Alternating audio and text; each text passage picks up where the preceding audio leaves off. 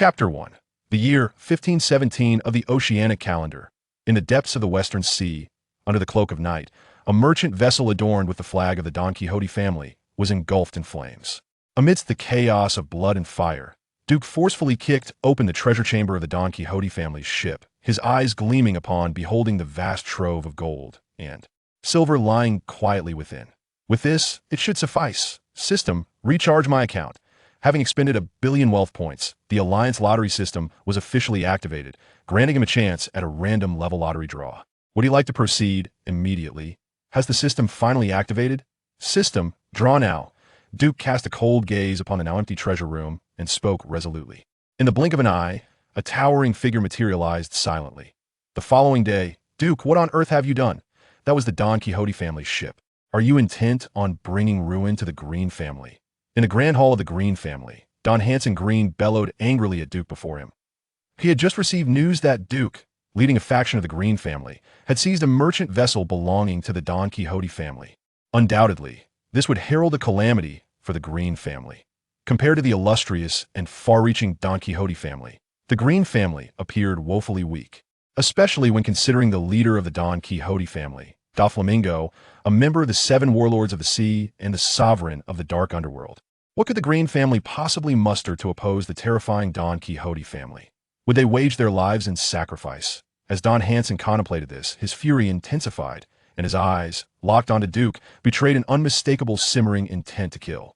Perhaps, if I swiftly sever Duke's head and deliver it to the Don Quixote family, along with a substantial offering of gold and silver, I might secure their forgiveness?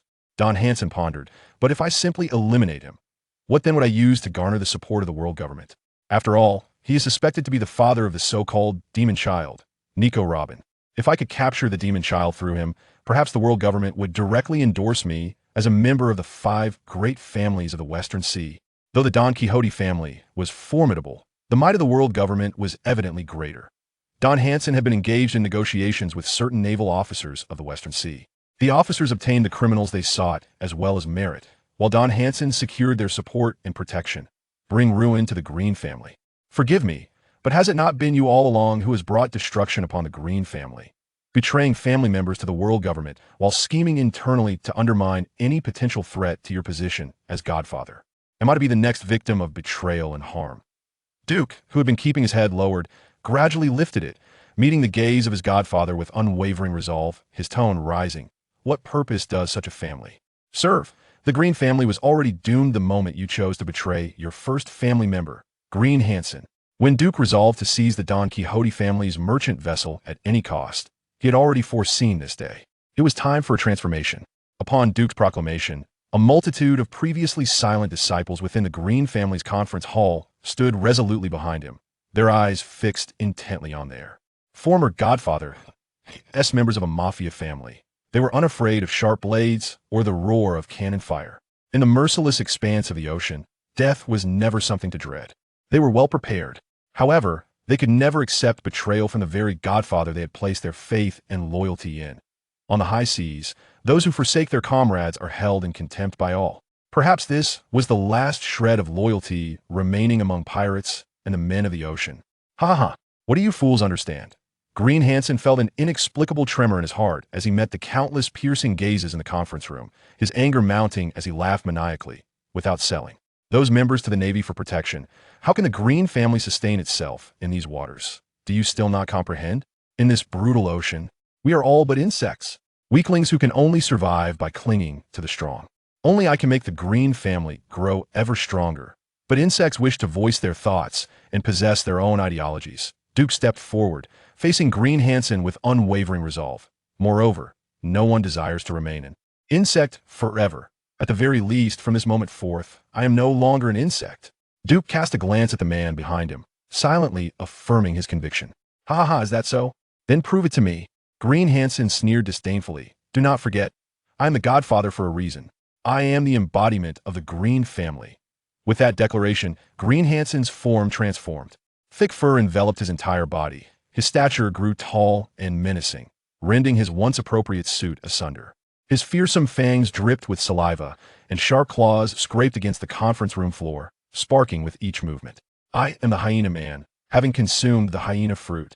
You traitors, I shall make you all that if he could eliminate everyone in the conference room and seal the information regarding his betrayal, Green Hansen would remain the family's godfather. Yet, before he could finish his threat, a thunderous bang resounded as several large lead bullets struck his chest. Enough with the idle chatter. From behind Duke, a man holding a smoking double-barreled shotgun and a cigar spoke in a low voice.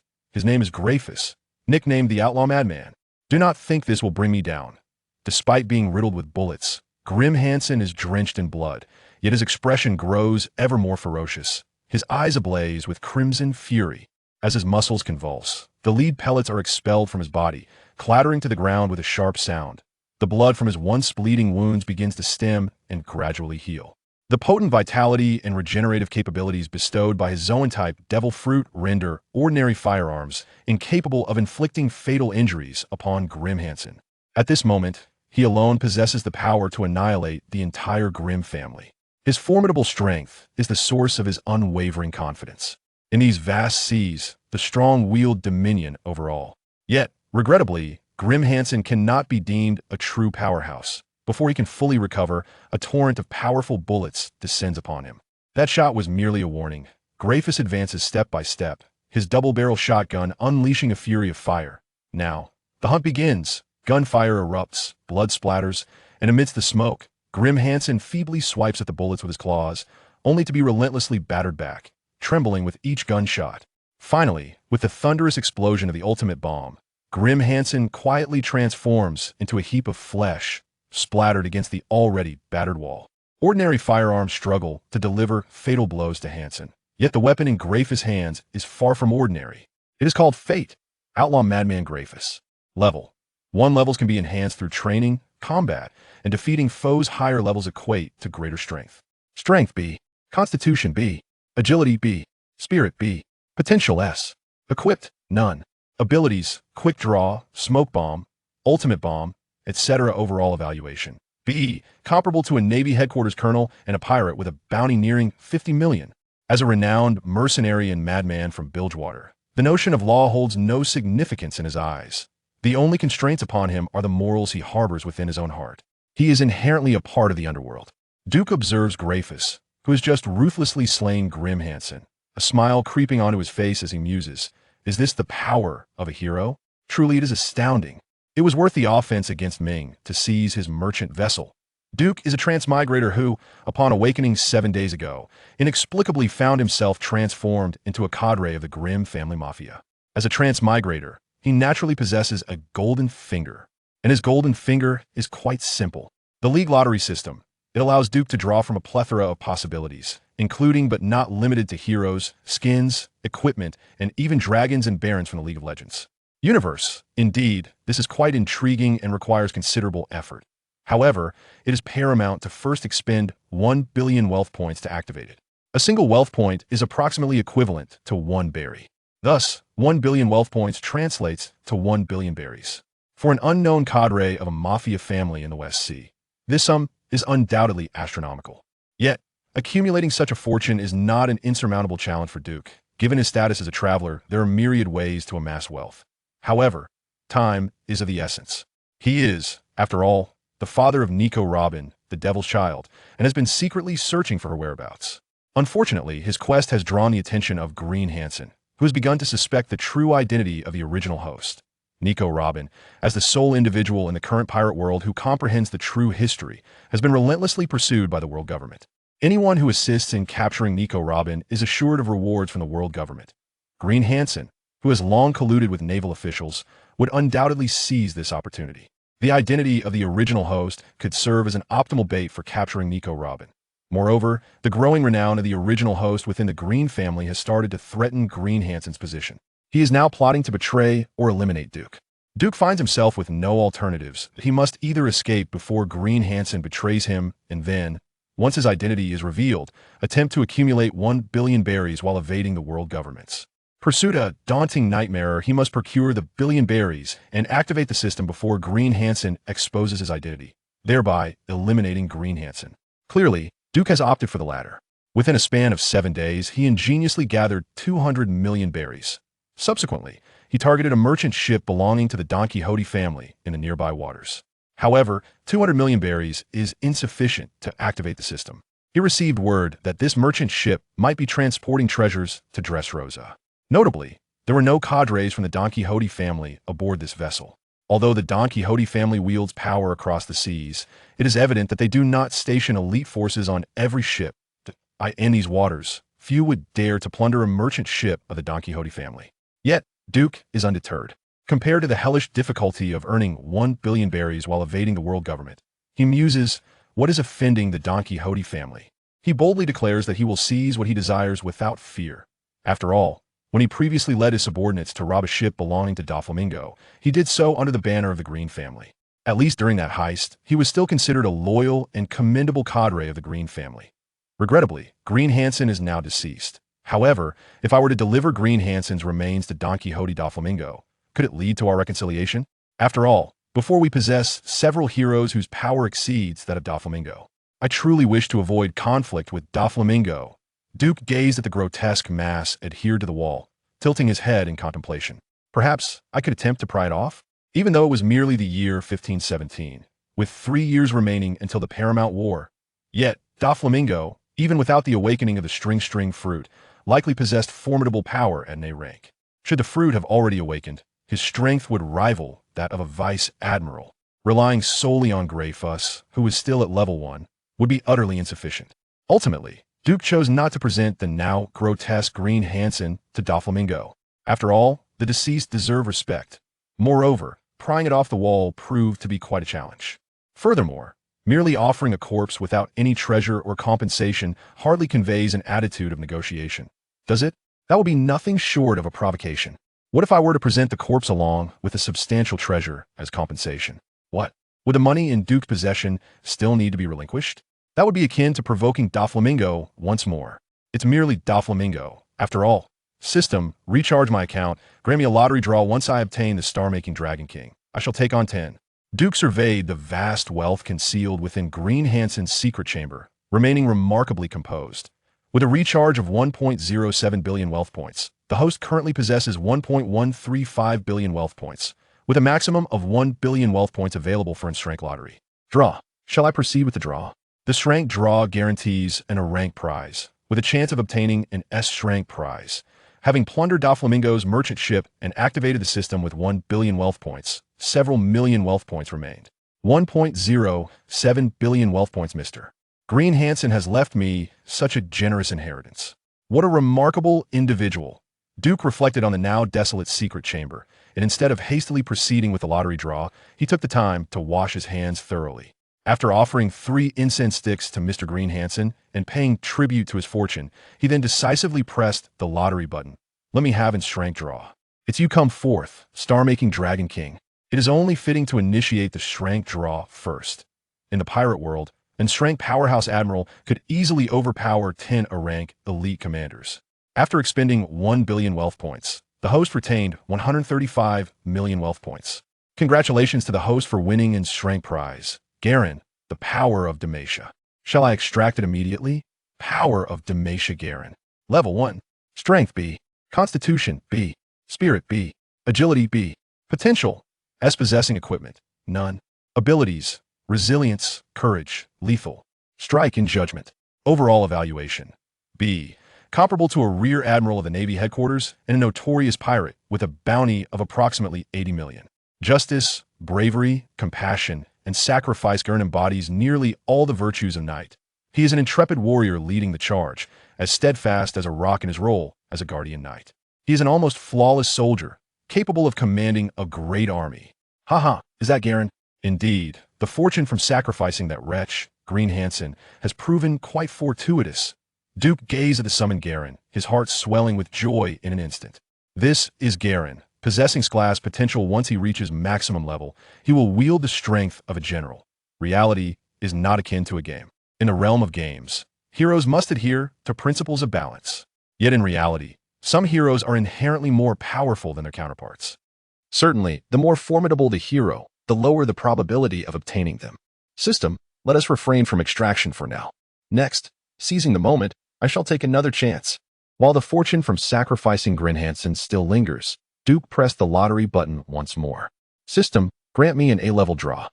The A-level lottery requires the expenditure of 100 million wealth points, guaranteeing at least a B-level prize, with a chance of acquiring an S-level prize. As Duke beheld the prize he had drawn, he could no longer conceal the joy radiating from his face, having expended 100 million wealth points. The host's remaining wealth stood at 35 million. Congratulations to the host for winning an S-tier prize, the Hero Plank, the Oceanic Calamity. Attributes: Strength, B. Constitution, B. Agility, B-. Spirit, B-. Potential, S-. Equipment, none. Abilities: Fiery Interrogation, Gunfire Negotiation, Scorbutic Treatment, Cannon Barrage, among others. Overall evaluation, B-. With a pistol and a curved blade. Bullets and sharp edges, complemented by the ferocious artillery that can be summoned at will, the cunning and ruthless Plank is widely recognized as the Pirate King. The ocean is his hunting ground. 2 draws, 2 heroes. What a splendid ascent. Now, shall I attempt another B-level draw? Duke, eyeing the 2 heroes he had drawn, felt an itch of anticipation, prompting him to press the lottery button once again. Expenditure of 10 million wealth points yielded a B-tier prize, Red Crystal, which slightly enhances Constitution when equipped. I spent 10 million wealth points for this? I refuse to believe it. System, grant me another B-level draw. Another expenditure of 10 million wealth points resulted in a B-tier prize, Doran S Shield, which slightly increases Constitution, health, and stamina recovery speed when equipped. I'm exhausted. Let it all be destroyed. Indeed, the lower-tier lottery offers nothing of value. This is certainly not a matter of luck. Duke surveyed the system panel, now bearing only 15 million wealth points, and quietly ceased the draws.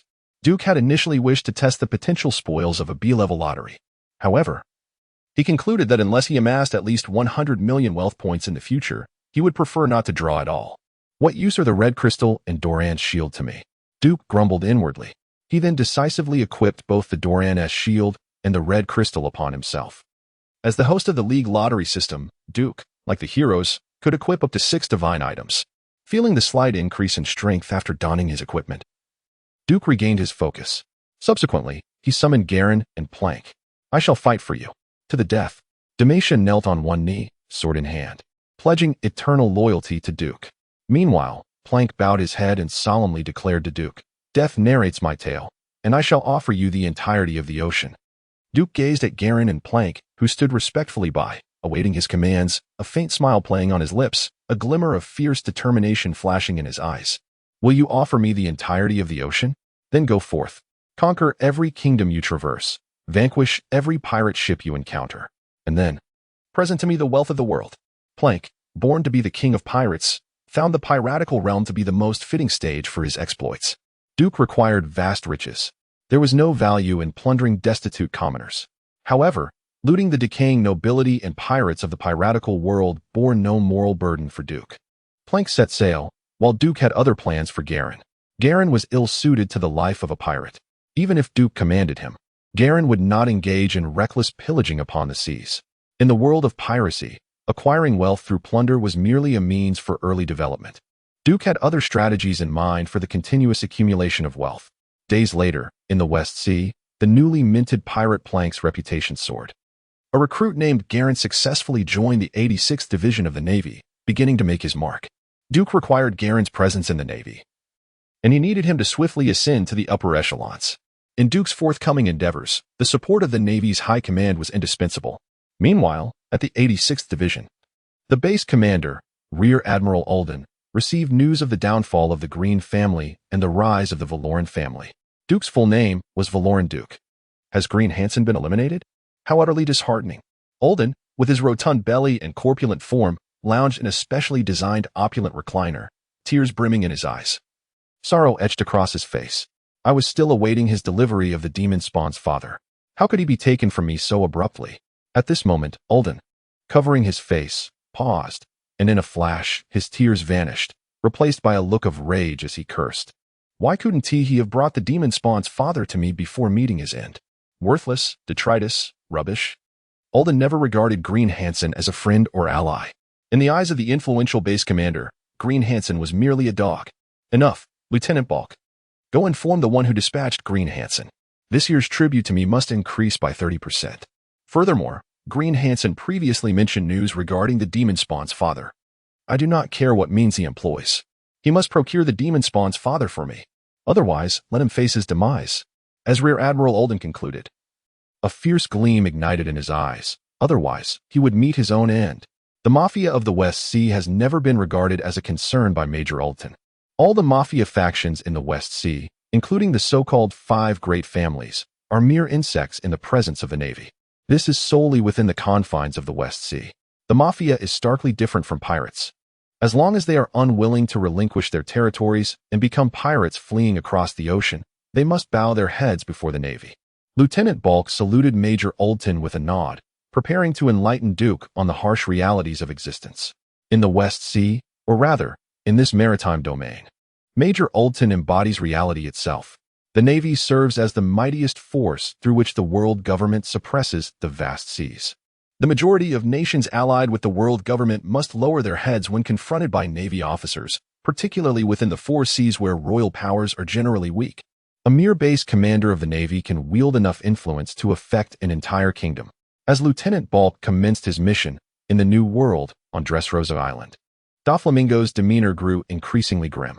In the West Sea, of all places, someone dared to plunder a merchant ship flying the flag of the Don Quixote family, seizing a substantial portion of his treasures. This was an unabashed provocation against the Don Quixote family and Doflamingo himself. Why is it that on these seas, there are always fools oblivious to the true nature of their adversaries? Doflamingo mused, his fingers twitching slightly, manipulating a crew of pirates who were now turning against one another in a violent frenzy.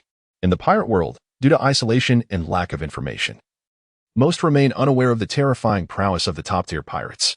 Every year, countless individuals, fueled by ambition and dreams, attempt to challenge the Seven Warlords or the Four Emperors, only to be met with utter ruin and despair. Diamante, it seems I must trouble you to make a trip to the West Sea and deal with those fools.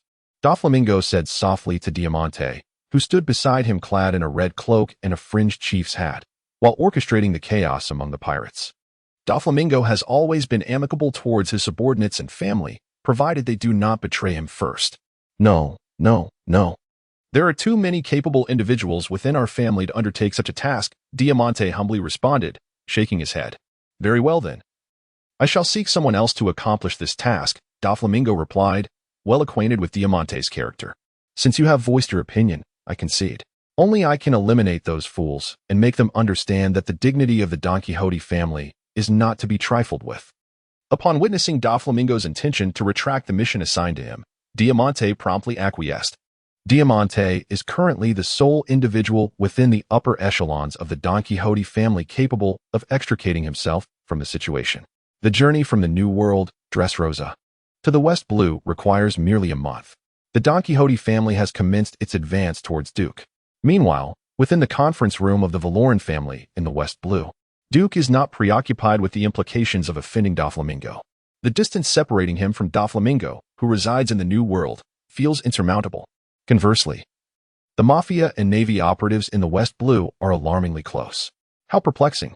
Do I truly appear to be more easily intimidated than that Green Hansen fellow? Why do they consistently seek their own demise?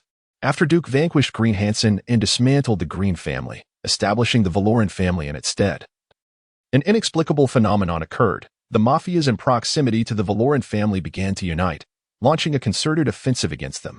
In a fleeting moment, numerous territories previously held by the Valoran family were seized and consumed by rival factions.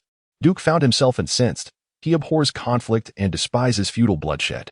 However, once those Mafia families have completely divided and occupied Duke's territory, how can Duke possibly devise a means to earn a living? However, just as Duke resolved to teach a lesson to the nearby Mafia families, an unfamiliar guest arrived in his conference room. It was Colonel Bulk from the Naval Branch. With an air of arrogance, Bulk conveyed the orders of Major General Olden to Duke. In his eyes, Duke had no choice but to acquiesce to the commands of Major General Olden. The reason the local Mafia families had united to launch an assault against Duke was due to Olden's insinuations. Bulk aimed to impress upon Duke that the Green family, or rather the Valorant family, would soon be devoured by the merciless sea if they were to sever ties with Major General Olden's protection. With a 30% increase in treasure, Duke was also compelled to find the father of the demon child and present him to Major General Olden. Duke regarded the naval colonel before him with an impassive expression. After a moment of silence, the gloom on his face melted away like summer snow, transforming into an enigmatic smile as he addressed Colonel Bulk, saying, "No problem, please grant me a little time.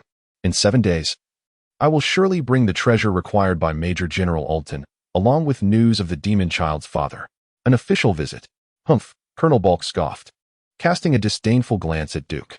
He nodded with an air of superiority, declaring, the nearby mafia families will cease their assault against you during these 7 days.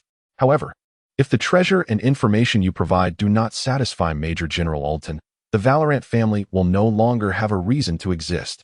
Rest assured, my visit will undoubtedly please Major General Alton. Duke replied with a smile, seemingly brimming with confidence regarding his visit. 7 days later, at the base of the 86th Naval Branch, neither Duke nor Grafus made an appearance. Yet, instead of those who were expected, vast fleets of pirate ships emerged. In just over a fortnight, Plank had assimilated more than 10 pirate crews, amassing a following of over 2,000 crew members. In a sea teeming with pirates, expansion proved exceedingly effortless for Plank. He is indeed the calamity of the seas. What are the intentions of Plank and his formidable fleet, which has garnered such notoriety of late? Does he harbor ambitions to assault a naval base? Within the confines of Naval Base 86, alarms blared, and countless naval soldiers stood in shock, gazing at the encircling fleet of Plank's pirates with sheer terror. After years in the West Sea, they found themselves confronting, for the first time, pirates audacious enough to besiege a naval base in this vast ocean. Regardless of how rampant the pirates have become with the advent of the Great Pirate Era. However, in reality, aside from the territories of the 4 emperors, pirates have perpetually been hunted and besieged by the Navy.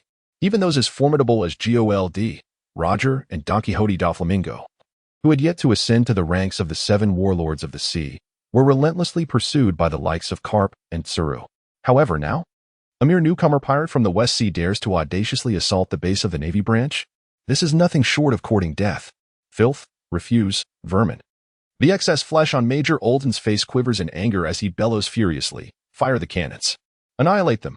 The sudden emergence of a formidable pirate crew assaulting a Navy base in a region that Alton had consistently reported as secure and stable is bound to tarnish his reputation in the eyes of the world government and figures such as Sengoku.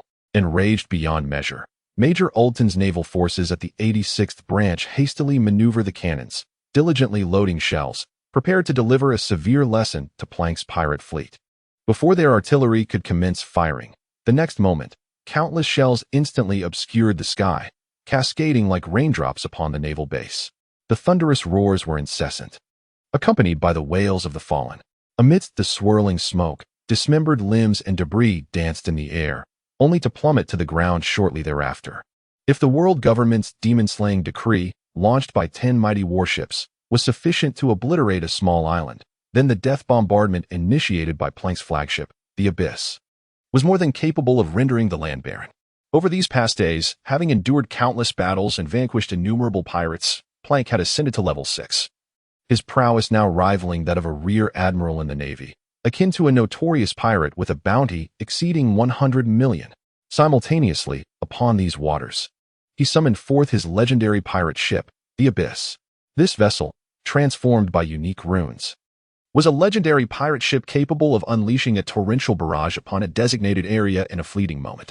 The relentless bombardment struck with such ferocity that Alton, who had previously relished in bullying the weaker pirate crews of the West Sea with the might of naval ships, finally grasped the true meaning of firepower suppression. The 86th Division's base was doomed. His ascent within the ranks would inevitably be stymied by the catastrophic losses incurred from this pirate assault. Yet he had no intention of conceding defeat. There remained a glimmer of hope, a chance to prevail. If only he could vanquish that wretched scoundrel, Plank. Perhaps not only could he retain his position as base commander, but he might even ascend to a higher rank. Do not underestimate me, you cur. Major General Erden, his corpulent frame quivering, fixed his gaze intently upon the figure of Plank standing at the bow of the ship in the distance. In an instant, he sprang into action, evading the onslaught of cannon fire with remarkable agility, occasionally wielding his blade to cleave a stray cannonball in twain. Erden's rise to the rank of Major General was not merely due to the accolades bestowed upon him by the crime lords he collaborated with. He was once part of the elite training camp of the naval headquarters. Soon, the barrage ceased.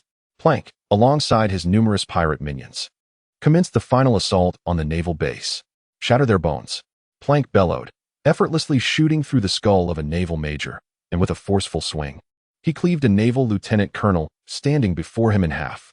Having reached level 6, Plank wielded power comparable to that of a naval major general, ruthlessly overwhelming the naval officers of the West Sea branch. In comparison to the elite officers of the New World, the naval soldiers and officers of the Four Seas branches were typically 2 or 3 levels weaker. Plank rampaged unopposed, while the pirates he commanded howled in frenzy, surrounding and slaughtering the surviving naval elite within the base.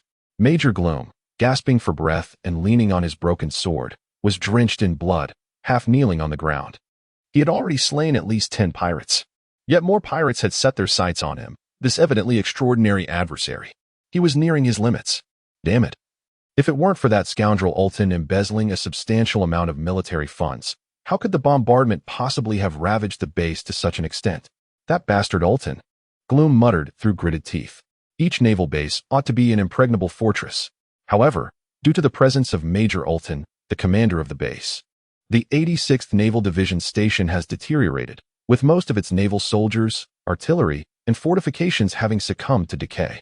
Major Gloom stands as one of the few naval warriors within the 86th Division, unwilling to compromise his integrity alongside Major Ulton.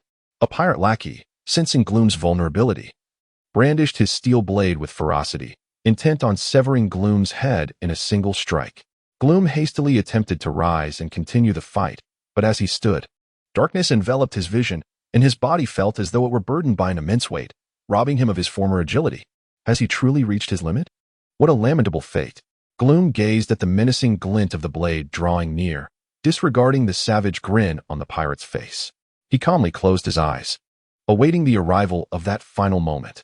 Yet, just as Gloom was on the brink of demise, an enormous sword materialized before him in an instant. With a resounding clash, sparks erupted as the weapon intercepted the attack, and the pirate, whose face still bore a cruel grin, instantly spewed forth a torrent of blood from his chest, collapsing lifelessly to the ground. I fight for those who cannot, Galen proclaimed, bestowing a radiant smile upon Gloom before courageously leading a contingent of rescued naval soldiers into a charge against an enemy force that outnumbered them tenfold, declaring, "Justice shall prevail." Meanwhile, Major Ulton, after dispatching several pirate lackeys, positioned himself before Plank, bellowing fiercely, "If I eliminate you, everything will still be salvageable. Prepare to meet your end, you wretch."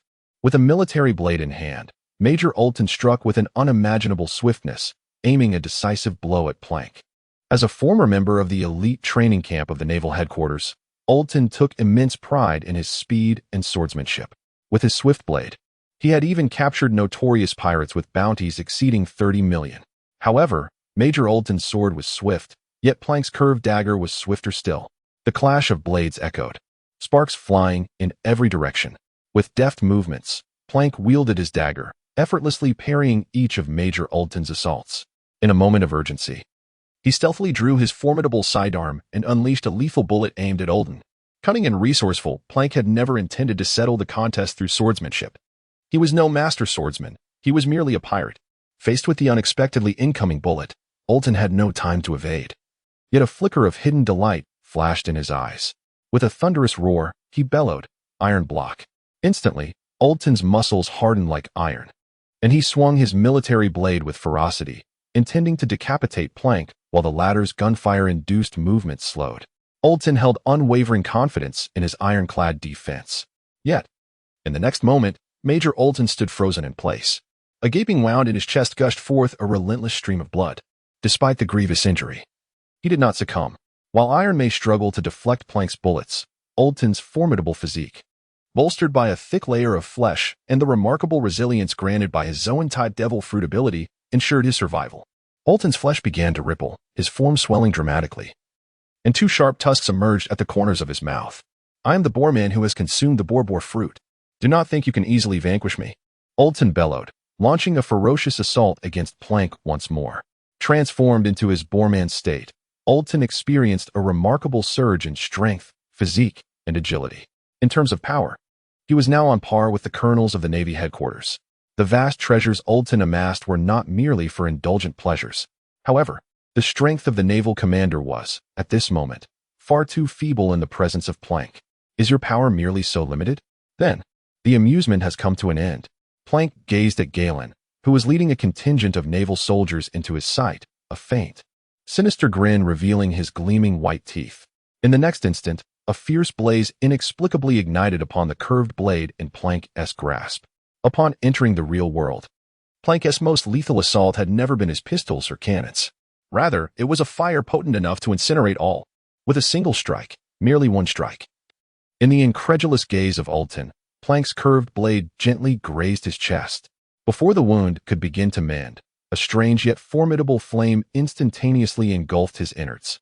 Alton stood frozen in place, blackened blood continuously spilling from his lips. The vitality of a Zaun-type devil fruit user was extraordinarily robust. Yet, as his insides were reduced to ash, Alton's life reached its inevitable conclusion. "Ah, Mr. Duke sends his regards. How do you find this visit?" Plank softly whispered into Alton's ear as he slowly passed by him. Subsequently, Alton, the rear admiral, could only manage an expression of disbelief before he collapsed heavily to the ground, devoid of all life. Witnessing Alton's demise, many naval soldiers still engaged in battle immediately lost all courage, with Lieutenant Bulk choosing to flee at the first opportunity. However, before he could escape very far, Plank's bullet had already pierced his heart. Within this naval base, all officers directly affiliated with Alton who possessed knowledge of Nico Robin's father must perish. As numerous naval officers fell, the morale of the fortunate survivors utterly shattered, leading them to frantically flee. Yet, in the midst of battle, the more one runs, the swifter one meets their demise. The pirate henchmen, filled with exhilaration, relentlessly pursued the fleeing naval soldiers. It was evident that the naval forces were on the brink of annihilation. At that moment, Garen stood alone, resolutely facing countless pirates, defying the tide. Fear is the greatest adversary. With a mighty swing of his colossal sword, he charged at the pirates, proclaiming loudly, "Never forget the cause for which we fight. Justice is on our side." His devastating strikes, courage, and judgment were relentless, as Garen wielded his sword with unyielding strength. His imposing figure standing firm like the most resilient of rocks, effectively thwarting all assaults from the pirates. Countless wounds marred Garen's body. Yet he never faltered even a single step. Behind him lay the remnants of the 86th Naval Base, the last bastion of the Navy. Both pirates and sailors alike gazed in wide-eyed astonishment at the blood-soaked Garen. Subsequently, a multitude of sailors, who had been fleeing moments before, silently halted their retreat and resolutely aligned themselves behind Garen. Most of the naval soldiers from the 86th Division had perhaps long succumbed to decay alongside Major Alton. Yet, there are always a few naval soldiers who have never forgotten the original intention of joining the Navy. "For justice," Garen bellowed, leaping into the air, his massive sword radiating an unfathomable chill, striking fiercely at Plank. At that moment, the naval soldiers bravely launched a counterattack against the pirates. The sharp clashing of weapons echoed throughout the battlefield. The flickering sparks and the two figures moving so swiftly they appeared to leave after images left both the pirates and the Navy present utterly astonished. They had never anticipated that Plank and Garen would be so formidable. After tirelessly training since joining the naval branch and having gone out to deal with a wave of pirates, Garen had also ascended to level 3, now possessing the combat prowess of a rear admiral from the naval headquarters. The clash between Garen and Plank continued for half an hour. And just before reinforcements from other naval branches could arrive, Plank and his pirate fleet, having plundered the 86th Naval Branch, made their swift escape. The next day, the West Sea trembled. The name of the oceanic calamity Plank resonated for the first time from the West Sea to the entire world. Within the naval headquarters of Marineford, Sengoku angrily slammed the news he had received onto his desk, exclaiming, "Since when can a rookie pirate effortlessly breach a naval base? That scoundrel Alton. Has he forgotten all caution against pirates after spending too long in the West Sea? If it weren't for Alton embezzling a substantial amount of naval funds, Plank would not have easily destroyed all the defenses of the 86th branch at his current low level." A character like Plank cannot be dealt with merely through increased vigilance against Alton. It appears that an exceptional pirate has emerged in the West Sea. Carp, picking his nose, casually flicked a booger onto Plank's photograph, muttering, "In less than a month at sea, he has unified numerous pirate crews and even directly breached a naval base. Such a powerful rookie pirate is exceedingly rare, even in these many years since the era of great pirates began. Truly, the current crop of rookie pirates is terrifying. If we do not swiftly deal with that Plank, he will undoubtedly become this year's supernova." After Carp spoke, the Admiral Kazuru, who was stationed at the naval headquarters, took a sip of tea and grinned lewdly, declaring, "With a bounty of 65 million, I hereby order Rear Admiral Bastille to pursue him. Capturing Plank would also serve as a perfect opportunity to promote Bastille to the rank of Vice Admiral. Sengoku sighed. With the red-haired and Kaido engaged in a chaotic battle in the New World, we must remain vigilant of their movements and cannot spare too many troops. Furthermore, hasn't a hero of the Navy emerged in the 86th branch capable of contending with Plank? For now, I shall appoint that naval soldier as the acting base commander of the 86th branch. Powerful pirates emerge incessantly, and the Navy is in dire need of new strength. In comparison to the formidable pirates of the New World, Plank's near breach of a naval base holds little significance. The so-called supernovas are merely insects to the likes of Admiral Sengoku and Kizaru, who stand at the pinnacle of the seas. The merciless ocean will inevitably teach those arrogant pirates the true meaning of terror. The newsbird has disseminated Plank's staggering bounty of 65 million across the seas. With this initial reward, Plank has garnered considerable attention, particularly in the West Sea. Countless pirates have cheered for Plank's audacity in assaulting a naval base and slaying a rear admiral. The renown of the strong easily attracts the adoration and admiration of countless weaker souls. Many kings and nobles in the West Sea tremble under the infamous reputation of Plank. Rapidly promoted to the rank of lieutenant commander and temporarily assuming command of the 86th Division, Galen busily repairs the division's base while relentlessly tracking the whereabouts of all pirates within the West Sea through the Navy's intelligence network. With the combined strength of Plank and Galen, they could effortlessly vanquish the majority of pirate crews in the West Sea. However, defeating them is a simple task. The real challenge lies in ascertaining their whereabouts. One of the primary reasons Duke dispatched Garen to join the Navy was to leverage the Navy's extensive reach across the seas to gather intelligence on those pirate crews. At the same time, it would also serve to provide cover for future endeavors that Duke intended to undertake. Plank and Garen, armed with intelligence obtained from the Navy, commenced a relentless hunt within the West Sea. All pirate crews in the surrounding waters either fell victim to Plank's plundering and incorporation or were directly vanquished by Garen. The entire West Sea descended into chaos due to Plank's emergence. Amidst this turmoil, Duke's wealth began to surge exponentially. After breaching the base of the 86th Naval Branch, Plank presented Duke with a staggering wealth valued at 735 million. Olton's original fortune was likely more than this, but it seemed he had expended a considerable amount of berries to procure the Zoan-type wild boar fruit, ultimately leaving him with only 735 million. This was merely the bounty from the 86th Naval Branch's base.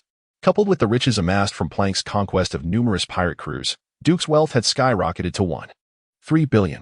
Indeed, in these waters, plundering is the swiftest means of amassing riches. Alas, relying solely on plunder is not sustainable. Duke gazed at the system panel, where 1.3 billion in wealth lay quietly, a faint smile gracing his lips. The pirate crews in the nearby waters had nearly been decimated by Garen and Plank.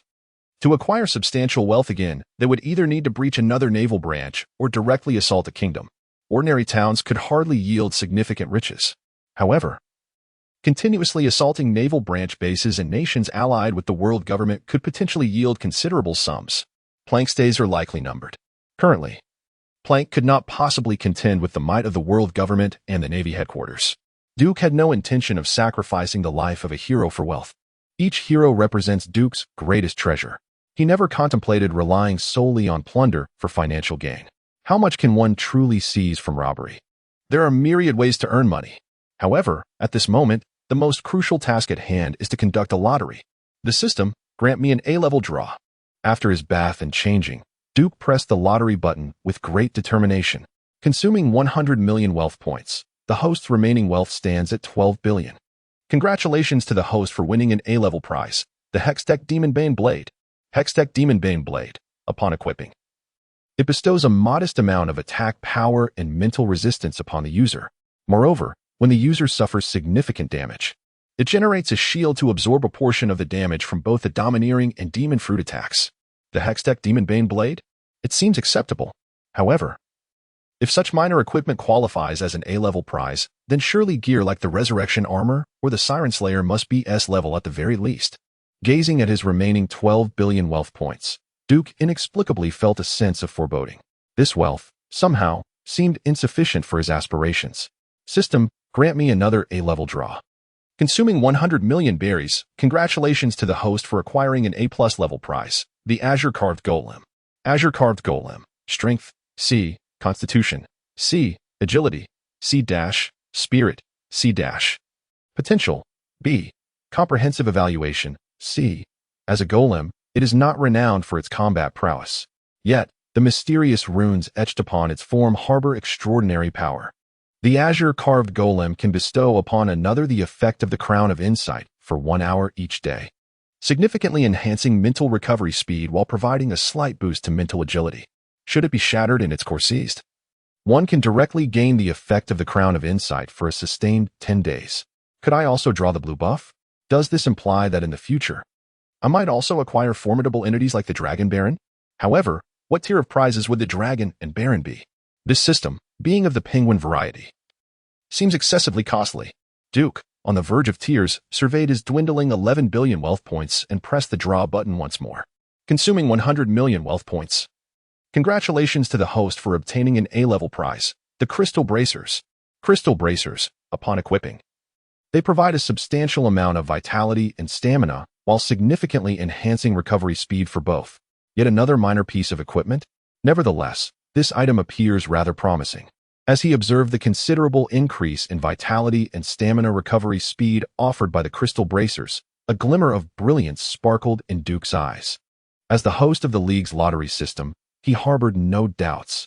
Given sufficient time and resources, the heroes from the League would undoubtedly present him with the entirety of the world. However, before seizing control of the entire world, Duke's own strength remains his greatest weakness. Not everyone possesses the potential to ascend to the pinnacle of the ocean.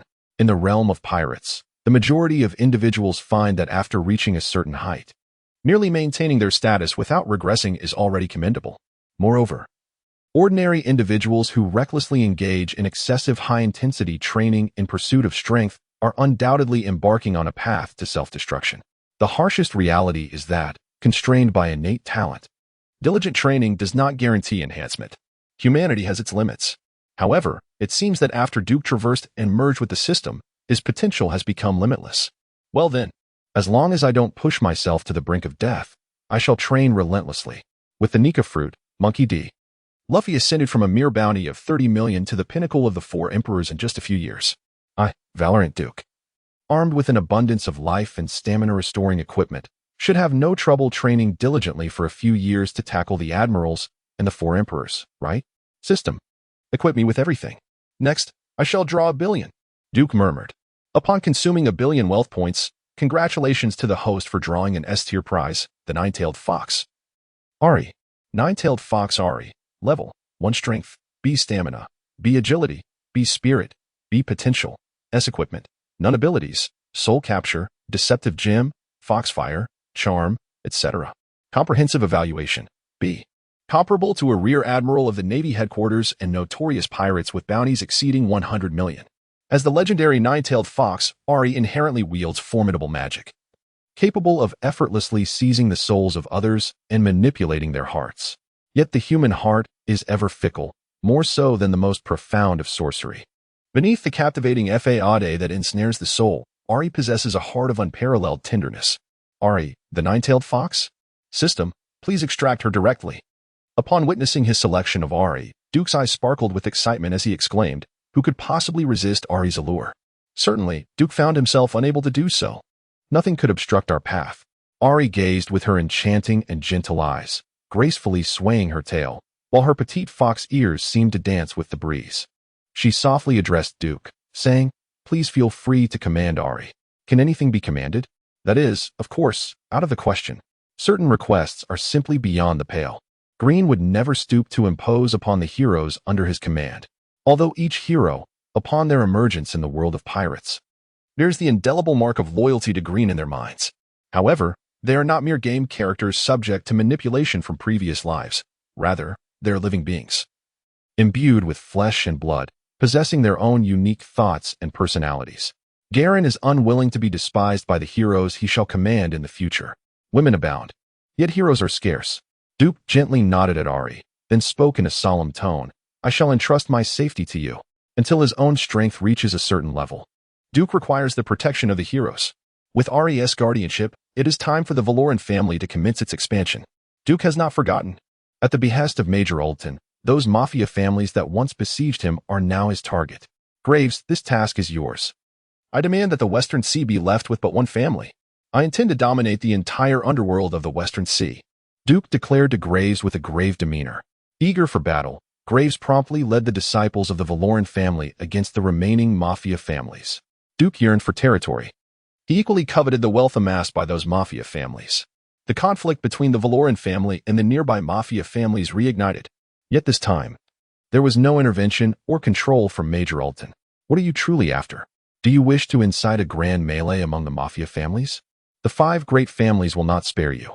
In the ruins, the godfather of the Qatar family, Monko Qatar, lay bloodied and collapsed on the ground, trembling as he spoke. Above him, the smoking barrels of Graves' double-barreled shotgun loomed ominously. Relax, my friend. Graves, with a cigar clenched between his teeth, exhaled a ring of smoke and addressed the fallen godfather of Qatar. The godfathers of the 5 great families shall soon join you. Now, let there be darkness. With a resounding bang, the world of the godfather of Qatar was plunged into eternal obscurity. He was the last of the godfathers among the 4 mafia families that had once besieged the Valoran family. That fellow, Qatar, has also met his demise. Considering those mafia families previously consumed by them, the Valoran family now commands a maritime domain that rivals our 5 great families. In the Western Sea, on Corsica Island, the 5 major mafia families gathered, with the godfather of the Genovese family speaking in a low voice. And so what? Countless mafias exist in the Western Sea. Yet the 5 families remain the 5 families. The strength of a family is never measured by the extent of their dominion over the sea. The godfather of the Lacasse family scoffed, releasing a smoke ring, and casually replied, however. Too many already believe that the Valoran family will become the next of the 5 families. Beyond the maritime realms, their disciples and influence are expanding wildly. The patriarch of the Valorant family shows no signs of halting their relentless advancement. Their next target for conquest is undoubtedly one of us. The godfather of the Colobo family furrowed his brow and murmured, after the Valorant family had absorbed several neighboring mafia clans, they now stand on the precipice of Colobo territory. The Colobo family is most likely to become the next target for the Valorant family's ambitions. So what? Are we to cower before the challenges posed by the remaining clans? Colobo, do not bring shame upon the 5 great mafia families. The godfather of the Bonanno family remarked with a sardonic smile. For his family's domain lies the farthest from Duke's current influence. Enough. Let us not forget the oath binding our 5 families. The godfather of the powerful Gambino family cast a cold glance at the Bonanno patriarch and solemnly stated, if we allow the decline of the other families to go unchecked, we will be the next to falter. In the Western Sea, unity is our only means of survival. The expansion of the Valorant family must be curtailed. Long ago, the 5 great mafia families of the Western Sea forged an alliance, consistently aiding one another, thereby thriving through the ages. Under the long-standing peace treaty, some of the 5 major mafia families began to harbor divergent thoughts. The godfather of the Bonanno family has long aspired to dominate the remaining 4 families, aiming to become the true underground sovereign of the West Sea and even ascend to the throne of the entire Dark World. How can this be curtailed? Are we to declare war on the insignificant Verlin family together? This would plunge the entire West Sea into chaos. The Bonanno godfather replied thoughtfully. Should the West Sea descend into turmoil, it would undoubtedly attract the intervention of the world government and the Navy, which is certainly not favorable for the 5 families. A declaration of war is, of course, unnecessary. We need only to devise a plan to eliminate the godfather of the Verlin family, and the newly established Verlin family will naturally crumble. I recall that the Verlin family's godfather currently has no heir. Gambino godfather stated solemnly. Eliminating the godfather of the Verlin family is no simple task, is it? Are we to enlist his aid? Did he not recently announce his intention to leave the West Sea for the Grand Line? Questioned the Khalab family godfather in confusion. Before departing from the West Sea, for 200 million berries, he would be quite willing to dispose of that fellow. Gambino godfather replied with a smile.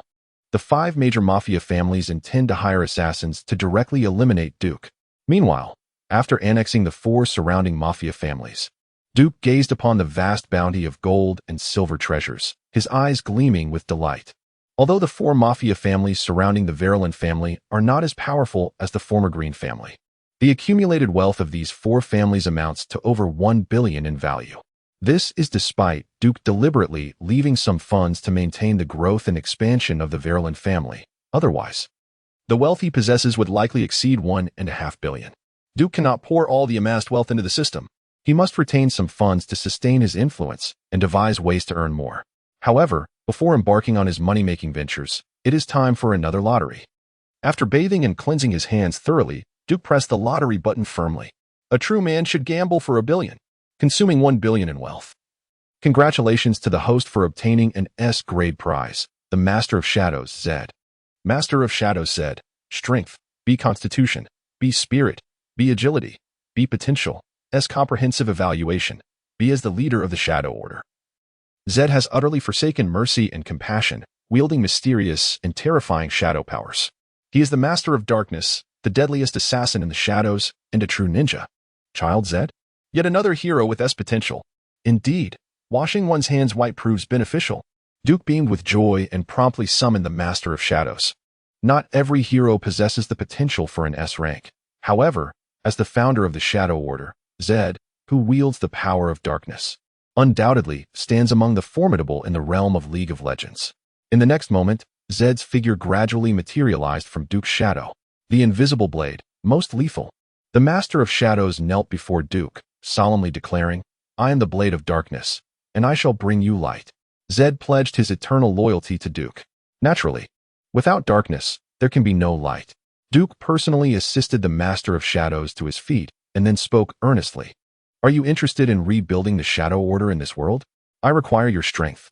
Duke, in truth, was indifferent to the shadowy aspects of the Order. However, in the pursuit of wealth, how could one overlook one of the oldest professions known to humanity? Duke aspired to establish a premier assassination guild within the world of pirates. He craved both riches and power. "Obeying your command, the Shadow Master," Zed nodded, his words laced with an insatiable aura of death, chillingly declaring that no one could escape their shadows. "The ignorant shall find themselves ensnared in calamity. Shall I eliminate the intruder for you?" Outside the secret chamber, Ari's gaze was fixed upon a towering man with a buzz cut, whose hands had transformed into sharp blades. The assassin, Des Bonus. "Do you wish to engage in a game with me? Do not blame my tails for their ruthlessness." Ari softly addressed Des Bonus, her 9 tails swaying rhythmically behind her, while the deceptive orb in her grasp emitted an eerie glow. As a 9-tailed fox with S-tier potential, during the time when Greyfoss dismantled several mafia families in the vicinity, Ari had ascended to level 3, possessing a tier power rivaling that of a vice admiral in the Navy headquarters. It could be said that among all the heroes under Duke's command at that moment, aside from the merciless Plank, whose level was the highest due to rampant slaughter, Ari was undoubtedly Duke's most formidable trump card. Des Bonus furrowed his brow at the enchanting figure of Ari blocking his path, remaining silent. Yet his entire being seemed to radiate an aura of ironclad hardness and coldness. As the most renowned assassin in the West Sea, Des Bonus sensed a lethal danger emanating from Ari. Having consumed the quick slice fruit, Des Bonus could not only transform his limbs into razor-sharp blades, but could also convert his entire body, including his internal organs, into unyielding steel. Without mastering swordsmanship capable of slicing through iron or possessing a powerful devil fruit or armament hockey, Des Bonus was indeed a formidable foe. Unfortunately, he faced Ari and Zed. While Des Bonus prepared for Ari's defense, just as he was about to test his offensive, Zed, wielding shurikens infused with terrifying shadow energy, had already pierced through his body. Des Bonus, who had yet to join the Baroque works and had not undergone a series of subsequent battles, possessed only B-tier strength, comparable to a colonel in the Navy headquarters. Such power was sufficient to carve out a significant reputation in the West Sea. However, for Duke, such strength is still far from sufficient. Suddenly struck, Des Bonus let out a muffled groan, enduring the pain as he wielded his blades with both hands, executing a sweeping horizontal strike in an attempt to counterattack. But in the next moment, the figure of the robber vanished into thin air, retreating swiftly. The blade of Des Bonus merely grazed the intangible shadow, yet simultaneously, torrents of blood erupted from both the front and the back, revealing 2 gaping wounds that exposed the very bone beneath. Yet, Des Bonus merely swayed slightly, maintaining an impassive demeanor as he stood resolutely, transforming his hands once more into deadly blades, his gaze fixed intently upon both Ju and Ari. Resignation was never part of Des Bonus' character. "May I inquire as to who has enlisted you to eliminate me?" Duke inquired, observing the tenacious figure of Dasbonis before him. Dasbonis offered no response. His taciturn nature eschewed superfluous chatter, and he had never been one to divulge his employer's secrets. Very well, even if you remain silent, I can surmise the truth. In this Western Sea, the individuals willing to expend substantial sums to have me slain are likely confined to a select few mafia families. How outrageous. That is my wealth they are using to contract your services against me. Duke lamented. The 5 prominent mafia families of the Western Sea had long been regarded by Duke as mere extensions of his own resources. Their fortunes were, in essence, his own. Observing Duke's grievances, a slight twitch of amusement flickered at the corner of Dasbonis' mouth. Just as he was about to speak, Duke's expression grew solemn as he addressed Dasbonis with gravity. A man of your caliber should not meet his end in this insignificant Western Sea. I aspire to establish the most formidable assassin guild in existence, one that instills fear across the globe. Will you join me? Duke had unwavering faith in Ju's assassination prowess. To establish the most formidable assassin organization in the world, merely recruiting a few more shadows would be utterly insufficient. Beyond the formidable heroes, Duke requires an even greater force. Eliminating Dasbonis directly would be a waste. Of course, should Dasbonis be unwilling to join, Duke would not hesitate to facilitate his departure. The ambition to create the world's most powerful assassin group is indeed a terrifying aspiration. Dasbonis cast a glance at the earnest Duke and at Ari and Shadow, whose strength evidently surpassed his own. After a moment of silence, he spoke in a somber tone. However, if achieving this is beyond our reach, then it would be better for me to perish here. I shall always be watching. With that, Dasbonis' vision darkened as he relinquished control over his injuries and collapsed to the ground. He had never envisioned remaining in the Western Sea indefinitely in his heart. He harbored ambitions of becoming a renowned hero across the seas. A man's dreams are perpetually unending. The following day, after wrapping himself in several layers of bandages, Dasbonis' condition had markedly improved. The recovery ability of those powerful individuals in the pirate world is truly extraordinary. Well, equipped as I am, I seem to be doing just fine. Then there is no issue. Duke, having just completed 1,000 push-ups, mused silently as he observed that Dasbonis was no longer in critical condition. What should I do next? Dasbonis, unable to remain idle, inquired in a low voice. He was eager to discern whether Duke's intention to establish the world's most powerful assassin organization was a mere fabrication or a feasible plan infused with ambition. What shall we do? Duke replied, first and foremost, we shall retaliate against those fools. Do they delight in assassination? Let us present the heads of the 5 great families' patriarchs as a tribute to the birth of the Shadow Flow. This will mark the inaugural step of Shadow Flow's dominance over the world. Duke spoke gravely to Dasbonis and Shadow. Duke's vengeance is never postponed. Although Dasbonis did not explicitly state that he was hired by the 5 great families for assassination, Duke did not seek to confirm it either. But who truly cares? In Duke's mind, the patriarch of the 5 prominent families has long since passed into oblivion. Duke harbors a curiosity about the immense wealth accumulated by the Mafia's 5 families, which have been entrenched in the West Sea for centuries. As Gia and Dasbonis commenced their operations, the Valorant family, having absorbed several neighboring Mafia clans, saw a significant increase in both disciples and influence. Yet, instead of aggressively expanding their dominion, they began to establish peculiar little shops in every town under their control. The disciples of the Valorant family referred to these establishments as lottery shops. As a Mafia family in the West Sea, the Valorant clan naturally possessed its own territorial domain and lucrative enterprises. However, the traditional ventures of Mafia families primarily revolved around taverns, red light districts, and occasionally, gambling, smuggling, and usury. How much profit could one truly glean from such enterprises? Duke held the conventional business of Mafia families in complete disdain. What is the most lucrative venture in this world? First and foremost is credit. With sovereign assurance, one can print money. As long as society recognizes that a piece of paper can procure goods worth 100 million belly, then that piece of paper is indeed worth 100 million. However, Duke evidently lacks the requisite conditions. The Valorant family currently possesses little to no credit. Secondly, it is inevitable that monopolization occurs. As long as one can monopolize any given industry, the wealth attained will undoubtedly flow in abundantly. Duke does not aspire to merely monopolize a single sector, if possible. He desires to dominate the entire pirate realm. Of course, prior to achieving such global supremacy, one must possess commensurate strength and first take that modest initial step. For instance, One might consider establishing a lottery shop, offering countless impoverished souls in the West Sea a glimmer of hope for sudden wealth. Monopolizing existing industries will inevitably offend numerous individuals and progress will be exceedingly slow. However, monopolizing an entirely new industry, given the right personnel and influence, is undoubtedly quite simple. The essence of all lucrative enterprises lies in fulfilling human desires. Naturally, the average individual can only strive to cater to existing needs. In contrast, those who amass substantial wealth endeavor to create additional demands. Take, for instance, the lottery industry, which had yet to emerge in this world. A live telephone broadcast, a few printers, and a series of uniquely secured digital cards serve as the rudimentary foundation of a novel lottery. Although the live broadcasting technology may be somewhat costly, the total expenditure for a lottery shop remains within a mere few $100,000 Bailey. Within the dominion of the Valorant family, the costs associated with storefronts and personnel can undoubtedly be minimized. With a ticket priced at just 100 Bailey, equivalent to the cost of a newspaper, while the jackpot soars to an astounding 10 million Bailey.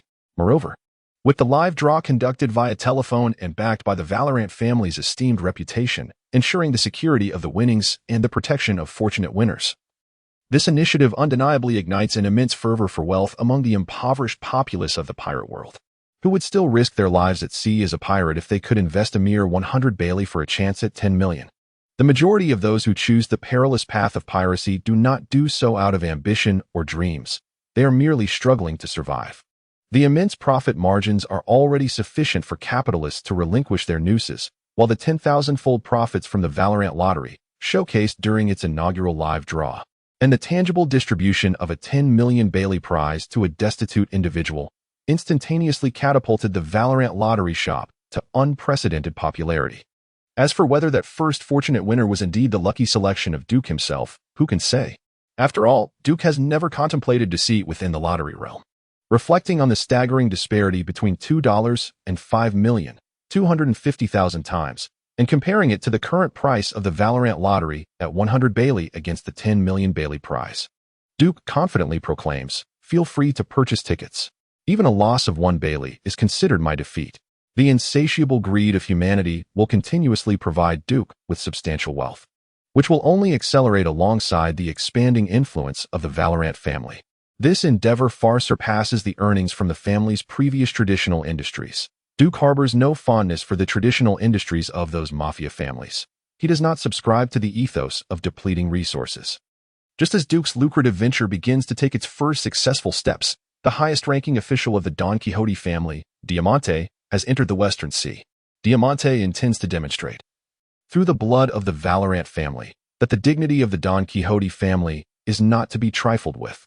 On the island of Kalob, one of the 5 notorious mafia families, blood slowly trickles through the cracks of a tightly shut door. The 5 families will not spare you. Among the scattered corpses, the Kalob patriarch, drenched in blood, threatens both Jia and Dasbonis. Suddenly, a razor-sharp shuriken pierces his throat, nailing his lifeless body to the floor. Soon, the 5 families will cease to exist. Jia solemnly declares, "Your blood will forge the renown of the shadow flow. The glory of Valoran will ultimately illuminate the entire world." Within the hidden chamber behind Kalob, countless treasures gleam with dazzling radiance. The following day, news of the bloodbath at the Kalob family's stronghold sent shockwaves throughout the West Sea. The name of Shadow Flow left behind at the scene instilled both awe and dread among the myriad forces of the West Sea. If Shadow Flow could silently annihilate the Kalob family, they could just as easily do the same to them. As the many factions of the West Sea trembled at the sudden emergence of Shadow Flow, Duke was also contemplating how to confront this distant foe. When Diamante boldly entered the West Sea, Duke had already received intelligence from Garen. The Navy has always kept a close watch on the Don Quixote family and most of the renowned pirates in the pirate world. Within a mere month, Garen, who had been acting as the commanding officer at the branch, bravely captured several notorious pirates with bounties exceeding 10 million and engaged in fierce battles with the infamous pirate plank. He has now become the true master of the 86th Navy Branch Base and has rapidly been promoted to the rank of Branch Brigadier General. Even as a mere Brigadier General, Garen has effectively ascended into the ranks of the Navy's upper echelons since his promotion to officer. Counting all branches of the Navy, including the 4 Seas, the number of officers holding such titles would not exceed 1,000. The vast array of intelligence and information collected by the Navy has begun to be made accessible to Garen, including details about Diamante, who has not overly concealed his whereabouts. As a subordinate of Don Quixote da Flamingo, one of the 7 warlords of the sea, Diamante need not fear being pursued by the Navy. In the current stronghold of the Valoran family on Valoran Island, Duke gazes at the information stealthily relayed by Garen regarding Diamante's movements, as well as training materials on the Navy's 6 styles and the 2-color hockey. A faint smile graces his lips. Every hero possesses formidable strength and potential. Yet this does not imply that the power within the pirate world is devoid of merit. Whether it be the Navy's 6 styles, the 3-color hockey, swordsmanship, or the formidable devil fruits, Duke has never dismissed their value. He dispatched Garen to the Navy not only to ensure Garen would find ways to protect his future development, but also for other purposes. A wealth of intelligence within the Navy, along with systematic martial arts and the cultivation methods of the dual-colored hockey, are equally Duke's aspirations. The hockey training techniques from Amazon Lily and Wano country are indeed unique within the pirate world. Yet, Duke firmly believes that the most potent and comprehensive methods of hockey cultivation reside solely within the naval headquarters. The Navy stands as the mightiest force in the pirate realm. Before the 3 admirals had garnered their renown across the seas, figures such as the Iron Fist Garp, Black Arm Zephyr, and the now Supreme Commander Steelbone Kong relied on the pinnacle of hockey to instill fear across the vast ocean. Although Amazon Lily and Wano country boast illustrious names, they have never truly produced a formidable warrior who solely relies on hockey and martial arts at the peak of the seas. Kazuki Odin and the legendary sword god Ryuma were both grand swordsmen. Diamante, merely a figure who, upon losing several 100 million berries, promptly dispatched a top officer? Duke scoffed, remarking how unreasonable Doflamingo was. After all, it was the Green family that pilfered the treasure. Why trouble me, the Verulan family? If he has the gall, he should seek out Green Hansen in hell. How utterly unfriendly. Doflamingo is notoriously known as the treasure-giving boy of the pirate world. Whether it be the Opop Nomi devoured by Law, or the Gora Gora Nomi and Mara Mara Nomi consumed by Dazaro and Sabo, each holds a value of at least 1 billion. Yet, it matters not. Doflamingo's unfriendliness is disregarded. Duke has always been sincere and cherishes friendships above all. He resolved to graciously entertain Diamante, using his life as a means to forge an alliance with Doflamingo. However, before befriending Doflamingo, Duke observed the vast treasures brought back from the Calabar family's stronghold by Key and Daz Bones, along with the recent profits from the Verulan lottery shop. Quietly, he began to wash his hands repeatedly. It was time. System, let me draw. I wish to draw for 1 billion. After cleansing his hands thoroughly, Duke gazed at the wealth value of 2,600,000,000 quietly resting within the system panel and decisively pressed the lottery button. Of this 26 billion wealth value, only 20 billion originated from the Calabar family. Perhaps it is due to the Calabar family's substantial annual expenses, or perhaps their wealth is not entirely confined to Calabar Island. The amassed fortune is not as abundant as Duke had envisioned. After all, the traditional businesses of the Mafia families do not amount to exorbitant profits in Duke's eyes. Moreover, the most significant factor is that the Calabar family is simply too weak. Before Capone Beach became a supernova, he managed to unify the underworld of the West Sea through the power of the Bufu Bufu Nomi and his own cunning. The so-called Mafia families in the West Sea may possess grand titles, yet they are far from formidable. In truth, one remains merely a worm in the gutter. A worm in the gutter can only strive to scrape together the scraps of money that the powerful do not covet. The truly lucrative enterprises are far beyond the reach of such insignificant creatures. Yet Duke never considered himself a mere insect. A towering figure silently emerged before him, accompanied by countless heroes ready to be summoned at a moment's notice, bestowing upon Duke the most formidable power. Whatever wealth other Mafia families could amass, Duke would claim for himself. The riches that eluded them, he would seize as well. Those who follow me shall prosper, while those who oppose me shall perish. Wherever there is profit to be made, the Valoran family shall manifest. This is the essence of the Valoran legacy. After all, how can one grow stronger without investing resources? Warlord set, level, 1 strength, B physique, B spirit, B agility, B potential, S equipment, none abilities, battlefield heroism, intentional hammer fist, fierce skullbreaker, overall evaluation, B. Comparable to a brigadier general of the Navy. As a half-orc, Set naturally possesses superhuman physique and strength. and countless underground battles have imbued every punch he throws with blood and sweat. He is the born king of the underworld, the undefeated champion of combat. Is there a fight you need my assistance with? Set inquired, tilting his head toward Duke. Set relishes battle. An insatiable thirst for combat flows through his veins. Trust me, this world offers ample opportunity for you to fight to your heart's content. Duke casually replied, then pressed the lottery button once more. System, grant me another S-rank lottery. The probability of acquiring powerful heroes from an S-rank lottery is significantly higher than that of an A-rank. Having expended 1 billion wealth points, the host retains a wealth total of 460 million. Congratulations to the host for obtaining an S-grade reward, the Berserker Armor. Berserker Armor, when equipped, it provides a substantial boost to vitality and stamina, while significantly enhancing the recovery rate of both vitality and stamina for a short duration when the user has not sustained external damage. Berserker Armor? He chuckled. Though I didn't T-summon a hero, this billion was certainly worth it. Duke grinned with satisfaction, decisively donning the Berserker Armor. Duke resolved that from the following day onwards, he would increase his training regimen tenfold. It is said that the strength of the pirates, especially those of the Zoan type, boasts a terrifying recovery rate, akin to Kaido's Azure Dragon Fruit or Luffy's Sun God Fruit workouts. However, now adorned with the Berserker Armor, Duke proclaimed, if you possess the capability, allow me to rest for 10 minutes. Afterward, we shall engage in battle with renewed vigor. With only 460 million in wealth remaining, should he save up for an S-rank prize or perhaps take a chance with an A-rank draw for 100 million? Today, his luck seemed rather auspicious. Duke gazed at the remaining wealth on the system panel, feeling a surge of excitement. Lottery draws can indeed be addictive. Thus, Duke pressed the draw button once more. And then, Duke beheld the B-rank prize he had drawn, a chainmail armor, tears welling in his eyes. Chainmail, when equipped, would enhance his defensive capabilities.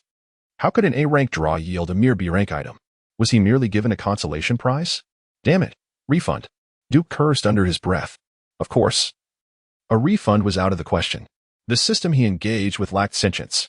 Yet, having drawn the chainmail, what alternative did he have? Reluctantly, he equipped it, then decisively closed the lottery interface. The value proposition of A-rank draws had become exceedingly low for Duke. After all, he had long surpassed the days of struggling to earn money through risky plundering of the Doflamingo merchant ships. The continuous expansion of the Valoran lottery shop and the unharvested wealth of the 4 major mafia families, along with the occasional surprises presented by Plank, ensured that Duke's monthly fortune was ever increasing. In the world of pirates, as long as one possessed sufficient strength, wealth was easily attainable. Therefore, it was essential to at least aim for an S-rank draw. After all, having wealth allows one to be capricious. However, it was now time to welcome their guests. A glimmer flickered in Duke's eyes. In the nearby waters, a pirate ship flying the flag of the Don Quixote family boldly approached Valoran Island. At the bow, Diamante, donned in a chief's hat, wore an expression of utter boredom. Were it not for the intent to swiftly eliminate the Valoran family and establish the Don Quixote family's unassailable dominance in the West Sea, dispatching the highest-ranking officials for a mere few billion berries would be unnecessary. To many factions in the West Sea, a few billion berries might be considered a substantial fortune. Yet, for Doflamingo, who now ruled over the entirety of Dressrosa and had ascended to the throne of the Dark World, a few billion berries were of no consequence. He was certainly not like King Riku, who couldn't even gather 100 billion berries. As Diamante pondered how to deal with Duke, an extraordinary pirate ship, flying the skull flag of flintlock pistols and curved sabers, cleaved through the waves with a prowess sharp as a saber, suddenly appearing before him and his companions. This pirate flag belonged to the infamous Plank, known as the Scourge of the Seas. How could he possibly be in this territory, given that he was being relentlessly pursued by the Navy? It was over. The legend stated that Plank would never spare any pirate ship that crossed his path. A member of the Don Quixote family from the West Sea trembled in fear, gazing at the abyss, along with the accompanying pirate fleet, and stuttered in terror. Within merely a month, Plank's name had spread throughout the West Sea. His notoriety was even more fearsome than that of certain notorious pirates from the New World. After all, those New World pirates were far removed from their reach, while Plank's daily conquests of pirate crews and successful evasion of naval pursuits were widely reported. "Fool," Diamante exclaimed. And with a single gunshot, he executed the trembling member of the Don Quixote family from the West Sea. Then, casting a derisive glance at the abyss before him, he scoffed. "No wonder our family's merchant ships are seized. These members of the West Sea are utterly weak. He believed they were formidable. After all, they were subordinates of Doflamingo, members of the Don Quixote family. Lads, steer closer. Let those West Sea weaklings witness the power from the New World. This sea could not be dominated merely by a pirate fleet. Upon his command, the members and officers of the Don Quixote family aboard Diamante's ship revealed sinister grins, raising the sails in unison, accelerating towards Plank's pirate fleet. Pirates who managed to survive in the New World possessed strength comparable to that of officers from the Navy headquarters, even if they were mere rookies. More importantly, in the New World, they had witnessed the true, despair-inducing terrifying power on numerous occasions. In the face of such strength, the so-called pirate fleets and the notion of super-large pirate crews were utterly meaningless. In a world where the mighty could obliterate the heavens and the earth, quantity was not always capable of overcoming quality. At the very least, they held unwavering confidence in the strength of Diamante, one of the highest-ranking officers of the Don Quixote family, along with his two subordinates. However, Diamante's ship was swiftly reduced to splinters by a few cannon shots from Plank's abyss. The current ruins of the abyss could not simply obliterate a ship crewed by Diamante, along with the formidable officers Mabais and Lao Ji. For the strong in the pirate world, conventional cannons and bullets were mere toys. Regrettably, aboard the abyssal vessel, there exist not only cannons and gunpowder, but also Plank's bullets and curved blades. What can be accomplished in the span of a mere month? The protagonist, Wang Lufei, within this brief period, adeptly harnesses the flow of cherry blossoms, subsequently masters the Conqueror's haki, and ultimately awakens the sun god. Plank is not the protagonist. A month's time was insufficient for Plank to ascend to the heavens, standing shoulder to shoulder with the sun. However, during this month of relentless battles and bloodshed, fighting against pirates and engaging with the Navy, Frankie's rank has surged dramatically. Although Frankie's potential does not rival that of formidable heroes like Ari and Zed, who wield extraordinary powers, he has emerged as the undisputed strongest hero under Duke's command. Even with his modest potential, at this juncture, Frankie has ascended to level 12, possessing the combat prowess of an elite A-grade vice admiral from the Navy headquarters. Even in the New World, such strength is worthy of a bounty in the hundreds of millions, elevating him to the status of a senior officer within the Four Emperors crew. Among the 6 kings of the beast pirates, some do not even possess the strength of a vice admiral from the Navy headquarters. Within the ranks of the Whitebeard Pirates 16th Division captains, only a select few can contend with the elite vice admirals of the Navy. The combat strength of an elite A-grade vice admiral is undoubtedly among the finest on the seas. Bolstered by exceptional physical attributes in the dual haki training materials received from Garen, Frankie's bullets are now infused with a touch of black haki. This enhancement, combined with Frankie's specially crafted Hextech pistol, renders each bullet he fires a near-fatal threat to adversaries like Diamante. With a barrage of cannon fire on one side and deadly bullets surreptitiously mixed in, Diamante and his crew find themselves dancing on the edge of a blade. After narrowly evading several cannonballs from the abyssal ship and dodging a few of Frankie's bullets, Diamante's pirate vessel is ultimately reduced to wreckage by an overwhelming assault of cannon fire. The members of the Don Quixote family's pirate crew in the New World are indeed formidable, yet they lack the capacity to withstand cannon fire. While the thugs of the New World are significantly stronger than those of the Four Seas, they are still merely thugs. With Diamante's ship sunk, Frankie's pirate fleet sails away with great swagger. After a considerable time, amidst the floating debris of shattered decks, several weakened figures suddenly emerge. So you encountered the maritime calamity known as Frankie and were defeated? Truly a powerful newcomer among pirates. Doflamingo inquired, his face grim. He never anticipated that to eliminate a mafia family daring to offend him in the West Sea, he would dispatch his highest-ranking officers, only to find that the mafia family remains unscathed. In the mere West Sea, how could his Don Quixote family's top officers be bested by a fledgling pirate? Is it that his Don Quixote family has lost its edge, or has the West Sea become a realm of folly? Even in the New World, few pirates could easily disregard the Don Quixote family's banner and effortlessly defeat Diamante. With the combat strength of an A-grade vice admiral, Diamante, equipped with the powers of the flotation fruit and decent swordsmanship, could hold his own for a time against the elite A-grade vice admirals. In the vast world of pirates, there are likely no more than 500 individuals capable of consistently besting Diamante. Yet now, along with his subordinate Lao Ji and Mahabais, Diamante has been unceremoniously hurled to the ocean's depths without even catching a glimpse of plank. Such disgrace is unbearable. Forgive me, Doflamingo, we have failed. Diamante wept, overwhelmed with shame, while Lao Ji and Mahabais similarly bowed their heads in defeat. Doflamingo, suppressing the throbbing veins on his forehead, smiled gently and replied, "It is quite all right. I forgive you. After all, you are all my most cherished family." Doflamingo has always been remarkably forgiving and amicable towards the members of his family. Many of the officers of the Don Quixote family have shared their journey from childhood to adulthood alongside him, experiencing both struggles and triumphs. However, the mission to eliminate the Varroan family of the Mafia must not fail again. Should there be another failure, I assure you, I will be genuinely angered. Doflamingo cautioned. There will be no further failures. A mere Mafia family from the West Sea shall not deter us from our mission. Diamante responded, deeply moved by Doflamingo's forgiveness. His confidence renewed. He could not fathom the idea of being defeated twice in the insignificant West Sea. After all, he was one of the highest-ranking officers in the Don Quixote family. Yet, Doflamingo felt a tinge of unease. There was something amiss in this West Sea. It had changed. Upon their arrival at the Varroan family's stronghold, Diamante and his companions, having clumsily commandeered a small vessel, finally set foot on Varroan Island. Observing Duke and Ollie standing silently at the dock, Diamante cautiously glanced around, and upon realizing there were no pirate ships or cannons in sight, he breathed a sigh of relief and bellowed with arrogance, "How ridiculous that such trash from the West Sea has wasted our time. Every single member of the Varroan family must perish. Let us eliminate them and cleanse our shame with their heads." Having been rescued after falling into the water once, Diamante had no intention of experiencing such a fate again.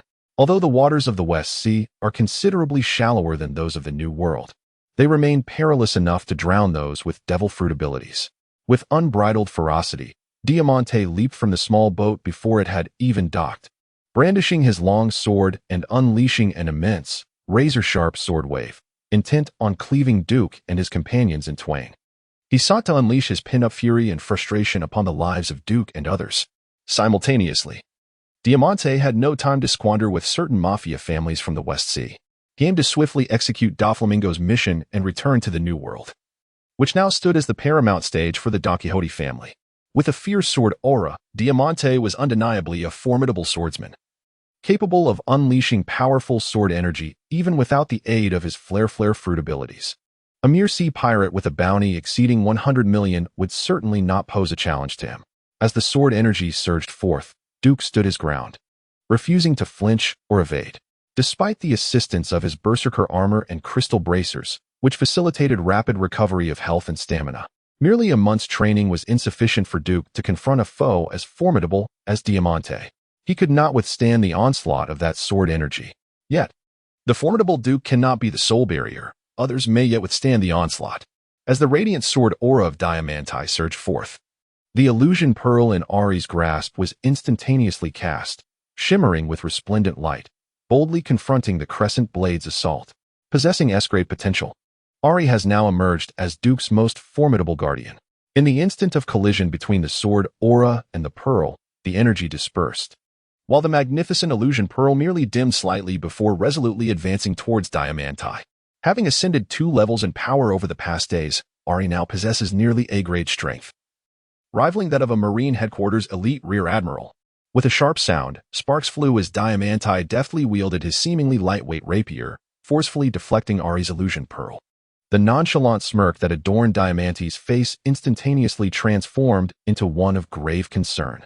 He could hardly fathom that within a modest Mafia family in the West Sea, such a formidable adversary would emerge. Most crucially, they have yet to make landfall. However, it matters not. The dock, now within arm's reach, could no longer confine them to the boundless sea. Diamante and Rao Ji, moving with the grace of a moonlit dance, surged towards the dock alongside the ethereal Mahabais. This time, they would not be vanquished without even a face-to-face encounter, cast adrift in the ocean's depths. The orders from Doflamingo must be fulfilled, Diamante resolved. It was a mere miracle for a single Mafia family from the West Sea to possess one formidable warrior, let alone expect the emergence of more. Diamante was not alone in this battle. Mahabais and Rao Ji both wielded the might of a rear admiral from the Marine Headquarters. Within the ranks of the Don Quixote family, there existed no weaklings. Interestingly, the Duke's virulent family appeared to boast even more powerful members. The Duke had never contemplated burying Diamante and his companions beneath the waves. Had he desired such a fate, the abyssal ship of Plank would have already reduced the remnants of Diamante's pirate vessel and its crew to mere splinters. Grey foes, cigar in mouth and fate in hand, boldly approached Rauji. Over the course of a month, grey foes had swept through several neighboring mafia families. Now having ascended to level 9, possessing strength comparable to that of a rear admiral from the Marine headquarters. Meanwhile, Surti, though recently summoned, was yet to reveal its full potential. However, his passion for combat propelled him to rapidly ascend in rank after being thoroughly defeated by both Greyfuss and Ari. His potential is continuously being unleashed. Set confronted the formidable Mahabais. Duke was also eager to discover whose fists were more formidable, the hardened punches of Mahabais, who had consumed the Tanya fruit, or Set's powerful strikes. Ultimately, after Set leveled up once more during the battle, Mahabais, who had consumed the Tanya fruit but had yet to fully harness its weighty power, was decisively pinned to the ground by Set's brutal blow. This all transpired in the year 1517 of the Sea Circle calendar, long before Luffy and his companions caused chaos in Dressrosa 5 years later. Leveling up in battle is not solely a privilege reserved for the protagonists. Heroes possessing immense potential can also rapidly grow stronger through combat. Mahabais was vanquished by Set. And even Rauji, who, under relentless assault from Greyfuss, resorted to using his battle-preserving technique to regain his peak strength, ultimately succumbed to Greyfuss's ultimate explosive attack and fell powerless to the ground. Rauji, at this juncture, was even more formidable than Mahabais. His strength had already reached its zenith, ranking him as a rear admiral in the Navy, with an impressive combat capability. However, constrained by his own potential, Rauji, despite being at the pinnacle of his power, finds himself significantly outmatched by the now 9th level Graves. The outcome has long been predetermined.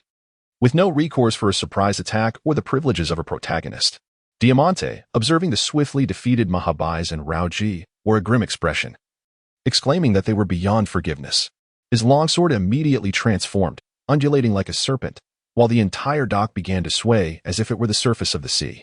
As a user of the flailing fruit, Diamante's swordsmanship was extraordinarily enigmatic. When he unleashed the full might of the army flag, the very ground of the dock became unsteady, rendering it nearly impossible for ordinary individuals to maintain their footing. Yet, regrettably, everything about Diamante became utterly inconsequential in the presence of the swift and agile Ari. The ethereal foxfire instinctively sought its target, and upon unleashing her spirit rush, Ari's figure conjured a flurry of afterimages encircling Diamante. The foxfire danced incessantly while the spirit orbs glimmered with lethal azure light, complemented by the occasional launch of deceptive jewels. Consequently, no unforeseen events transpired. Even the ambush orchestrated by Duke and the lurking presence of Plank in the nearby waters remained dormant. Diamante, alongside 2 officials from the Don Quixote family who had accompanied him, lay gravely wounded upon the ground. You fools have no comprehension of the wrath you have provoked. The family, along with Doflamingo, will not spare you. Diamante, bloodied and collapsed, exhibited no sign of pleading, maintaining an unwavering defiance. Although the strength displayed by Duke and his companions was formidable, however, Diamante harbors unwavering faith in the power of Don Quixote Doflamingo. The majority of the cadre from the Don Quixote family possess steadfast loyalty towards him. They fundamentally believe that Doflamingo is a born sovereign, destined to dominate these seas and ascend as the pirate king. In return, Doflamingo exhibits boundless tolerance towards his family members. After personally eliminating Corazon, Doflamingo found himself devoid of family in this world. The cadre of the Don Quixote family has become his family. Why so serious? Relax, Duke gently addressed the incapacitated Diamante, assuring him that he harbored no intentions of opposing Doflamingo. The previous events were merely misunderstandings, and the Green family had already paid the price, with even the godfather, Mr. Green-Ons, having perished. Is that not sufficient to demonstrate my sincerity? Sincerity, Diamante's lips twitched slightly. While the armed forces of the Don Quixote family in the West Sea may not be extraordinarily formidable, their network of intelligence is undeniably robust. Who does not know that it was Duke who truly seized the Don Quixote family's merchant vessels, and that the Green Hans and the Green family were both obliterated by Duke's Valoran family? To present one's enemies as a testament to sincerity? Were it not for Diamante being gravely injured and utterly weakened, he would have leaped to strike Duke with a few swords. Just as Diamante was about to speak again, the sound of a phone bug resonated softly from his pocket. Diamante, have those fellows been eliminated? Duke answered the phone bug, and Doflamingo's characteristic smile immediately emerged. Apologies, Mr. Doflamingo, but I am not so easily dispatched. Duke replied with a smile, while across the line, Doflamingo's expression darkened ominously, veins bulging on his forehead.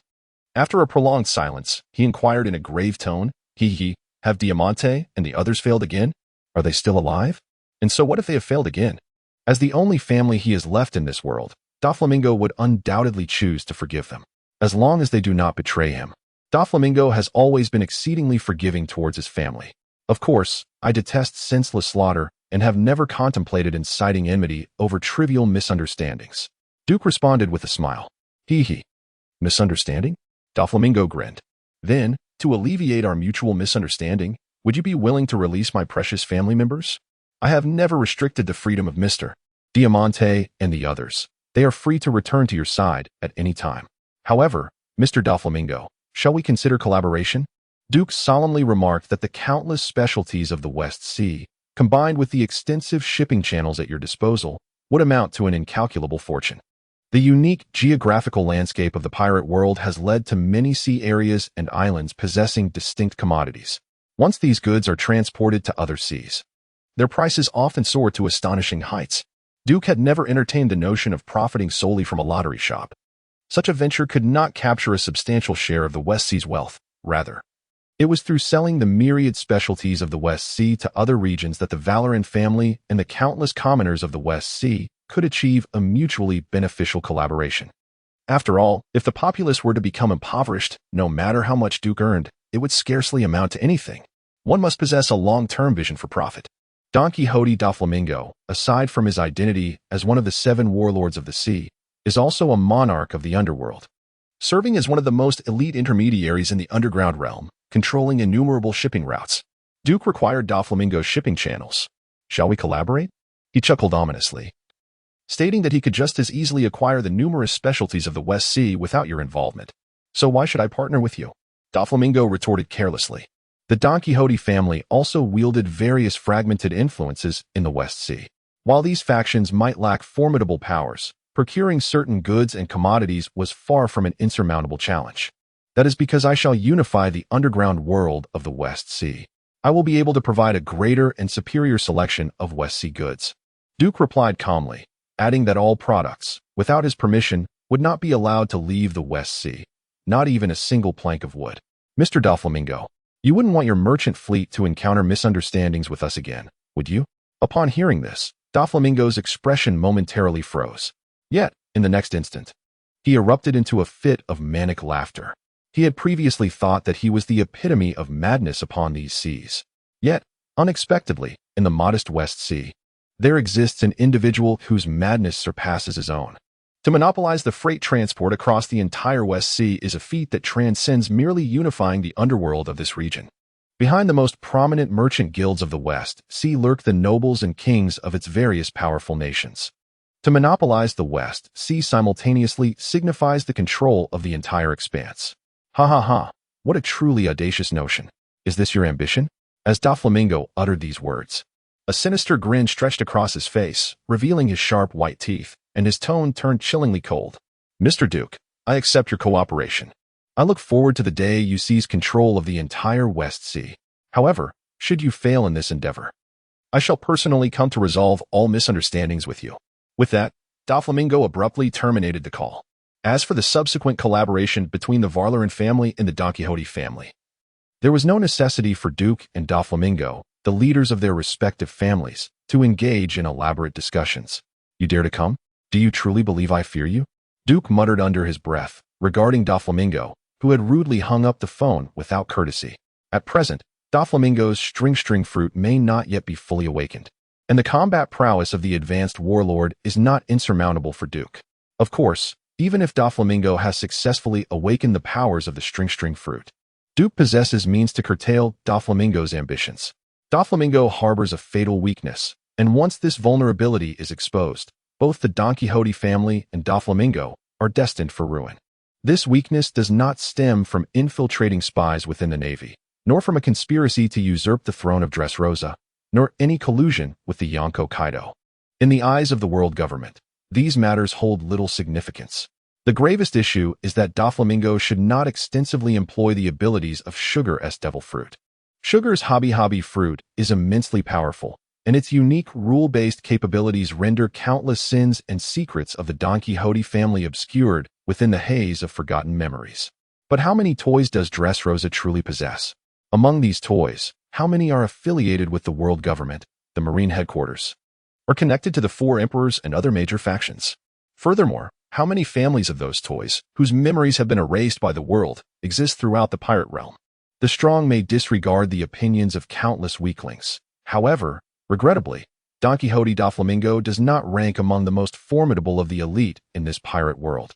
Should Sugar's abilities and the myriad secrets of Dressrosa's toys be unveiled, the wrath and apprehension from the myriad powerful factions within the pirate world would undoubtedly rend Doflamingo and the Don Quixote family to shreds. No one wishes to inadvertently lose the memories of their loved ones or friends in this world. This is precisely why, 6 years later, Doflamingo would go to such lengths as to destroy the very kingdom he had built, slaughtering tens of thousands, including a significant number of elite Marines, in order to conceal his greatest vulnerability. However, at present, this vulnerability is thoroughly understood by Duke, as long as Duke disseminates this weakness across the vast ocean, even in the absence of concrete evidence. However, for the paramount powers within the world of pirates, is evidence truly of consequence? Not at all. Mere suspicion suffices for them to unearth the truth of Dressrosa, ultimately leading to the complete annihilation of the Don Quixote family. Were it not for the insufficient prowess of the heroes under Duke's command, Duke had not merely threatened the Don Quixote family's merchant vessels in the West Blue. He had directly confronted Doflamingo himself. Doflamingo, surely you would prefer that Sugar's secret remains concealed. Wouldn't 100 billion berries be a fair exchange for such a revelation? Duke mused quietly, contemplating the opportunity to extort Doflamingo further down the line. Diamante, Mahabas, and Laoji sat in a daze aboard the vessel returning to the New World. They had arrived with bravado, intent on restoring the dignity of the Don Quixote family with decisive action. Yet they departed, battered and humiliated, nearly losing their lives in the process. With Duke present, the waters of the four seas may not be devoid of the depths found in the New World. For now, the Verolin family and the Don Quixote family had temporarily transformed their enmity into an alliance, embarking on a path of mutual benefit. Doflamingo had a remarkable talent for converting formidable foes into allies. The Golden Emperor, Tesoro, had pilfered Doflamingo's string fruit, yet in the end, both parties engaged in a series of amicable collaborations. There are no eternal enemies, only perennial interests. Doflamingo is a shrewd individual. As Diamante and his companions retreated, Duke remained ever vigilant. Was it the combined strength of Ari, Plank, and others that had effectively crippled Diamante and forced the Don Quixote family to retreat? But what about the next time? Or what if, out of sheer boredom, that scoundrel Don Quixote Doflamingo decides to take matters into his own hands after I pilfered several 100 million berries from him? The Warlord family's current capabilities do not possess the strength to vanquish Doflamingo. Even the most lethal of weaknesses are merely secondary considerations. Should Doflamingo truly decide to intervene personally, Duke would have no choice but to devise a plan for a hasty escape. Then, under the protection and concealment of Garen, he would hide for several months, waiting for the heroes to reach levels 15 and 18 before confronting Doflamingo for a decisive battle. Garen remains Duke's ultimate recourse. Even as a member of the Seven Warlords of the Sea and the King of Dressrosa, Doflamingo lacks the power and authority to arbitrarily inspect a naval base, even if it is merely a branch of the Navy. Duke is reluctant to place his entire safety in the hands of an enemy who might underestimate him or rely solely on so-called intelligence. In this harsh expanse of ocean, the only true determinant of fate is power. Thus, Duke resolved to double the intensity of today's training. Simultaneously, it is time to launch the final offensive against the various mafia families of the West Sea. Although the 5 major mafia families are not as affluent as Duke had envisioned, yet mosquitoes are indeed flesh. Who could blame them for being feeble compared to the illustrious family of Don Quixote? Most importantly, Duke requires dominion over all territories controlled by the mafia families. In this ruthless world of piracy, it is never sufficient for your enterprises to merely extend to a certain region. Rather, Your influence must first expand there before your ventures can thrive. Without power, even kingdoms can succumb to the rampant tyranny of pirates, let alone ordinary merchant associations. The lottery shop was merely a preliminary venture for Duke. The grander scheme for profit is still unfolding at a measured pace. Sethi and Greyfoss have begun to mobilize. In the West Sea, endowed with the might of rear admirals and captains from the Navy headquarters, their task of dismantling certain mafia families poses little challenge. The primary constraint on Sethi and Greyfoss in dealing with other mafia families is often the journey itself. The pirate world is vaster than the Blue Star of the past. The Grand Line and the New World encompass immense expanses. Yet, when contrasted with the Four Seas, their size appears diminutive. Fortunately, the weather in the Four Seas is not as capricious as that of the Grand Line and the New World, nor is there a need for specialized magnetic compasses. Soon, among the 5 prominent mafia families, the territory of the Colombo family, recently bereaved of its godfather and numerous elite members, along with the neighboring Genovese family, has fallen entirely under the control of the Valorant family. The godfather and many of the elite from the Lucas family, another of the 5, also met a grim fate within their very stronghold. Rob and Dasbonis have not remained idle either. The Shadow Flow must be assassins in the employ of the Valorant family. The other 3 families have already perished, and now it is our turn. Bonanno, in accordance with our pact, we have reached the critical moment of survival for our 5 families. We must immediately convene, uniting all remaining forces of the 5 families, and utterly vanquish the Valorant family. In the underworld of the West Sea, it has always belonged to us. The glory of the 5 families shall endure. The godfather of the Gambino family spoke gravely into the transponder snail. As the leader of the 5 families and the eldest among them, Gambino once believed that the Valorant family was merely another fleeting band of mafiosos aspiring to challenge the 5 families, destined to rise briefly before swiftly falling into oblivion. However, the formidable rise of the Valorant family, along with the terrifying strength they have exhibited, has instilled a profound sense of pressure within Gambino. At the very least, Gambino is resolutely unwilling to witness the glory of the 5 great families dim beneath his stewardship. Can our combined strength vanquish the Valorant family? Ha ha ha. Those 2 senior officials of the Valorant family and the assassins from the Shadow Stream are certainly not to be trifled with. The voice of Don Bonanno resonated through the telephone snail before Gambino, deep and foreboding. Are we to be deemed the weaklings? Bonanno, I have made contact with the officials of the funeral home. With a substantial sum, we can persuade them to eradicate that so-called Shadow Stream. The funeral home is the most powerful assassin group in the pirate world. Its leader, the Master Mortician, stands as an emperor of the dark world, akin to Doflamingo. Once the officials of the funeral home take action, not only will a fledgling assassin organization in the West Sea find it nearly impossible to evade their strikes, but even kings from the New World will struggle to escape the assassination by the funeral home's operatives. Gambino, you once believed that Dasbonis could effortlessly eliminate the Valorant family. Don Bonanno replied, his tone somber. I apologize. But when compared to those blood-soaked individuals from the funeral home, I place my faith more in the strength I have witnessed firsthand. There are simply too many mafia families in the West Sea. I shall avenge you, for the sake of our former alliance. With that, Bonanno abruptly terminated the call. The ascent of the Valorant family poses a crisis for the 5 great mafia families. Yet, for the Bonanno family, which has long sought to unify the underground world of the West Sea, it also presents a magnificent opportunity. Should they devise a means to eliminate the Valorant family and subsequently consolidate the remaining mafia families under the name of the last dawn of the 5 families, the Bonanno family will surpass the so-called 5 great mafia families, emerging as the sole sovereign of the underground realm in the West Sea. However, before ascending to the pinnacle of the underworld in the West Sea, the Valorant family posed a formidable challenge that the Bonanno family must address. Mr. Ligeron, I entrust you with my safety and the resolution of matters concerning the Valorant family. The Bonanno godfather solemnly declared to the robust man beside him, clad in training garb and draped in a black cloak adorned with a white emblem, regardless of the so-called Shadow Flow or the Valorant family. They are inconsequential before our Sambao Navy. I shall, the Pillar, shall personally lead the Sambao Navy to obliterate the Valorant family. Yet, do not forget the commitment you made to us. Li Juaran, the son of Bai Shao and a cornerstone of the Sambao Navy, fixed a steely gaze upon the Bonanno godfather and spoke resolutely. Of course, the treasures allocated to the Sambao Navy each year shall remain intact. The Banano Godfather replied with confidence.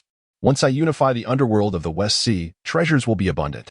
Moreover, the 5 prominent families must annually expend considerable sums to appease those insufferable officials of the world government and the nobility of various nations. Why not directly confer such wealth to a figure of substantial influence? The Flower Kingdom is undoubtedly one of the most formidable nations in the West Sea, and the Sambao Navy ranks as the second most powerful force among its maritime forces, following the Erbao Navy. Very well, then the underworld of the West Sea is yours. Li Zhuoran nodded, his eyes reflecting profound significance as he gazed into those of the Banano Godfather. With the mere strength of the Banano family, how could they possibly control the entire underworld of the West Sea? What on earth is that foolish scoundrel Banano thinking? Observing the expressionless, incessantly buzzing phone worm before him, Godfather Gambino seethed with anger, his face ashen. It seems the Banano family is not to be trusted. So, Godfather, shall we proceed with the plan against the Valorant family? Gambino's furious words were met with a steady inquiry from Capone Biggie, who had silently lingered behind him, cigar in mouth. Capone Biggie relished infiltrating enemy factions, seizing their heads, and subsequently commanding their resources.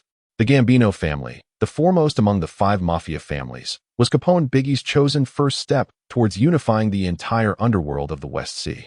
Even without the Banano family, we are not mere fodder for slaughter. We are one of the 5 families, the sovereigns of the West Sea's underworld.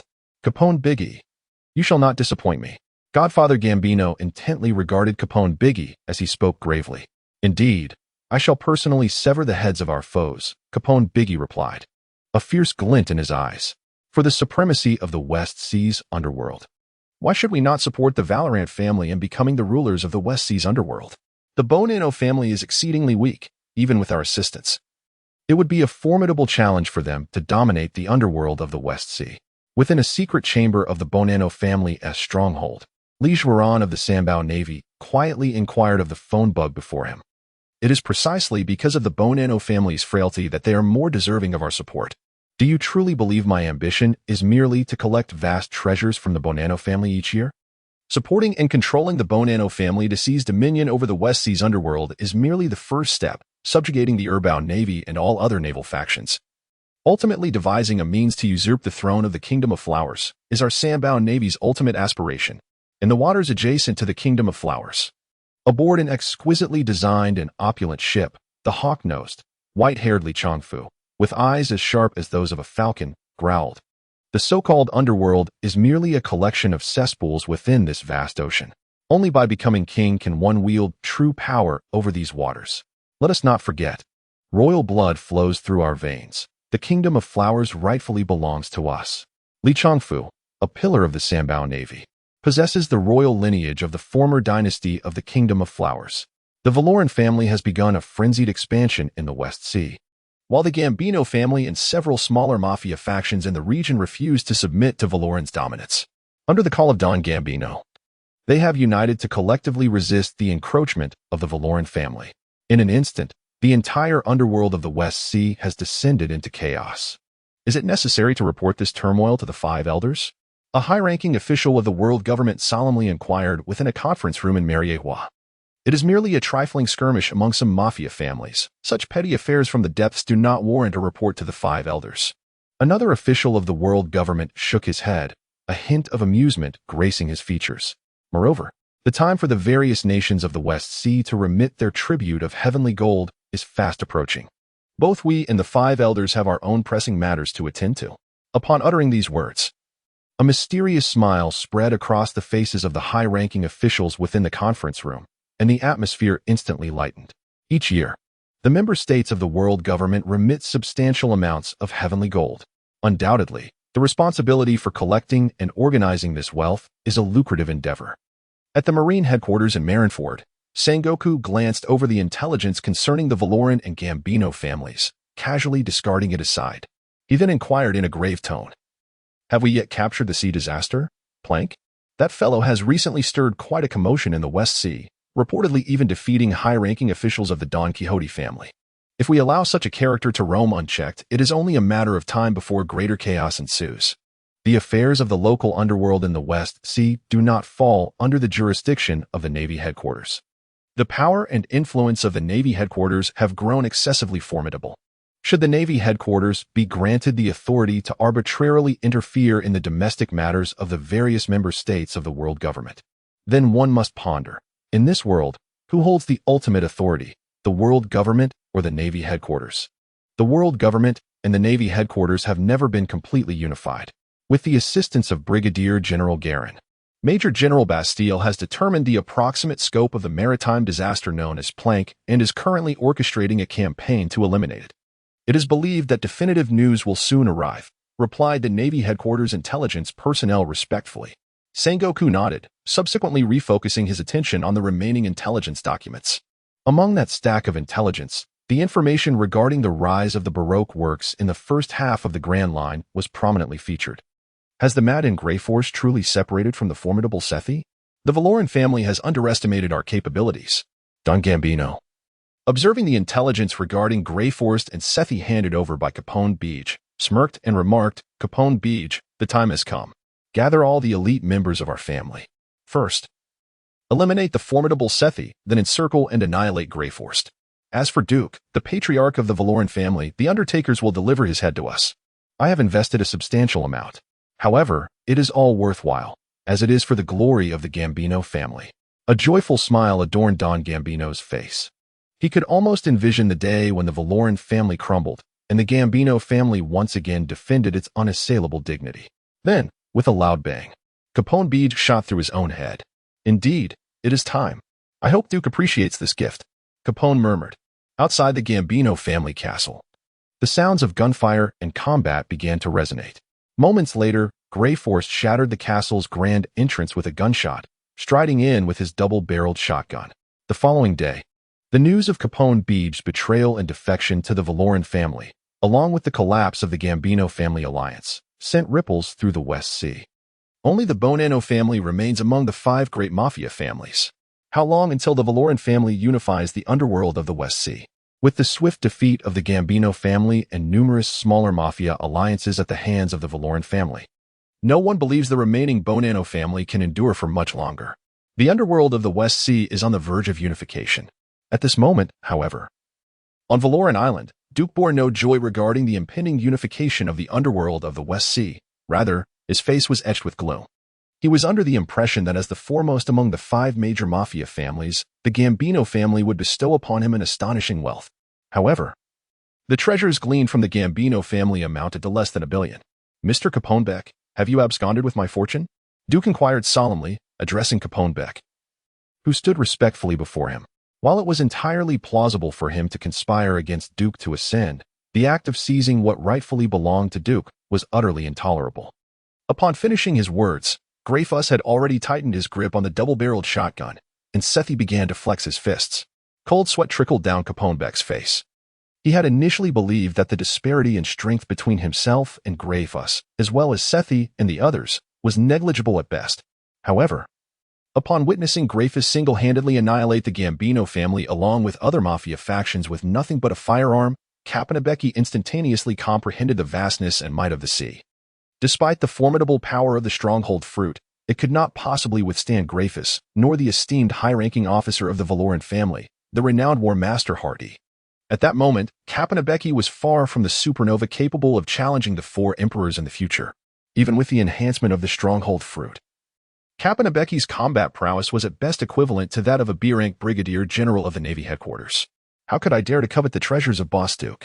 Caponebecchi stammered, cold sweat trickling down his brow, explaining that the scarcity of the Gambino family's treasures was solely due to their extensive expenditure on weaponry to confront Boss Duke. Furthermore, he had specifically allocated 1 billion berries to hire high-ranking officials from a funeral home to assassinate the boss. Boss Duke, please trust in my loyalty. I have absolutely not appropriated any of your treasures.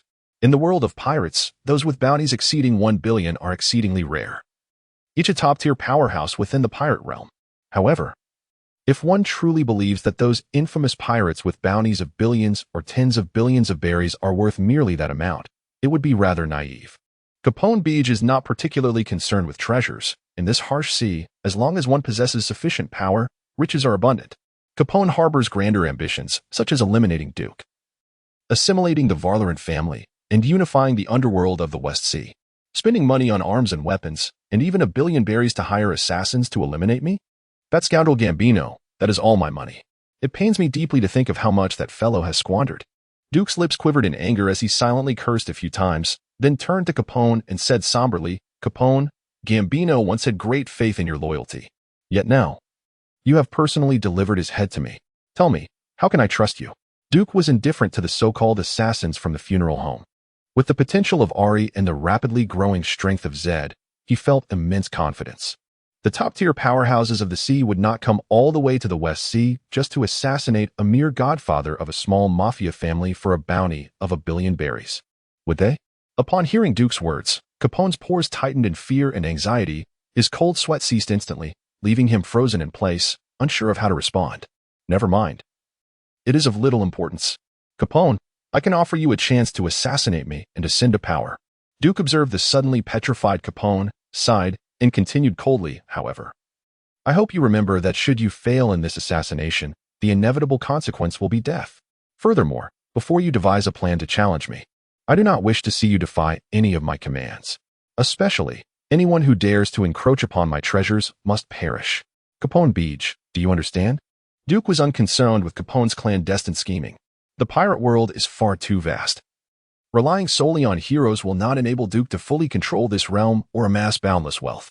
There are only so many heroes. Duke requires the strength of local figures within the pirate world. After Duke finished speaking, Capone was momentarily taken aback. He never anticipated that upon joining the Varloran family, his intentions would be laid bare. Moreover, even after his aims were exposed, Duke chose to retain him.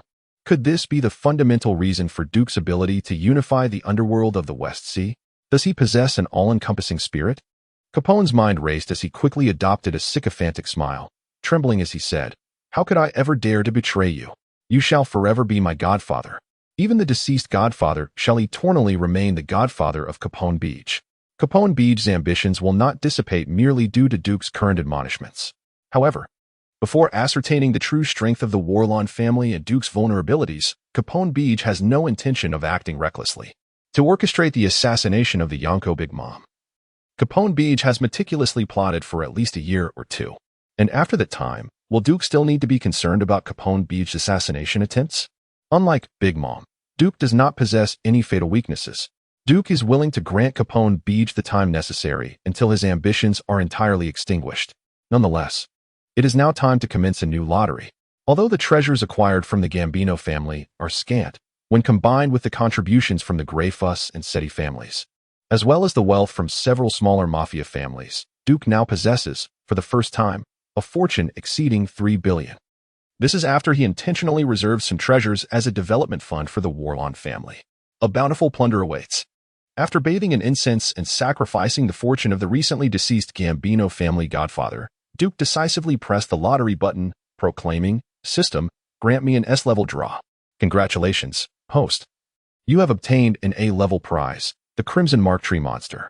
Crimson Mark Tree Monster, Strength, C Constitution, C Agility, C Spirit, C Potential, A Overall Evaluation, C as an Elder Tree Monster, it does not excel in might. Yet, the passage of time has afforded it profound insights into the mysteries of magic, enabling it to bestow blessings upon others with ease. The Crimson Mark Tree Monster can grant an hour of Ember Crown effect daily to others, augmenting their attacks with additional elusive magical damage while simultaneously diminishing the agility of those attacked. Should one slay it and seize its heart, they would directly acquire the Ember Crown effect for a duration of 10 days. The Ember Crown effect is particularly advantageous against foes of a natural affinity or those with formidable defenses, rendering them vulnerable to its effects. However, the quandary lies in the fact that I expended 1 billion wealth points on an S-level draw, only to receive a mere red buff as a reward, accompanied by a congratulatory message. System, I cannot shake the feeling that you are mocking me, though regrettably, I lack evidence. Duke observed the drawn red buff. A slight twitch at the corner of his mouth. The benefits of the red and blue buffs are indeed commendable, yet for Duke, they presently hold little significance. The adversaries Duke now faces do not require the enhancements provided by the red and blue buffs. He summoned the Crimson Mark Tree Monster forth and temporarily placed it alongside the Azure Magic Rune statue outside his castle. Subsequently, Duke washed his hands once more and, after sacrificing a portion of the Genovese family's fortune, decisively pressed the lottery button again. declaring, "System, bestow upon me another S-level draw." After expending 1 billion wealth points, the host's remaining wealth totals 1,320,000,000. Congratulations to the host for obtaining an S-level prize, the hero Darius, the Hand of Noxus. Darius, Strength, B, Constitution, B, Spirit, B-, Agility, B-, Potential, S, Equipped, None.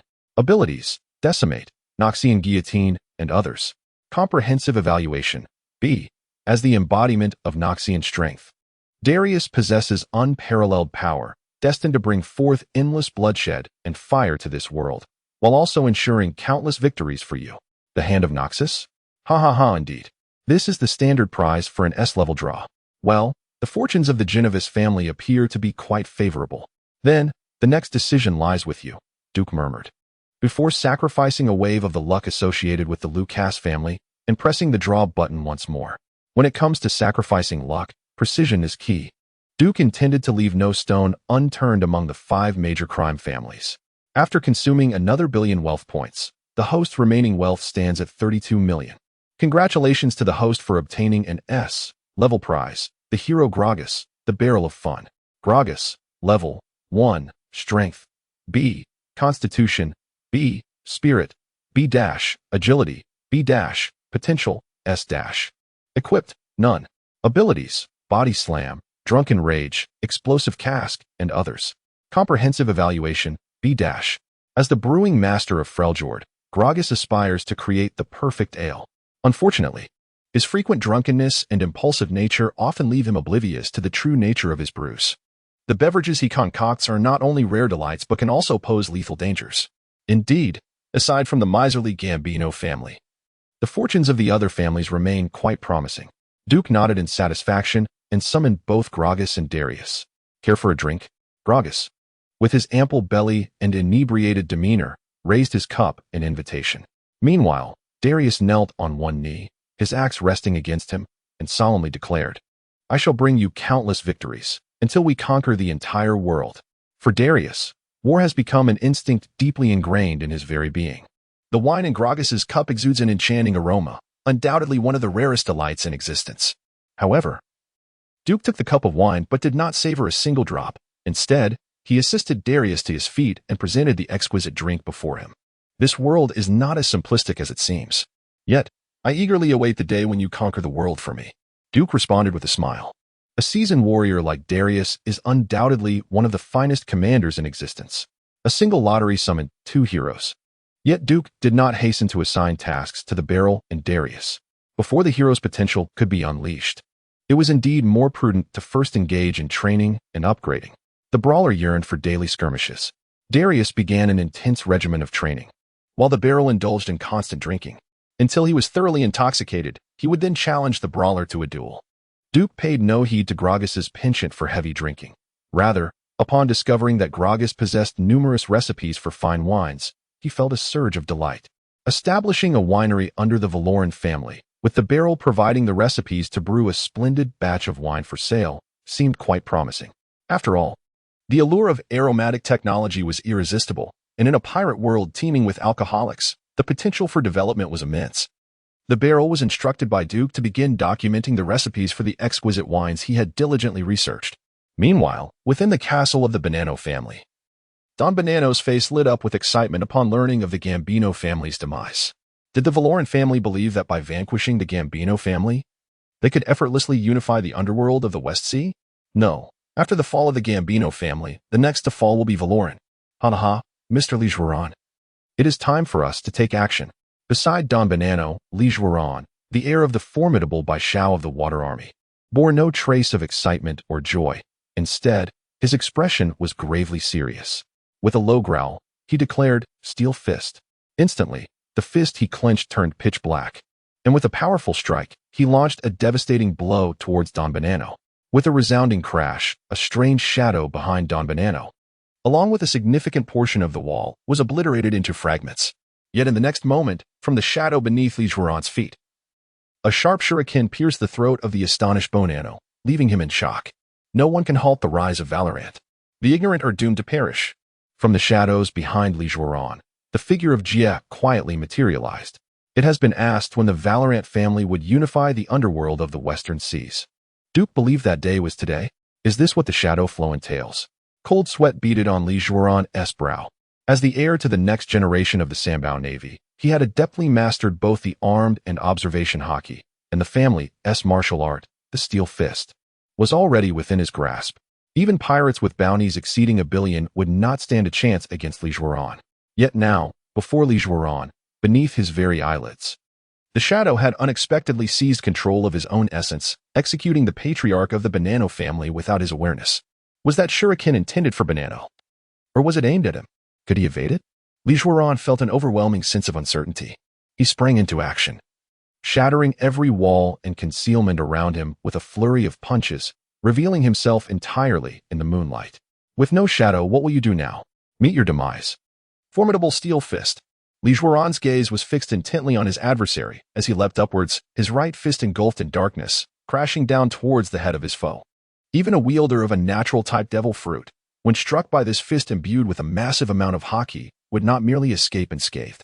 However, just as Li Jueron's powerful punch was about to connect with his opponent's head, the figure of his adversary instantaneously transformed into an inky shadow.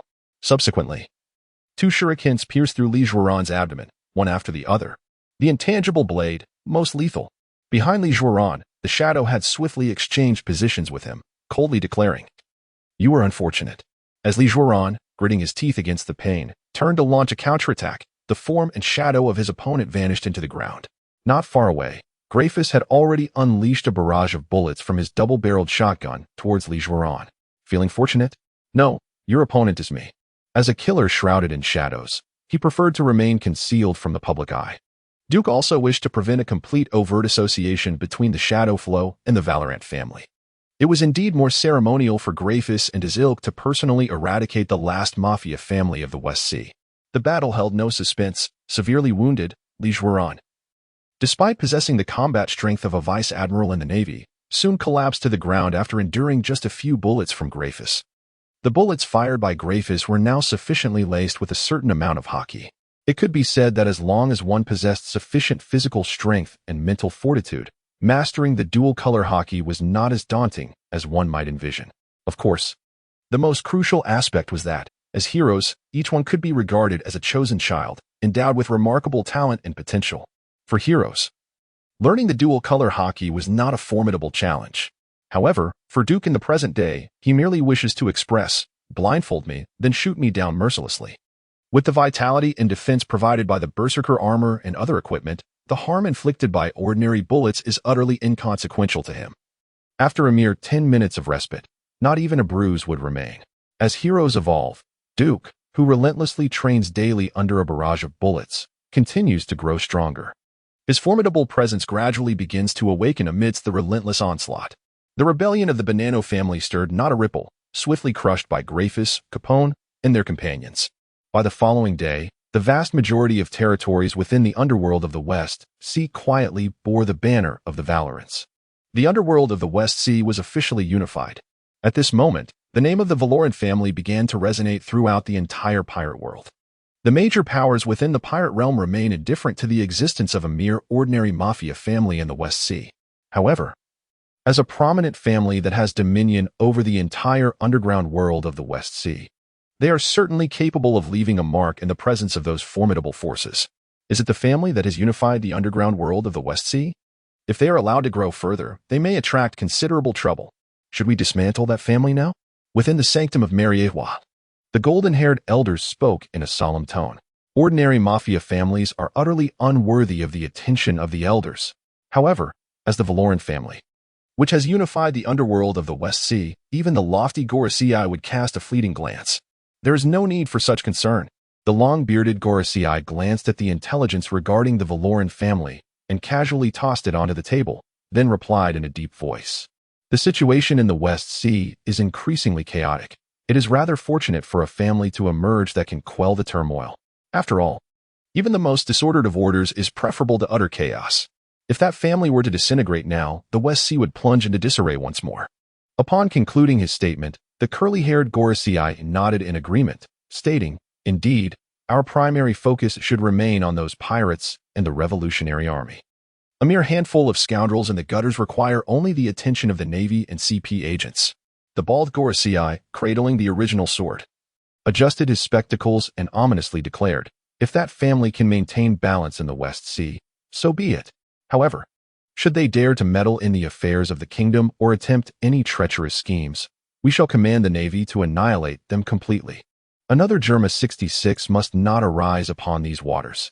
The Germa kingdom once briefly unified the entire North Sea, only to swiftly disintegrate under the machinations of the world government, leaving it without a fixed territory. Now, it can only engage in the trade of war, assisting other nations in eliminating non-member states of the world government to uphold the scant remnants of its status and dignity. Meanwhile, the final bald Gorosei was entirely preoccupied, not attending to the intelligence regarding the Valoran family. The nations of the West Sea had begun remitting the heavenly gold, and the ensuing calculations, transportation, and storage distribution of this heavenly gold were no small undertaking. All military expenses and funding of the Navy headquarters stemmed from the world government, which is a crucial means by which the world government commands the Navy. Even a Marine admiral must receive a salary to subsist, after all. Kizaru remarked that, regardless of circumstances, the monthly wages must never falter. The Gorosei temporarily set aside their concerns regarding the Valoran family. Within the Navy headquarters, Sengoku, having scrutinized the intelligence and data concerning the Valoran family, found himself inexplicably intrigued. What a peculiar family! Is this family truly the Mafia of the West Sea? The intelligence in Sengoku's hands indicated that after unifying the underworld of the West Sea, the Valoran family not only refrained from expanding the traditional Mafia enterprises of gambling, drugs, and vice, but instead, while selling their so-called Valoran lottery, established a variety of factories across the nations and islands of the West Sea. Particularly noteworthy are the so-called breweries, water plants, power plants, and gas facilities. Is this not a commendable endeavor?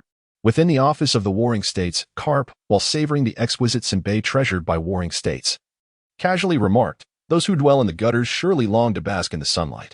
If the Valoran family were to transform into the Valoran Chamber of Commerce, it would indeed be a significant boon for our Navy. Darkness inevitably breeds violence and chaos. However, do you truly believe that the ambitions of that family would merely seek to bask in the light? Or rather, when the sun begins to shine brightly, would those individuals willingly allow the family to revel in its glow?" Warring states sighed deeply, contemplating that should this trajectory continue, they would undoubtedly attract immense trouble. The kings and nobles of the various nations in the West Sea, along with certain high-ranking officials of the world government, may be reluctant to invest their time and resources in development. However, when it comes to plucking peaches, they have always acted with unwavering resolve. Perhaps it may not be a nuisance, but rather a delightful surprise. It could very well be sufficient to alter the entire West Sea. Karp gazed at the photograph and dossier of Duke on Sengoku's desk, speaking in a low voice. Then, he poured the entire bag of senbei into his mouth in one go. "You rogue, leave some for me. That was my last bag of senbei." Sengoku watched Karp, his cheeks stuffed and swallowing voraciously, with veins bulging on his forehead. He seized Karp by the neck, shaking him wildly. "Water, water." Karp's face turned crimson as he groped for his throat, hastily reaching for the tea on the desk. Once again, Karp had eaten too much too quickly, and was choked by the senbei. Hee. Has the underground world of the West Sea already been unified? It seems that it won't be long before another emperor emerges from the shadows. But, will your ambition be merely this? The Valoran family, I eagerly await the day you stir the entire world. Within the palace of Dressrosa in the New World, Doflamingo grinned widely, laughing maniacally. Doflamingo yearned for chaos in the world, while simultaneously craving revenge against the entire realm. The Revolutionary Army did not pay much heed to the news of the Valoran family's unification of the West Sea's underground world. Their focus remained steadfast on devising ways to overthrow the tyrannical kings and nobles, rescuing the oppressed commoners. Though, it seemed to bear little fruit. Merely toppling kings and nobles without empowering the commoners to defend their nation and themselves was simply fostering chaos upon the seas. The heavenly gold has rendered the commoners of countless world government member nations in the pirate world utterly miserable. In truth, it is not the world government that requires the allegiance of its member nations, but rather those nations that seek the protection of the world government. In the realm of pirates, even the weakest of member states enjoys the safeguard and deterrence afforded by the Navy and the world government. Conversely, the vast majority of non-member nations, save for a select few powerful entities that manage to maintain their independence, have succumbed to the chaos wrought by scoundrels and rampant piracy. For the common folk, such a haven is undoubtedly a hellish nightmare. Dragon fails to comprehend the essence of revolution. Initially, Crocodile too was perplexed as to why Des Bonus would decline his invitation to join Baroque Works. It was only when the Shadow Stream emerged triumphantly, carving a formidable reputation in the West Sea, that the situation became clear. They effortlessly assassinated several patriarchs of the 5 major families in the West Sea, while simultaneously eliminating a notorious pirate with a bounty nearing 100 million. Now, they stand as the preeminent assassin organization in the region. Did Des Bonus reject the invitation merely because of the unification of the underworld by the Verlin family and their close ties to the Shadow Stream? It seems Des Bonus's ambition has its limitations. This world is vast indeed. Crocodile, cigar in mouth, exhaled a puff of smoke nonchalantly. Should you choose to reveal your identity, I am certain Des Bonus would not hesitate to accept the invitation from Baroque Works.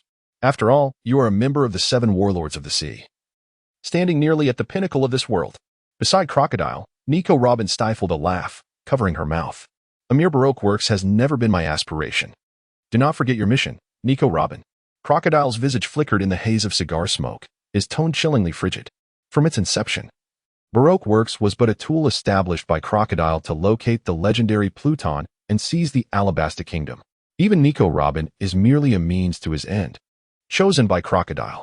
Now, having been effortlessly defeated by Whitebeard, Crocodile harbors no trust in companions, for he has none. He is a true pirate. Indeed, Mr. Sand Crocodile. Nico Robin replied with a smile and a nod. Deep within her heart, she understood that the day she aided Crocodile in finding and translating the historical texts would mark the day of her demise. Yet, what does it matter? Upon this vast ocean, burdened with a lofty bounty, she traverses the treacherous waters alone, having endured countless betrayals and counter-betrayals, relentlessly pursued by the world government. She has long since lost all support. Crocodile has now become her sole recourse. While Crocodile exploits her, she too is not without her own designs on him. The quest for lost history and the search for the translation of ancient texts have become the singular obsession of Nico Robin in this world. Unbeknownst to her, she has a father still living in this realm. Duke, at present, has not even contemplated a direct recognition of Nico Robin among the 7 Warlords of the Sea. Aside from Crocodile, there is also Don Quixote da Flamingo.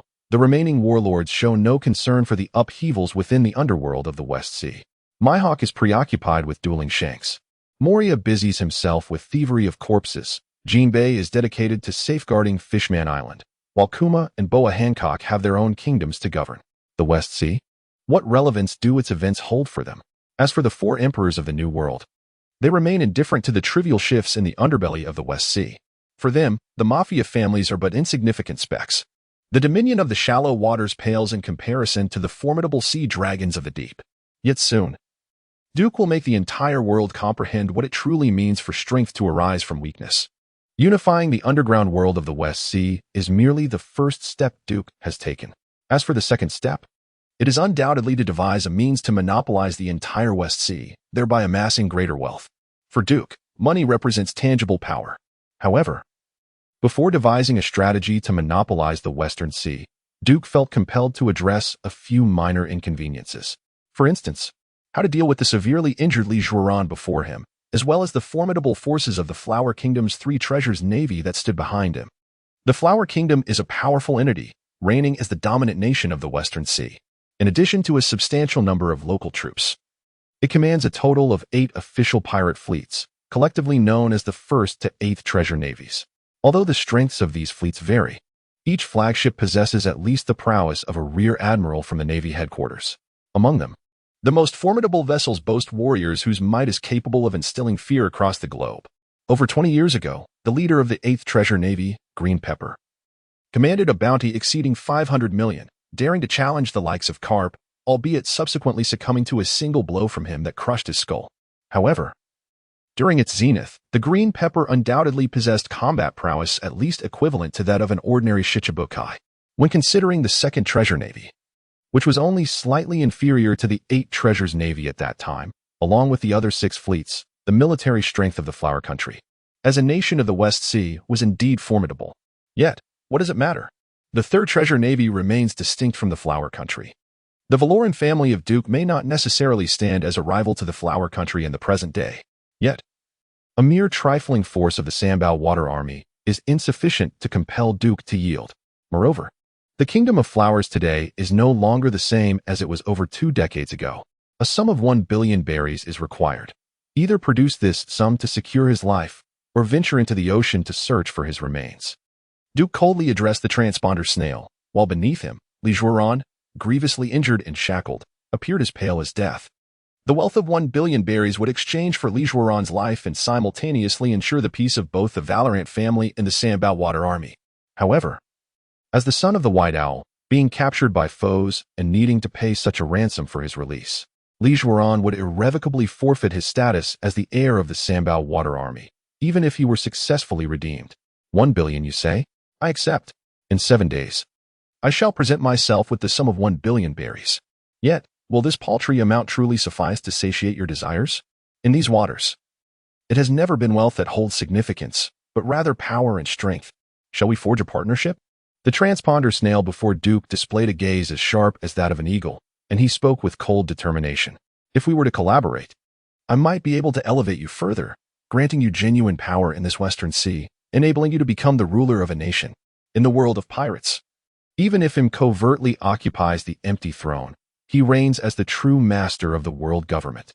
However, on the surface, the majority of decisions affecting the world are determined through voting and deliberation among the powerful monarchs of the nations affiliated with the world government, including the abolition of the Seven Warlords system.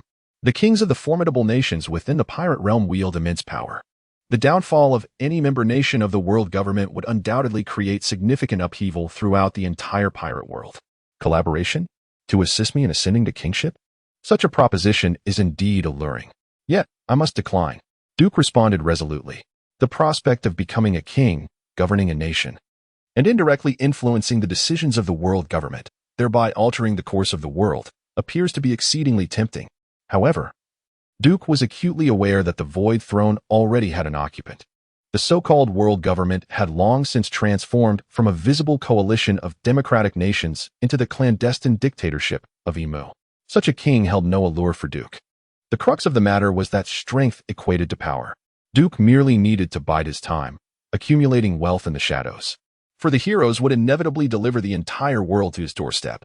Why should he expend great effort and take immense risks to vie for a throne? Did one truly believe that anyone could seize a nation and ascend as king? Safeguarding the monarchs and royal families of the world government's member states was a paramount duty of the Navy headquarters and the world government itself. Of course, Duke's disinterest in becoming a king did not preclude the possibility of his heroes aspiring to that role. While the member states of the world government posed significant challenges, those beyond its purview could still be maneuvered. Duke's resolute refusal momentarily took the formidable White Owl, chief of the Sanbao Marine Corps, by surprise. Many heroes in the pirate world possessed ambitions and courage that transcended the imagination of ordinary men. White Owl had initially assumed that Duke, having unified the underground world of the West Sea, harbored ambitions that extended far beyond mere dominion over this subterranean realm.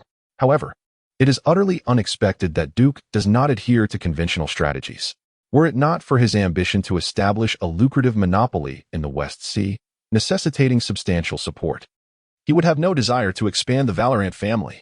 Why not remain in the shadows, allowing the heroes to prosper and accumulate wealth?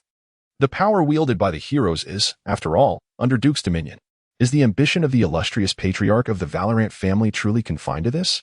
Or do you genuinely wish for the Valorant family to bask in the sunlight henceforth?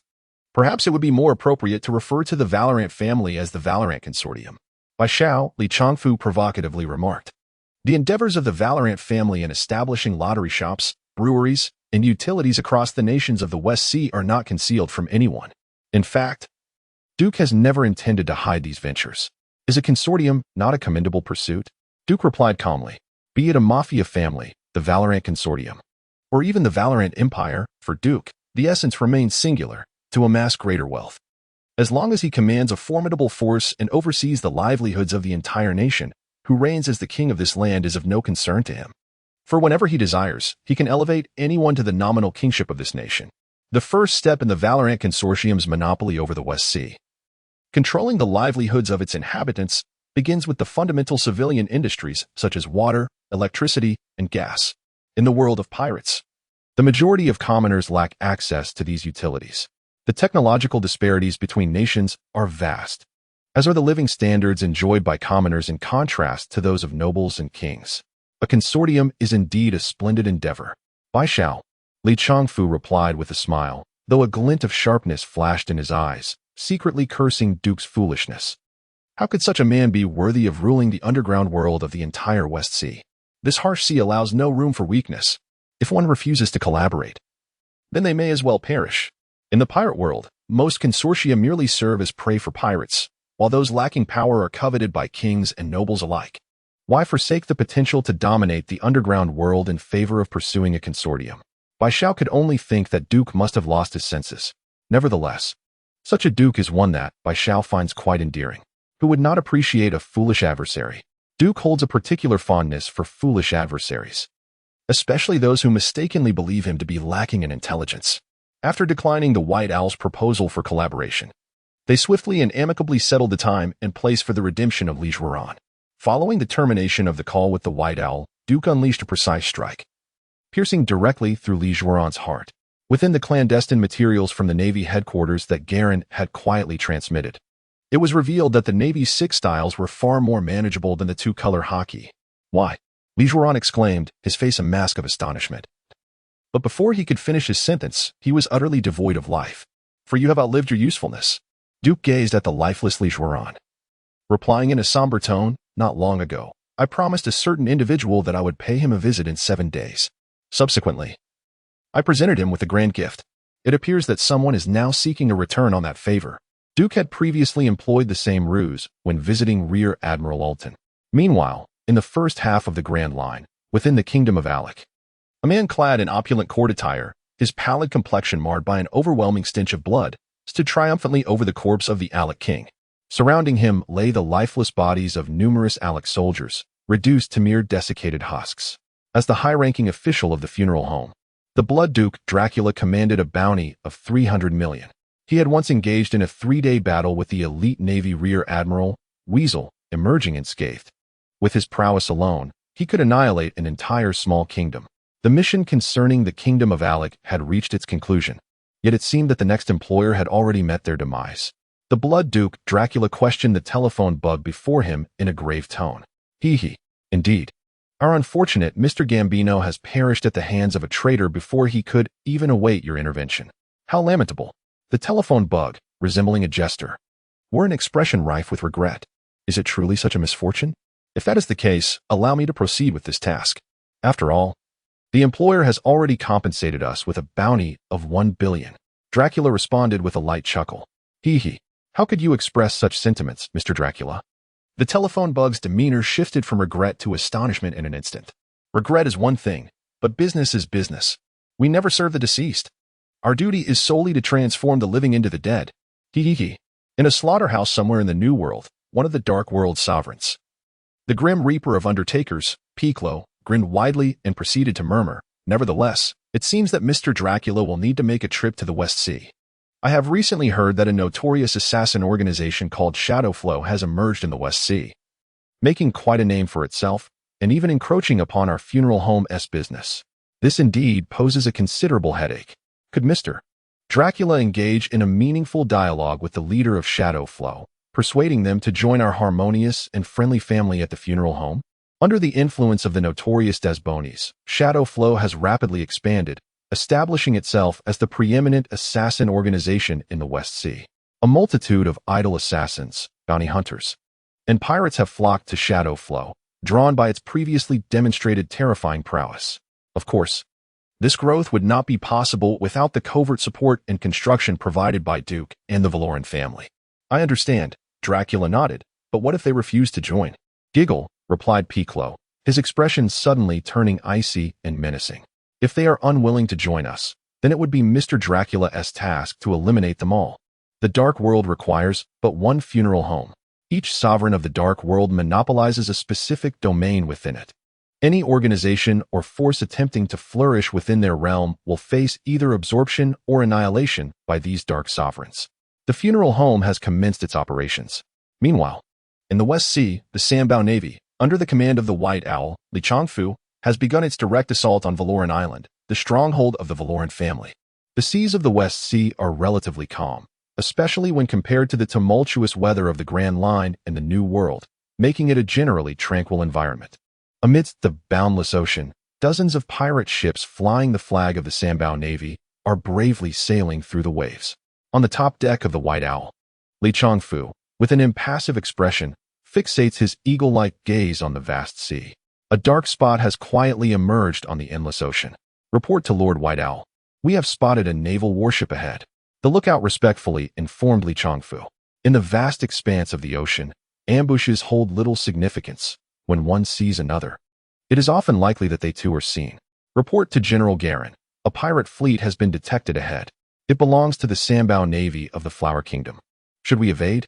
At this moment, the naval lookout hurriedly inquired of Garen. Garen, having led his men to victory against numerous pirates, has earned the trust and affection of all soldiers in the 86th Division's naval base. However, this time is different. They are confronted by one of the official navies of the Flower Kingdom, which the Navy has consistently turned a blind eye to, despite the rampant pillaging by the 8 fleets of the Flower Kingdom, particularly since the establishment of the warlord system. The Navy has remained willfully ignorant of any actions taken by these 8 fleets. Can it be that the world government has sanctioned the recruitment of notorious pirates for legitimate plunder? Is it truly acceptable for the 8 fleets of the Flower Kingdom to act with impunity across the West Sea? And what of the towns and merchant vessels ravaged by the warlords and the Flower Kingdom's fleets? Who truly cares? In this merciless ocean, the cries of the powerless are always unheard. Since the inception of the warlord system, many once idealistic Navy officers have transformed into the deaf and the blind. Of course, most crucially, as the pillar of the Sambao Navy, the White Owl, Li Changfu, commands a staggering bounty of 410 million in the West Sea. Such a bounty has become legendary, instilling fear in countless pirates and Navy alike. The lookout, delivering the news, did not perceive them as a match for the White Owl, nor did they see any significance in confronting him. However, Garen held a different opinion. Advance and vanquish them, Garen replied resolutely. He had never flinched in the face of the ferocious pirates. My lord Garen, they are the White Owls, part of the Sambao Navy, urged Grum, his first officer who had recently been promoted to the rank of major. Even if we exert ourselves to defeat them, the world government and the Navy headquarters will offer us no accolades. My lord Garen, such a battle is utterly devoid of significance. Grum harbored a steadfast sense of justice in his heart. However, he does not advocate for Garen to launch an assault on the Sambao Navy, despite the fact that they are a band of pirates wanted for their crimes. What constitutes significance? Is it solely the recognition bestowed by the Navy headquarters and the world government that holds value? No. I believe that capturing the White Hawk pirates here carries immense meaning for every civilian and merchant convoy that has suffered at their hands. As Garen spoke, he raised his greatsword, his expression resolute, and his voice grew increasingly fervent. I understand that they are the White Hawk, and I am aware that they are the Sambao Navy. But what of it?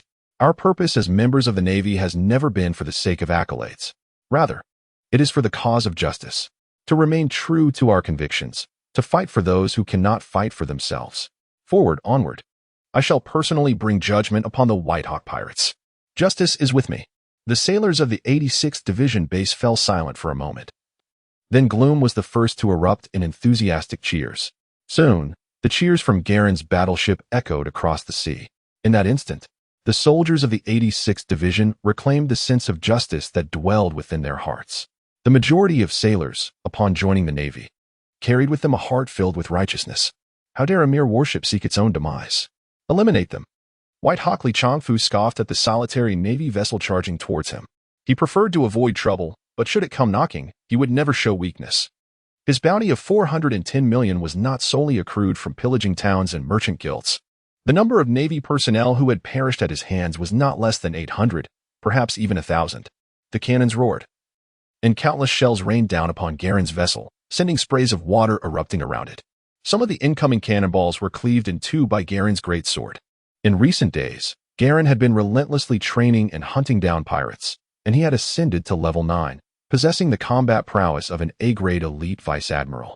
With his tenacity, Garen could endure far more rigorous training than other heroes. Garen's ship began to fire back, but aside from creating a few breaches on several Sambao Navy ships and snapping a few masts, substantial gains were not immediately forthcoming.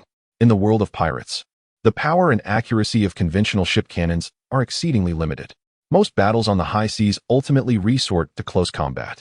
For justice, Garen roared, brandishing his great sword as he led the charge directly towards the White Hawk. Behind him, countless inspired sailors gripped their weapons tightly and surged forward. With a sharp clash, sparks flew as the impenetrable fist of the White Hawk collided violently with Garen's greatsword. A tremendous shockwave suddenly swept across the deck of the White Owl, toppling countless feeble subordinates of the sandbound navy. What power is this? Could it be that the world government intends to take direct action against the Flower Kingdom?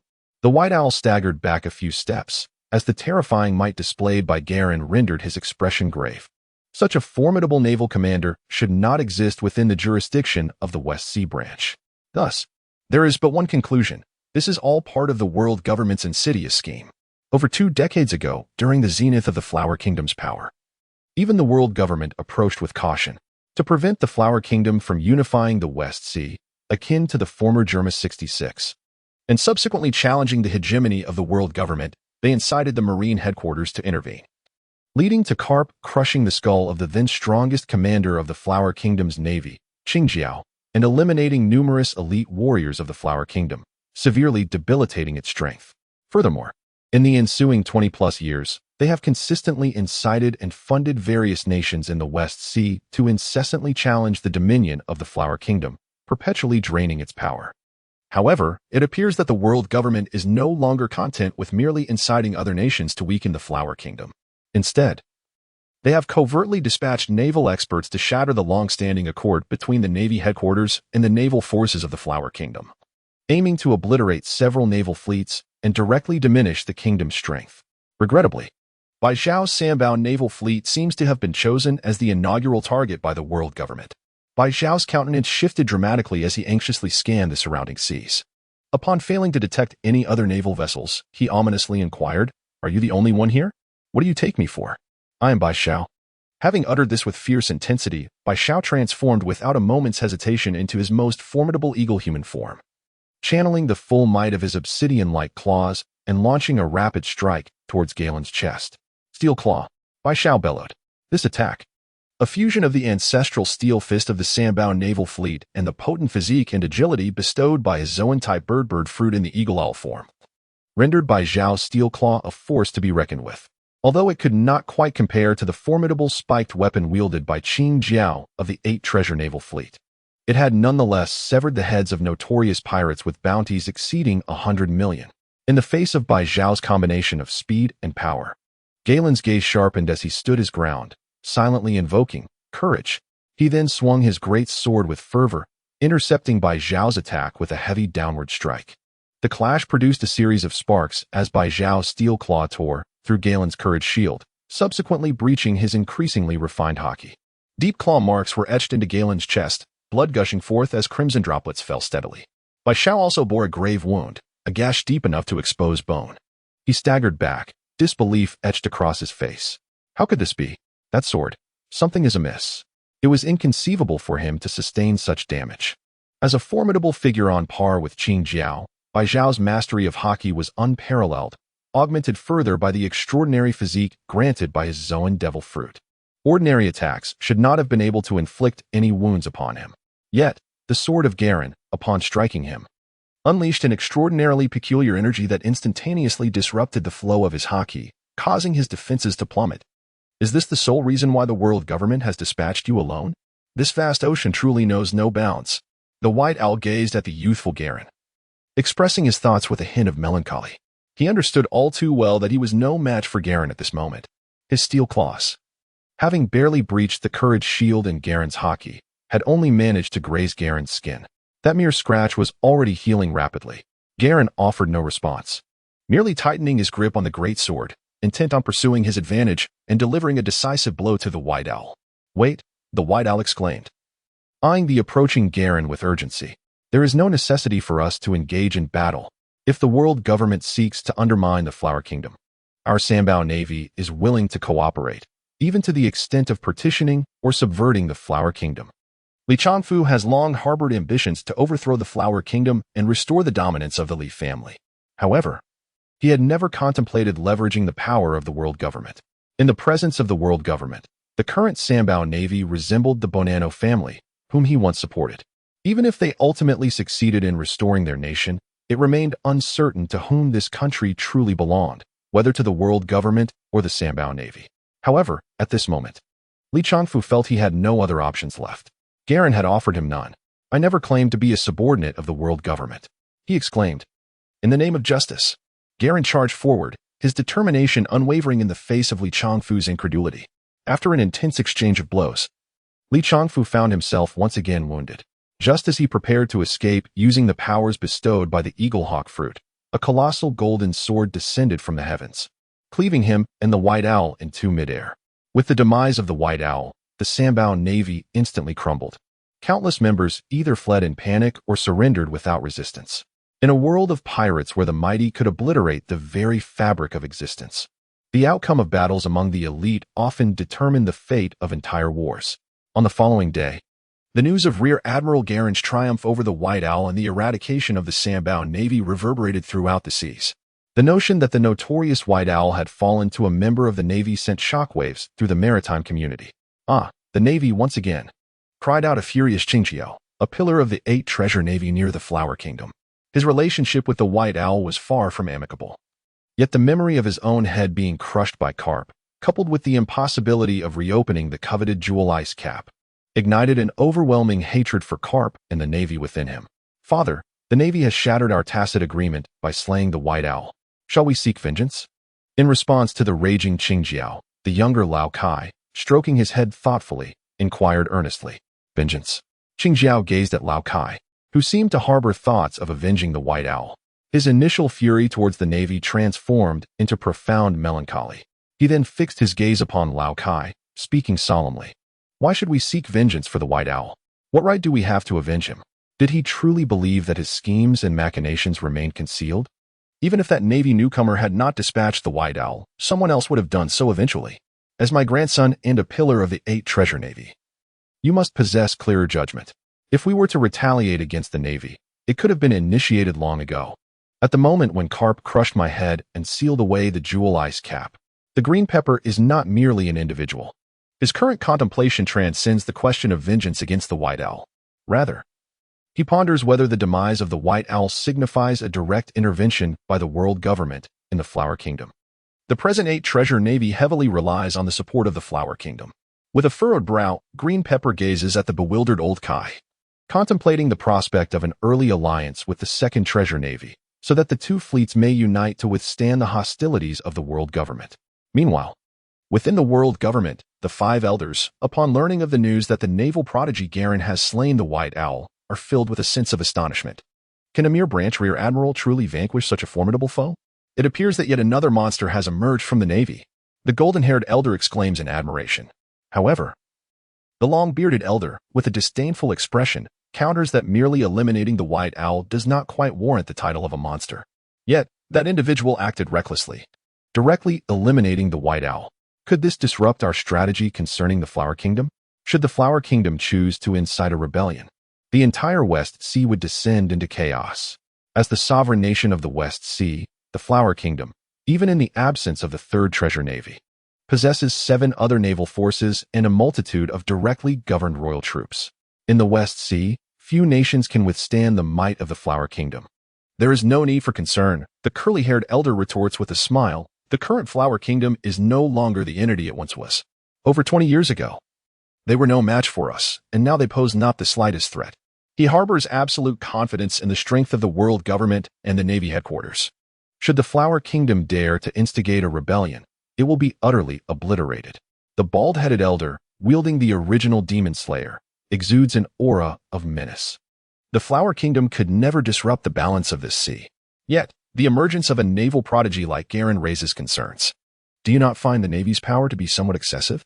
The bald-headed elder, neglecting the Flower Kingdom, which has been systematically weakened for decades by the world government, shifts his focus directly to the Navy headquarters, suggesting that this year's military funding for the Navy should be appropriately curtailed.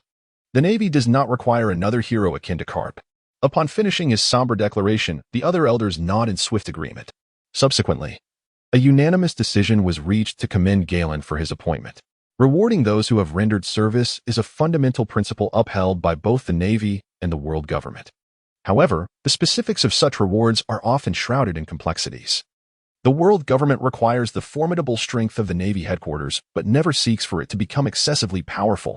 Their ultimate aim is to maintain the equilibrium of these vast seas, never contemplating the eradication of all the formidable pirates across the first half of the Grand Line and the New World. Without the relentless chaos and menace posed by countless pirates, how could the world government continue to extract their heavenly gold or diminish the influence of the nations that comprise their alliance? Politics is indeed a sophisticated art. Elevating Rear Admiral Galen to Vice Admiral and further appointing him as the Inspector of the West Sea, tasked with overseeing the major naval bases in that region? Shouldn't a warrior of Galen-esque caliber be directly transferred to the Navy headquarters to engage in battles in the New World? What could those 5 individuals possibly be contemplating? Within the confines of Marineford, Sengoku gazed at the commendation decree from the world government, his voice a low growl. Ever since the dawn of the Great Pirate Era, countless pirates have set sail, and while the Navy headquarters forces have been steadily expanding, the challenges persist. However, in comparison to the countless pirates, the military strength remains rather insufficient, particularly in the New World. This realm serves as a paradise for pirates, where the 4 emperors reign supreme, dominating nearly all the waters of the New World. While the influence of the Navy headquarters in this territory is merely represented by a few naval bases, akin to mere nails, Sengoku, along with some high-ranking officers who harbor a sense of justice, has long aspired to penetrate the New World, to overthrow the 4 emperors, and even to bring a definitive end to the age of piracy.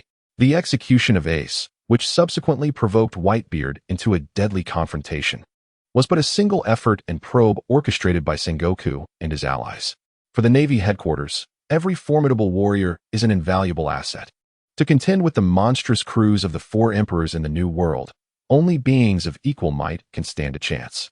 In the realm of pirates, it is the top-tier powerhouses who dictate the course of events. Garen, who recently joined the Navy and was capable of single-handedly defeating Don Quixote da Flamingo, undoubtedly possesses the potential to become one of the supreme powers of the ocean. However, to fully unleash one's potential, it often necessitates a continuous struggle against formidable adversaries. Keeping Garen confined to the sparsely populated West Sea undoubtedly restricts both his military rank advancement and his personal growth. Nevertheless, it seems that the enhancement of a hero's prowess does not solely rely on combat. Training can also lead to ascendance. This is reassuring. The growth of heroes is an unstoppable force. After expressing his frustrations to the 5 elders in the office, Sengoku ultimately resigned himself to their commendation and appointment of Garen, fully aware that the 5 elders were intentionally curtailing the expansion of the Navy headquarters. However, unless Sengoku and numerous high-ranking naval officers relinquish their sense of justice and allow the chaos of the seas to unfold unchecked, they possess no means to counter the world government that tightly controls all naval funding. The Navy, being comprised of humans, requires salaries and sustenance. Moreover, the various warships and weapons of utmost importance to the Navy are all under the dominion of the world government. It is inconceivable to expect the Navy, stationed across the globe in various bases, to independently finance their operations. What then distinguishes the Navy from pirates? Money, in many instances, wields an immensely powerful influence. Within the pirate world, apart from the elite powerhouses, the majority are often ordinary individuals. With the demise of Whitebeard and the promotion of Garen, the 7 warlords cast a subtle glance at the emergence of a new star within the Navy. Simultaneously, the emperors of the New World, for the first time, took notice of Garen, who was situated in the West Sea. The fact that Whitebeard had fallen at the hands of a naval rookie was astonishing.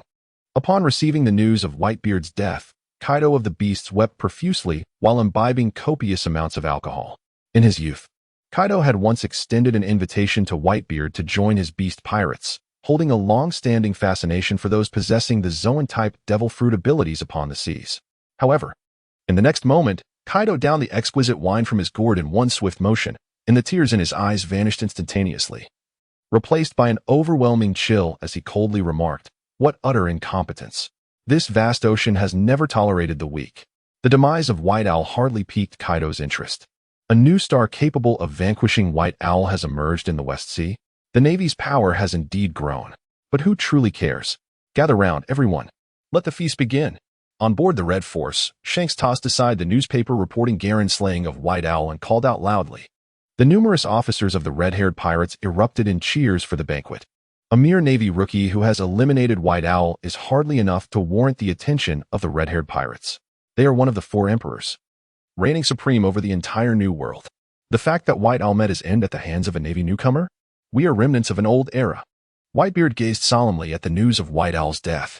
Regardless of the current strength of either White Owl or Garen, Whitebeard regarded them with disdain. He was indifferent to the emergence of 1 or 2 new Navy stars. After all, as the world's strongest man and the captain of the mightiest pirate crew, Whitebeard's adversaries were never the Navy, but rather time itself. Whitebeard had grown old. Yet, until he safely ushers all his children into the new era, none shall dare to topple him. Kula-la-la-la, I am Whitebeard. Whitebeard looked at the lively captains surrounding him aboard the Moby Dick, a satisfied smile gracing his face. Whitebeard's ambitions were never to become the pirate king, nor to be recognized as the world's strongest man.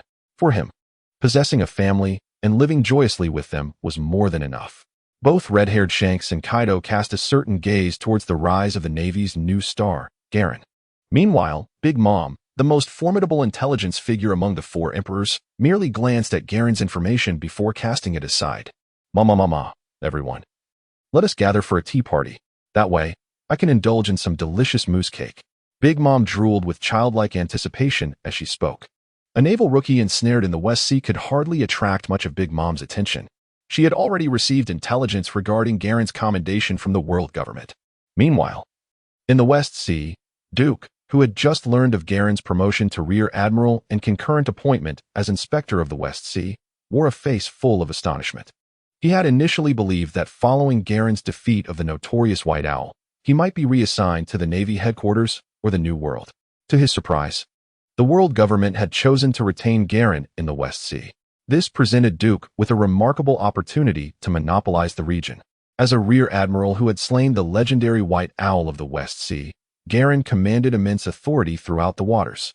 Being the savior of Rear Admiral Garen, the Valorant family had reformed, establishing the Valorant Trading Company, wholly dedicated to serving the welfare and development of the West Sea's populace. Would not Rear Admiral Garen lend his full support to such endeavors? And if Garen were to offer his unwavering backing, what small nations or factions in the West Sea would dare to oppose him? To do so would be to disregard Garen's stature, which in turn would reflect disrespect towards the Navy headquarters and the world government. In the West Sea, which nation would dare to defy the Navy headquarters and the world government? The Flower Kingdom expressed their ongoing concern that Garen was affiliated with the world government, and they were still evading him. The Valorant family's lottery business, along with plans to monopolize essential utilities such as water, electricity, and gas, began to advance smoothly in the West Sea. Nobles who had initially intended to seize a share of the Valorant family's lottery enterprise or establish their own lottery shops reconsidered their ambitions after a moment's reflection. Even a mere branch Rear Admiral undoubtedly stood at the pinnacle of power across the vast seas. Some say that the most lucrative industries in the world are finance or banking. However, Duke has never held such a belief. The financial or banking sectors have never been the true creators of wealth, nor have they possessed control over the most essential means of production. It is the industries related to basic necessities such as food, clothing, shelter, and even utilities like water, electricity, and gas that truly reap exorbitant profits. Duke harbors no grand ambitions. He merely wishes to establish a modest goal. For instance, he aims to ensure that the nearly 1 billion inhabitants of the West Sea can access the water, electricity, and gas supplied by the Valoran family. With the Valoran family's clandestine backing, alongside the military deterrence provided by Graves and Set, and the official support from General Garen, Duke's Valoran Chamber of Commerce begins to flourish rapidly in the West Sea. Meanwhile, Major General Bastille, who has been in the West Sea for almost a month without resolving the maritime disaster caused by the pirate Plank, can no longer contain his impatience. Has the whereabouts of that scoundrel Plank finally been confirmed? Let us charge forth and annihilate them, Major General Bastille exclaimed excitedly. However, we have yet to inform General Garen and finalize our encirclement plan. To rush in without coordination would be reckless, Major Colonel Moore cautioned. The notorious pirate Plank, known for causing significant turmoil in the West Sea, is not to be underestimated. Do you take me for a fool? A mere pirate of the West Sea is no match for my prowess alone. All hands, full speed ahead, Major General Bastille declared resolutely.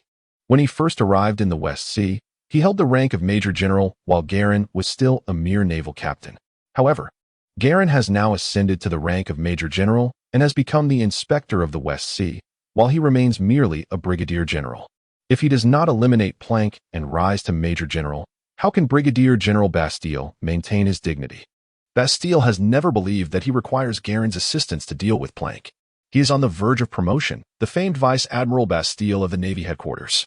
Yet, our soon-to-be promoted Brigadier General Bastille, possessing the combat prowess equivalent to a Major General of the Navy headquarters, was thoroughly bested by Plank. Had it not been for Garen's timely intervention and Plank's deliberate restraint, the famed Bastille might have transformed from the Sword of the Sea into the dead fish blade. Plank effortlessly overwhelmed the Vice Admiral of the Navy headquarters, Bastille. When news of the fierce battle between the newly appointed Major General Garen, Inspector of the West Sea, and Plank, the calamity of the oceans, spread, their reputations resounded throughout the West Sea once more. This was indeed a win-win scenario. Well, it refers to Garen and Plank each achieving a victory, while only Brigadier General Bastille suffered injuries, successfully fulfilling this peculiar arrangement. Plank's notoriety soared, and upon reaching certain minor nations of the West Sea, he hardly needed to resort to plunder. Those astute noble merchants and even the kings of small nations would promptly prepare vast riches to graciously send Plank on his way. Aside from mercilessly confronting pirate ships on the ocean, either conquering or annihilating them, Plank seldom indulged in widespread slaughter against those wealthy merchants and nobles, provided they were willing to part with their gold. After all, these affluent individuals are sustainable resources. Occasional harvesting is permissible, but if one uproots them entirely, how can one pursue a sustainable development path? The West Sea has already been regarded by Duke as his stronghold. Plank's effortless defeat of Brigadier General Bastille resulted in a corresponding increase in his bounty, soaring to an astounding 120 million. He became one of the rare pirates in the world whose bounty rapidly exceeded 100 million before even setting foot in the Grand Line, a true supernova. This time, Plank's renown reverberated throughout the entire world. The ever-contriving Morgans and his news conglomerate lauded Plank, proclaiming him a contender to challenge the four emperors in the New World. Even the exalted four emperors of the New World cast their gaze upon Plank for the first time. A pirate with a bounty exceeding 100 million is undeniably a formidable force, even when considering the entirety of the New World. The captains of over 40 pirate crews under Whitebeard, too, have only recently surpassed the 100 million mark, possessing the combat strength equivalent to Vice Admiral B of the Navy headquarters. Moreover, with the addition of the 16 captains from the Whitebeard Pirates headquarters, it has unequivocally established the Whitebeard Pirates as the most formidable pirate crew in the world. Across the vast expanse of the pirate realm, the total number of formidable individuals with the strength equivalent to a Rear Admiral or higher from the Navy headquarters scarcely exceeds 500. In contrast, the Beast Pirates and the Big Mom Pirates, when combined with all the pirate officers who have bounties exceeding 100 million, number fewer than 40. This is merely the bounty obtained shortly after Plank set sail. If this trend continues, Plank could very well ascend to the status of a super pirate with a bounty nearing 1 billion. The four emperors have recognized Plank's potential. However, before Plank successfully ventured into the New World, the four emperors merely cast their gaze upon him, without extending any invitations or gestures. Plank undoubtedly possesses immense potential. Yet upon this vast ocean, what is most abundant are those fleeting geniuses. The formidable reputation of Plank has afforded him significant advantages. However, as Plank's name echoes across the seas, it concurrently signifies that the Navy headquarters and the world government will intensify their pursuit of him. Plank must survive the onslaught from the Navy headquarters and reach the New World to be deemed worthy of confronting the four emperors. Even Rear Admiral Bastille is no match for Plank. Such an individual cannot be allowed to continue his ascent. He must be captured swiftly. Sengoku's expression darkened as he clenched the latest bounty notice for Plank, his demeanor grave. Although Bastille, the Sword of the Sea, currently holds only the rank of Rear Admiral, Sengoku and several high-ranking officers within the Navy are well aware that Bastille has, following his recent successful flight and strike, attained combat prowess comparable to a Vice Admiral of the Navy headquarters. The capture of Plank was initially intended merely as a procedural formality for Rear Admiral Bastille to bolster his accolades and subsequently facilitate his promotion to Vice Admiral within the headquarters. However, Sengoku and his companions could hardly have anticipated that Major General Bastille, who had mastered the art of aerial slashing, would prove no match for Plank. This revelation undoubtedly heightened their concern regarding Plank's capabilities. Had it not been for the fear of inciting greater panic and bolstering Plank's arrogance, Sengoku would have proposed a bounty of 300 million on him. Typically, a pirate with a bounty around 200 million would necessitate the involvement of a vice admiral from the Navy headquarters for any chance of capture. Allow me to venture to the West Sea. I shall personally sever Plank's head in the name of absolute justice, declared Sengoku as the cold and scarred Major General Dalberman, known for his ruthless commitment to absolute justice, responded. As a hawkish figure within the Navy headquarters, Dalberman was willing to sacrifice anything for victory. Given that the admirals and prospective admirals were largely preoccupied with guarding the New World in the Navy headquarters, Dalberman represented the most formidable force that could be mobilized in the short term. Furthermore, we should incorporate Vice Admiral Maynard into our plans, Sengoku replied gravely. This operation should ideally be conducted alongside Vice Admiral Galen. We must capture Plank before he matures into a threat capable of endangering the world. If we are to act, let us do so with absolute resolve. With one elite vice admiral boasting A-class strength and another with A- capabilities, along with the likely elite strength of Galen, a 3-to-1 confrontation seemed unfathomably favorable. Major General Dalberman nodded earnestly and, together with Vice Admiral Maynard, hastened towards the West Sea in pursuit of Plank. Meanwhile, in the West Sea, Duke found himself troubled by the rapidly escalating bounty on Plank and the Navy's relentless pursuit. Plank had only recently ascended to level 14. Possessing merely the combat strength of an A-class elite vice admiral. Facing the onslaught from Dalberman and Maynard would be exceedingly perilous unless Galen was revealed or the Valoran family provided comprehensive support for Plank. Otherwise, it would be exceedingly challenging for Plank to navigate this predicament. Moreover, what weighed most heavily on Duke's mind was the alarming realization that he was out of money. Indeed, the esteemed patriarch of the Valoran family, the president of the Valoran Commerce, and the clandestine orchestrator of all lottery businesses in the West Sea found himself devoid of funds. The factories for water, electricity, and gas, once established, would undoubtedly yield an incessant stream of formidable profits for Duke. However, prior to the establishment of those hydroelectric facilities, the expenditures were equally staggering. Infrastructure is not a pursuit that ordinary individuals can afford. It appears that the time has come for grand endeavors. Duke's gaze grew increasingly profound as he marked 2 locations with red dots on a map of the West Sea before him. Masanki Island is a crucial supply point for the celestial gold collected by several kingdoms of the West Sea. The base of the Navy's 74th Division is stationed here, and both the base commander and Garen hold the rank of Vice Admiral within the division. This commander has personally captured several notorious pirates with bounties exceeding 100 million in the New World. The world government dispatched this naval leader to ensure the safety of the celestial gold, possessing combat prowess comparable to that of a rear admiral at the Navy headquarters. Typically, the commanders of the ordinary 4 Seas division only hold the rank of rear admiral, and their combat capabilities often fall 2 to 3 levels below those of their counterparts at the Navy headquarters.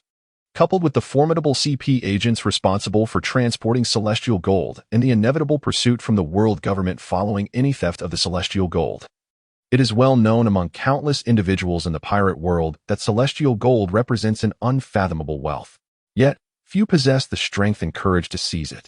Doflamingo's audacity to plunder celestial gold was never rooted in his own power, but rather in his connections and the secrets he held. When Doflamingo became a warlord by plundering celestial gold, he did not possess the current level of strength or influence. While the average person dares not covet celestial gold, Duke does. After all, it is Plank, the calamity of the seas, who will carry out the plunder. What concern is that of Duke's? As for the world government's relentless pursuit, elite Vice Admiral Doberman has already been dispatched, alongside Vice Admiral Maynard, to hunt down Plank. And it is only a matter of time before a candidate admiral, or even an admiral, is sent forth. With debts, there is no cause for worry. The true dilemma for Duke lies in the absence of funds. After all, how can one become stronger without investment? The other red dot on the West Sea map indicates one of the largest treasures known in the pirate world, the Jewel Ice Cap of the 8 Treasures Navy. Within the Jewel Ice Cap lies the accumulated wealth of the 8 Treasures Navy over centuries. Only by mastering the supreme secret of the 8 Treasures Navy, the Spiral Dragon Spike, can one unlock the Jewel Ice Cap and retrieve its treasures. The Spiral Dragon Spike is the pinnacle of the 8 Treasures Navy, a fusion of hockey and the 8-fist technique. It concentrates all of one's power into a single point, capable of utterly shattering an adversary from within. a formidable technique comparable to the armed color flow cherry blossom that only those of S-class strength in the pirate world can comprehend. The millennia-old ice of the jewel ice cap can withstand even the might of a typical A-class warlord. Before mastering a unique ability, it is quite challenging to break through. At least during his prime, even after being struck on the head by Carp and rendered incapable of utilizing his conical dragon nail, the green pepper, despite sustaining a head injury, was unable to shatter the ice cap of the precious jade. However, Duke was eager to ascertain whether the sharp axe of the Noxian hand could cleave through the millennia-old ice. The Noxian hand, an indomitable force, especially following Duke's recent S-tier lottery that yielded the Black Cleaver. The Black Cleaver, an S-tier artifact, enhances the wielder's health, attack power, and mental acuity, while also enabling their strikes to gradually diminish the target's defenses and augment their own speed. Duke equipped the Black Cleaver directly onto the Noxian hand. During this time, the Noxian hand engaged in relentless battles alongside Set and Graves, elevating his level to 6, embodying the prowess of an A-tier vice admiral of the naval headquarters.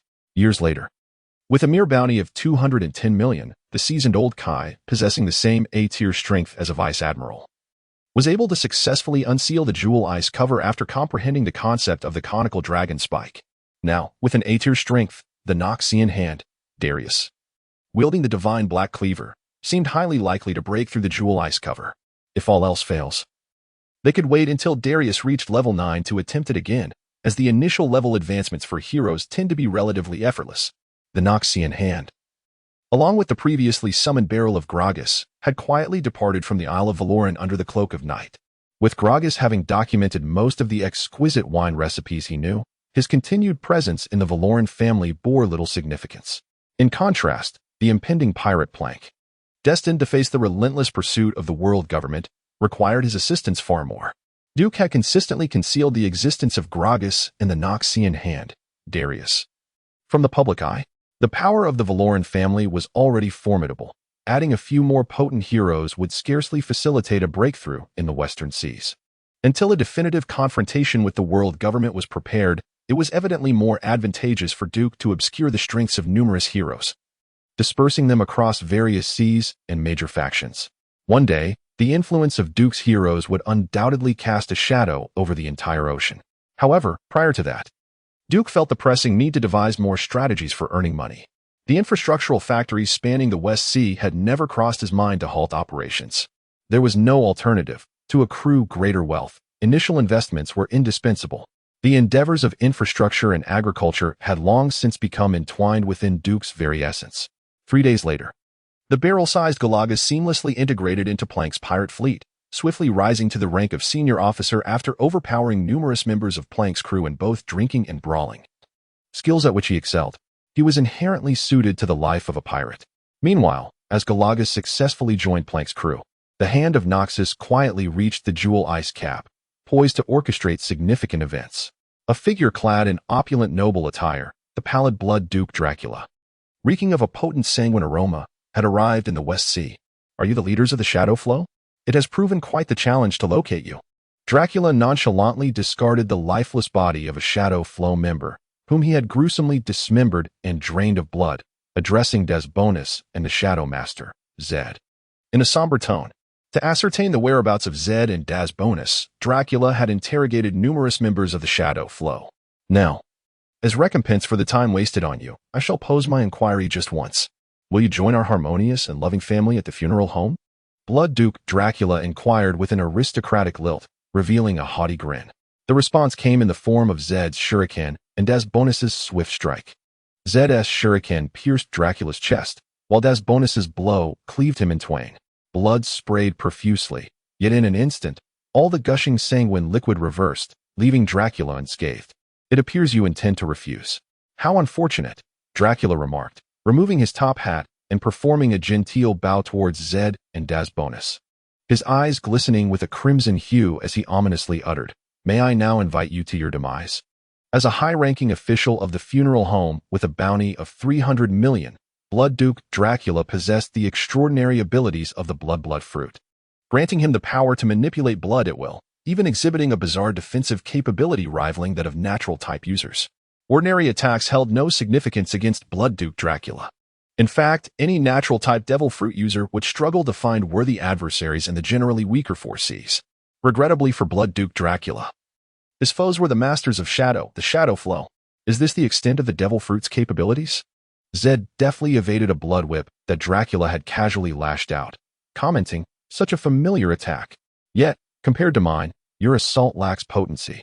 The master of blood magic, Vladimir, possesses an exceptional ability to manipulate blood. As Dasbonis stood beside him, he inadvertently came into contact with a blood whip, resulting in a swift depletion of his vital essence, leaving his complexion pale. With a slight movement of his lips, he ultimately chose to retreat quietly.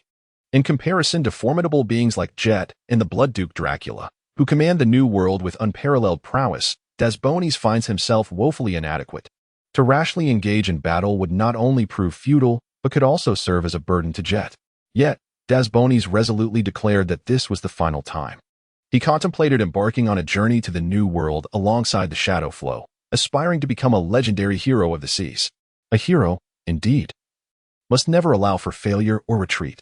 Gradually, faint wisps of black energy began to coalesce around Dasbonis' hands. Duke, possessing an abundance of training materials on the dual-color hockey, generously shared his knowledge with all the leaders of his factions, including the ambitious Capone Beach. Duke was willing to grant these leaders time to diligently hone their skills, until they could no longer glimpse his departing figure. With a system in place, Duke's future, alongside that of the heroes, remained boundless. Dasbonis wisely chose to withdraw from the fray. In the fierce confrontations among the powerful, an inadequately skilled weakling's rash participation only serves as a burden. This is also a principal reason why the top-tier strongmen in the pirate world often prefer one-on-one duels. Are you too weak? It had been ages since I had heard such words. The Blood Duke, Dracula, regarded the unscathed Jeek before him, his tone growing increasingly frigid. If your aim was to provoke me, then congratulations, you have succeeded. Prepare to meet your demise, scum. Blood River Impact. Upon uttering these words, an overwhelming torrent of blood erupted from Dracula's entire being, surging forth like a mighty river intent on engulfing Jeek completely. Genuine blood flowed in torrents. The Blood River Impact sought to cleanse everything in its path. However, before the extraordinarily agile Jeek, the vastness of the Blood River proved too sluggish to keep pace with his nimble form. Witnessing the futility of the Blood River Impact, Dracula's gaze sharpened, a chilling smile curling upon his lips. The Blood River erupted violently, transforming into countless blood arrows that blotted out the sky as they rained down upon Jeek. Now, let us see how you evade this. An innumerable barrage of blood arrows descended, and Jeek, unable to evade, was pierced through by them, pinning him firmly to the ground. Yet in the next moment, the figure of the Reaper, pierced by countless arrows, instantaneously blurred, transforming into a shadow that vanished into the void. Behind Dracula, the blade in the Reaper's hand had already pierced through Dracula's heart, executing the Reaper's forbidden art, the Shadow Killer Ray. A power wielder? But do not presume that this will be my downfall. With his heart pierced, Dracula displayed a look of astonishment, yet his body immediately morphed into a sanguine form, executing a complete 180 turn. With both hands gripping the Reaper's arm tightly, he grinned wickedly and proclaimed, "I've got you now. Prepare to perish, blood siphon. No, it is I who have captured you." As Dracula's grip tightened, threatening to drain him of every drop of blood, the Reaper remained unfazed, gently lifting his gaze to reveal his pitch-black eyes, coldly stating, "Fool, there is no escape from your fate." Having uttered these chilling words, the Reaper noticed that Dracula, sensing something amiss after failing to extract any blood, was attempting to withdraw. But in the next instant, a shuriken shimmering with an eerie black light pierced through Dracula's chest. Simultaneously, the shadow clone of Jeek erupted into a myriad of shadowy shurikens, leaving Dracula's body riddled with countless wounds. Although Dracula possessed the blood fruit, allowing him to disregard most conventional damage, he was no match for the intensely corrosive power of the shadows, coupled with Jeek's armed hockey entwined around the shuriken. It mattered not if it were merely a special Paramecia-type devil fruit. Even a true Logia type would meet its demise under such circumstances. Dracula's battered form fell heavily to the ground, while in the distance, Jeek's true figure silently emerged from the shadows, proclaiming, "My shadow alone is sufficient to vanquish you. But fret not, you shall not be alone. Is it the funeral home? In this vast sea, a single assassin organization suffices. No one knows the whereabouts of Jeek's true self. As one with S-class potential, who has endured countless brutal battles, Jeek has now ascended to level 10, boasting combat prowess on par with A-class conventional warlords. Jeek has become Duke's most formidable hero.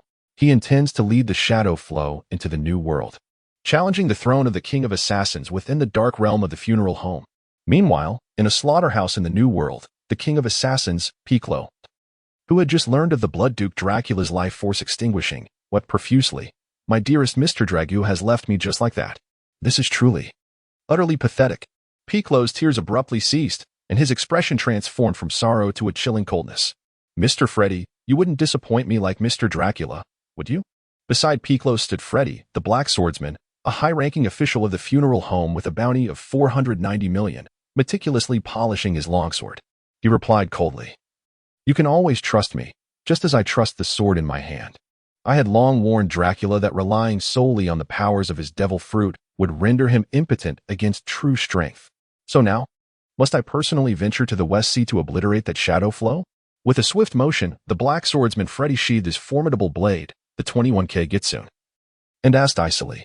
Compared to Blood Duke Dracula, who depended solely on his fruit's abilities, Freddy's strength was undeniably superior. Freddy is a renowned swordsman in the New World. Hiki. Of course not. Why the rush? The King of Assassins, Piclo, wore a peculiar smile, rejecting Freddy's proposal. Although Dracula was a fool, the fact that he was unable to flee or seek aid before his demise was impressive. The Shadow Order is not easily dealt with. Mr. Freddy, as an assassin, intelligence work is of utmost importance. Pietro said with concern to Freddy, I have already lost Lord Dracula, and I cannot afford to lose you as well. Although the funeral home is the most formidable assassin group in the dark world, aside from Pietro, there are merely 2 others under his command with the combat prowess of elite vice admirals from the Navy headquarters. The elite vice admirals of the Navy headquarters are regarded as top-tier fighters in the entire pirate world. The funeral home has postponed its offensive against the Shadow Order due to the demise of the Blood Duke, Dracula, and has instead adopted a strategy of comprehensive probing. Meanwhile, the Shadow Order, having slain the high-ranking officer, the Blood Duke, has seen its reputation rapidly spread throughout the dark underworld. The unified Valoran family of the West Sea, Vice Admiral Garen, the Scourge of the Seas, Plank, and the Shadow Order, which challenged the funeral home by killing the Blood Duke, have made quite the headlines recently. Major news. Morgans exclaimed, shaking a glass of red wine in his hand, his gaze fixated on the intelligence regarding the Valoran family and the Shadow Order. With excitement, he said, What grand news will you bring to this world next? I revel in major news. Currently, no one is aware of the profound connections between Garen, the Scourge of the Seas, Plank, and the Valoran family. However, the close collaboration between the Valorant family and the Shadow Stream has never escaped the discerning eyes of the vigilant. The establishment of a vast assassin organization cannot be effortlessly achieved by merely the likes of he and Desbonis. Intelligence, middle-level personnel, Venus, and even the recruitment of clientele have all been significantly facilitated by the unified Valorant family of the West Sea's underworld. Morgans eagerly anticipates a more significant conflict between the Shadow Stream and the funeral home, the Maritime King Umit and the Usury King Field, among others. Also look forward to seeing Pietro face adversity. In the dark world, few rulers appreciate the bloody aura that Pietro exudes, except for the Queen of Joy Street, CP0 Stussy. Having finally ascended to the throne of the dark world, and having placed numerous informants within major dark factions, Stussy harbors a strong disdain for the emergence of new powers and shifting dynamics. Intelligence organizations and assassin groups are, by nature, destined allies. The world government often delegates messy tasks, which they are unable to handle directly, to Stussy, who then outsources to the funeral home and others. Stussy, along with the world government backing her, continually seeks to maintain balance across the globe, ensuring that the hierarchy and power dynamics within the pirate world, including the world government status, remain unshaken. The recent substantial investments made by the Valorant family in the West Sea and their connections with Admiral Garen and the funeral home have prompted the world government to consider slightly diminishing the Valorant family's influence. Mr. Pietro, it seems you have encountered a bit of trouble lately. Do you require my assistance? Stussy inquired softly, covering her mouth. The intimate connection between the Shadow Stream and the Valorant family is hardly a grand secret. In fact, the Shadow Stream has long been a blade showcased by Duke to safeguard his monopoly on profits in the West Sea. With Admiral Garen's overt protection and the covert intimidation of the Shadow Stream's assassins, complemented by the Valorant family's ever-expanding power. Anyone wishing to reap the rewards once the Valorant family develops many commercial ventures in the West Sea must carefully evaluate their own worthiness. The combination of the Shadow Stream and the unified Valorant family of the West Sea is indeed a perplexing one. Pietro hung up the phone, scratched his head, and tilted it as he addressed the black swordsman Freddy, saying, Mr. Freddy. Many are eagerly anticipating our entry into the West Sea to engage in a fierce battle with the Shadow Stream and the Valorant family, are they not? Yet, you would not act in such a manner, would you? The black swordsman Freddy coldly replied while silently polishing his longsword. As Pietro's newest and most formidable subordinate, Freddy understands Pietro well. Pietro has never been a fool solely capable of killing. If it were merely an assassin organization that the funeral home could easily crush, Pietro would not hesitate to obliterate it. However, when confronted with an organization that is truly capable of challenging the supremacy of the Pietro killer, Pietro adopts an exceptionally cautious approach. Most importantly, at this juncture, the funeral home, the Shadow Flow, and the Valorant family are engaged in an all-out war in the West Sea. Regardless of the outcome, the funeral home is destined to suffer significant losses. The West Sea is the territory of the Valorant family. Yet this world is vast, immensely so. The Grand Line and the New World are truly our domain. Freddy replied with a sinister grin, his tone imbued with an unsettling chill. The funeral home would inevitably bury those who dared to offend us. However, it is time, Mr. Freddy, to complete our next task. We cannot keep our customers waiting impatiently. Days later, a notorious pirate with a bounty in the hundreds of millions was decapitated by the black swordsman Freddy. In an instant, various factions within the Grand Line and the New World, who were awaiting the downfall of the funeral home and the Shadow Flow, ceased their petty schemes. A peculiar stillness settled between the Shadow Flow and the funeral home for the time being. Yet in the West Sea, a tremendous storm has been ignited. Outside the base of the 74th Division on Masonk Island, countless pirate ships obscure the horizon, encircling the base along with several Navy vessels laden with celestial gold. Indeed, it is the fleet of the infamous Calamity, Plank. Do they intend to plunder the celestial gold? This is tantamount to waging war against the world. The numerous Navy personnel within the 74th Division are struck with horror. Moreover, Rear Admiral Joseph and the leader of the CP operatives, the Viper-like Snape, were expressions of grave concern. The renown of Plank, the ocean calamity, has spread far and wide following his resounding defeat of Rear Admiral Bastille at the Navy headquarters. Yet they could never have anticipated that Plank would possess the audacity to attempt such a brazen heist of the celestial gold. A mere pirate daring to defy the world. This is a path to self-destruction. Rear Admiral Joseph unsheaths his sword, pointing it towards Plank, his voice resonating with lethal intent. As a Rear Admiral specifically appointed by the world government, Joseph has unwavering faith in his own strength. Furthermore, he is not the only expert present. Beside Rear Admiral Joseph, the CP operative leader Snape's eyes quietly morph into serpentine slits, his fangs dripping with deadly venom. Snape, an adept of the snake fruit, possesses combat prowess equivalent to that of a vice admiral. Together, they are confident that even if they cannot best Plank, they can at least hold him at bay. And as long as they can delay him for 2 hours, reinforcements from the numerous surrounding Navy bases will arrive, leading to the utter annihilation of the ocean calamity, Plank. Alas, time is not on their side. Without a word of superfluous dialogue or wasted breath, the thunderous roars and wails persist as the artillery of the 74th Division and the Celestial Gold Fleet engage in a fierce exchange of cannon fire with Plank's pirate armada. The 74th Division base is far from the decrepit outpost it once was under Plank's initial assault. With formidable fortifications, powerful artillery, and the specialized firepower of the Celestial Gold Fleet, a tempest of explosive shells erupts across the ocean, shattering numerous vessels of Plank's fleet into fragments. However, the artillery of the 74th branch base was formidable, yet the cannon fire of Plank's pirate fleet proved even more powerful. The abyss, adorned with countless runes, unleashed a torrent of cannon fire at the very first moment, followed by an unrelenting barrage the second, the third, and even the 10th round. Coupled with a multitude of subordinate pirate vessels firing in unison, the entire sky seemed to be obscured by a shroud of dark projectiles. The shells fell like rain, and the smoke billowed thickly, gradually enveloping the sea and the surrounding areas of Masonk Island. The vision of both sides was shrouded in smoke, yet the relentless shells, slicing through the haze and heralding death, along with the intermittent flashes of fire and the ceaseless wails of anguish, signified the escalating ferocity of the battle. Shadows loomed larger amidst the smoke, and the thunderous sounds of loading and firing shells drew ever closer, with the cracking of splintering decks and snapping masts becoming increasingly audible.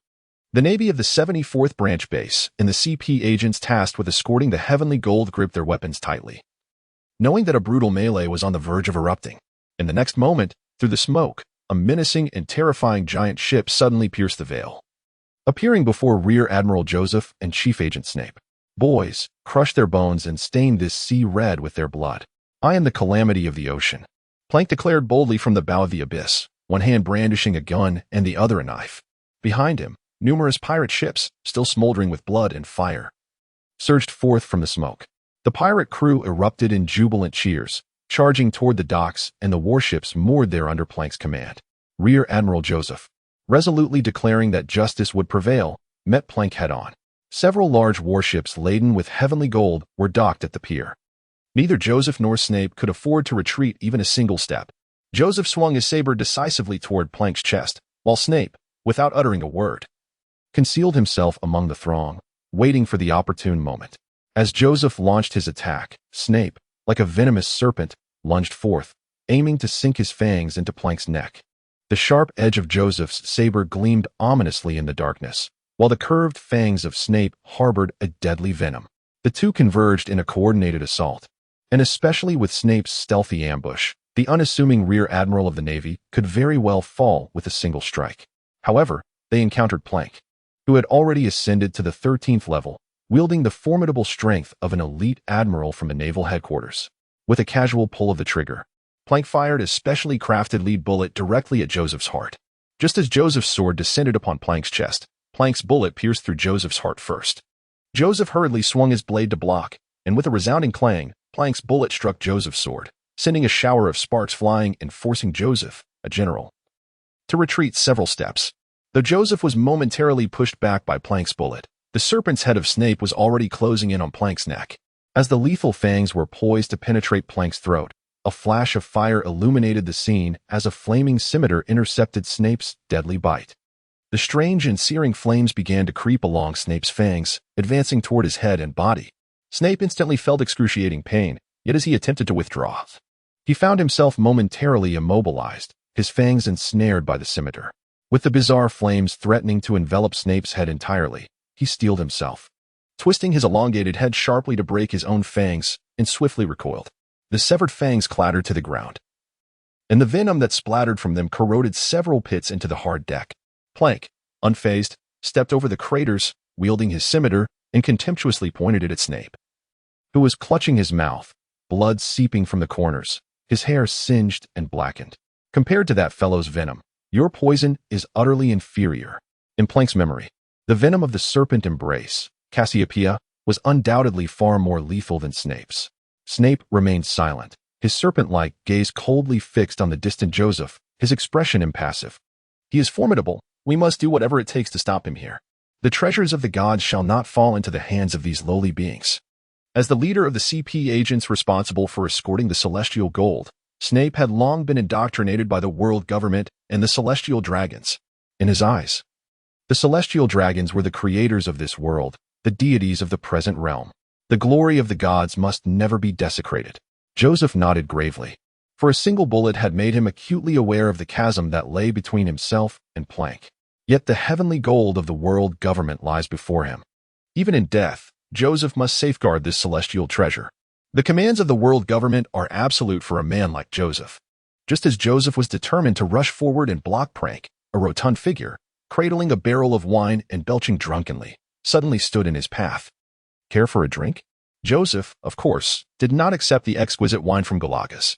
Instead, with a cold expression, he swung his machete fiercely, aiming a heavy blow at Galagas. He had no time to indulge in the antics of a drunken fool.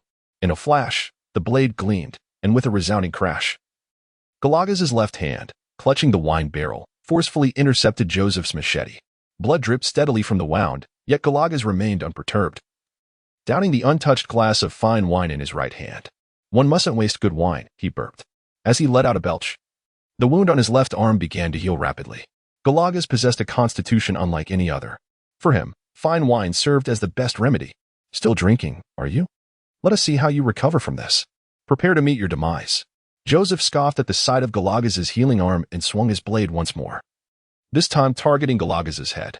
No matter how formidable Galagaz's constitution might be, Joseph did not believe that even if his head were severed, it could heal.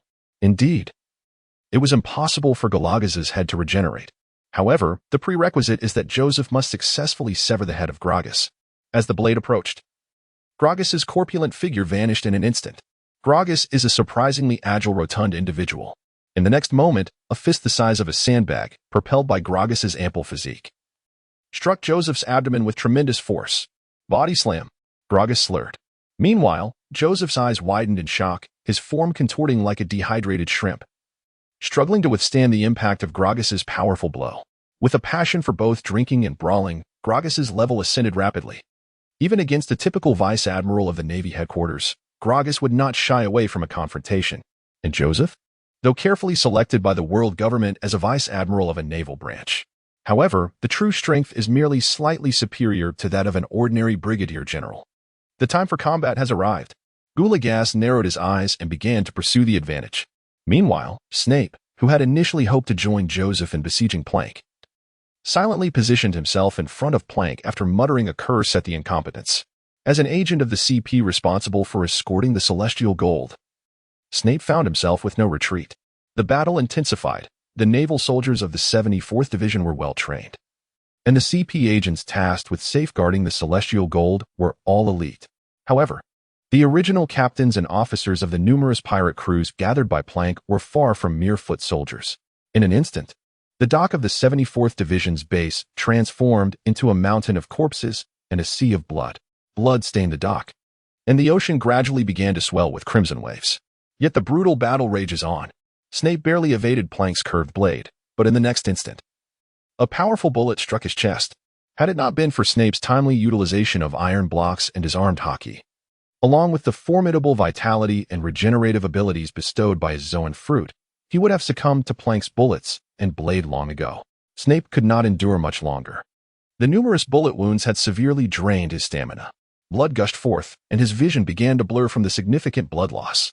Nevertheless, Snape maintained an impassive expression, forcibly extracting the last vestiges of strength from within. His fingers curled and converged like a serpent's tongue, while his arms twisted and contorted with the agility of a snake, launching a sudden strike towards Plank's heart. Serpent's bite. The arm, akin to a venomous snake, surged forth in a twisting advance, complemented by the piercing thrust of his finger gun, enough to bewilder an ordinary person. Unbeknownst to him, Snape's serpent strike pierced directly through Plank's heart. Besides being a user of the Viper fruit, Snape was also a formidable practitioner of the Six Styles. Regrettably, the formidable disparity in hard power cannot simply be countered by some ostentatious techniques. Plank's curved blade struck with precision against Snape's arm, leaving a gash deep enough to reveal bone, accompanied by an eerie and searing flame. Plank's curved dagger proved far more lethal than his bullets. The fire spread relentlessly along Snape's arm, and with a steely gaze, he bit back the excruciating pain, letting out a muffled groan before, with a decisive gesture, severing his own right arm. In the world of pirates, the act of amputation has seemingly become a tradition. However, Plank had never contemplated merely severing one of Snape's arms. What he sought was Snape's head. With a resounding boom, not far off, General Joseph rolled his eyes as he was sent crashing into the sea by a punch from Galagas. The wounds inflicted by bullets and the trauma from his severed arm caused Snape's body to tremble ever so slightly, and the defeat of General Joseph left him momentarily dazed. Just as he regained his senses, a blade of fire sliced through his neck in an instant. Blood gushed forth, and the world spun around him. Snape's head rolled a few times before coming to rest at Plank's feet, only to be crushed beneath his boot. The battles of the true pirate world could never be as naive as depicted in anime. Death and slaughter were the sole truths of this cruel sea. With General Joseph and the CP agent leader vanquished in succession, the Navy soldiers at the base of the 74th branch began to crumble. The elite CP agents tasked with escorting the treasure from above, after putting up a final resistance, were all vanquished by Plank and numerous pirates. The vast majority of CP agents were orphans raised and brainwashed by the world government. For them, the mission dictated by the Celestial Dragons and the world government was absolute. The consequences of failure were far more terrifying than death itself. Half an hour later, Plank and his companions sailed away in several relatively intact Navy ships, laden with the stolen treasure. Meanwhile, in a frigid wasteland near the flower kingdom of the West Sea, Darius, the hand of Noxus wielding the black cleaver, coldly surveyed the countless treasures buried beneath the millennia-old ice. He leapt up with force and struck down upon the thick ice cap beneath him. The treasure location of the 8 Treasures Water Army was not as elusive as one might imagine, protected by the ancient ice. The 8 Treasures Water Army had never placed any guards near the precious ice cap. Ordinary pirates and thieves could never breach the precious ice cap. Yet, those formidable enough to break through and seize the treasures would find themselves facing certain death should the 8 Treasures Water Army arrive. Those wretched fools allowed those lowly pirates to seize the treasure from above. This was nothing short of a provocation against the world. I propose we immediately dispatch a general to execute the entire Plank pirate crew within the holy land of Meanwhile. Upon learning that the treasure from several kingdoms in the West Sea had been plundered, the golden-haired elder stars bellowed in fury. Over the years, apart from the long-ago rocks and the former celestial dragon Doflamingo who had plundered treasure from above, Plank was the first pirate to dare and succeed in seizing it. Kizaru was tasked with managing the scientific forces while safeguarding the Holy Land, and during this time, Akiji and Akaino were busy suppressing the great pirates of the New World. The scoundrels lurking in the gutters of the New World had recently been stirring up trouble. For the time being, it would be difficult for them to extricate themselves. The 5 elders, with curly hair, spoke in a somber tone. Shall we disregard that pirate? Regardless, we must respond to this matter with utmost urgency. The dignity of the world government must not be trifled with. The order of the divine is absolute. The long-bearded elder's expression was frigid as he coldly retorted. Merely a theft of some heavenly gold cannot shake the divine order.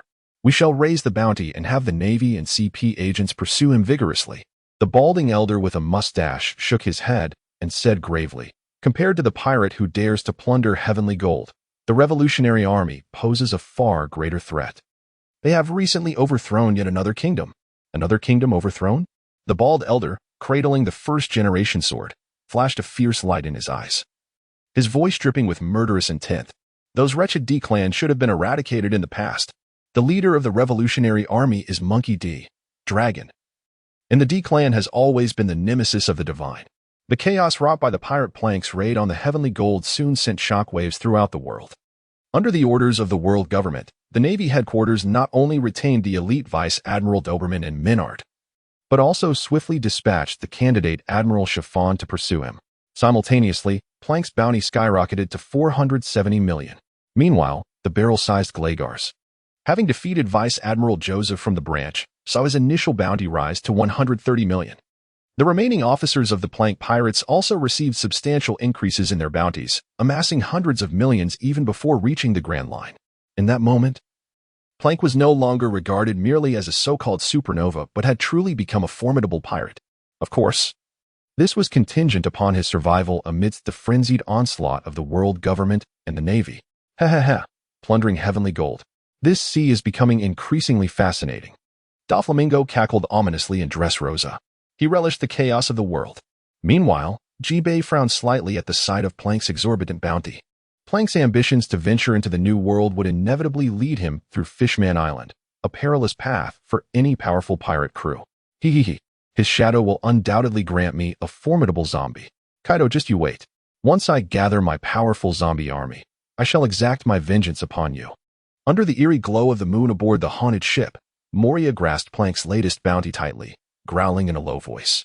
Upon hearing the news of Plank's plunder of the heavenly gold, the Empress Hancock's eyes sparkled momentarily. However, she carelessly tossed Plank's bounty aside.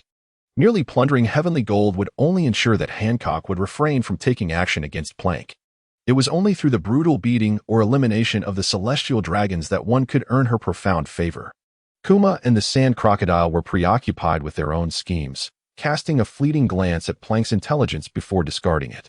As for Dracul Mihawk, he had never been concerned with such trivial matters. What could a pirate with a bounty of 470 million do against him? The bounties of the 7 warlords of the sea never truly reflected their capabilities. Well, perhaps Moria, who had been severely weakened, was an exception. Plundering heavenly gold. Such audacity from a newcomer. I admire that. Big Mom exclaimed with delight, savoring her moose cake. Let us send him an invitation for a tea party. If he could become a part of my family, That would be splendid. The wedding cake is sure to be delectable. As she spoke, she licked her lips, drooling at the thought. Big Mom aimed to recruit the Plank pirates, and the other Yonko crews similarly expressed goodwill towards him. No Yonko would ever complain about having too many subordinates. The Yonko crews constantly sought to infuse fresh blood, particularly from a prodigious newcomer like Plank. As for the potential hostility from the world government stemming from recruiting Plank, they would still be opposed to the Yonko even if they did not recruit him. The New World was not the world government's territory. Having successfully plundered the heavenly gold, Plank became the focus of the entire world. Meanwhile, within Valorant Island, Duke gazed at the skyrocketing wealth value displayed on the system panel, his eyes gleaming with excitement. With a recharge of 44.2 billion wealth points, the current wealth total stood at 44.65 billion, allowing for a maximum expenditure of 20 billion wealth points for an SS-level lottery. The SS-level lottery guaranteed an S-level prize. I can now participate in the SS-level lottery, he mused. But wasn't the SS-level lottery supposed to cost 10 billion wealth points? Why has it changed to 20 billion? If the SS-level lottery requires 20 billion, then how much does the SSS-level lottery demand? 200 billion? 400 billion? Or perhaps even more? Who could afford that? Duke's mouth twitched slightly as he contemplated the system's announcement. Currently, Duke was vigorously developing his lottery shops along with monopolistic ventures and utilities, generating tens of billions of berries in revenue each month. However, this merely reflects revenue, not net profit. Duke cannot possibly allocate all his income for reinvestment, especially considering the substantial expenses associated with the ongoing construction of hydroelectric plants and the wages of workers. Even in the highly developed Blue Star of the past, there were scarcely a handful of companies generating net profits exceeding $1 trillion annually.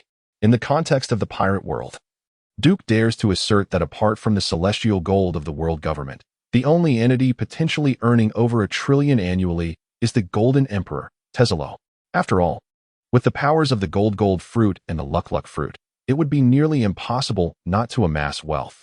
The celestial gold plundered from several kingdoms in the West Sea by Plank amounted to a mere 14.3 billion, while the remaining nearly 30 billion of wealth was entirely derived from the century-long savings of the 8 Treasure Navy. Indeed, the 8 Treasure Navy is quite commendable. Duke silently applauded their efforts. Although named a navy, they are essentially pirates. Duke feels no guilt in seizing the wealth of pirates. The transformation of the SS-level lottery into 20 billion caused Duke a momentary pang of sadness, yet gazing at the hundreds of billions of wealth before him, he resolutely pressed the lottery button. After all, it was just 20 billion, wasn't it? System, let me draw. In comparison to ordinary A or S-level combat powers, only by surpassing the peak strength of the 4 emperors could Duke genuinely triumph over the world government and subsequently dominate the entire world. After expending 20 billion in wealth, the host retains a wealth of 24.65 billion. Congratulations to the host for acquiring the SS prize, Plank's exclusive skin, Ghost Captain.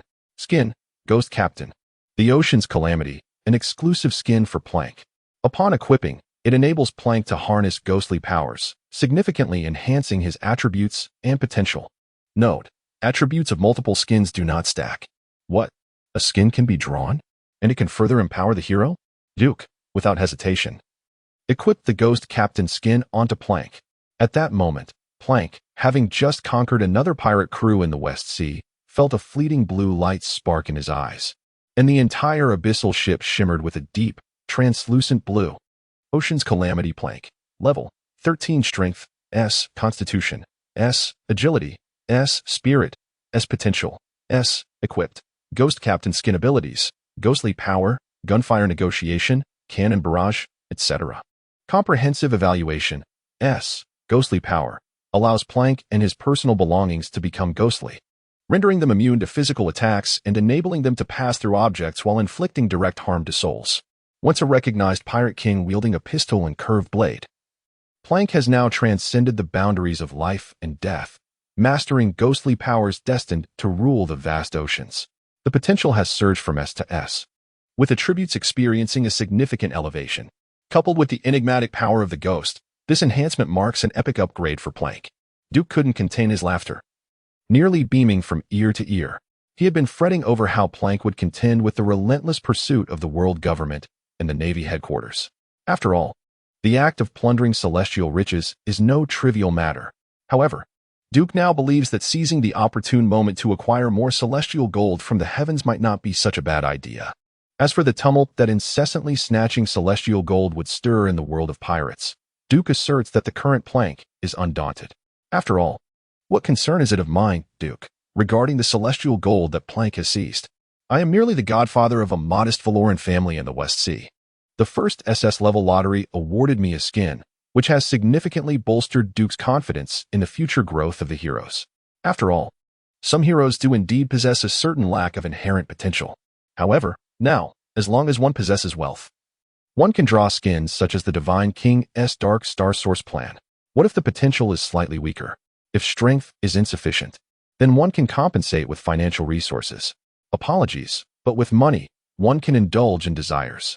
Duke, contemplating this, rubbed his eager little hands and pressed the lottery button once again, declaring to the system, once more, grant me an SS-level draw, consuming 2 billion wealth points. The host's remaining wealth stands at 4,650,000,000. Congratulations to the host for drawing an SS prize, the Storm S Fury Janna. Storm S Fury Janna. Level 1 Strength, B Constitution, B Agility, A Spirit, A Potential, SS. Equipment owned, none abilities, Gale's Embrace, Whirlwind's Howl, and Gentle Breeze's Guardian. With an overall evaluation of A-. As the legendary spirit of the storm, Janna possesses unparalleled might. She is the embodiment of wind, the goddess who commands tempests. Yet, throughout the long years, countless individuals have forgotten their faith in her, leading to a decline in her power. Nevertheless, she surpasses the limits achievable by mortals. Provided she garners sufficient faith, her strength shall further ascend. Storm S Fury Janna. Ha ha ha. With SS, potential that can be enhanced through the collection of faith. This is simply soaring to new heights. Duke, brimming with excitement, could hardly contain his joy, and promptly summoned Storm S Fury Janna. Who wouldn't he adore a goddess that can render one breathless for merely 998? Duke, for one, expressed his profound admiration. Countless specks of light converged, revealing Janna with her crystalline white hair, refreshing attire, and eyes as gentle and clear as a soft breeze, manifesting quietly before Duke. Embodiment of the wind at your service. Janna bowed slightly to Duke, speaking softly. Then Janna, would you be interested in establishing a smooth sea freight operation in this world? Duke replied in a low voice. Janna possesses the ability to protect countless vessels from the storms at sea, while also accelerating their navigation. In a world plagued by erratic weather and obstructed transport due to piracy, it would be a disservice to Janna's abilities not to establish a shipping company. Of course, the most crucial aspect is that if the shipping company thrives, it can be exceedingly profitable, just monopolizing a portion of the underground world as cargo transport. Umid is among the rulers of the Dark Realm. The deep-sea current Umid, which had just mocked the funeral home for suffering losses to a newly emerged shadow organization in the West Sea, would likely find little cause for laughter in a few days. By your will, I shall sail with the winds. Janna gently nodded. Protecting those vessels as they traverse the seas is her forte. Janna has never abandoned those in need of her assistance. Certainly, when confronted by those cunning ruffians, Janna would ensure they comprehend the true essence of the Tempest Wrath. Duke and Janna exchanged a few words regarding the development of maritime trade. And then he refocused his attention on the wealth of over 4 billion lying quietly on his system panel. With a decisive press of the lottery button, he indulged in the exhilarating experience of an S-tier draw costing 200 billion. The rewards were indeed tantalizing. However, Duke remarked that 1 billion for a single S-rank lottery seemed rather enticing. Certainly not because he found himself impoverished at the moment. System, grant me 4 S-rank lotteries at once. Duke bellowed softly. Subsequently, he gazed at the 4 prizes that lay quietly on the system panel, a broad smile spreading across his face. Have I struck the jackpot with the heroic grand package? Consuming 1 billion wealth points. The host acquires an S-rank prize, Hero Blood Harbor Phantom, Pike. Consuming 1 billion wealth points, the host acquires an S-rank prize, Hero Noxian General, Swain. Consuming 1 billion wealth points, the host acquires an S-rank prize, Hero Glorious Executioner, Draven. Consuming 1 billion wealth points, the host acquires an A-rank prize, Equipment, Giant's Belt. 4 lotteries yielded 3 heroes, accompanied by an A-rank piece of equipment. Though the S-rank lottery produced an A-rank item, the Giant's Belt, Duke felt that this outcome was exceptionally rewarding. Moreover, the Giant's Belt, in conjunction with the crystal bracers he had previously obtained, could potentially lead to the creation of another berserker's armor should he procure a burning gem. System, immediately summon all heroes. Duke exclaimed with exhilaration. In the next moment, 3 towering figures materialized silently before him. Death has once again spat me forth, and I shall bring the abyss to this world. Blood Harbor Phantom, Pike, knelt on one knee and spoke solemnly to Duke. The resurrected specter of Blood Harbor emerged from the depths, now a harbinger of death that instilled terror in countless hearts. Yet now, he shall pledge eternal loyalty to Duke. Fate is relentless, as transient as mortals themselves. However, my lord, you and your nation shall endure for all eternity. Possessing boundless wisdom, the Grand Commander of Noxus bowed respectfully before Duke. Beside him, Draven tossed his throwing axes, inclining his head as he remarked, with my axe in hand. I merely await my quarry. Shall I eliminate something for you? Not just yet, but soon, the entire ocean shall become your hunting ground. Duke spoke with depth as he gazed intently at Swain, the commander of Noxus. Swain, Draven, and Darius have all been summoned. Should we not endeavor to reconstruct Noxus within this world of pirates, Duke would deem it an utter failure. Of course, the paramount concern was the 20-fold increase in wealth from the S-tier lottery, which caused Duke a modicum of apprehension. He still yearned to draw forth the Starforged Dragon King. Who knows how much wealth would be required for such a lottery?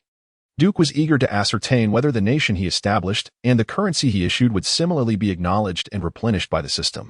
Thus, he resolved to create a nation to validate his hypothesis. Following your desires, you shall forever be the supreme emperor of Noxus, Swain respectfully replied. As for the means of nation building, Swain asserted his expertise in such matters. He was the unparalleled strategist who had guided Noxus from decay to splendor. The true architect of the mighty Noxian Empire. Under the cloak of night, Swain and Draven quietly departed from Valoran Island. The pale raven that perpetually circled his shoulder and the powers of darkness afforded him the means to evade all scrutiny. He would stealthily rendezvous with Darius in the waters near the Flower Kingdom, then proceed to the first half of the Grand Line, where he would reconstruct Noxus. As for the Blood Harbor Ripper, after a moment's contemplation, Duke instructed him to silently unite with Plank amidst the waves. Though Plank's abilities had been significantly enhanced due to the spectral captain's skin, he remained a formidable force. However, after plundering the celestial gold, Plank faced not merely 1 or 2 adversaries. The Navy headquarters is fortified with 3 admirals, 2 vice admirals, 1 marshal, 1 chief of staff, and 1 esteemed vice admiral. Carp. This does not even account for the formidable Fleet Admiral Kong of the world government, along with the hidden masters of CP0, and the powerful individuals who can be summoned at any moment through the global draft. The world government has maintained its iron grip over the world for 8 centuries. Not through so-called benevolence and morality or through a distorted and obliterated history, but through an undeniable and formidable power capable of crushing all resistance. Plank is in dire need of allies. It is quite natural for him to seek additional strong subordinates. Given that most of the 4 emperors have powerful commanders like the Star Disaster, the West Sea has become increasingly inhospitable for Plank. To survive the relentless siege of the resolute world government and Navy headquarters, he must hasten his journey to the New World. The New World is the true paradise for pirates. The Blood Harbor Ghost Shadow, along with figures such as Peck and Swain, have all commenced their actions. Under Duke's guidance, Kana has transformed into a gentle breeze, silently making her way to Water 7. There, she plans to establish a conglomerate destined to surpass all current maritime enterprises in the pirate world, favorable wind shipping. Before establishing Shunfeng shipping, she required a substantial fleet of maritime vessels. What is the most critical aspect of maritime transport? Is it the shipping routes, the clientele, or the intricate relationships with world governments and pirates? No, the most vital element remains the ships themselves. Within the realm of piracy, only the 7 waters can fulfill Kana's needs. As for the funds for shipbuilding and the crew, Kana asserted that they would naturally rely on the abundant specialties of the pirate world, those very pirates. Perhaps the majority of these pirates have chosen the life at sea out of necessity or aspiration. However, once they venture out to sea, the harsh weather, brutal conditions, scarce provisions, and fresh water, along with the psychological afflictions that often arise from prolonged exposure to the ocean, can effortlessly transform many youthful dreamers into notorious pirates. The majority of these marauders are hardly deserving of sympathy. Indeed, those corrupt kings, nobles, and celestial dragons who force countless young souls to embark on perilous voyages are even less worthy of compassion. plank asserts that the true targets of the pirates' plunder are the kings and nobles, including the celestial beings above, the heads of those malevolent pirates. Along with their riches and vessels, including the bountied subordinates, will significantly contribute to the establishment of prosperous maritime trade. This embodies the principle of resourcefulness and maximizing benefits.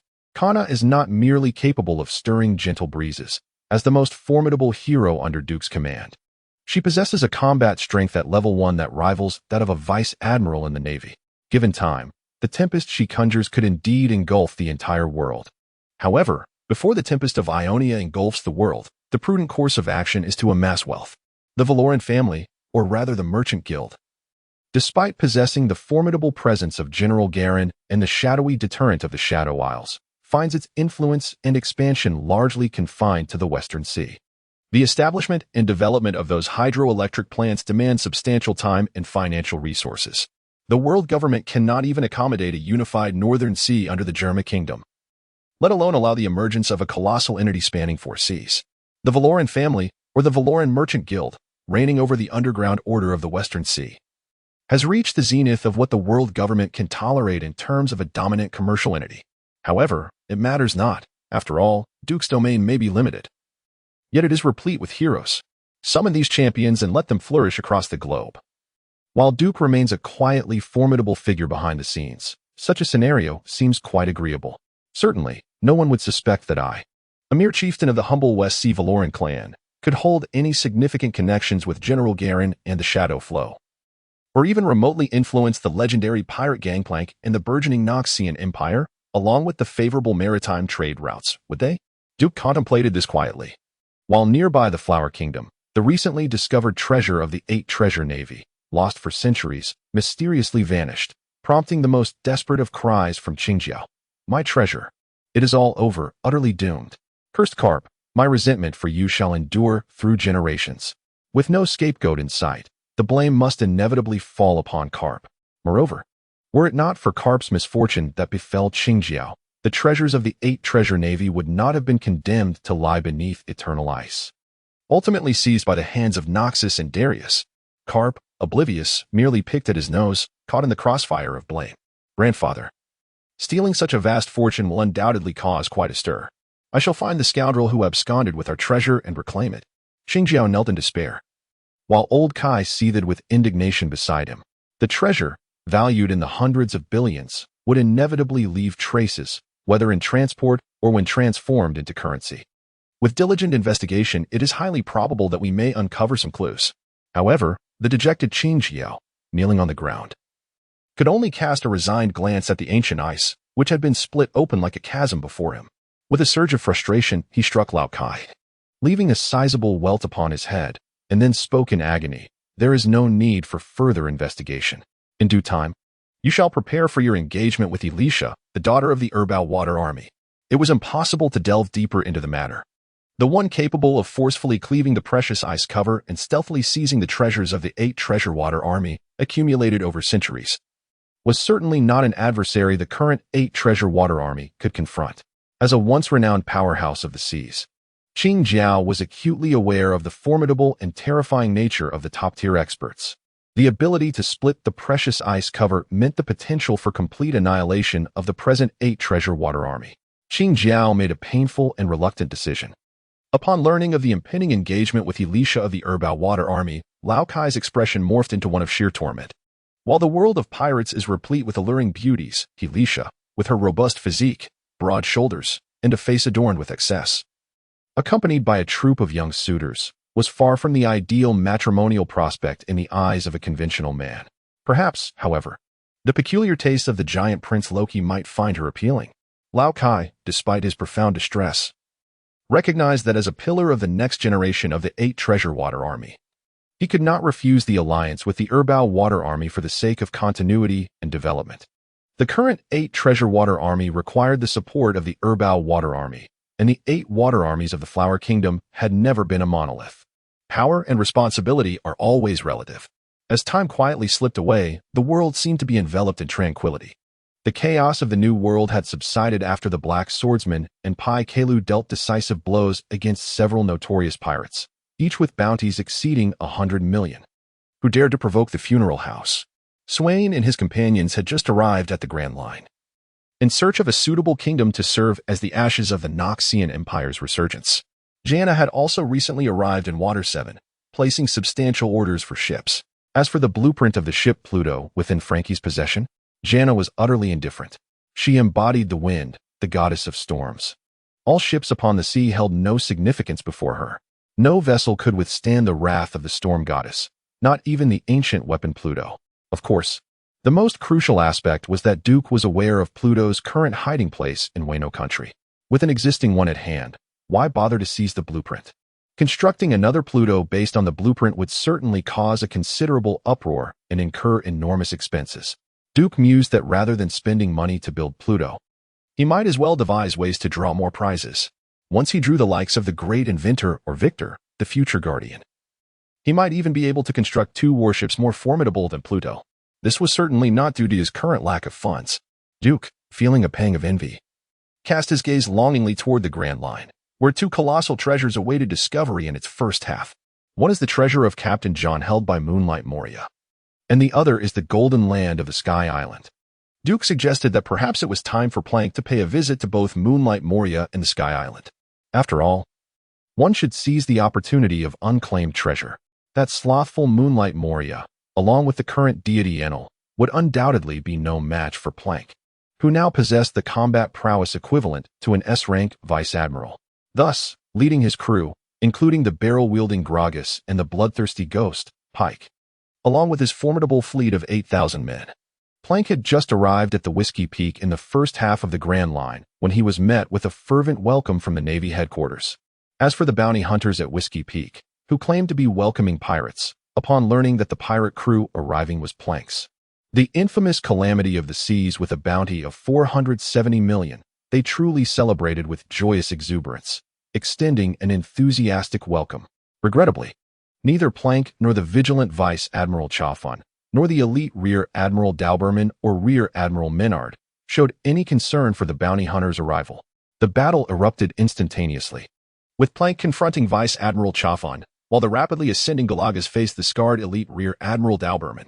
As for Rear Admiral Menard, the recently joined Blood Harbor Phantom, Pike, expressed a keen desire to demonstrate to Menard what true depths entailed.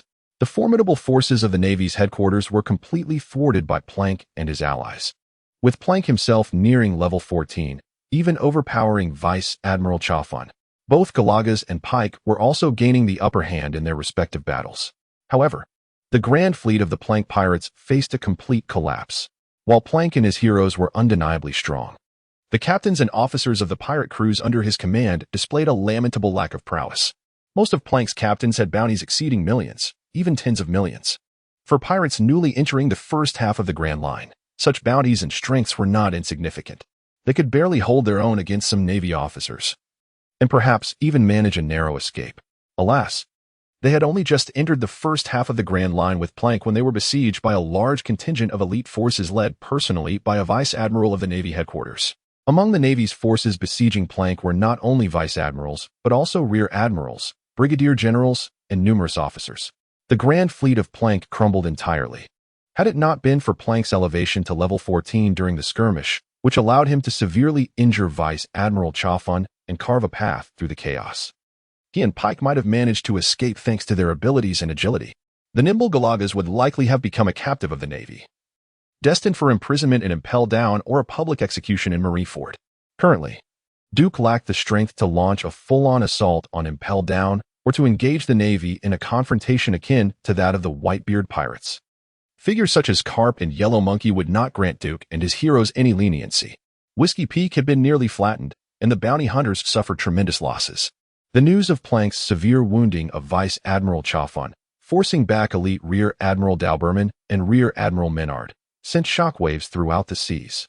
The world erupted in uproar. Breaking news, breaking news. The calamity of the seas, Plank, has decisively crushed the Admiral's siege, dominating the oceans with unparalleled might. Breaking news, breaking news.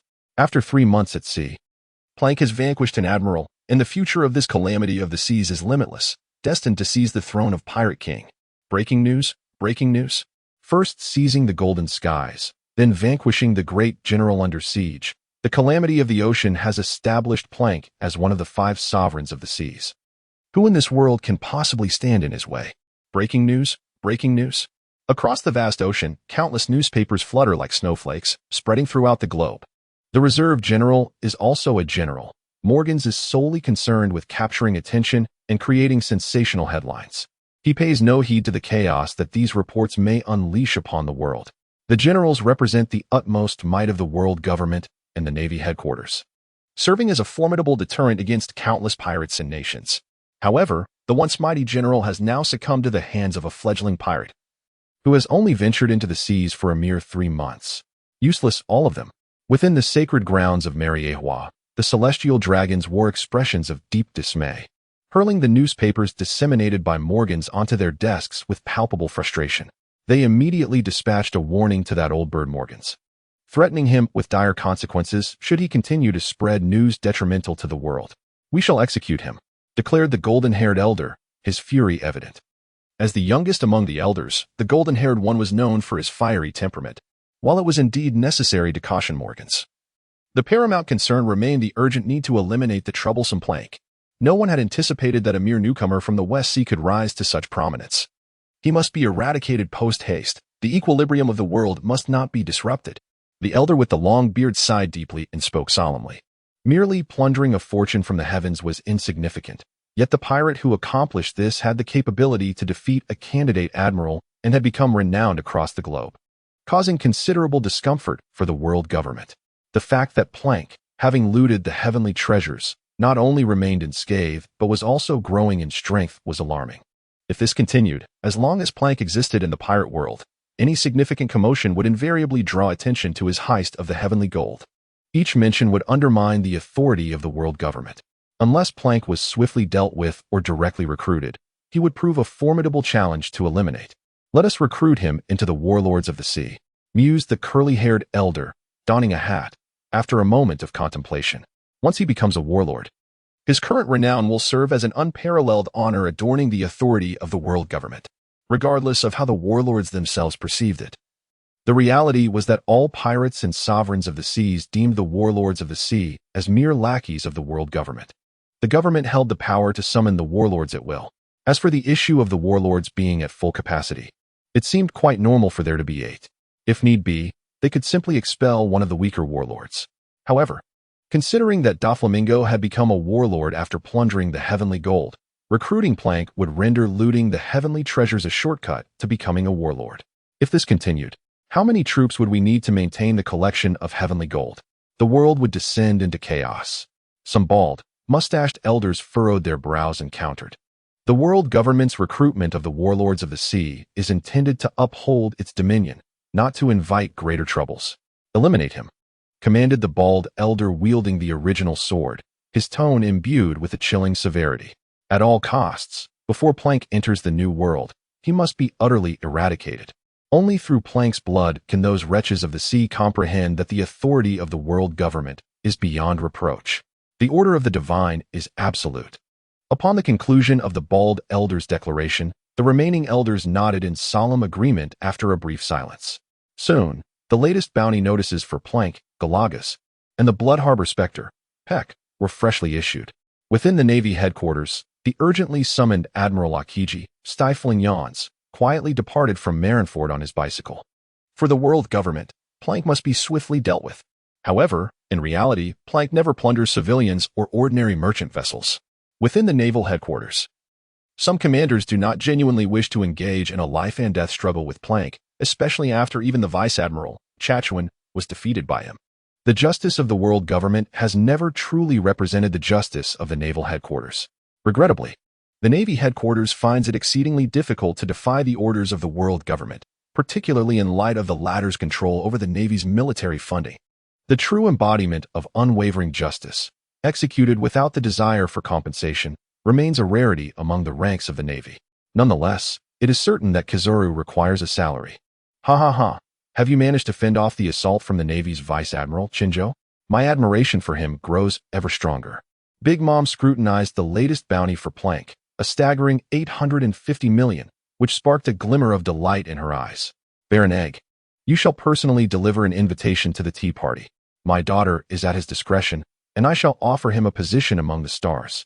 The 2 officers under his command may also wed my daughter. Ha ha ha. If he becomes part of my family, I might swiftly ascend to the throne of Pirate King. With Plank's bounty set at 850 million, the barrel-wielding Galagas boasts a bounty of 350 million, alongside the 150 million bounty of the Bloodport Phantom, Peck, and several other pirate captains who, having survived countless bloody battles, have emerged with commendable strength. Although Plank's pirate fleet has suffered substantial losses, their overall strength has seen a slight enhancement. The pirates and captains of the West Sea are mostly feeble, yet those who endure the relentless bloodshed soon find themselves growing stronger. In this merciless ocean, the weak have little hope of survival. This is the path of growth for pirates. Overwhelmed with excitement, Big Mom dispatched Baron Egg to court Plank. The possibility of Plank rejecting her matrimonial proposal never crossed her mind. The invitation to the tea party stands as an unassailable decree among the myriad pirates of the seas. Big Mom firmly establishes herself as a sovereign of the New World. There exists a vast chasm between vanquishing a vice-admiral and defeating a true admiral. While Big Mom seeks to woo Plank, Kaido of the Beasts and his crew ponder the prospect of offering him a prominent position. Though Jack has yet to become a drought, it seems advantageous for the Beast Pirates to establish a formidable crew composed of numerous Zoan-type Devil Fruit users. However, this does not imply that those without the powers of a Devil Fruit cannot earn Kaido's favor. In fact, due to individual temperament and the Beast Pirates' lack of formidable officers, Kaido exhibits a profound interest in recruiting all individuals of great strength, whether it be the remnants of the Akazaya Nine, who have long been imprisoned and neglected by Kaido, or the Supernovas, Afi and Hawkins, who were later enlisted by him. None of them possess Zoan-type abilities. The core combat capability of the Beast Pirates has consistently posed a significant challenge within the current Emperor's factions. The 3 Disasters and the Flying Six are presently not fully staffed. Both Big Mom and Kaido have extended invitations to Plank. On board the Red Force, Ben Beckman, observing Shanks frowning slightly at the bounty notice for Plank, inquired with a smile. What is stopping you from attempting to recruit him? Defeating a candidate for Admiral is indeed an extraordinary accomplishment for a newcomer. Shanks, gazing deeply at Beckman, fell silent for a moment before gently releasing his grip, allowing the bounty notice for Plank to flutter away with the wind. That sort of individual is not easily swayed. Moreover, can he truly make it to the New World? The world government and the Navy headquarters will not permit that individual to wreak havoc across the seas. Shanks possesses a profound understanding of the Gorosei. As the overseers of the entire world, they will not tolerate the existence of anyone who could potentially disrupt the divine order. Plank may well find himself unable to evade the relentless pursuit of the world government and the Navy headquarters. Yet Whitebeard holds a differing perspective. Kahaha, what an impressive newcomer. A man of the sea will never easily fall. The New World is truly his stage. Whitebeard, gazing at the news of Plank being hailed as the 5th Emperor, proclaimed with a booming laugh, I shall await his arrival in the New World. I am Whitebeard. Kahaha. The old man is invincible. As Whitebeard's laughter echoed, the myriad captains and crew members aboard the Moby Dick joined in joyous mirth. Plank's emergence has indeed sent shockwaves throughout the world. Nevertheless, the crew of the Whitebeard pirates firmly believes in their captain's invincibility. Except for Marco, whose smile is somewhat strained. As the ship's doctor, he is acutely aware that Whitebeard's physical condition is gradually deteriorating. The formidable powers bestowed by the Tremor fruit grant Whitebeard terrifying combat prowess, yet each use leaves behind insidious, lingering injuries that defy healing. While Plank's renown spreads across the world, Duke harbors no joy, only an overwhelming sense of melancholy. He had initially hoped that Plank could conveniently pay a visit to the corpulent Moonlight Moria, and subsequently embark on a journey to Sky Island to claim the treasures of Chundra. However, upon entering the Grand Line, he was aggressively besieged by the likes of Chibuta and Vice Admiral Doberman. After a strenuous struggle to break free from their encirclement, he found himself veering off the meticulously charted course Duke had established. To make matters worse, Chibuta and Vice Admiral Doberman relentlessly pursued him. This predicament left Duke feeling quite troubled. The climate of the Grand Line is notoriously erratic, and the journey from one island to another necessitates a magnetic compass to maintain a nearly fixed trajectory. The first half of the Grand Line has proven to be one of the most perilous sea regions, where countless pirates have met their demise. Currently, Plank had no leisure to seize the treasures of Captain John and the Sky Island, Were it not for Kana transforming into a Zephyr and subtly aiding the fleet's speed, Plank's crew might have dwindled to mere remnants. The Navy headquarters, alongside the world government, continually reinforced their forces in the first half of the Grand Line to support Chibuta and his ilk. Plank, however, was pressed for time and unable to recruit a substantial number of formidable subordinates. He must reach the New World swiftly to escape the encirclement by the Navy headquarters and the world government, while he could forcefully repel the onslaught of the candidate admirals. What if an admiral or even Karp himself led the attack? The might of the Navy headquarters should not be underestimated. Indeed, relying on piracy for profit proved to be fraught with peril and minimal returns. If one truly desires to amass great wealth, it is imperative to rely on commercial monopolization. Duke mused. This month, the revenue from the ever-expanding lottery shops in the West Sea, along with a portion of the bounty from the Shadow Stream, had directly augmented Duke's wealth by an impressive 760 million, even after accounting for the necessary expenditures for the development of utility factories. Furthermore, this income is set to grow continually as the utility factories expand and begin to turn a profit.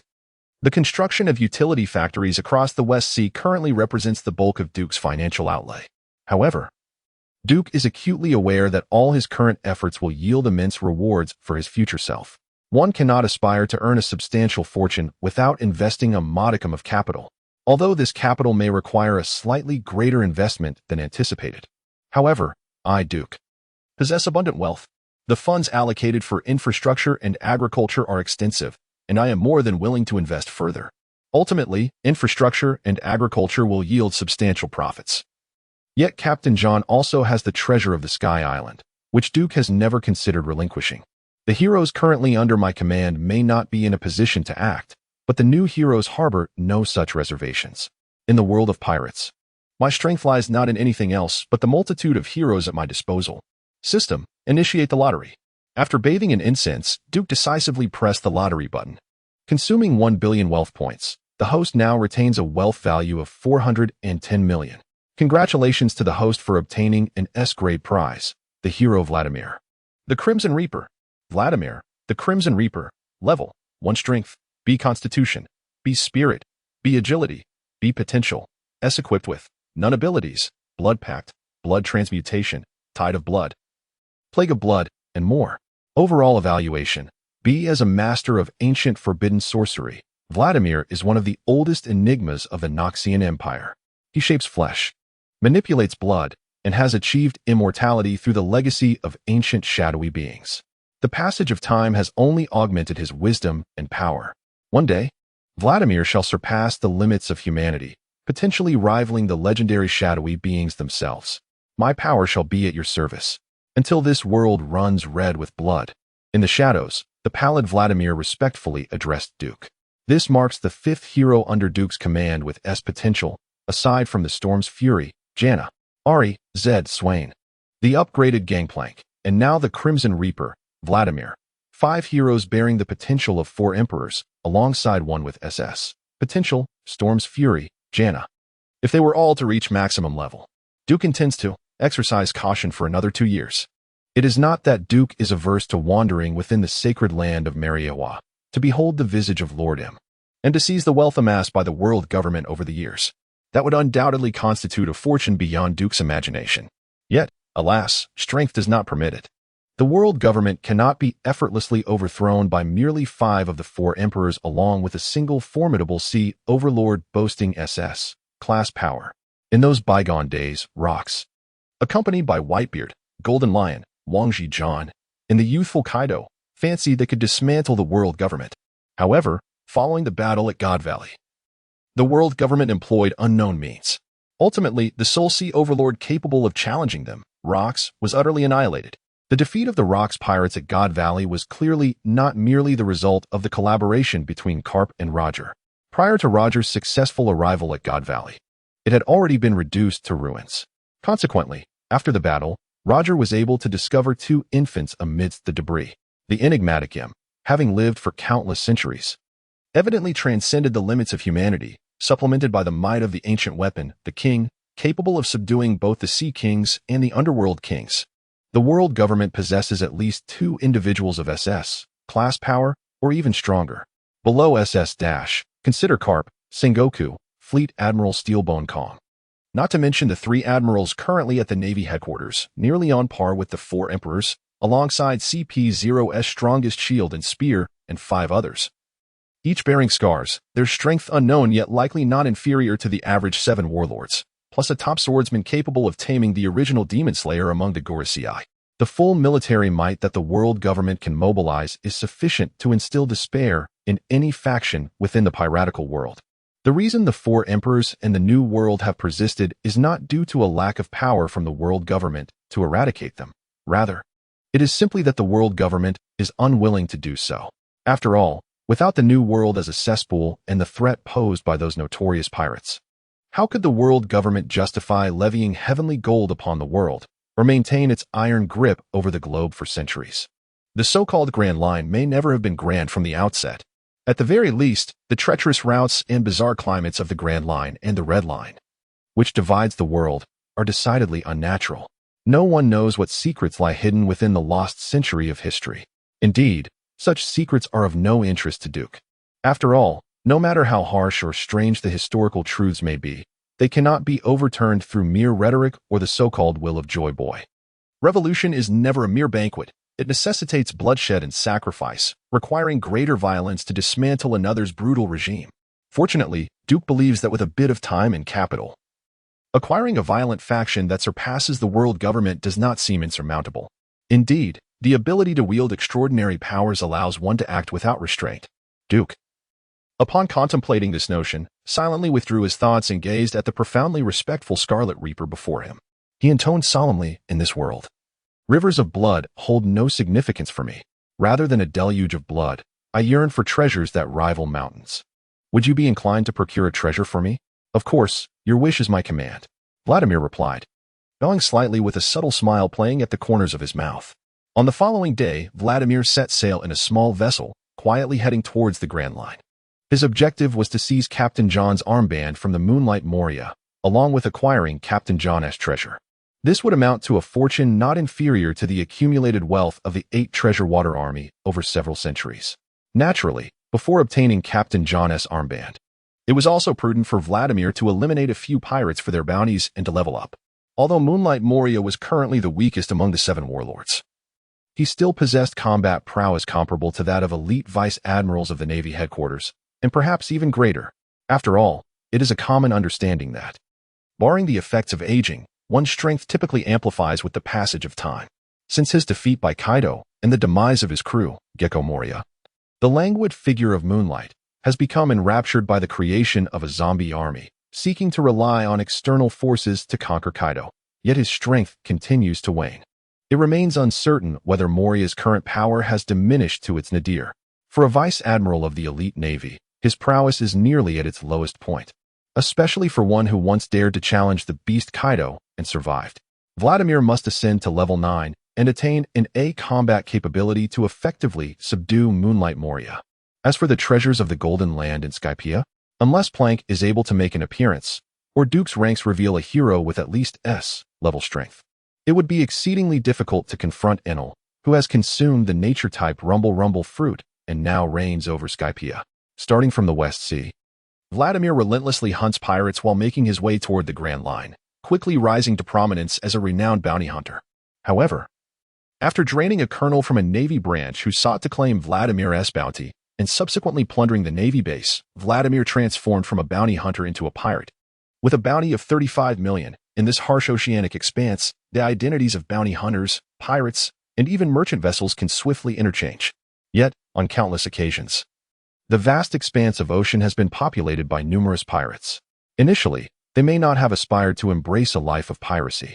This ocean is not only a realm of cruelty but also a wretched world. Decay permeates not solely the celestial dragons of the world government but also the kings and nobles, as well as many officials within the Navy, such as Rear Admiral Ulton and Colonel Mouse, who serve across the seas. The once tranquil and temperate waters, firmly grasped by the world government, have long since transformed into a stagnant pool exuding a foul odor. As the first half of the Grand Line unfolds, the crew of Plank, having just passed through the food city without the opportunity to savor its delights, swiftly advances toward the next island after repelling yet another assault from T-Pig and his ilk. The pursuit by the world government and the Navy headquarters of the Plank pirates grows increasingly fervent, as they are determined to prevent Plank from reaching the New World. Within the walls of Marineford, Fleet Admiral Sengoku gazes grimly at several bounty notices in his hand. The prowess of the Plank pirates continues to swell. Has Kazan not yet caught up with Plank? He is meant to deal with the Plank pirates, not to be on holiday. Fuming, Sengoku forcefully tossed the bounty notices of the Plank pirates onto his desk.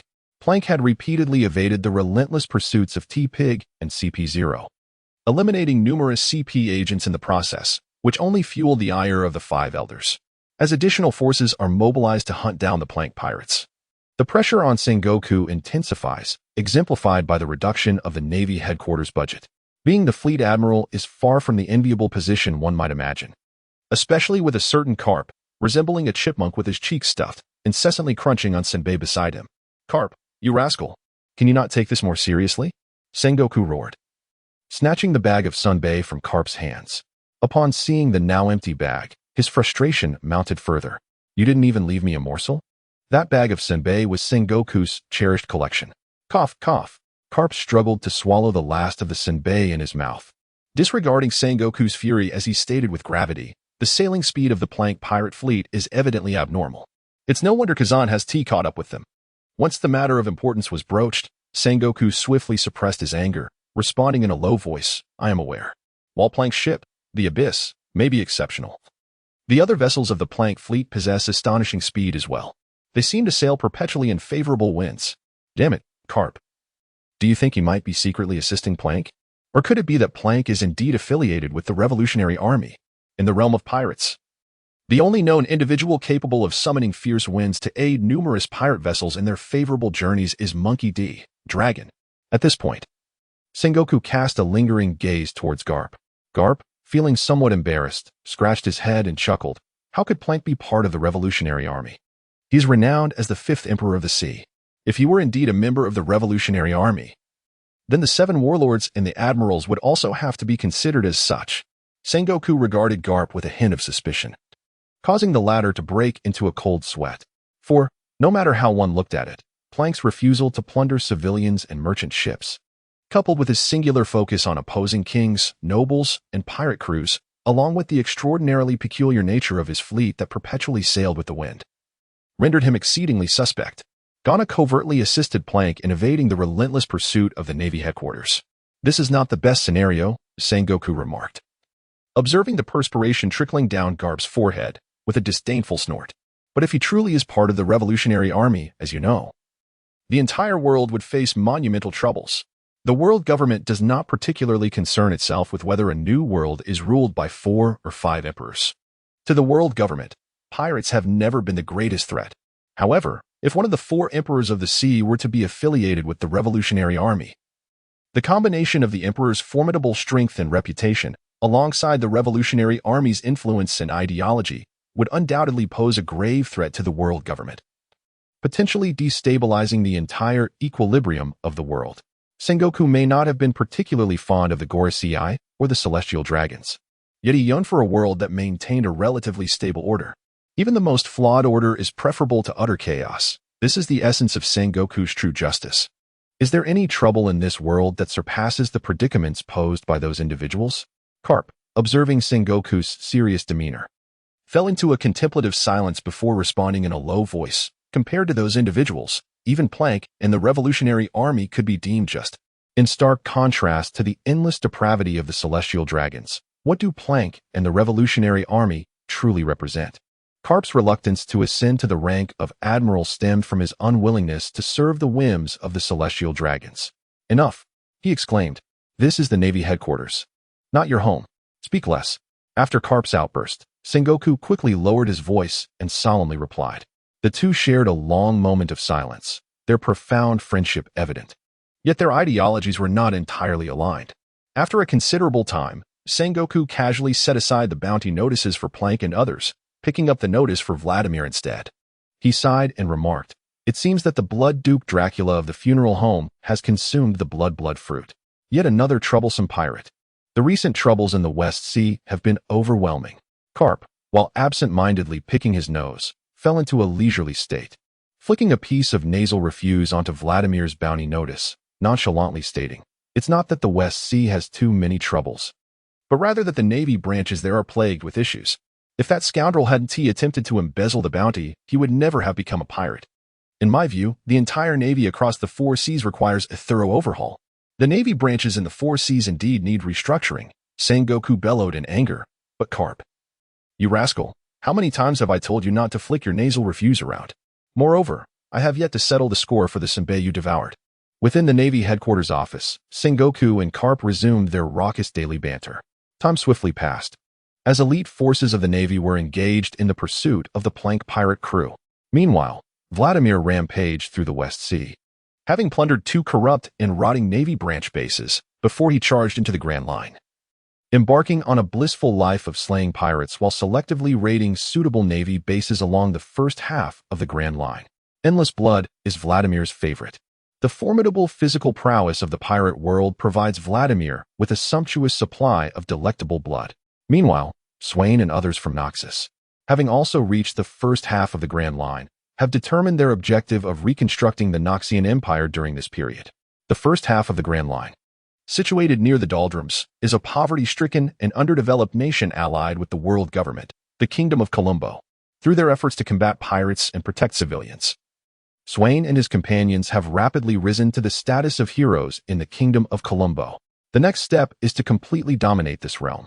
The shipyards of Water 7 are diligently constructing the vessels needed by Gunna, while Plank and others are swiftly making their way to the Sabaody Archipelago.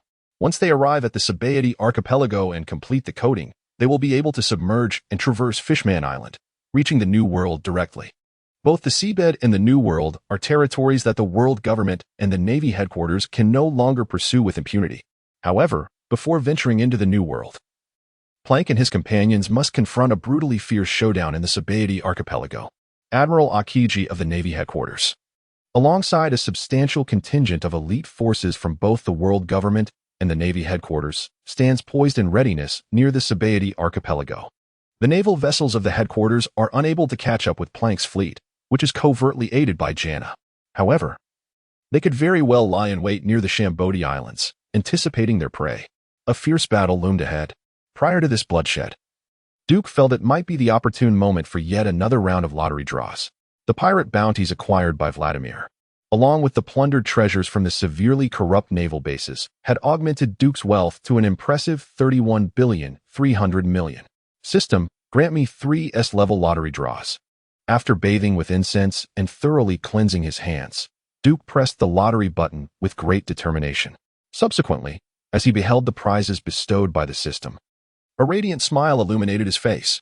Having expended 1 billion of his wealth, he received the notification, "Congratulations, host. You have drawn an S-level prize, the hero, Nami, the Tide Caller. Nami, the Tide Caller. Level, 1 Strength. B. Constitution. B. Agility. B. Spirit. B. Potential. S. Equipment. None abilities. Wave Strider, Prison of Azure Waves, Surge of Impact, etc. Overall evaluation. B. As a member of the Vastaya Sea Tribe, Nami was inherently favored by the sea, with waves dancing in her honor and the ocean crafting her domain. When angered, the towering tidal waves would obliterate anything that dared to stand in her path. She is the daughter of the sea and simultaneously the queen of the ocean. The S-level potential of this hero was indeed a delightful surprise for Duke. In the world of pirates, Nami, with her unparalleled ability to command the seas, proves to be mightier than even a hero possessing S-class potential. Even the formidable Big Mom, one of the 4 emperors, finds herself helplessly awaiting her demise upon falling into the ocean. For ordinary devil fruit users, seawater represents an insurmountable nemesis, and who, even among non-users, could prevail against Nami, who embodies S-class potential in the depths of the sea. At least, aside from the enigmatic Im-sama, Duke cannot fathom anyone capable of rivaling Nami in her full potential amidst the oceanic expanse. Nami is destined to become the true sovereign of the seas. When the first S-class lottery draw yielded Nami, a radiant smile blossomed on Duke's face as he eagerly turned his gaze to the next prize. After expending 1 billion wealth points, congratulations to the host for winning an A-class prize, the Burning Gem. The Burning Gem, when equipped, it grants a slight increase in the host's vitality and mental agility. An S-class lottery has yielded me an A-class item? The smile on Duke's face abruptly faltered, realizing he may have celebrated prematurely. However, In the next moment, Duke swiftly regained his composure, fixating intently on the blazing gem he had drawn. He rubbed his eyes, then glanced at the giant belt and crystal bracers he possessed, a radiant smile blossoming once more upon his face. Indeed, spending $1 billion to obtain just one burning gem felt somewhat lacking. However, if this blazing gem is indeed the final piece required for Duke to forge another piece of the Berserker armor, then its value is immeasurable. To put it simply, it is akin to having directly obtained a piece of the Berserker armor.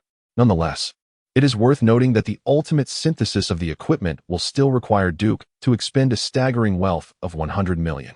However, the mere sum of $100 million did not concern Duke in the slightest. He had just acquired a newly minted piece of rogue armor. Yet he was not in a rush to allocate it. Instead, he widened his eyes in anticipation of the final lottery results. After expending 1 billion wealth points, congratulations to the host for winning the S-tier prize, the hero Talon, the Blade Shadow. Talon, Blade Shadow, level, 1 strength, B constitution, B agility, B spirit, B potential, S equipped items, none abilities, Blade's End, rooting out, shadow assault, and an overall evaluation of B-. As one of the most lethal assassins of Noxus, Talon is the harbinger of death, the razor within the shadows, and the profound darkness before dawn. Because of him, countless souls will never witness the light of day again. He is a born assassin. Drawing yet another hero filled Duke with immense delight. Upon seeing the fortunate acquisition of Talon, he expressed his satisfaction. For Duke, securing any hero was a gratifying reward. After all, even the weakest hero possesses the potential of an S-tier vice-captain. With 3 S-tier draws and the additional 100 million wealth points for synthesis, Duke's wealth had dwindled to a mere 30 million in an instant. Yet, gazing at the 2 valiant heroes standing respectfully before him, alongside another piece of the Berserker armor within the confines of the system space, Duke felt an overwhelming sense of value for his expenditure. The ocean beckons me. The wave shall serve you. The tie-collar Nami gently flicked her tail and bowed her head towards Duke. Life and death lie beneath the blade. My sword shall pierce the throats of all your foes. From the shadows, the hooded Talon spoke with reverence. Duke observed Nami and Talon, offering a subtle nod before solemnly declaring, "Now, I entrust the next steps to you." After a brief moment of contemplation, Duke directly dispatched Talon to the Shadow Isles. Swain and Darius, along with others, were now capable of rebuilding Noxus. In contrast, the Shadow Isles required the addition of heroes. The Undertakers had not engaged in an outright war with the Shadow Isles, yet their operations, entrenched in the dark corners of the world for years and possessing a plethora of mid to high-level assassins, had firmly suppressed the Shadow Isles in the West Sea. Neither Zed nor Dasbones could accomplish all the advanced missions of the Shadow Isles. More combat power was essential. Talon ventured into the Shadow Isles, becoming an assassin in the darkness, while Nami dove straight into the deep sea, heading directly towards the Grand Line. Her stage has never been on land. The ocean is her true domain. Simultaneously, compared to the formidable reputation of the Shadow Isles in the West Sea, the current pirate crew of Plank may indeed require the assistance of the tie-collar Nami even more. Additionally, Duke was eager to ascertain the transformation that a remarkably powerful mermaid, capable of unleashing waves that could engulf all, would bring upon Fishman Island upon her return. In this brutal world, Duke never forgot that the foundation for acquiring boundless wealth lies in possessing sufficient power. Strength equals authority, and authority equates to wealth.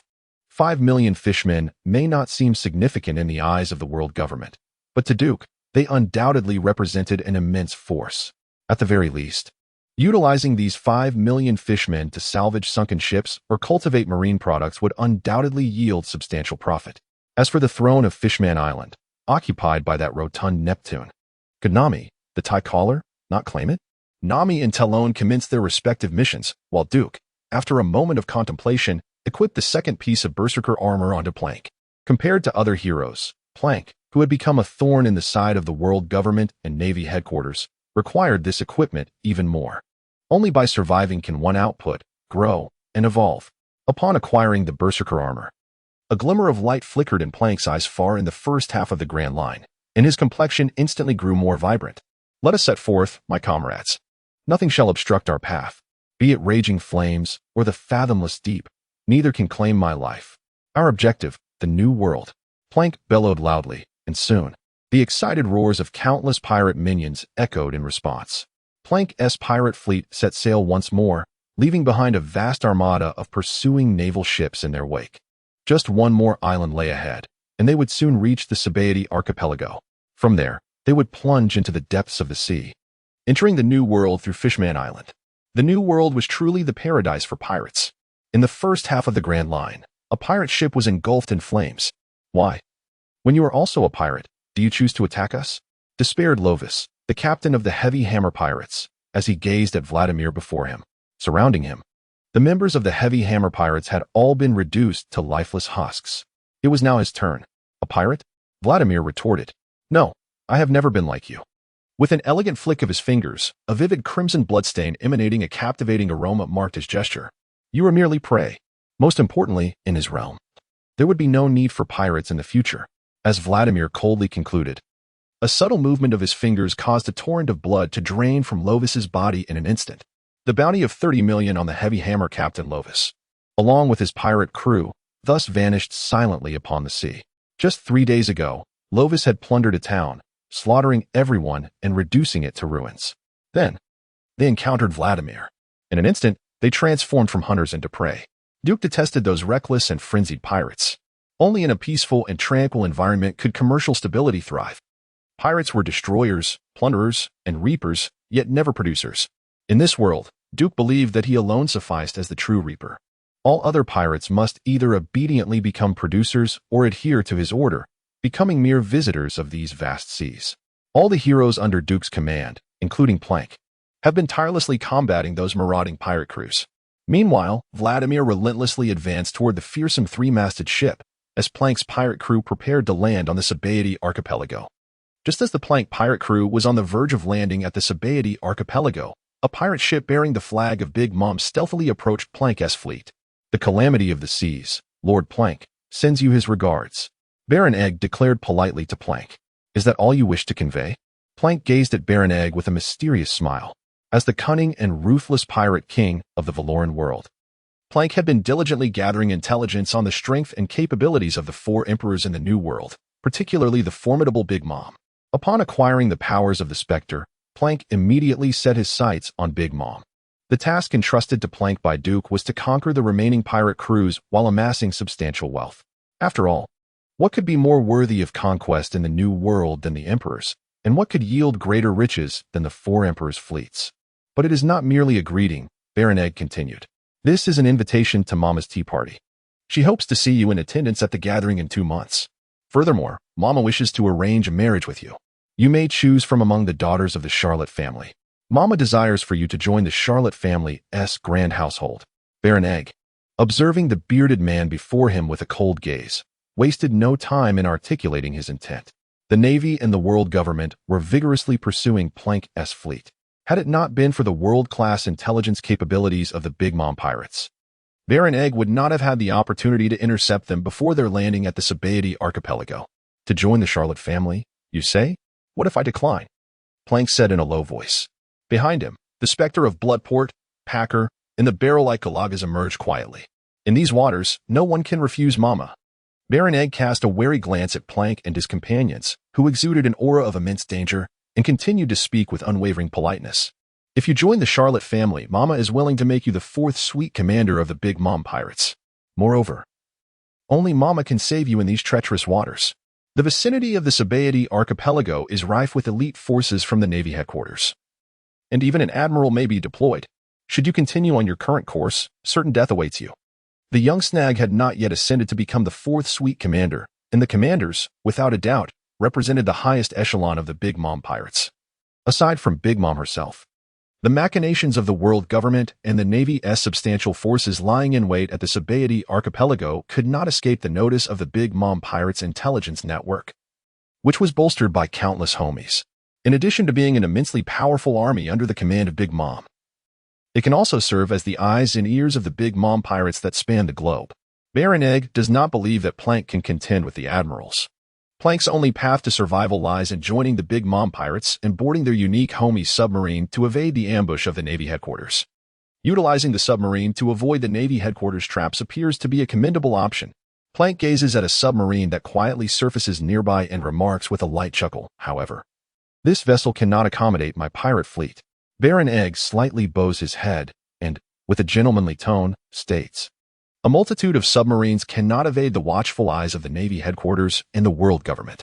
As long as you and the officers of the Plank Pirates remain, minions will be plentiful. Mama will bestow upon you a significant number of formidable homie soldiers. Moreover, we need them to continue sailing towards the Sabaody archipelago to draw the Navy headquarters' attention. Trust me, this is indeed the best course of action." Baron Egg calmly offers a reasonable suggestion. As for the fate of those pirates serving as bait, who cares? In this ruthless sea, the lives of ordinary minions are utterly inconsequential. Are you asking me to abandon my subordinates? Who do you think I am? I am Plank, the calamity of the oceans. No one in this world can impede my progress, nor take my life. Plank fixates intently on Baron Egg's eyes, and then exclaims loudly, "I have a better plan. That is to break through the encirclement of those marines and carve a bloody path. Lads, are you willing to join me in teaching those scoundrels who attempt to ambush us a lesson? Reputation is of utmost importance in these seas.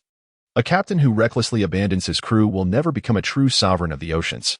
Baron Egg's proposal has never been the best method, yet it is undoubtedly the most advantageous for the Big Mom pirates.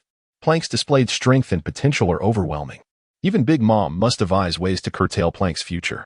After all, Plank is not a member of the Charlotte family. Even if Plank successfully marries Big Mom's daughter, he can never become the captain of the Big Mom pirates. The Big Mom pirates, formed through blood ties, see lineage as the greatest constraint for their ordinary crew members.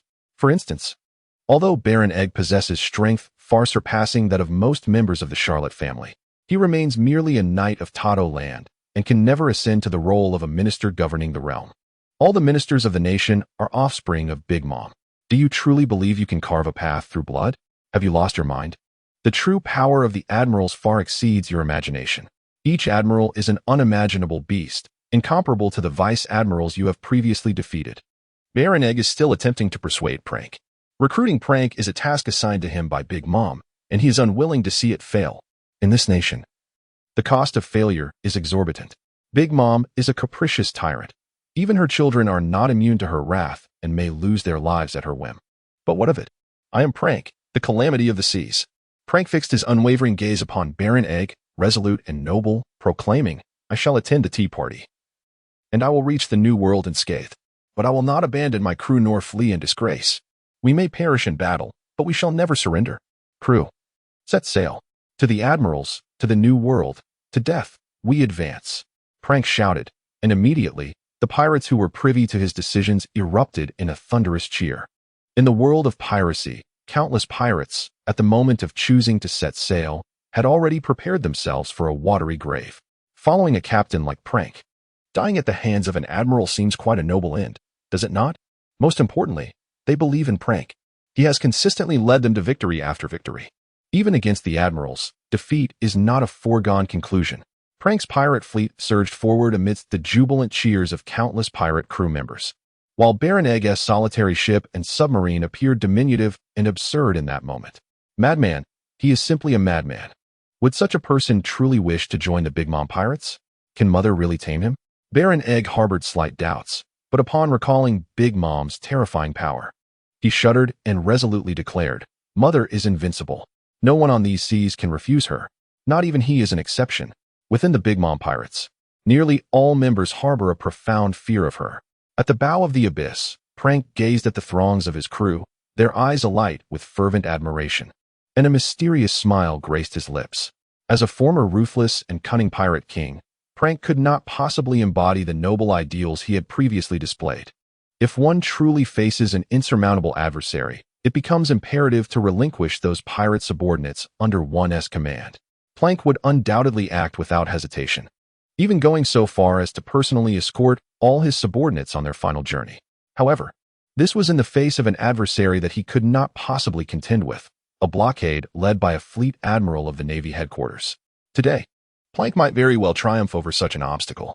Having traversed the first half of the Grand Line and engaged in fierce battles against the candidate admiral, Jahad, alongside numerous elite forces from both the Navy headquarters and the world government, Plank has successfully ascended to the 15th level, officially attaining the combat prowess of an S-rank admiral. Coupled with the covert assistance from the wind and the enigmatic support from the sea, Plank finds it hard to fathom any reason he should be unable to breach the encirclement of a Navy admiral. In the world of Valorant, Plank once ruled his kingdom and fleet through fear, only to be met with treachery and defeat. Yet, in the realm of pirates, Plank yearns for a different existence. For instance, he wishes to command these waters through loyalty and renown. Establishing himself as a captain who would never forsake his crew is undoubtedly of paramount importance. As for the casualties among the minions when breaking through the encirclement of the Navy Admiral, who truly cares? It is those who survive the countless brutal battles that are the true elite Plank requires. The pirate fleet under Plank is advancing toward the Sabaody archipelago. Meanwhile, within the Navy headquarters at Marineford, Sengoku furrows his brow as he examines the latest intelligence dispatched by the world government, promptly activating the transponder snail for Aokiji. On a typical Navy ship near the Sabaody archipelago, Aokiji, lazily basking in the sun with an eye patch, answers the call. The ambush plan for the Sabaody archipelago has been compromised. The pirate crew intends to forge an alliance with Plank and has dispatched submarines to transport Plank and several of his pirate crew members directly into the New World. The remaining fleet heading straight for the Sabaody archipelago is likely nothing more than bait. Aokiji, resembling Sengoku as he speaks into the transponder snail, quickly expresses his concerns. The Big Mom pirates, with their world-class intelligence network, have learned of the Navy headquarters and world government's plan to ambush Plank's fleet near the Sabaody archipelago. Furthermore, Stussy from CP0, who maintains a good rapport with Big Mom, has gleaned insights into the Big Mom pirates' intentions to ally with the Plank pirates. An alliance between the Plank pirates and the Big Mom pirates? That indeed poses a significant dilemma. However, bait? That may not be the case. The distant gaze of Aokiji fell upon a peculiar pirate ship, which was bravely navigating the tumultuous waves towards the Sabaody archipelago. At the prow of the vessel stood a towering figure, armed with a curved blade and a pistol, coldly fixated on Aokiji. The ambush plan orchestrated by the Navy headquarters was straightforward. Dispatch Admiral Aokiji aboard an ordinary warship to patrol the vicinity of the Sabaody archipelago. Upon detecting the Plank pirate fleet, he was to either capture them or delay their escape. In a mere half hour, a formidable fleet dispatched by the Navy headquarters and the world government, maneuvering discreetly around the periphery of the Sabaody archipelago to avoid alerting the Plank pirates, would encircle the area, rendering the pirates unable to flee. The plan appeared flawless, yet its singular, fatal flaw lay in the question: could Admiral Aokiji truly detain or intercept the Plank fleet for half an hour? Both Sengoku and the upper echelons of the world government harbored unwavering confidence in Aokiji. After all, the admirals of the Navy headquarters represent the pinnacle of the world government's military might, serving as a formidable deterrent across the globe. Each admiral is a genuine powerhouse, and the current trio stands as the most distinguished among all past admirals. Each of them, even when facing the four emperors, remains unfazed in the short term. Every admiral possesses peak S-class combat prowess. Yet now, Aokiji gazed at the rapidly advancing Plank fleet, which had successfully entered the Sabaody archipelago. Reflecting on the man's piercing gaze that had met his from afar, causing an inexplicable loss of confidence within him, Aokiji sensed a long-lost peril emanating from Plank. It appeared that even without an alliance with the Big Mom pirates, the Plank pirates had become a significant nuisance. How troublesome. Aokiji's previously languid demeanor shifted to one of gravity. He then addressed the still-connected transponder snail with utmost seriousness, declaring that Plank had led his fleet into the Sabaody archipelago successfully. The plan had succeeded. However, the battle was merely commencing. Upon finishing his statement, Aokiji promptly hung up the call. From that moment on, events would no longer be dictated by the plan. As Aokiji had stated, the battle was just beginning. The seemingly ordinary naval vessel he was aboard closely pursued the swift Plank fleet, landing on the Sabaody archipelago shortly after the Plank pirates had made their arrival. Meanwhile, at Dock 30 of the Sabaody archipelago, countless dockworkers were hastily applying a coating to each pirate ship of the Plank fleet under the gleam of the Plank pirates' treasures and blades. The fleet, which had commenced its journey from the West Sea with nearly 100 ships and 8,000 men, had dwindled to just 23 ships and 3,000 elite pirates after enduring relentless bloodshed. To successfully complete the coating of these 23 pirate ships, even with a multitude of skilled shipwrights laboring fervently, it would require almost an hour. Time is of the essence. All vessels must be coated within half an hour. We cannot allow those naval scoundrels to encircle us here. Numerous ordinary officers and underlings of the Plank pirates urged the shipwrights to expedite the coating process. They placed their unwavering faith in Plank, and they harbored no fear of death. However, if given the choice, no one would wish to confront the admirals of the Navy headquarters head-on, nor the countless elite forces that accompany them. If one could navigate the perilous journey to the New World without engaging in a bloody battle, it would indeed be a blessing. Alas, such notions remain mere fantasies. How troublesome this all is. If possible, might I implore you to surrender? The towering figure of Aokiji subtly emerged outside Dock 36. As a steady stream of naval soldiers hurried towards this very dock, the Admiral has truly made his move. Some underlings of the Plank fleet gazed in terror at the Navy Admiral who had silently appeared before them. What of the Admiral? We are under the command of the disaster of the seas, Lord Plank. Do not presume that the deployment of an Admiral can halt Lord Plank's advance. He shall undoubtedly become the Pirate King. Two captains, each with a bounty of around 50 million, exchanged resolute glances, and without a hint of fear, boldly advanced towards Aokiji. In the world of pirates, there exists a multitude of ruthless marauders. Yet there are also those who are willing to sacrifice their lives for loyalty and their captain. The dreams of humanity shall never cease. They understood that they could not become the Pirate King. But when Plank did not abandon the ordinary crew members and led them into the New World via submarine, they had already entrusted all their aspirations to him. They firmly believed that Plank would surely attain the title of Pirate King. Aokiji observed the two pirates approaching him and let out a gentle sigh. Then, in an instant, he moved, and before the two captains could react, he lightly struck, transforming them into ice sculptures. The remaining pirates and crew members stared in astonishment at the two who had been instantaneously frozen, and just as they contemplated rushing forward, a chilling aura suddenly approached. The biting cold rapidly spreading towards the dock with Aokiji's steps. Aokiji intended to strike with a single blow, freezing the entire dock along with all the pirates of the Plank fleet within it. As the icy grip advanced, many of the charging pirates found themselves solidified into statues upon contact with the freezing air. The pirate ranks faltered. And just as Aokiji's ice threatened to engulf the dock and even the sea, jeopardizing the coating operation of all the pirate ships, a scorching sword aura, ablaze with fierce flames, fiercely repelled the encroaching frost. My subordinates have truly been a great help, but now your adversary is me. Plank, wielding a curved blade engulfed in eerie flames in one hand and a hex pistol in the other, coldly fixed his gaze upon Aokiji. Behind Plank, the inebriated barrel of a man, Grog, and the taciturn specter of death, the Blood Harbor Phantom, Pike, emerged silently. Captain Plank, the indomitable Captain Plank. Nothing can thwart the formidable Lord Plank. His appearance instilled a sense of unwavering confidence among countless pirate subordinates who erupted in jubilant cheers. Alas, the ocean calamity, Plank, with a bounty of 850 million, Grog with 350 million, and the Blood Harbor Phantom, Pike, with 150 million. What a predicament. Are you truly not contemplating surrender? Aokiji sighed once more, fixing his gaze intently on the ocean calamity, Plank, and solemnly stated, "You have no chance of victory." Chance of victory is something one only understands through battle. Plank grinned. Care to give it a try? Of course, my duty here is to apprehend all of you. Aokiji responded earnestly, his previously languid demeanor now transformed into one of utmost gravity. If you can manage it, then come at us. Men, prepare our ship.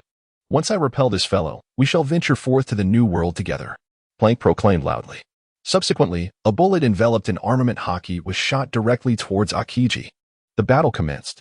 Aokiji and Plank engaged in a tactical retreat, deliberately avoiding the dock and areas densely populated with personnel. The mere aftermath of a clash between top-tier combatants could result in countless innocent casualties. Outside Dock 36, a multitude of naval soldiers, led by the elite Vice Admiral Fire Mountain and Rear Admiral Steel Rez, advanced towards Plank's fleet. It was evident that Aokiji could not possibly be the sole occupant of the seemingly ordinary naval vessel. In an effort to eradicate the Plank pirates, the Navy had even deployed forces surpassing the might of the Demon Slayer Order. Grog confronted the elite Vice Admiral Fire Mountain, while Pike faced Rear Admiral Steel Rez. In that moment, the four combatants were evenly matched.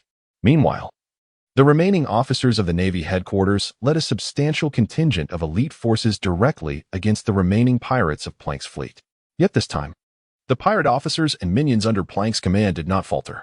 The 3,000 pirates who survived the fierce battles are each the epitome of elite warriors. The admirals and vice admirals shall contend with Captain Plank and his senior officers. Thus, these Navy personnel become our adversaries.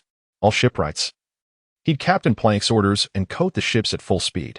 Until we are all perished, no one can impede your progress. Captain Plank shall undoubtedly ascend to the throne of Pirate King. Several mid-ranking officers within Plank's fleet proclaimed loudly, bravely charging towards the naval officers. The relentless bloodshed has fortified their strength, while Plank's unwavering loyalty to his subordinates has invigorated their resolve. Those once feeble pirates of the West Sea have undergone a profound transformation. The brutal conflict has commenced, and among the shipwrights diligently applying the coding. An elderly shipwright with graying hair and spectacles silently observed the unfolding scene, hastening his own efforts. Truly, an exceptional pirate crew. May they navigate successfully to the new world. The former king of darkness, Rayleigh, thought to himself. Blood flows, and flames burn. Yet, be it gunfire or the sharpest blade, nothing can breach the formidable defense established by the pirates under Plank's command. The vessels of the Plank fleet are swiftly undergoing a protective coating. Meanwhile, the Navy engaged in fierce combat with the Plank pirates remains utterly composed. A multitude of naval ambush units is continuously converging from the surrounding waters towards the Sabaody archipelago. Within half an hour, a significant number of naval warships will be sufficient to encircle Dock Number 36 completely, executing a pincer movement to annihilate the Plank pirate crew. Prior to that, the elite Navy forces embroiled in battle with Plank's pirates need only to accomplish a singular task, to steadfastly hold onto the Plank pirate crew, buying precious time. Unfortunately, it seems that they find even this to be an arduous task. The elite officers of the naval headquarters are locked in a fierce struggle, evenly matched against the transformed pirates under the command of Plank. However, General Firemountain, particularly the esteemed General Steelray from his headquarters, found himself at a distinct disadvantage in this moment. The barrel-wielding Galagas, relying on his unique constitution, engaged in a brutal exchange of blows, enduring several injuries that left him with numerous scars. Meanwhile, General Firemountain's righteous mantle was mercilessly shredded by Galagas's explosive barrels. Gasping for breath, General Firemountain felt the metallic taste of blood with each inhalation after enduring Galagas's relentless assaults. The ferocity of Galagas's attacks inflicted significant internal damage upon him. Yet, undeterred, he brandished his katana, resolutely standing his ground against the barrel-wielding foe. As a naval officer, he had long since grown accustomed to wounds. Moreover, if he did not staunchly impede the advanced officers under Plank's command, who would stand in their way? General Firemountain sought to spare Admiral Akiji and his naval subordinates from further complications. He had always been a man of formidable strength and gentle spirit. However, he can still confront the barrel-wielding Gragas. Yet, the Vice Admiral, Steelrez, who fought alongside him, has already reached his limit. The Blood Harbor Phantom, Pike, possessing S-rank potential, has not yet attained the same level as Gragas. Yet his combat prowess, after entering the first half of the Grand Line, rapidly approached that of Guragars amidst the relentless and fierce battles. As time passed, surpassing Guragars to become the mightiest force under Plank's command was merely a matter of time. Some individuals are inherently more powerful than others. This is the harsh and stark reality of the world. Just as Rear Admiral Steelis barely evaded the sudden, elongated thrust of Pike's bone-piercing spear, the shadow of the Blood Harbor Phantom, Pike, vanished in an instant. Before Rear Admiral Steelis could react, Pike's spear descended from above, first severing the military blade in Steelis' grasp, and then leaving a gaping X-shaped wound on his chest, deep enough to expose bone. Had it not been for the intervention of the military blade and Rear Admiral Steelis' last-minute activation of his hockey for defense, he would have suffered more than just 2 grievous X-shaped wounds on his chest. He might have been cleaved into 4 segments.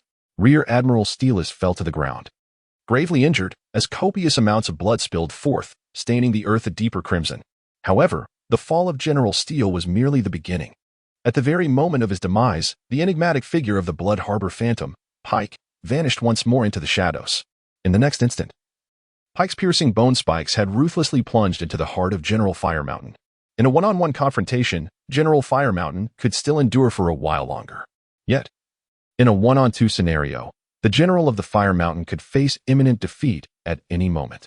Even if Pike refrained from engaging, merely positioning himself near the barrel of Gragas would suffice to diminish the Firemountain General's strength by half. No one can wholly focus on their adversary when a potential assassin looms perilously close, just before the piercing blade of the bone spike could penetrate his heart. The General of the Firemountain summoned all his strength to repel Gragas, swiftly retreating to evade the fatal strike. However, he sustained a long, narrow wound as a consequence. The serrated gash left by the bone spike caused his blood to flow rapidly, and the relentless pain coursing through him made it painfully evident that his endurance was waning. At this moment, only 10 minutes remain until the anticipated arrival of the Naval Ambush Squadron.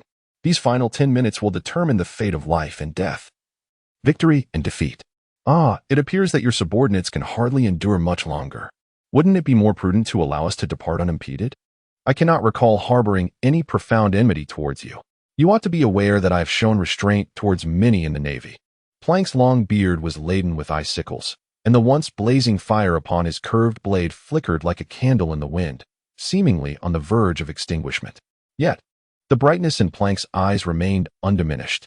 With a sharp clash, Plank's curved blade met the ice sword wielded by Qingji in a fierce collision, unleashing a powerful shockwave that cracked the ground beneath their feet and caused the towering red trees nearby to sway slightly. Countless unique bubbles of the Shambadi archipelago were instantly propelled or shattered by the shockwave, creating an extraordinarily splendid spectacle in the skies above the Shambadi archipelago.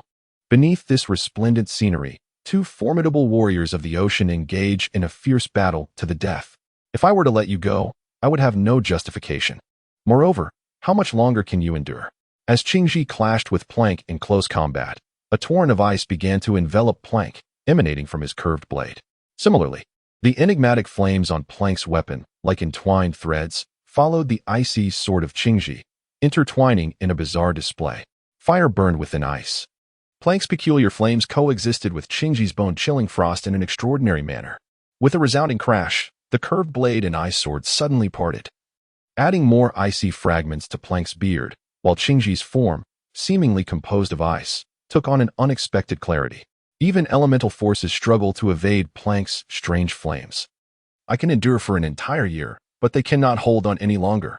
Plank grinned, acknowledging the slight disparity between himself, now at level 15, and the S-class pinnacle that is Qingji.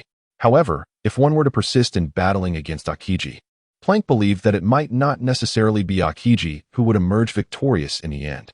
The frenzied armor adorning Plank not only bestowed upon him a considerable reservoir of vitality and stamina, but also perpetually rejuvenated his strength. In the distance, the once formidable Mount Inferno, now marred by numerous wounds, found itself in a precarious state, teetering on the brink of collapse.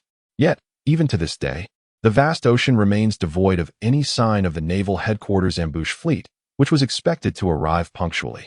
In the waters near the Chambord Islands, a multitude of ambush vessels from the naval headquarters have converged, hastily making their way to the 36th dock. There, an elite blockade force composed of Admiral Akiji and Vice Admiral Akainu is engaged in a fierce battle with the Plank pirates. Time is of the essence. Vice Admiral Stelis has suffered substantial losses, and a stalemate ensues between Admiral Akiji and the Plank fleet. The Plank pirates have emerged as a formidable threat to the world. It is imperative to annihilate them at the Chambord Islands. On board the ambush ships, the naval officers have just learned of the dire straits faced by the blockade forces at the Chambord Islands, and their urgency is palpable, despite having endured a series of intense confrontations with the Plank pirates. The deployment of Admiral Akiji instills in them a singular resolve to capture prisoners while simultaneously encircling the Plank fleet, ensuring that none of the pirate vessels, relying on their peculiar speed, can escape their pursuit once again. Little did they anticipate that even with the mobilization of an admiral, the Plank pirates would remain unconquered. In fact, it appears that the elite naval forces are at a disadvantage. The Plank fleet is diligently applying coatings, and if they manage to carve a bloody path and reach the New World, the entire naval headquarters, along with the world government and this so-called ambush plan, would become a laughingstock, undermining the authority of both the naval headquarters and the world government across the globe. Admirals represent the pinnacle of deterrent power for the world government and the naval headquarters. Under no circumstances should an admiral be defeated, especially not by a novice pirate. The prospective admiral, Chibuta, along with certain officials from the world government, are in a state of frantic urgency, eager to reach the Chambord Islands and encircle the Plank pirates. Yet at that moment, the originally serene and sunny weather transformed into an inexplicably eerie spectacle. A fierce wind began to howl, and the ocean surged tumultuously. Terrifying hurricanes snapped the masts of numerous naval warships, while relentless waves rendered the ambush fleet of the naval headquarters nearly immobile. Amidst the howling winds and towering waves, A small azure bird and an exquisitely beautiful mermaid glided gracefully through the chaos. Together, Kana and Nami became formidable adversaries against all fleets on this vast ocean. Storm? Cursed the officials. Why must a storm arise at this moment? Is the heavens themselves shielding that accursed pirate crew? Forward, forward, nothing shall obstruct the justice of the Navy. For the sake of justice, triumph is inevitable.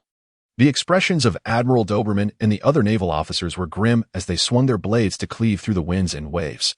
The previously lackadaisical and seemingly aimless Rear Admiral Chinjo now wore a serious demeanor, joining forces with Doberman and the others to combat the tempest. In this merciless ocean, the weak succumb to the storm. Yet the true strong ones are those who confront adversity head-on, shattering the tempest. When the mast is fractured, they prop it up with sheer human strength. When the sail is torn, they swiftly undertake repairs. Even in the absence of a sail, a formidable contingent of elite naval forces relentlessly propels the vessel forward with their oars, pressing onward, onward. Among the ambushing forces of the naval headquarters lies an abundance of formidable individuals. Kana and Nami continuously conjure storms. But due to their relatively low ranks and the necessity to avoid direct exposure to T-Pig and his companions, they refrain from fully obstructing the advance of the ambushing troops. However, for those ambush troops to successfully reach the Shambadi archipelago within half an hour and encircle the Plank pirate crew, it was undoubtedly a mere fantasy. Time ticked away relentlessly. The Rear Admiral of Burning Mountain had just managed to evade a piercing blow from a pike when the formidable figure of Beryl Galagas charged at him like a mountain crashing down. As the Rear Admiral prepared to dodge once more, he was acutely aware of the terrifying force behind Beryl Galagas' assault. With his insides damaged and blood pouring out, he could no longer withstand another heavy hit. Just as he was about to pivot and evade, the substantial blood loss and extreme exhaustion caused his vision to momentarily darken, halting his movement for an instant. In that fleeting moment of clarity, a tremendous force collided with his body. The Rear Admiral of Burning Mountain was sent flying by the impact of Beryl Galagas' bulk, the violent collision causing his muscles and face to tremble and contort. Then, with a thunderous crash, he fell heavily to the ground, losing all consciousness.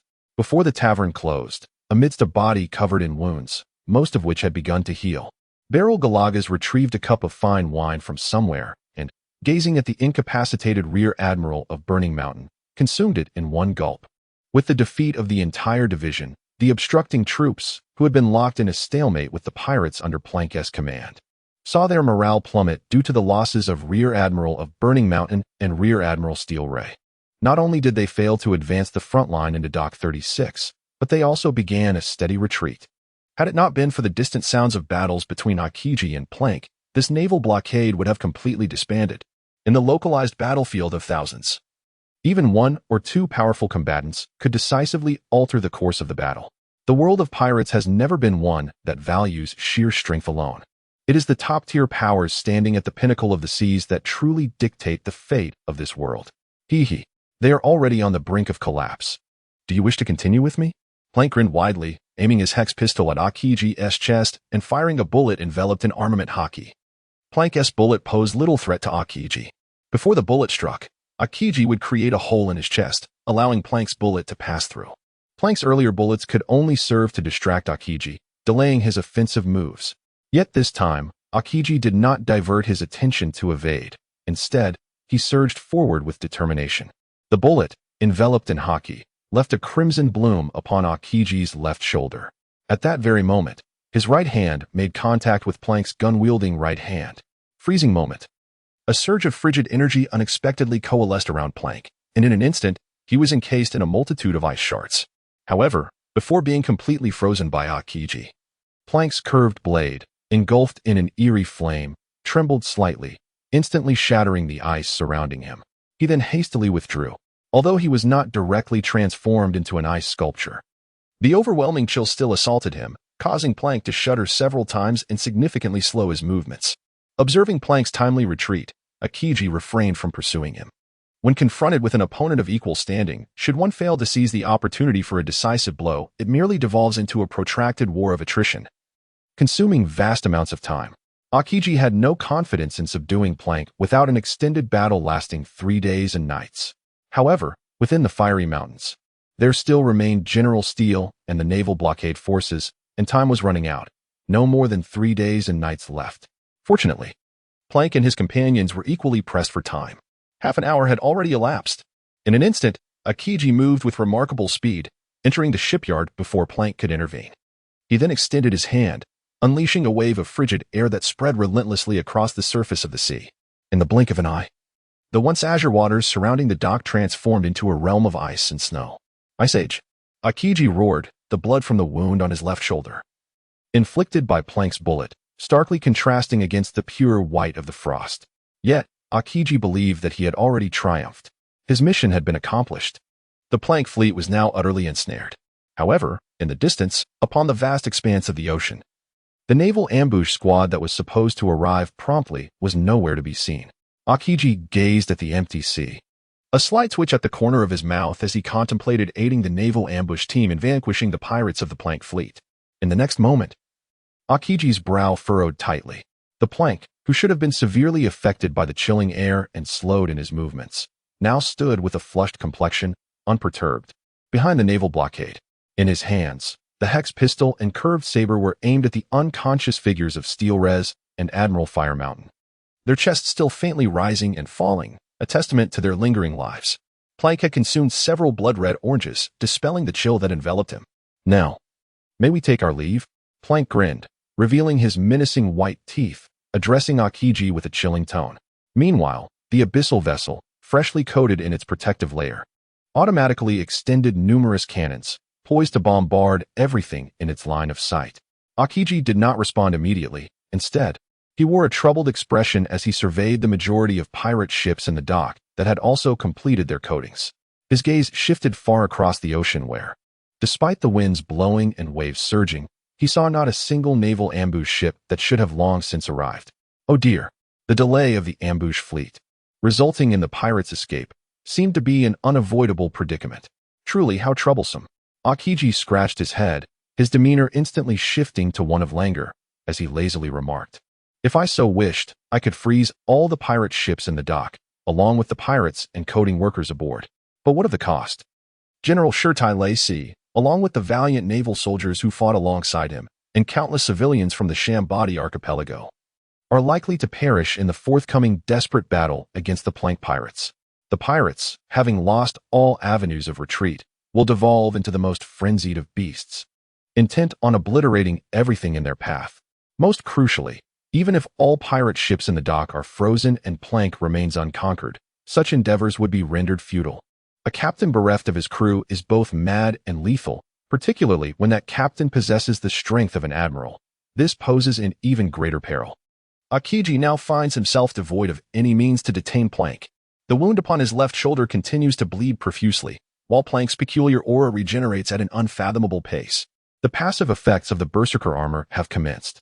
Unless Plank can be decisively vanquished in one fell swoop, his regenerative capabilities, bolstered by the armor, will be far more formidable than Luffy's relentless training against Kaido. Akiji sees no purpose in prolonging the battle with Plank. Let this conflict cease. The bloodshed has been ample. Akiji's figure flickers, lazily positioning himself before Plank. Subsequently, the once frozen sea now begins to thaw, the thick ice melting away. As Akiji concludes his statement, a bloodied rear admiral, marked by numerous wounds, attempts to counter him. Yet, upon witnessing Akiji's bleeding shoulder and the myriad of injured elite naval personnel on the battlefield, the rear admiral lets out a deep sigh, silently sheathing his weapon and tending to the wounded. Only by surviving can the value of justice be realized. Moreover, with even an admiral injured, what can they achieve by fighting to the last breath? This battle had already met its demise when the ambush units failed to arrive in time. The combat ceased, and the pirates under Plank, who had been driven to despair by the frozen sea, stared vacantly at Akiji's wounded shoulder, the melting ice, and then at the seemingly unscathed Plank. Moments later, they erupted in thunderous cheers. "We have triumphed. We have defeated the Admiral. Lord Plank is invincible. Nothing can stand in his way. Lord Plank shall undoubtedly become the Pirate King." The over 2,000 elite pirates who survived under Plank's command, at that moment, held resolute faith. They firmly believed that Plank would indeed become the Pirate King. After the pirates rejoiced, they swiftly began to rescue the wounded. Meanwhile, among the aging shipwrights completing their tasks, the silver-haired Rayleigh adjusted his glasses, and a glimmer of brilliance flickered in his eyes. Truly an exceptional pirate crew. However, it is far too early, far too early. Could he be the one for whom the captain has been waiting? At the end of the Grand Line, within Laugh-Tale, lies buried the secrets of Joy Boy and the dawn of a new era. Yet the time of prophecy is still far from arrival. Luffy is, in fact, the individual that Roger has truly awaited. Upon him rests the hopes of Joy Boy and the entirety of a new era.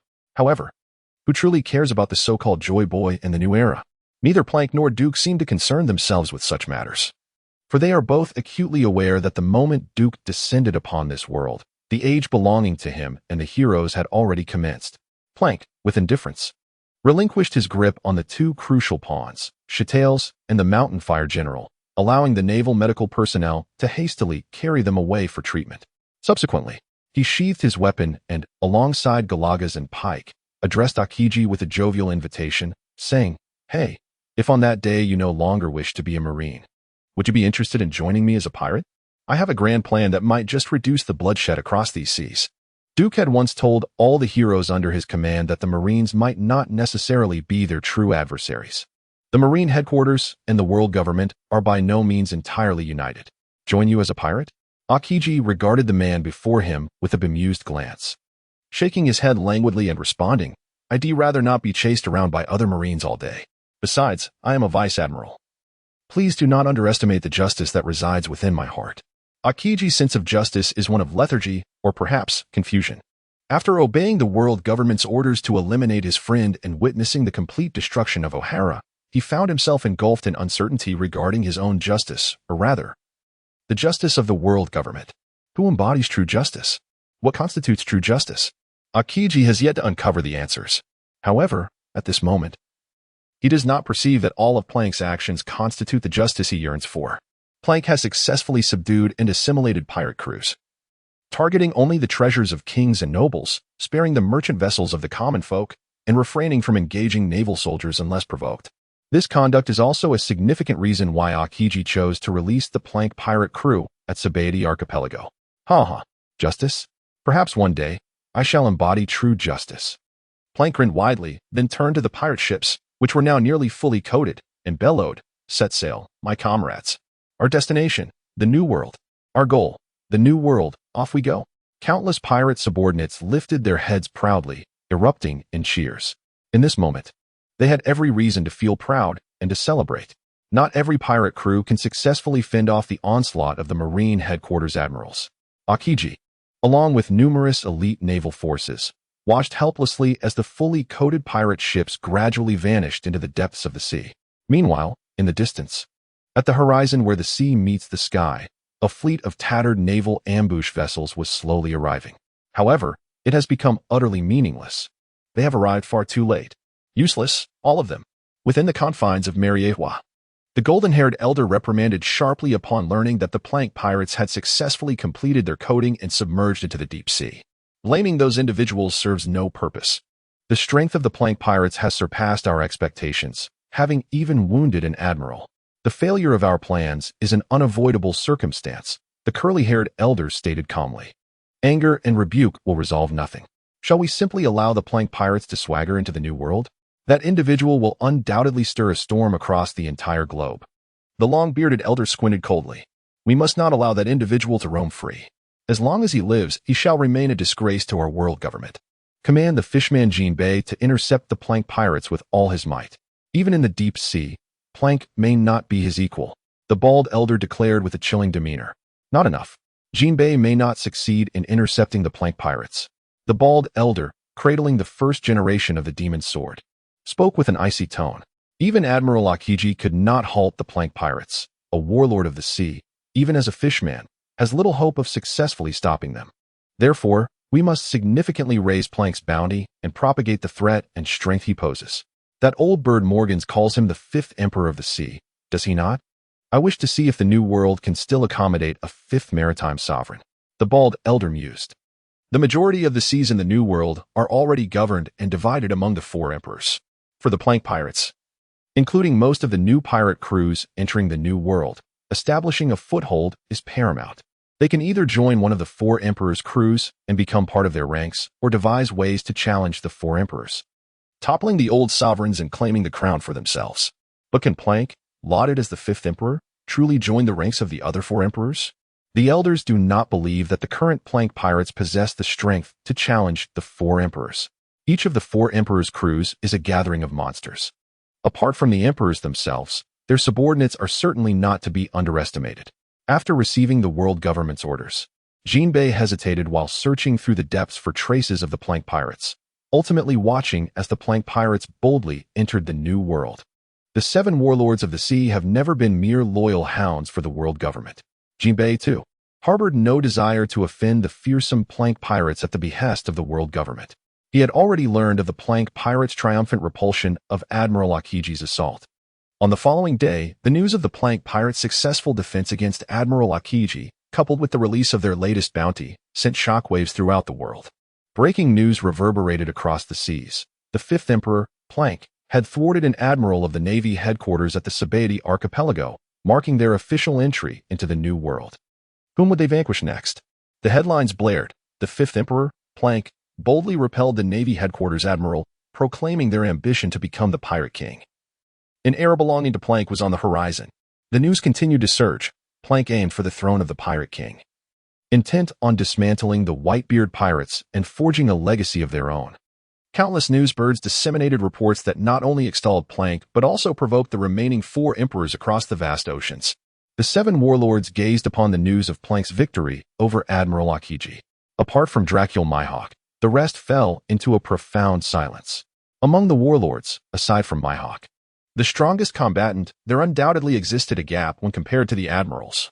For the vast majority of the Seven Warlords, both admirals and emperors were formidable behemoths, unmatched in their strength. Yet, among monsters, there exists a hierarchy of strength. Ha ha ha. Can that fellow Plank really accomplish such a feat? Baron Egg. Are you certain he will attend my tea party? Big Mom gazed at the bounty of 1,850,000,000 on Prank's head, her massive maw opening wide as she inquired of Baron Egg with a haunting tone. Of course, Mother. He personally expressed his intention to attend your tea gathering. Baron Egg replied hastily, beads of cold sweat forming on his brow. Ha ha ha. That is indeed splendid news. Upon receiving this confirmation, Big Mom's face instantly radiated a brilliant smile.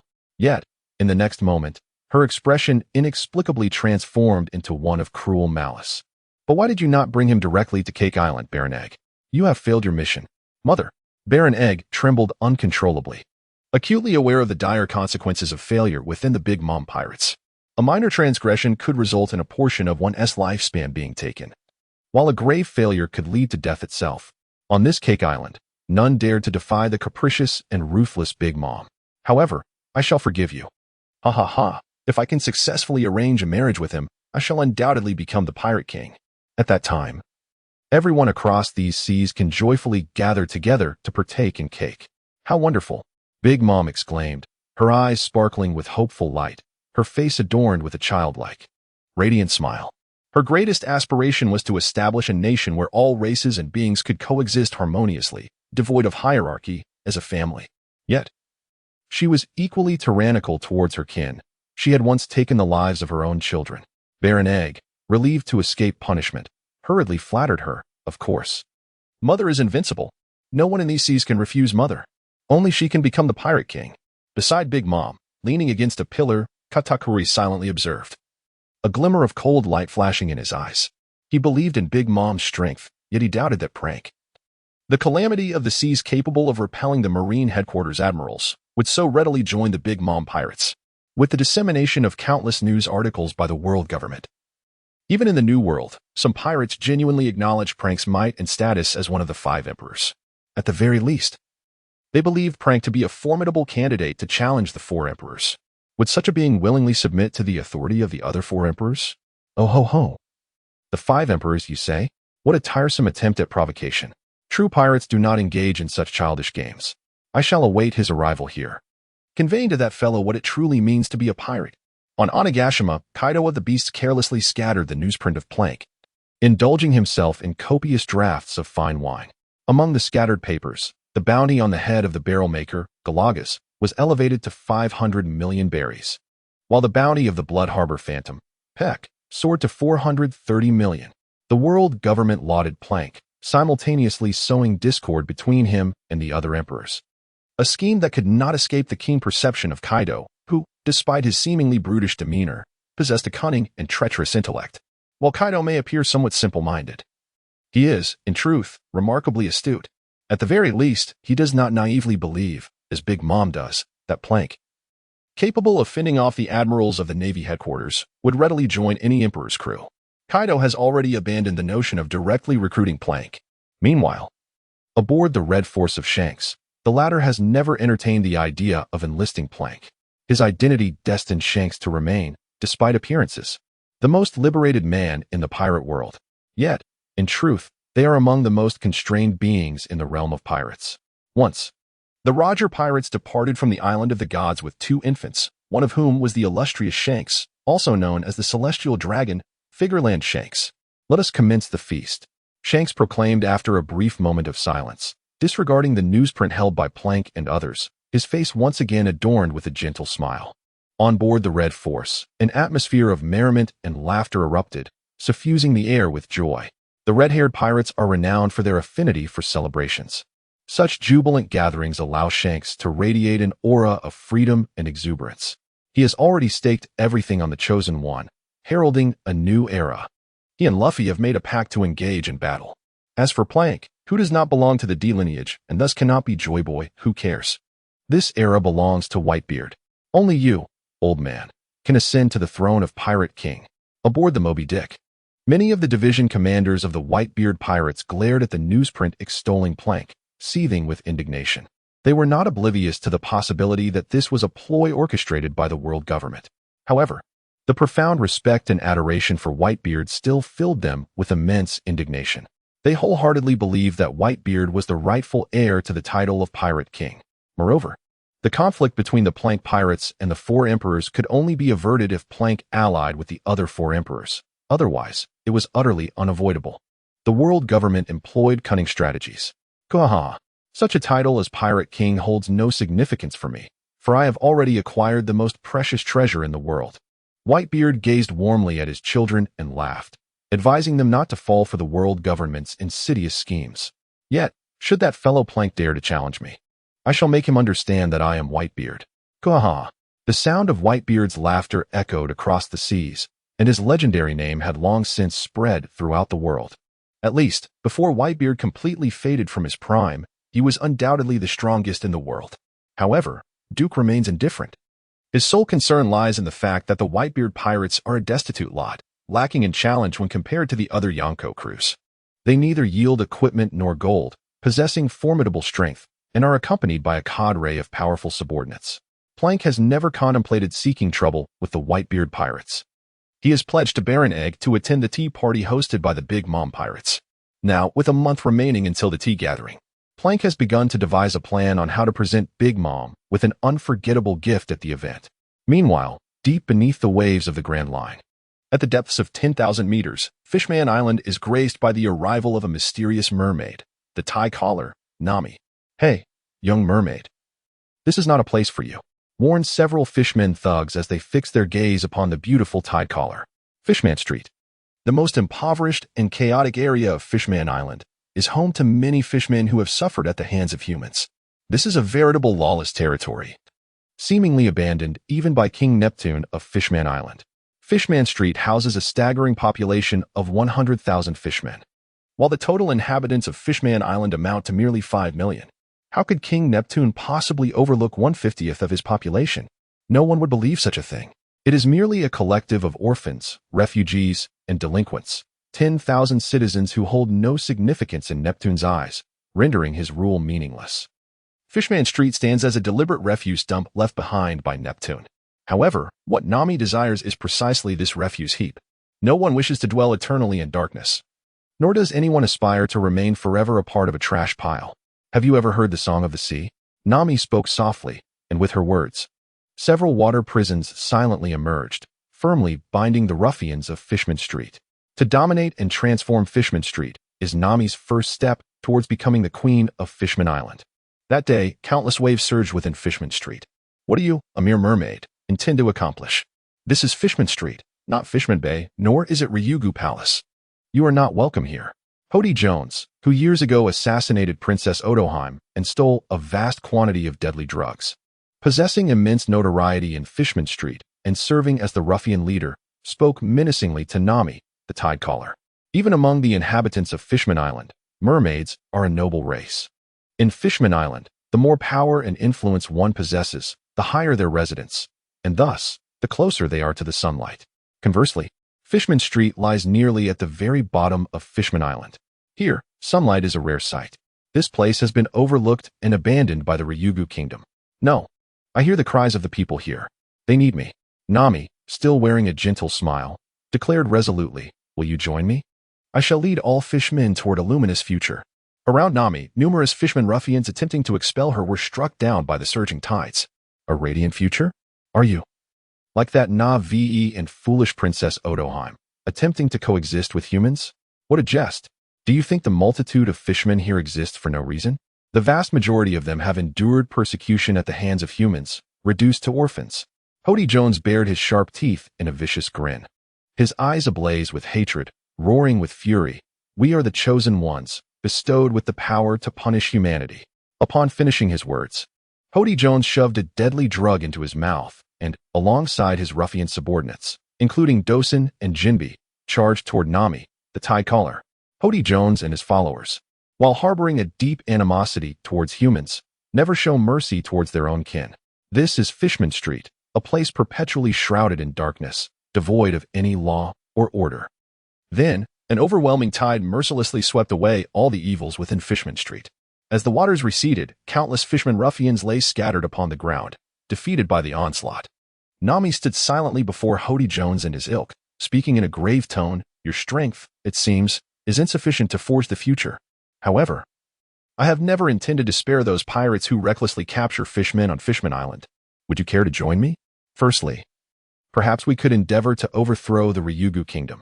Subsequently, we shall fundamentally transform Fishman Island." Nami, the tide caller, extended her right hand toward Hody Jones and his companions, aspiring to dismantle the Ryugu Kingdom and seize control of Fishman Island. To realize her ambitions, Nami required the strength of other fishmen. A king, unrecognized by his subjects, holds no significance. The refuse-strewn Fishman Street, which King Neptune has chosen to neglect, will serve as the inaugural stronghold for Nami's reign over Fishman Island.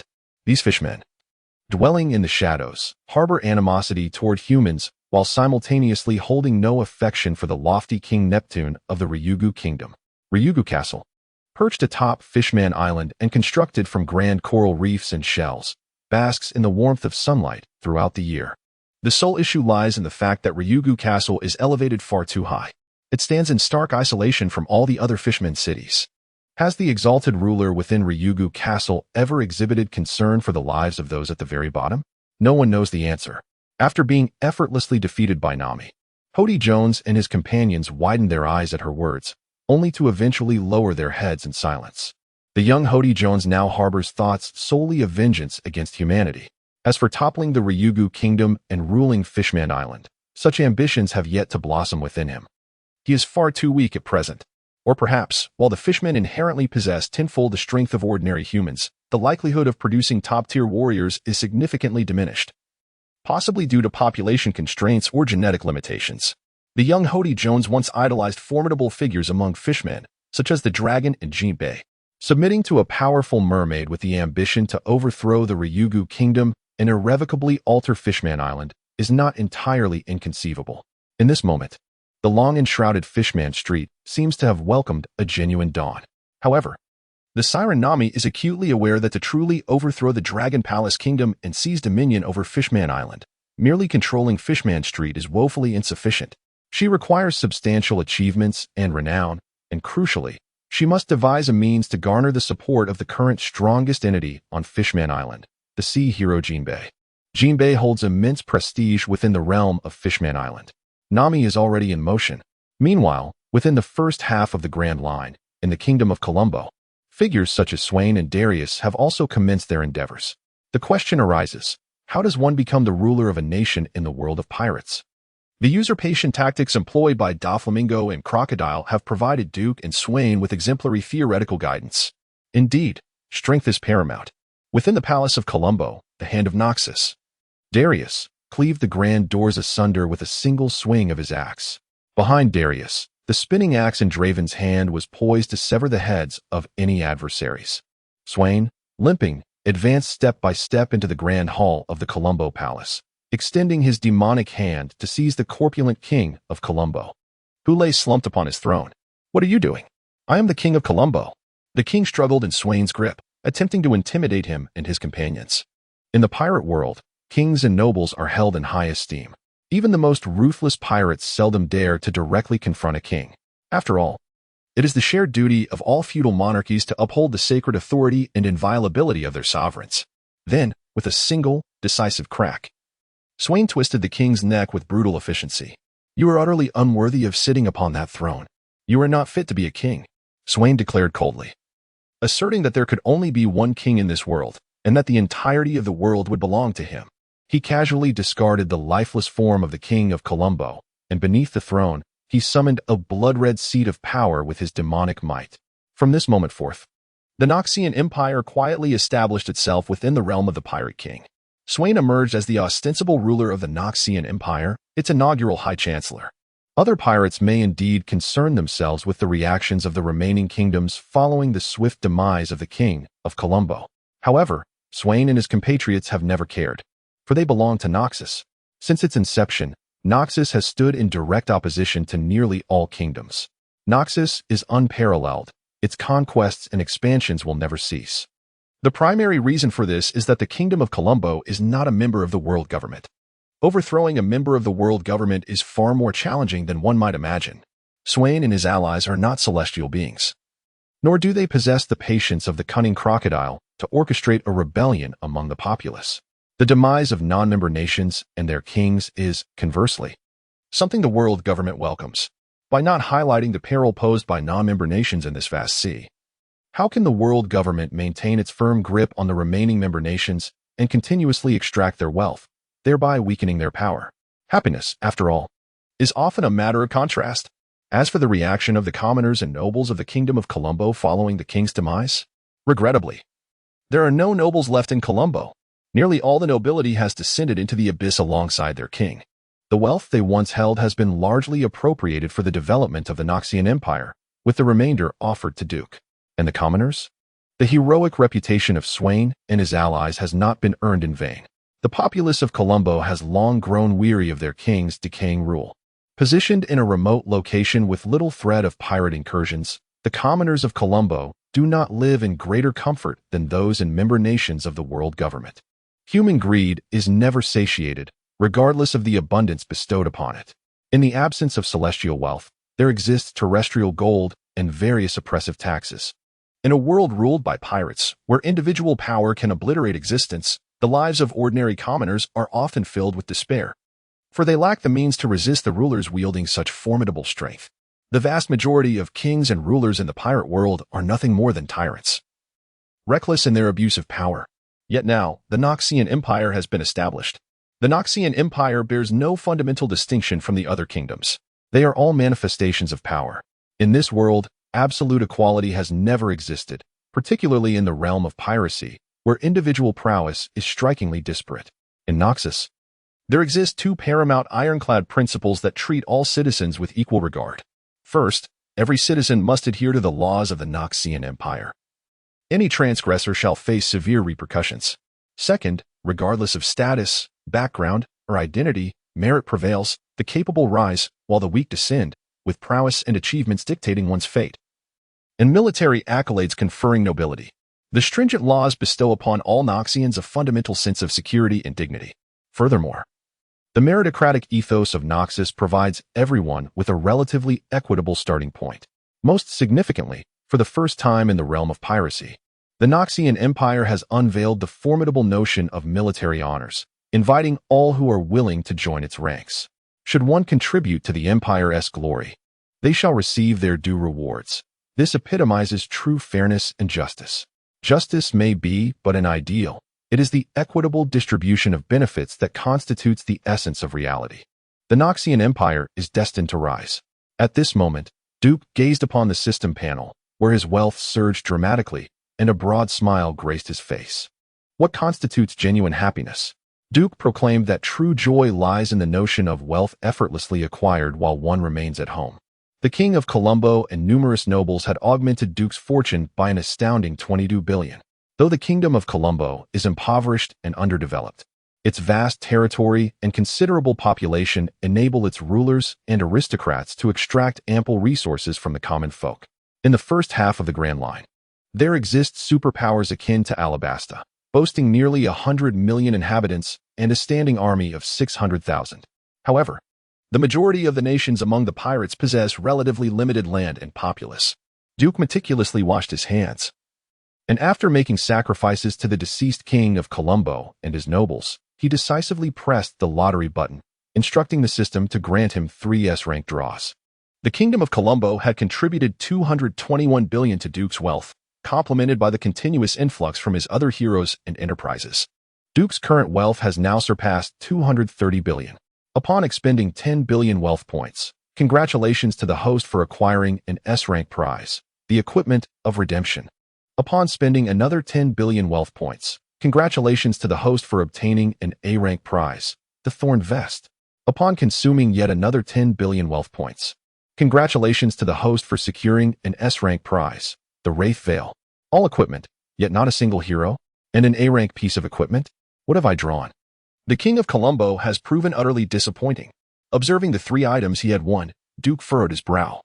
Suddenly realizing a troubling fact, the number of heroes within the league appears to be finite, and many heroes may require SS rank or even higher draws to be obtained. However, it seems that Duke can now directly participate in an SS level lottery. Furthermore, as the heroes under his command continue to develop and grow, his wealth will undoubtedly increase. This presents no issue. If one attempt fails, he can simply try again. Wealth, after all, allows for indulgence.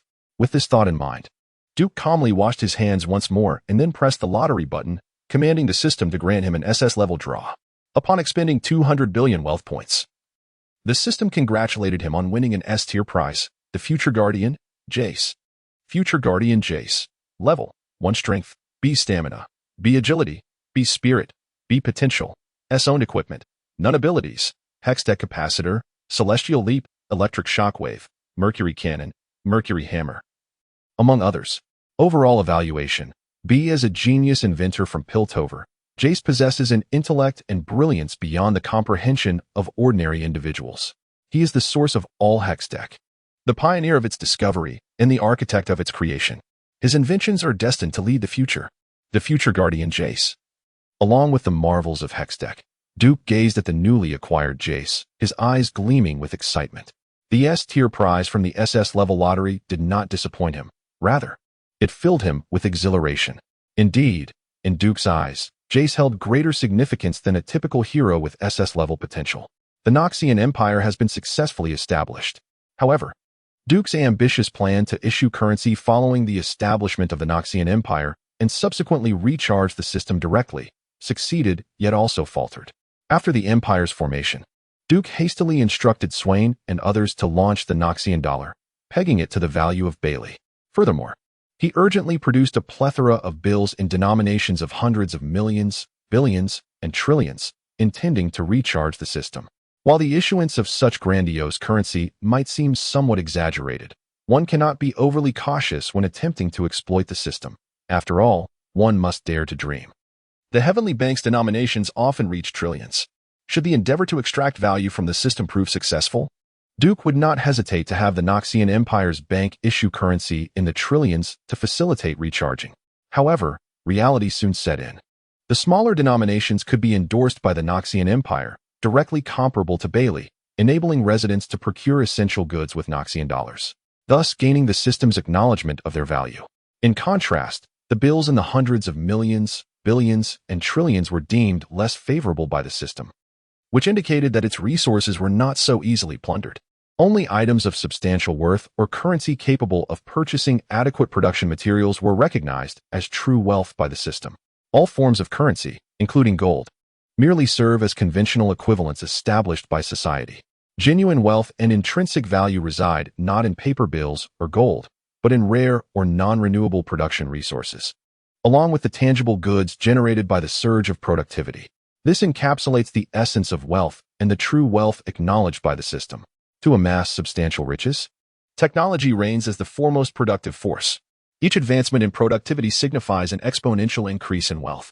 Duke had previously made a minor miscalculation. The establishment of numerous factories for water, electricity, and gas would indeed yield a continuous stream of wealth in the future.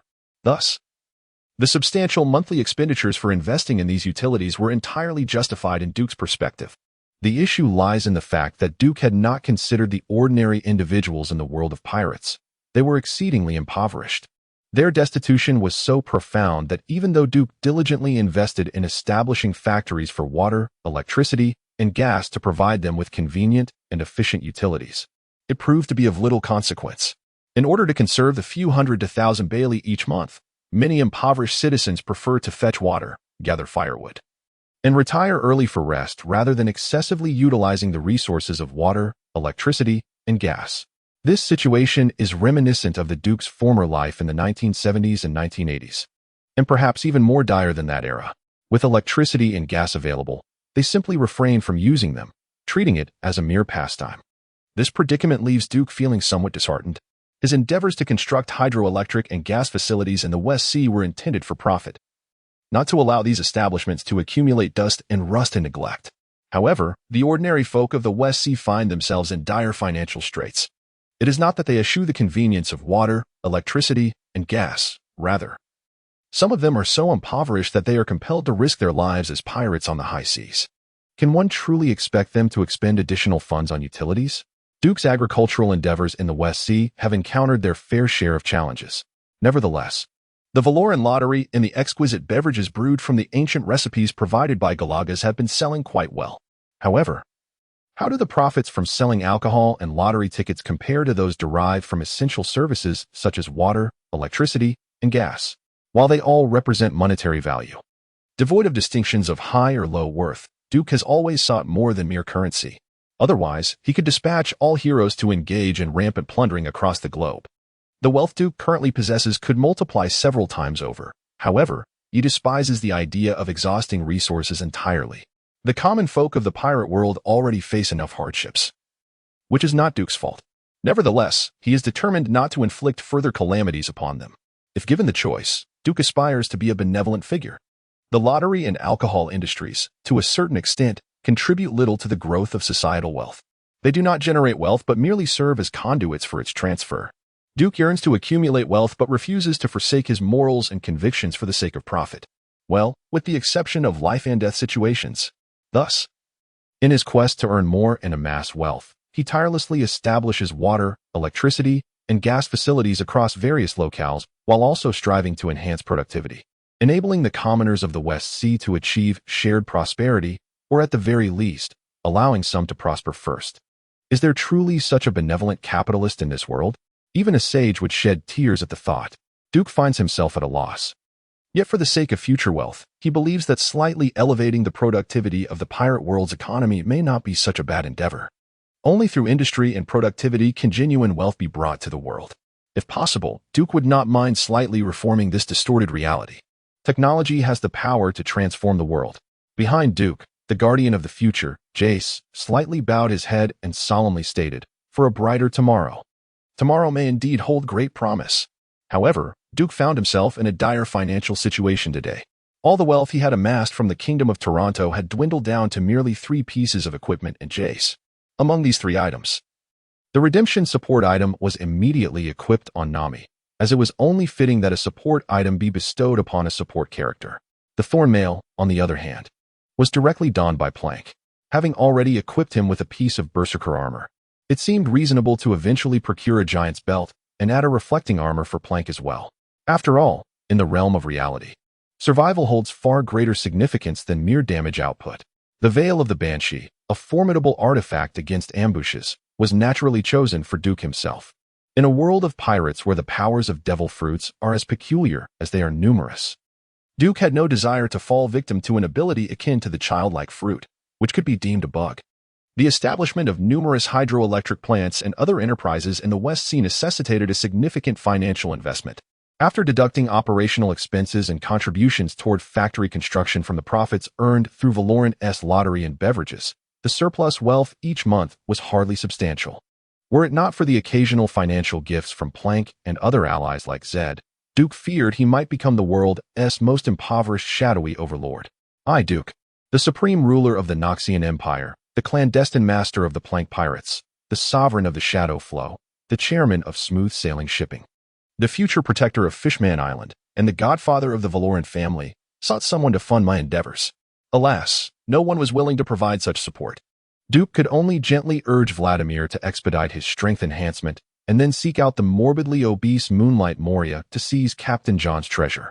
Currently, Vladimir had made a name for himself as the Blood Demon in the first half of the Grand Line, boasting a bounty of 180 million and a combat strength comparable to elite vice admirals of the Navy, earning him the title of the West Sea's latest supernova after Plank.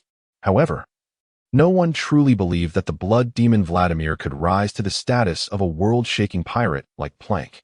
Vladimir would only seek trouble with Moonlight Moria after achieving level 9, acquiring strength akin to an A-rank warlord. Meanwhile, Jace began to fully unleash his intellect under Duke's command. Innovations such as Hextech gates and firearms held the potential to transform this world, yet Duke found himself devoid of need for such advancements at present. He lacked weapons.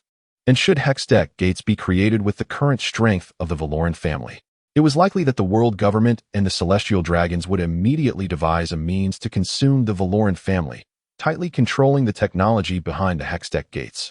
The technology in the pirate world was not, in fact, inferior. In some aspects, it was remarkably powerful. However, the world government has consistently sought to deliberately suppress the technological advancement within the pirate world. The world government does not require nations that are technologically advanced and possess formidable strength. The member nations of the world government are each powerful and possess convenient transportation, facilitating effortless exchanges among them. How then could the world government adequately protect you? How could it continue to extract vast sums of heavenly gold? The most eminent scientist in the pirate world, Vegapunk, is ostensibly under the strict protection of the world government. Yet, in reality, how does this differ from imprisonment? In summary, the technology of the pirate world may develop, but it must solely be the technology that belongs to the world government that is permitted to flourish. Naturally, the paramount reason is that modifying certain Hex firearms is permissible. However, constructing a pair of Hextech gates is, quite frankly, exorbitantly expensive. The estimated cost for such a venture is conservatively around 200 billion. This figure is not far removed from the expense of some of the grandiose cross-sea bridges on the Blue Planet in my previous life. Technology is indeed the primary productive force, yet many innovations come with a staggering price tag. Is it worth it? Undoubtedly. After all, rapid interdimensional transportation possesses both immense commercial and strategic value, rendering it invaluable. But to undertake such a project? Duke promptly dismissed the notion of building the Hextech gates. If I truly had 200 billion, I would rather indulge in 10 rounds of SSS-level lotteries. Doesn't that sound more enticing? Why bother with the construction of Hextech gates? The Hextech technology is exceedingly advanced and prohibitively costly. Duke finds no immediate need for it. However, those seemingly ordinary yet highly effective cement, efficient fertilizers, and various technologies from daily factories have led Duke to believe that Jess should exert greater effort in these areas. To achieve wealth, one must first pave the roads. To attain stability, one must cultivate the land. It is essential to grasp both fronts with equal strength. Duke is convinced that there exists a substantial opportunity for profit in the future. As for the initial investment, Duke asserts that all is in pursuit of a brighter tomorrow. One must sacrifice to gain. The Valoran family's enterprises in the West Sea have been expanding significantly, and the number of employees affiliated with the Valoran family, or rather, under the auspices of the Valoran Chamber of Commerce, has been steadily increasing. The construction and maintenance of water, electricity, and gas plants necessitate a vast workforce. Moreover, the construction of cement plants, fertilizer factories, and other industrial roads requires an even more substantial number of laborers. The profits from Valoran Lottery, Valoran Fine Wine, and the remaining industries of the Valoran Chamber of Commerce have largely been reinvested into these factories. However, the entire West Sea has experienced a certain prosperity due to the establishment of these factories. At the very least, with the Valorant Trading Company providing numerous employment opportunities for the countless commoners of the West Sea, the number of pirates venturing out to sea has inexplicably diminished significantly. How many would dare to embrace the peril of tumultuous waves, ferocious beasts, and the relentless pursuit of the Navy to become a pirate when there is a chance to live a stable life? In the world of One Piece, Only a minuscule fraction of those who set sail truly harbor the dream of becoming the pirate king. While dreams hold significant value, the reality of sustenance prevails above all. The influence of the Valorant family in the West Sea is steadily expanding, causing considerable disruption to many local trading companies, particularly those involved in maritime transport and the beverage industry. In the West Sea, no one dares to intercept vessels belonging to the Valorant Trading Company. The local fine wines cannot compete with the countless exquisite beverages provided by Gragas. Within a grand mansion in the West Sea, a multitude of trading company leaders, affected by the encroachment of the Valorant Trading Company, have gathered. This cannot continue any longer. If this persists, we shall all face bankruptcy. Jim Vutter, the corpulent president of the largest beverage company in the West Sea, exclaimed with indignation, asserting that sanctions must be imposed on the Valorant Trading Company. The beverage industry of the West Sea is the most severely impacted sector, as the myriad fine wines of the Valorant Trading Company gradually undergo fermentation and production. The majority of the existing beverage companies in the West Sea will inevitably perish. Good wine is good wine, and bad wine is bad wine. The qualitative disparity is challenging to remedy through any other means. Indeed, sanctions against the Valorant Trading Company are imperative. Once Jim Vutter finished speaking, the other leaders of the major trading companies affected by the Valorant Trading Company's influence nodded in agreement. Smaller trading companies tremble at the might of the Valorant family behind the Valorant Trading Company, yet the long-established major trading companies, rooted in the West Sea for decades, do not harbor excessive fear of the Valorant family. The West Sea was once rife with mafia influence. However, the true rulers of the Western Seas have never been those shadowy figures of the underworld. Behind every major trading consortium lies significant connections with the nobility of the Western Seas, the king, and even high-ranking officials of the world government. Yet, how can one impose sanctions? The head of the Valoran family once saved the life of General Garen, that is the esteemed inspector of the Western Seas, Vice Admiral Garen. The president of the Seahorse Shipping Consortium, Seahorse Laurie, observed the numerous ostensibly indignant leaders of various trading houses present, a faint smile gracing his lips as he spoke in a low voice. Although the emergence of the Valoran Consortium has shaken many local trading houses in the Western Seas, however, thanks to the increasingly stable underground order established by the Valorant family following their unification of the underworld of the West Sea, coupled with the significant reduction of pirates due to the eradication efforts against the Plank pirate crew, the maritime merchants of the West Sea, despite having suffered considerable losses in business, continue to persevere. However, the overall profits and the industry's broader environment have shown signs of improvement. After all, every maritime venture in the world of One Piece must be prepared for the peril of pirate raids. The number of pirates in this world is indeed staggering. Upon the completion of his remarks, Chairman Himilari of the Seahorse Chamber of Commerce left the majority of the Assembly's leaders in a profound silence. A Vice Admiral of the Navy is certainly not to be trifled with. The public relationship between Duke and Garen is rooted in Duke having once saved Garen's life. Garen, or rather, a Vice Admiral renowned throughout the seas, possesses the stature to stand at the pinnacle of power, not just in the West Blue, but across the entire world. The total number of Vice Admirals in the Navy, including those from the headquarters and various branches, does not exceed 100. What significance does a Vice Admiral hold? This is the West Blue, not Marineford. The world government, along with the kings of various nations, would never allow any Vice Admiral to meddle in the affairs of their sovereign territories. Jim Vot, the president of the largest beverage chamber in the West Blue, wore a grim expression as he remarked with a sly smile, "Besides, we are not pirates. We are merely implementing a form of resistance against the Valorant Chamber of Commerce. We refuse to sell certain goods to them and advise the countless common folk of the West Blue against joining the Mafia. Surely, this will not provoke Vice Admiral Garen. Will it? The naval headquarters serves as the world government's most formidable military force, suppressing numerous allied nations with its elite troops and widespread naval bases. The strength of the naval headquarters is immensely powerful.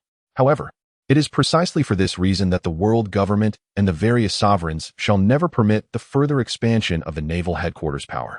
Particularly, they will unequivocally refuse to allow the Navy to interfere in the internal affairs of the great kingdoms. The Navy must remain solely a maritime force. After all, if the naval headquarters were to wield both military might and control over the power and economy of the nations, what purpose would the world government serve? What necessity would the member states scattered across the globe have? Once the floodgates are opened, The inexorable growth of power will inevitably lead to the complete loss of control by the naval headquarters. This is also the reason why Jim Voter, fully aware of the tacit understanding between Garen and the Valoran Trading Company, still dared to target the latter. After all, as a vice admiral, Garen would hardly resort to violence against Jim Voter and his associates simply because they opposed the Valoran Trading Company, would he? Good people ought to be held at gunpoint. Under Jim Voter's suggestion, a multitude of local trading company presidents in the West Sea, after a moment of contemplation, unanimously joined the anti-Valoran Trading Company alliance formed by Jim Voter, with the exception of the president of the Seahorse Trading Company, Himalauri. In a swift turn of events, under the collective boycott of numerous trading companies in the West Sea, a plethora of rumors emerged, allegations that the beverages of the Valoran Trading Company were tainted, claims that their lottery was rife with deception, refusals to supply raw materials to the Valoran Trading Company, and insinuations that the Valoran Trading Company was linked to organized crime, with factories joining the Valoran Trading Company akin to joining the Mafia, among various other underhanded tactics. This successfully diminished the Valoran Trading Company's revenue by 10%, while simultaneously obstructing Duke's extensive industrial and agricultural enterprises across the West Sea. Consequently, Duke was enraged. What a farce! He could tolerate insults, and assassination or war would also be acceptable. However, the obstacles hindering Duke's lucrative ventures have truly pushed him to his limits. Moreover, aside from the undeniable backing of the Valorant family behind the Valorant Chamber of Commerce, I can assure you that the Valorant lottery, the beverages, and the products associated with the Valorant Chamber are all genuine and above board. Duke would not stoop to deceit in this regard. After all, both the lottery and the beverage industry are already immensely profitable. It is truly perplexing. Why do they perceive me as an easy target when I am merely attempting to engage in fair business? Must the virtuous be subjected to threats? Apologies, but I have never considered myself a paragon of goodness. Duke coldly surveyed the intelligence received from the Valorant Chamber of Commerce across the Western Seas, addressing Graves, Set, and Capenbeck before him, hoping they have not forgotten the true nature of the Valorant family. Go forth, and make those chambers understand. The Western Seas belong to Valorant. As you command, my godfather. Graves and Set nodded in agreement, while Capenbeck bowed deeply and responded with utmost respect. Capenbeck has long harbored ambitions to assassinate Duke, dominate the underworld of the Western Seas, and then venture into the New World to seize even greater power and renown. However, after joining the Valoran family and witnessing the prowess of individuals such as Graves and Set, particularly after enduring numerous vigorous training sessions at the hands of Set, Capenbeck began to feel that remaining within the Valoran family might not be such a bad idea. This was by no means a sign of cowardice. Rather, it stemmed from his appreciation for the harmonious and affectionate atmosphere that the Valoran family fostered.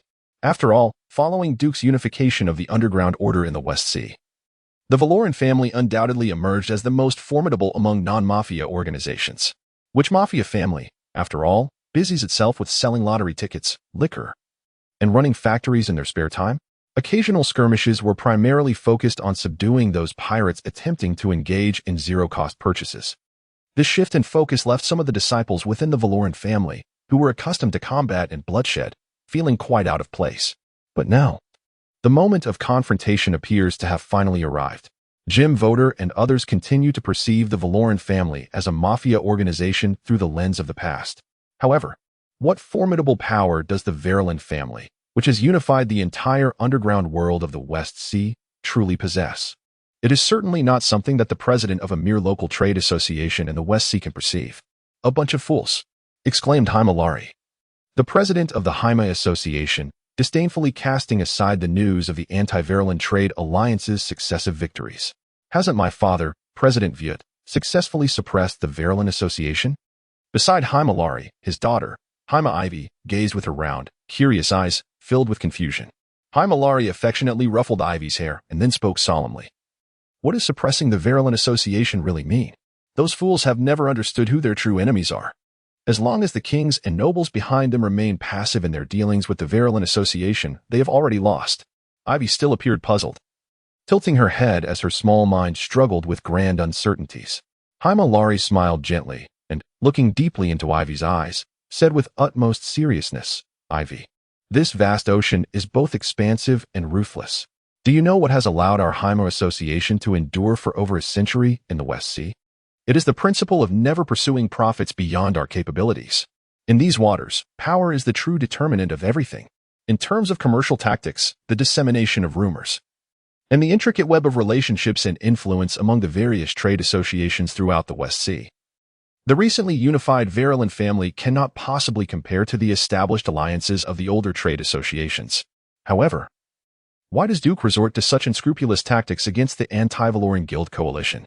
I apologize for my pretense. I have laid my cards on the table. Duke has overturned the table. Addressing those commercial dilemmas may be cumbersome, yet, confronting those who pose problems for the Valoran Guild, Duke deems, is rather straightforward. Uniting the Valoran families within the underworld of the West Sea, under Duke's command, for the first time, he revealed his razor-sharp fangs to the world. Jim Vulture, is it? The Godfather Duke sends his regards. Within the opulent estate of Jim Vulture, Capone Beak gruesomely discarded the head of Jim Vulture's beloved dog before his very eyes. Behind Capone Beak lay the bodies of Jim Vulture's meticulously hired bodyguards, strewn across the ground. This is merely a warning. Next time, you shall never witness the sun of tomorrow.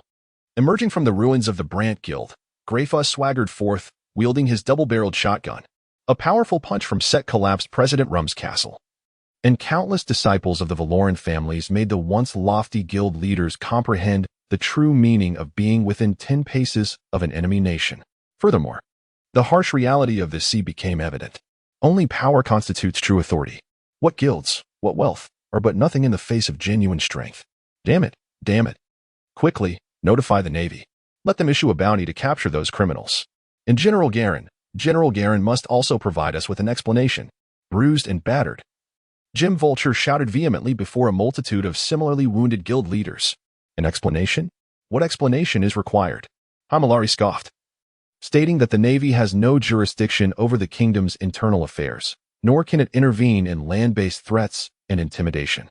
Upon hearing Hamilari's words, those guild leaders who had initially contemplated requesting the Navy to apprehend the Valoran families were left utterly dumbfounded.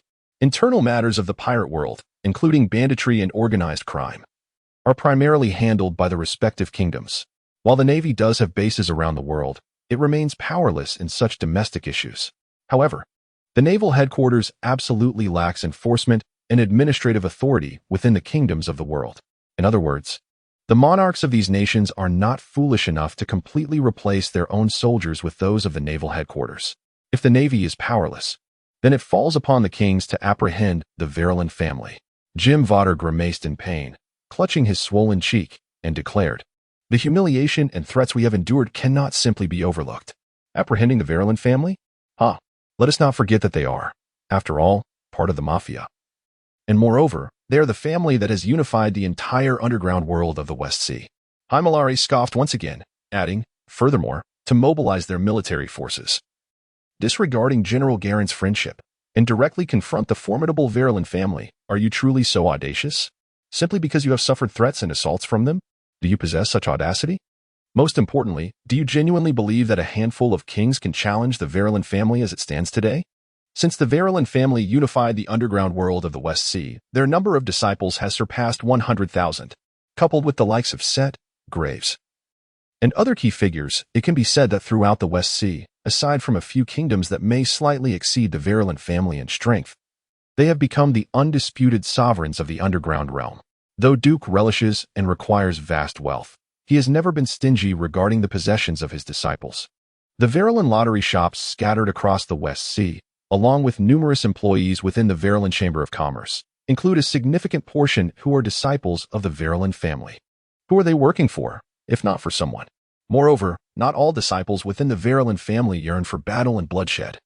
Most individuals in the pirate world are merely ordinary people. Few are willing to become pirates, and even fewer wish to fight desperately to become part of the Mafia. Chairman Larry, do you truly comprehend what you are saying? Earlier, when I asked you to join us against the Verlin Chamber of Commerce, your refusal was one matter. But now, you persist in this discourse. Do you wish for us to turn against you as well? If we cannot contend with the Verlin family, can we not handle merely the Hamilari Chamber? Jim Vada squinted his eyes, striving to emanate an aura of chilling menace through the narrow slits of his swollen eyelids as he threatened. Indeed, Hamilari felt the weight of that threat, but the chill released by Jim Voder. Hamilari gazed at Jim Voder's swollen head, resembling that of a pig, and could not help but chuckle. Then, Himilari truly burst into laughter, exclaiming, my apologies, President Jim, but I just recalled something exceedingly amusing. Feigning regret, Himilari continued in a solemn tone. Moreover, I neglected to inform you that I have joined the Valoran United Chamber as of yesterday. Henceforth, the Valoran Chamber will engage in profound collaboration with the Hima Chamber, striving together to beautify the West Sea.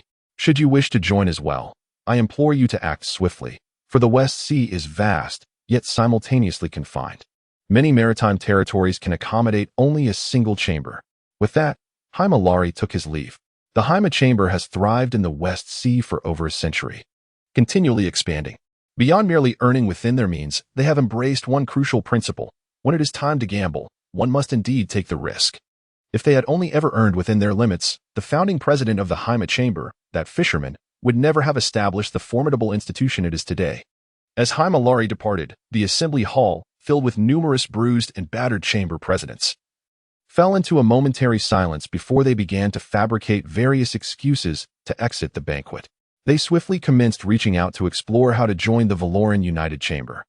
Businessmen, driven by profit, having witnessed the Valoran family's capacity to overturn tables, were reluctant to meet their demise or suffer gradual bankruptcy at the hands of the Valoran Chamber. Thus, the only logical choice was to join.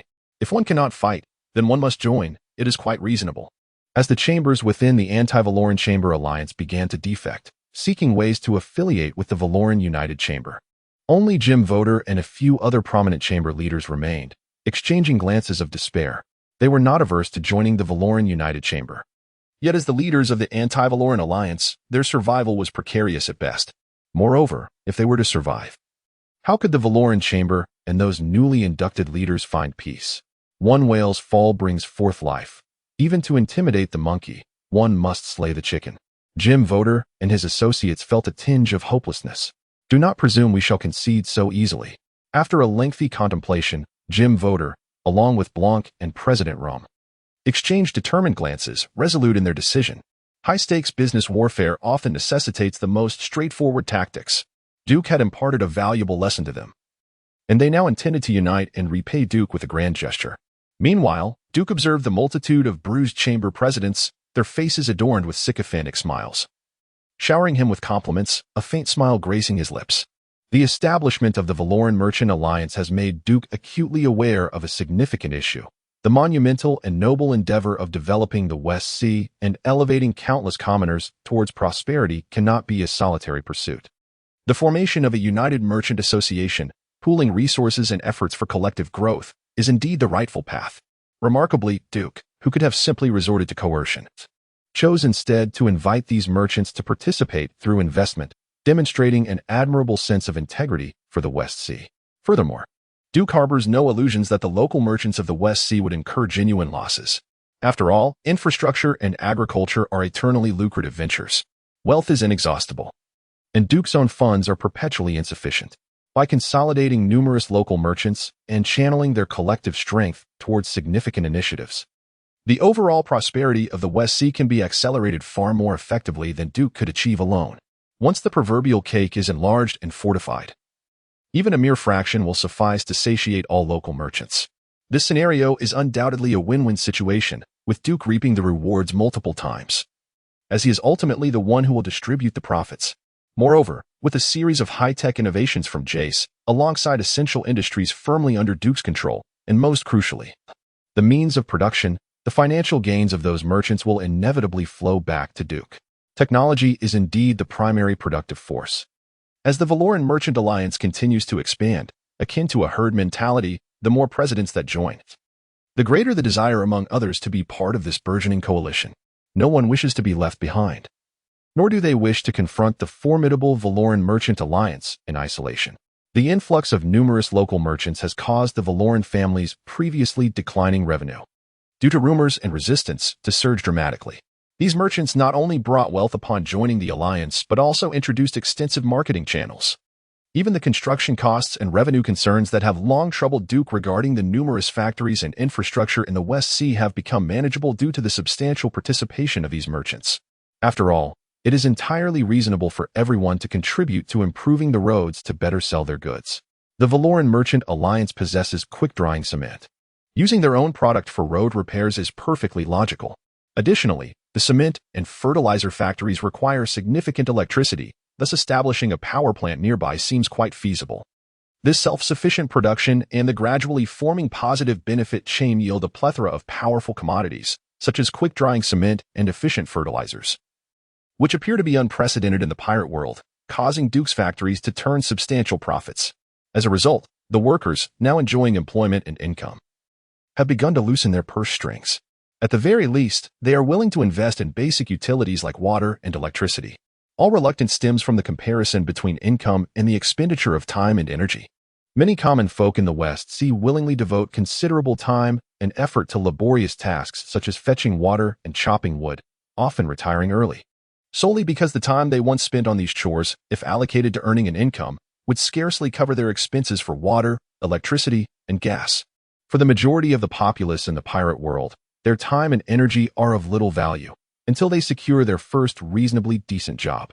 The Valoran United Trading Company is rapidly expanding in the West Sea, and Duke's previously meager income has begun to soar dramatically. Coupled with the generous reparations offered by the former presidents of the anti-Valoran trading companies, Duke's wealth has surged to an astounding 30 billion. With wealth comes the opportunity for a lottery. Duke meticulously washed his hands and then, as a gesture of goodwill, offered incense to Jim, VOT, Brando, and Chairman Rum, sacrificing a portion of their fortunes before decisively pressing the lottery button. Well, VOT and the others may not have met their demise yet, but with Duke's offerings, how far could they be from their inevitable downfall? Spending 1 billion wealth points. Congratulations to the host for obtaining an S-rank prize, the Lord Dominic's salutation. This equipment, when donned, enhances medium attack power, slightly increases critical hit chance, and provides medium armor penetration, while also imparting the Giant Slayer effect, dealing extra damage to enemy heroes with maximum health exceeding yours. Spending another billion wealth points. Congratulations to the host for acquiring an S-rank prize, the reminder of mortality.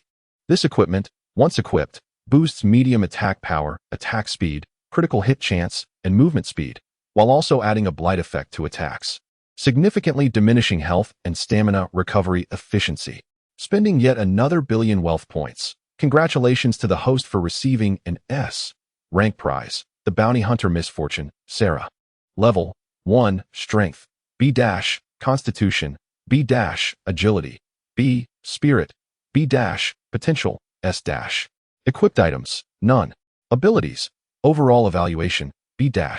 Possesses abilities such as Fortune's Favor, Striding Steps, and Bullet Rain.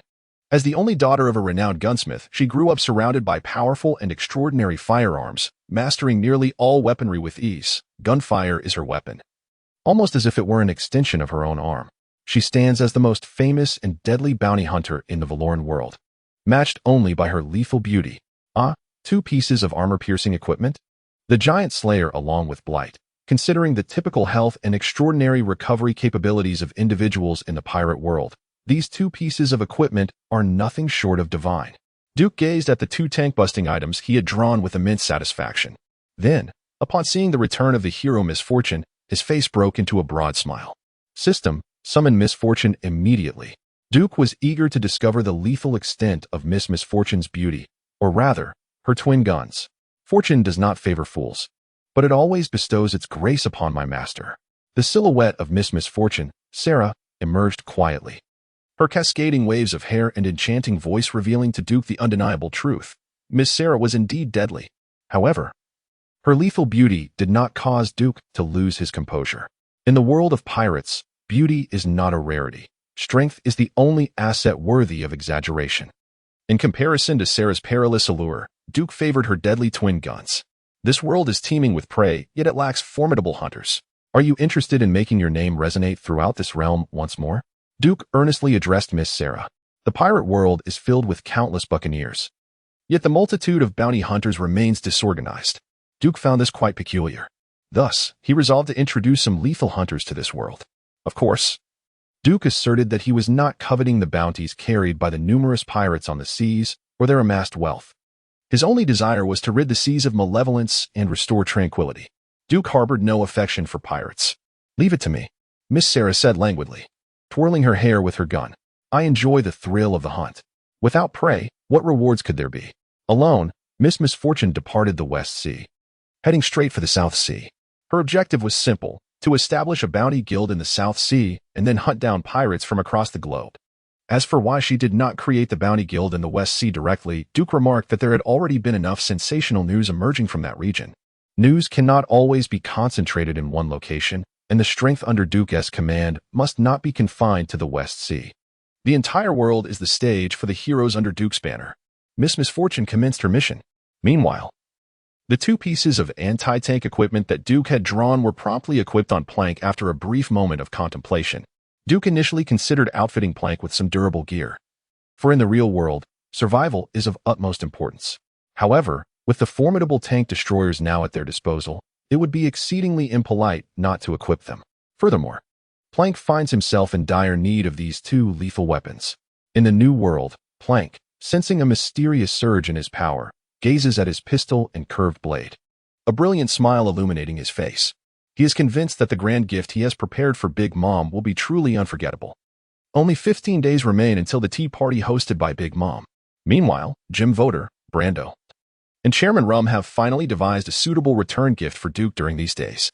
While they may not be able to counter the pressure exerted by the Valoran United Chamber of Commerce on their guild, they can certainly find ways to address those who pose problems for them.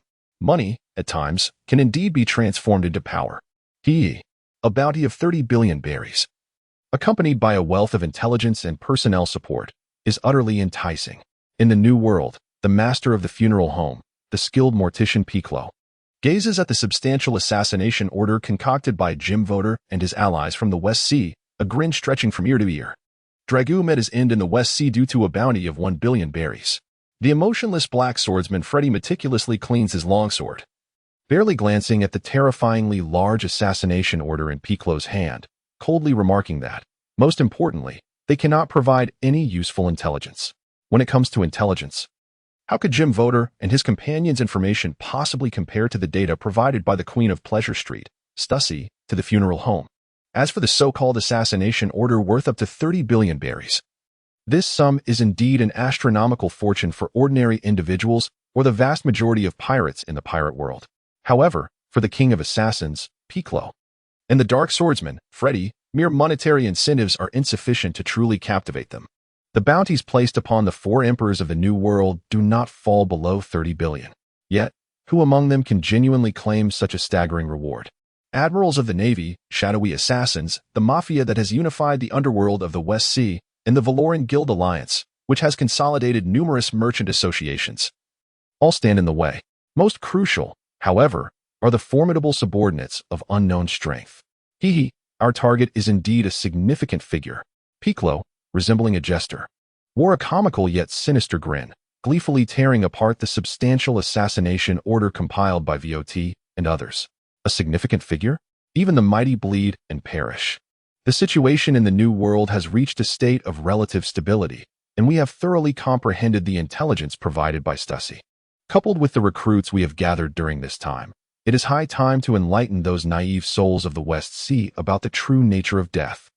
The Dark Swordsman, Freddy, continued to tenderly polish his longsword, responding without lifting his gaze. All lives, at the moment of death, are rendered worthless.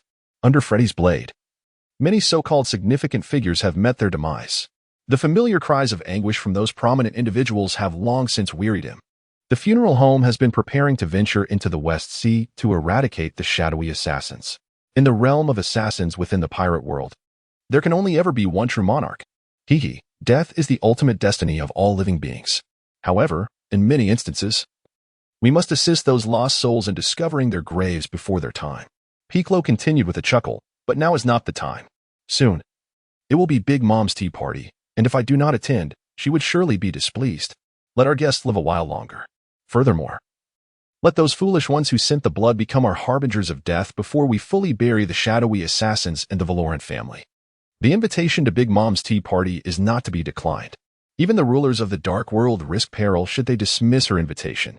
The King of the Dark Realm may reign over shadows, but the 4 emperors are the sovereigns of the entire pirate world, standing atop the ocean as its emperors.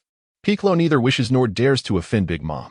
Simultaneously, before the funeral home fully commits to annihilating the shadowy assassins in the West Sea, Piccolo does not mind utilizing that colossal bounty of 30 billion berries to stir chaos throughout the West Sea, allowing those mercenary assassins and pirates, driven mad by greed, to truly gauge the strength of the Valoran family and Duke.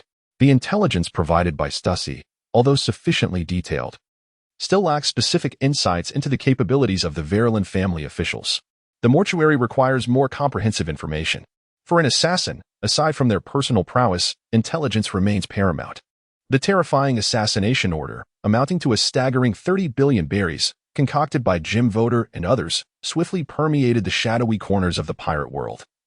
Thanks to the deliberate dissemination by individuals such as Piccolo, countless assassins, pirates, bounty hunters, and even some naval officers and the kings of minor nations found themselves captivated. For the rulers of the dark underworld, or those who reside at the pinnacle of the pirate realm, 30 billion berries is a trifling sum. However, for 99% of the denizens of the pirate world, this represents a fortune that could drive them to madness. The vast majority of pirates, assassins, and bounty hunters toil desperately upon the seas, not for some grand ambition or dream, but purely for the sake of wealth. Now this sum, sufficient to allow them a lifetime of luxury, lies tantalizingly before them. All that is required of them is to eliminate a single individual, the patriarch of the Valorant family. Duke Valorant, that bounty shall undoubtedly be mine. Across the four seas, the Grand Line, and even the New World, countless mercenaries and pirates begin to devise means to infiltrate the West Sea, intent on claiming Duke's head. As for the strength of the Valorant family and Duke himself, who cares? In this isolated world of pirates, many from the four seas still believe that sheer numbers can surge into the New World, and that with cannons and gunpowder, they can directly confront the four emperors. Greed often clouds judgment. Only through bloodshed will these foolish individuals come to comprehend the harshness of reality. Duke gazed at the staggering bounty of 3 billion berries placed upon his head, his brow slightly furrowed. He was not disheartened by the weight of the 3 billion berry bounty. After all, since the dawn of the great pirate era, no pirate with a bounty in the hundreds of millions has ever fallen to the hands of bounty hunters. Those hunters in the pirate world may find success in pursuing weaker pirates across the four seas or the Grand Line.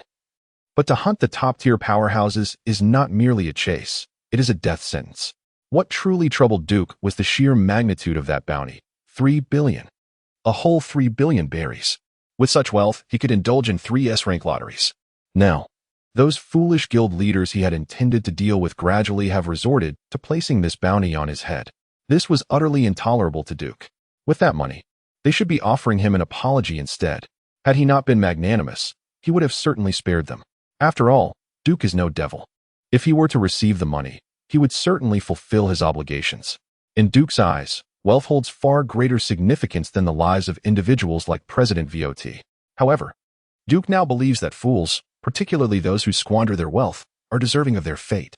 He will seize their guild, and he shall not spare their riches or their lives. Countless assassins and pirates in the world of piracy have commenced their operations. In the West Sea, the assassins of the Shadow Flow are equally stirred to action. In the dead of night, Jim Voter continues to dream of a multitude of assassins eliminating Duke, leading to the disintegration of the Valorant family, while his own Jim Guild expands triumphantly atop the ruins of the Valorant legacy. Although the mortuary has not directly dispatched top-tier assassins to silently eliminate Duke, their intentions remain evident.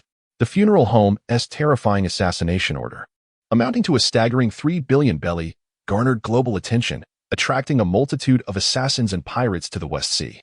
This, in turn, instilled a sense of confidence in figures like Jim VOT, who believed that this wave was undoubtedly secure. Compared to the funeral home, a killer organization expelled from the West Sea by the Shadow Stream, Jim and his companions held a greater faith in the collective strength of countless assassins and pirates around the world. He chuckled to himself, envisioning the exquisite wine recipes of the Valoran Chamber of Commerce ultimately falling into his grasp. Yet, he craved not only those recipes. He yearned to seize the factories of the Valoran family and the entirety of the Valoran Chamber itself. Jim VOT licked his lips in greedy anticipation, exclaiming, hee. Once I annex the Valoran Chamber, my Jim Chamber will ascend to become the largest in the West Sea. Who knows? I may even rise to become a noble or perhaps a king.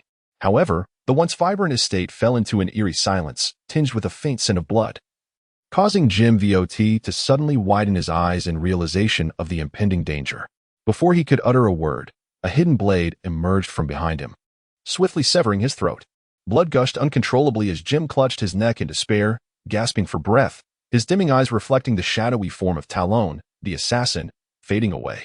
Assassination begets assassination, and such was the nature of the world.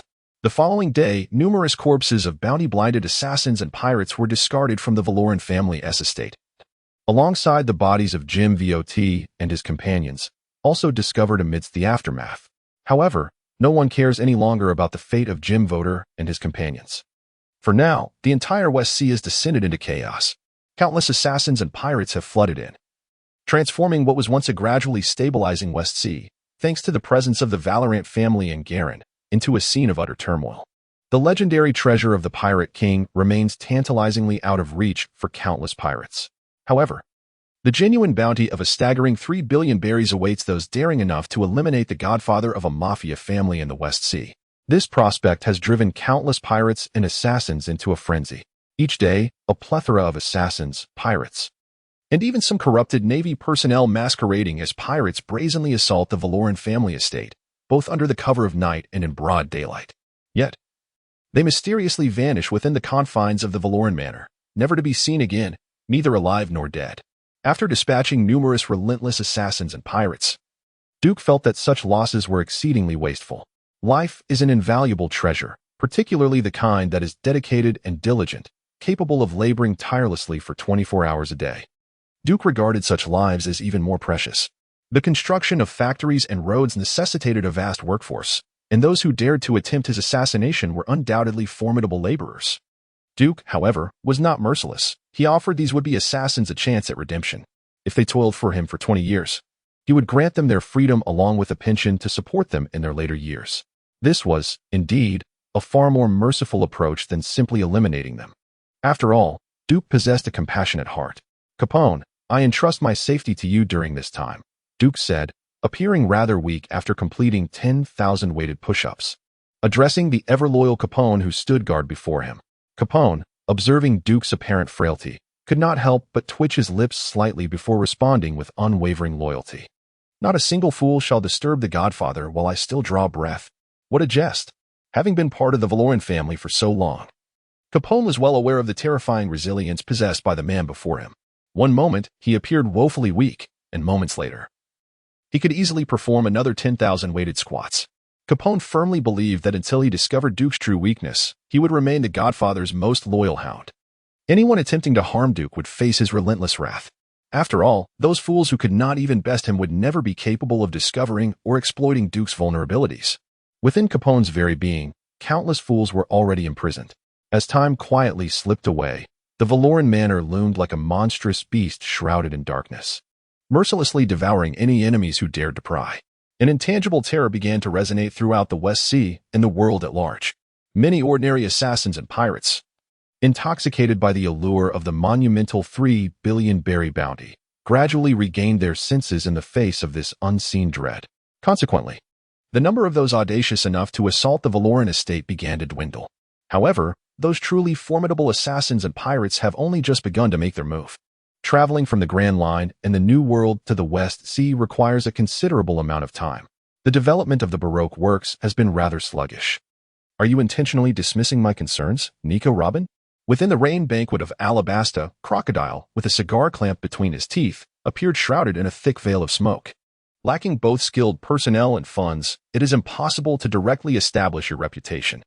The base painstakingly established on Whiskey Peak has been obliterated due to the fierce conflict between the prank pirates and the Marine Rear Admiral, Tashiji. The slow progress of Baroque works is an unavoidable predicament. Nico Robin covered her mouth, a playful smile gracing her face as she tentatively remarked. Yet there has been a significant development in the underground world recently. The funeral home has issued a bounty of 30 billion berries for an assassination. If we could seize this bounty, the funding and fame necessary for the advancement of Baroque works would be secured. Nico Robin, of course, understood that this 30 billion berries would not be easily attained. Having navigated the cycles of betrayal and counter-betrayal, she was no longer the Na'vi girl she once was. The terror of the funeral home, along with the formidable strength of the Valoran family and the shadow flow, was all too clear to her. However, since it would not require her own hands, inciting Crocodile to take action would ensure her success without risk. Should Crocodile engage, Nico Robin could use this opportunity to gauge both his capabilities and those of the Valoran family. Deep down, she was acutely aware that the moment she completed Crocodile's task would also be the day of her rupture with him. Yet, she was untroubled, as she had long since become accustomed to treachery. Simultaneously, she harbored great interest in the Valoran family, who had unified the underground world of the West Sea and brought about significant change. Nico Robin hailed from the West Sea. Furthermore, should Crocodile refrain from taking action, the blame for Baroque work's sluggish development could conveniently be shifted onto him, the mastermind behind the scenes. This time, Nico Robin was poised for a double victory, or rather, a dual triumph. A bounty of 30 billion berries, you say? Due to this reward, countless hyenas of the underground world surged towards the West Sea like wild beasts, only to meet their demise. Crocodile took a deep drag from his cigar, exhaling a large cloud of smoke that rendered his expression even more enigmatic and profound. That scoundrel, Pietro, who reeked of blood, would not generously share the wealth he possessed. The Valoran family and the Shadow Flow are not to be trifled with. There is no need for us to wade into this murky water. Do not forget our true objective, Nico Robin. Crocodile spoke in a low voice, concealing the flicker of uncertainty in his eyes within the swirling smoke. Ever since he had challenged Whitebeard, resulting in the severing of one of his arms and sustaining internal injuries from the Quake's force, along with the shattering of his conviction due to Whitebeard's overwhelming power, Crocodile had significantly diminished from his former might. To put it succinctly, Crocodile was now averse to unnecessary complications that might hinder his quest for the ancient weapon, Pluton. This reluctance was certainly not indicative of any cowardice on his part. Presently, Crocodile had invested all his hopes in the legendary weapon, Pluton. I understand. Nico Robin replied with a smile, nodding her head. Although she had not succeeded in using the patriarch of the virulent family to gauge Crocodile's true strength. However, Crocodile's current performance speaks volumes. Just how formidable is the enigmatic Valoran family? Even the warlord of the Seven Seas, Crocodile, hesitates to take action. Or perhaps, the current sand alligator has diminished significantly from its former might? Nico Robin silently lamented. The once mighty sand alligator was capable of standing toe-to-toe with Douglas Bullet and dared to challenge the pinnacle of the sea, the legendary Whitebeard. However, the current saltwater crocodile, well, is merely a small fry. The Baroque workshop, under the steady hand of Crocodile, has not plunged into the West Sea to meet its demise. However, the renowned assassin from the New World, Kelly Vanku, now in his early 30s, hurriedly rushed towards the West Sea, intent on claiming the head of Duke and seizing the staggering bounty of 3 billion berries. Kelly Vanku possesses the powers of the jacket fruit, exhibiting formidable combat abilities. Even pirates with bounties in the tens of millions would find themselves no match for him. However, the greatest trump card of the two lies in the fact that they have scarcely engaged in any brawls throughout their lives. Yet, endowed with an exceptionally robust physique, they are capable of withstanding even the armed hockey of their brother, Bobby. Once they merge their powers through the jacket fruit, they become formidable enough to vanquish notorious pirates with bounties exceeding 1 billion. The Kelly Van Co. brothers dream of wealth and fortune. Meanwhile, on an obscure island the first half of the Grand Line, a towering man wielding a great sword clumsily follows a petite, slender woman as if he were a fledgling chick. Mother, are we to leave this place? He inquires with a hint of reluctance. If we depart, we shall no longer feast on meat daily. Edward Weevil, the second Whitebeard, expresses his discontent. He has found joy on this island, abundant with colossal beasts whose flesh is both plentiful and delectable. Foolish son, once we eliminate that fellow, we shall be destined for a lifetime of unending meat. Miss Backen declares, her eyes gleaming with insatiable greed. The elite of the seas often hesitate to serve as assassins for a mere 30 billion berries, unwilling to be drawn into the tumultuous fray between the Shadow Flow Valoran family and the Undertaker's Guild.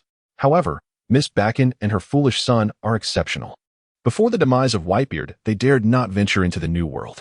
Simultaneously, due to Edward Weevil's past transgression of severing one of Zephyr's arms during an asthma attack, resulting in the demise of numerous students under Zephyr's tutelage, both he and Miss Backen were compelled to hide in the shadows along the first half of the Grand Line.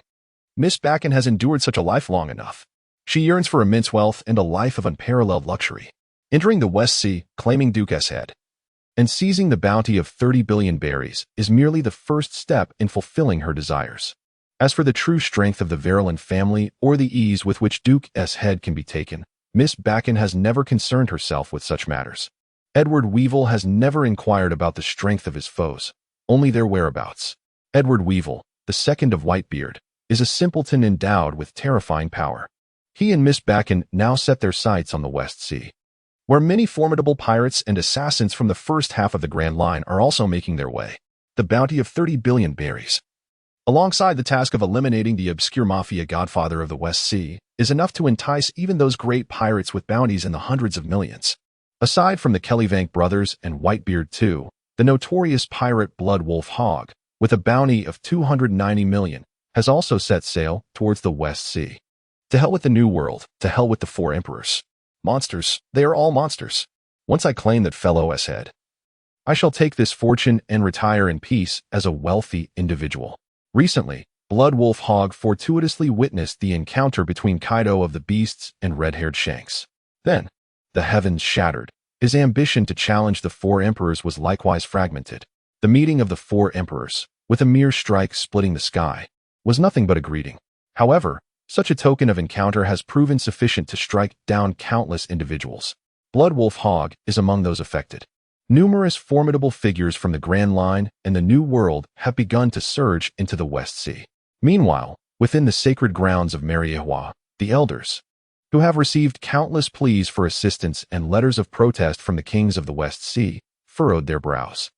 The funeral home has not quietly undermined the power of the Virulent family in the Shadow Stream as we had anticipated. Now, the entire West Sea is in disarray due to the public announcement of that exorbitant bounty. The West Sea must not descend into chaos. The elders are not particularly concerned about the disturbances in the New World or the Grand Line. After all, the Grand Line and the New World were initially designated as their own dumping grounds. However, the East Blue cannot be overlooked. The East Blue is home to nearly 80% of the population and economy of the pirate world, serving as the vital foundation upon which the world government has maintained its dominion over the pirate realm for centuries. The three admirals of the Navy, along with countless elite sailors and soldiers of the world government, all hail from the East Blue, command the Navy to divert forces to the West Blue and crush those detestable scum. Moreover, it would serve as an excellent opportunity to trouble that General Garen. As the inspector of the West Blue, he cannot be absolved of his responsibility for the turmoil that has erupted there. The long-bearded elder spoke softly. Sengoku has long wished to transfer Garen to the Navy headquarters for further training. The connections between Garen and Duke have not gone unnoticed by the elders and Sengoku. However, Garen has never engaged in any illicit activities for Duke, and his personal friendship with him is hardly significant. Carp, after all, was a close friend of Roger and had even taken in Roger's posthumous child. These are merely insignificant scoundrels, intoxicated by a mere bounty of 3 billion. They cannot destabilize the balance of the West Blue. Yet, if a large number of naval forces are diverted, Sengoku will find justification to expand the Navy's strength. The curly-haired elder frowned slightly. The Navy's power is already formidable. Further expansion may jeopardize the balance of the entire world. The world government, bearing the noble name of justice in the pirate realm, could mobilize a global conscription at any moment. A single global conscription could easily recruit the likes of Admiral Fujitora and Green Bull, along with countless elite soldiers beneath the rank of admiral. In fact, should the world government desire, they could initiate a global conscription before the onset of the Marineford War, effortlessly crushing the Whitebeard pirates and subsequently pacifying the New World. Sengoku, Carp, and the likes of Zifa and Fujitora, 6 formidable admirals, would be more than a match for the remaining 3 Yonko crews. However, compared to the prospect of subduing the New World and ending the Great Pirate Era, the world government prioritizes the stability of the seas. Indeed, the Navy's power cannot be allowed to continue expanding. The unrest in the West Blue is but temporary. Yet, should the Navy's power expand further, it would indeed shake the entire world. The blonde elder nodded in agreement. However, the turmoil in the West Blue cannot be ignored. We have just collected the heavenly gold. If we disregard the protests of those kings, the next collection will not be as easy. The long-bearded elder expressed his concerns. Then let us devise a means to swiftly quell the unrest in the West Blue. The bald elder, clutching the original blade, spoke with lethal intent. Dispatching CP0 to eliminate the patriarch of the Virulent family directly. With the disappearance of that bounty, naturally, the influx of fools into the West Sea has ceased. That individual has overreached. Would it not have been wiser to remain comfortably in the shadows? Why must one seek to bask in the sunlight? coveting power for which they are utterly unworthy? After the bald-headed Elder Star spoke, the remaining Elder Stars nodded in agreement after a moment of contemplation. Eliminating Duke and seizing that bounty is undoubtedly one of the swiftest means to bring an end to the chaos in the West Sea. The expanding influence of Duke, from the Valorant family to the Valorant United Chamber of Commerce, has gradually instilled a sense of caution in the Elder Stars. In these seas, there is no need for another force like the once feared Germa 66 to arise. The enigmatic CP-0, designated number 18, commenced its operations. CP-0 represents the most formidable guard force and intelligence agency of the world government, or rather, the Celestial Dragons, consisting of precisely 100 individuals. They often lack names, bearing only numbers. The lower the number, the greater the power. Each of the top 20 members possesses strength at least comparable to elite vice admirals of the Navy headquarters. Furthermore, those ranked higher, bearing titles like the strongest shield and the strongest spear, are not in the least inferior to admirals or the four emperors. Aside from their top-tier combat prowess, CP-0 has drawn together the core strength from various organizations under the world government. Especially notable are the sudden appearances of masked CP-0 operatives whose origins remain a mystery. CP-0, alongside figures such as Whitebeard II and the notorious pirate Bloodwolf Hawk, with a bounty of 290 million, along with a multitude of competent assassins and pirates akin to the Kelly Van Coo brothers, have all set their sights on Duke's head. Meanwhile, Duke, increasingly troubled by the numerous figures targeting him, finds himself unconcerned for his own safety. His worries mirror those of the Elder Stars. The West Sea must not descend into chaos. The West Sea is the stronghold of the Valorant family, where Duke has established countless enterprises, and the Valorant United Chamber of Commerce is continuously expanding, poised to reap substantial profits. However, the sudden influx of powerful individuals seeking zero-cost purchases poses a dire threat to Duke's financial ambitions. Destruction is far easier than construction. Therefore, this farce must be resolved post-haste. Duke murmured to himself, having devised a swift solution to the troubles plaguing the West Sea. It is time to eliminate the funeral parlor. The demise of Duke would leave those assassins and pirates without a target, effectively quelling the unrest in the West Sea. Furthermore, the dissolution of the institution issuing bounties would likewise bring an immediate calm. Duke wholeheartedly agreed with Picro's perspective. In this world, a single assassin organization suffices. The Master of Shadows, Zed, along with the Blade Shadow, Talon, have long been consumed by their insatiable thirst. With the clandestine assistance of Janna, Zed and Talon swiftly venture towards the New World. In the realm of pirates, possessing the ability to traverse the doldrums allows one to directly access the New World from both the West Sea and the North Sea. The world government and the Navy headquarters have command over the technology required to cross the doldrums. Steam-powered warships, adorned with hulls embedded with sea stone, enable these vessels to navigate without reliance on the winds, remaining impervious to the disturbances caused by sea monsters. The doldrums lack the presence of wind. Yet Ghana, the very embodiment of the wind. Time slips away quietly, and both the Shadow Stream and the funeral home are beginning to set their plans into motion. The moment of the Big Mom Tea Party draws ever closer. Plank has commenced meticulous preparations for his forthcoming grand gift, while Whitebeard II, Edward Weevil, alongside Miss Backen, has successfully made their way into the West Sea from the first half of the Grand Line. Edward Weevil has emerged in the West Sea. Has he finally shown himself for that bounty? Sengoku, allow me to venture into the West Sea and eliminate that scoundrel. Within the Marine headquarters at Marineford, Garp, observing the latest intelligence received, cast aside his usual levity and spoke with a grim resolve. Edward Weevil had severed one of Zephyr's arms, killed numerous students of his, and forced Zephyr to resign from his position as chief instructor of the Marine headquarters. This grudge, held by Garp who shared a good rapport with Zephyr, has never faded. We cannot go. Sengoku loosened his collar slightly, taking a moment to breathe, before resolutely stating that the tea party is imminent, and the troublesome figure of the ocean disaster, Plank, is also expected to attend, seemingly intent on joining the world nobles. If such a character were to join the world nobles, the entire situation in the New World could undergo a tremendous transformation. We must gather sufficient strength to confront the potential upheaval of the world. Are we to simply let that scoundrel go? Garp gritted his teeth, expressing his disappointment. Though Garp may be reluctant to fight for the Celestial Dragons, he possesses his own sense of justice. He has always been a Marine, in comparison to avenging Zephyr.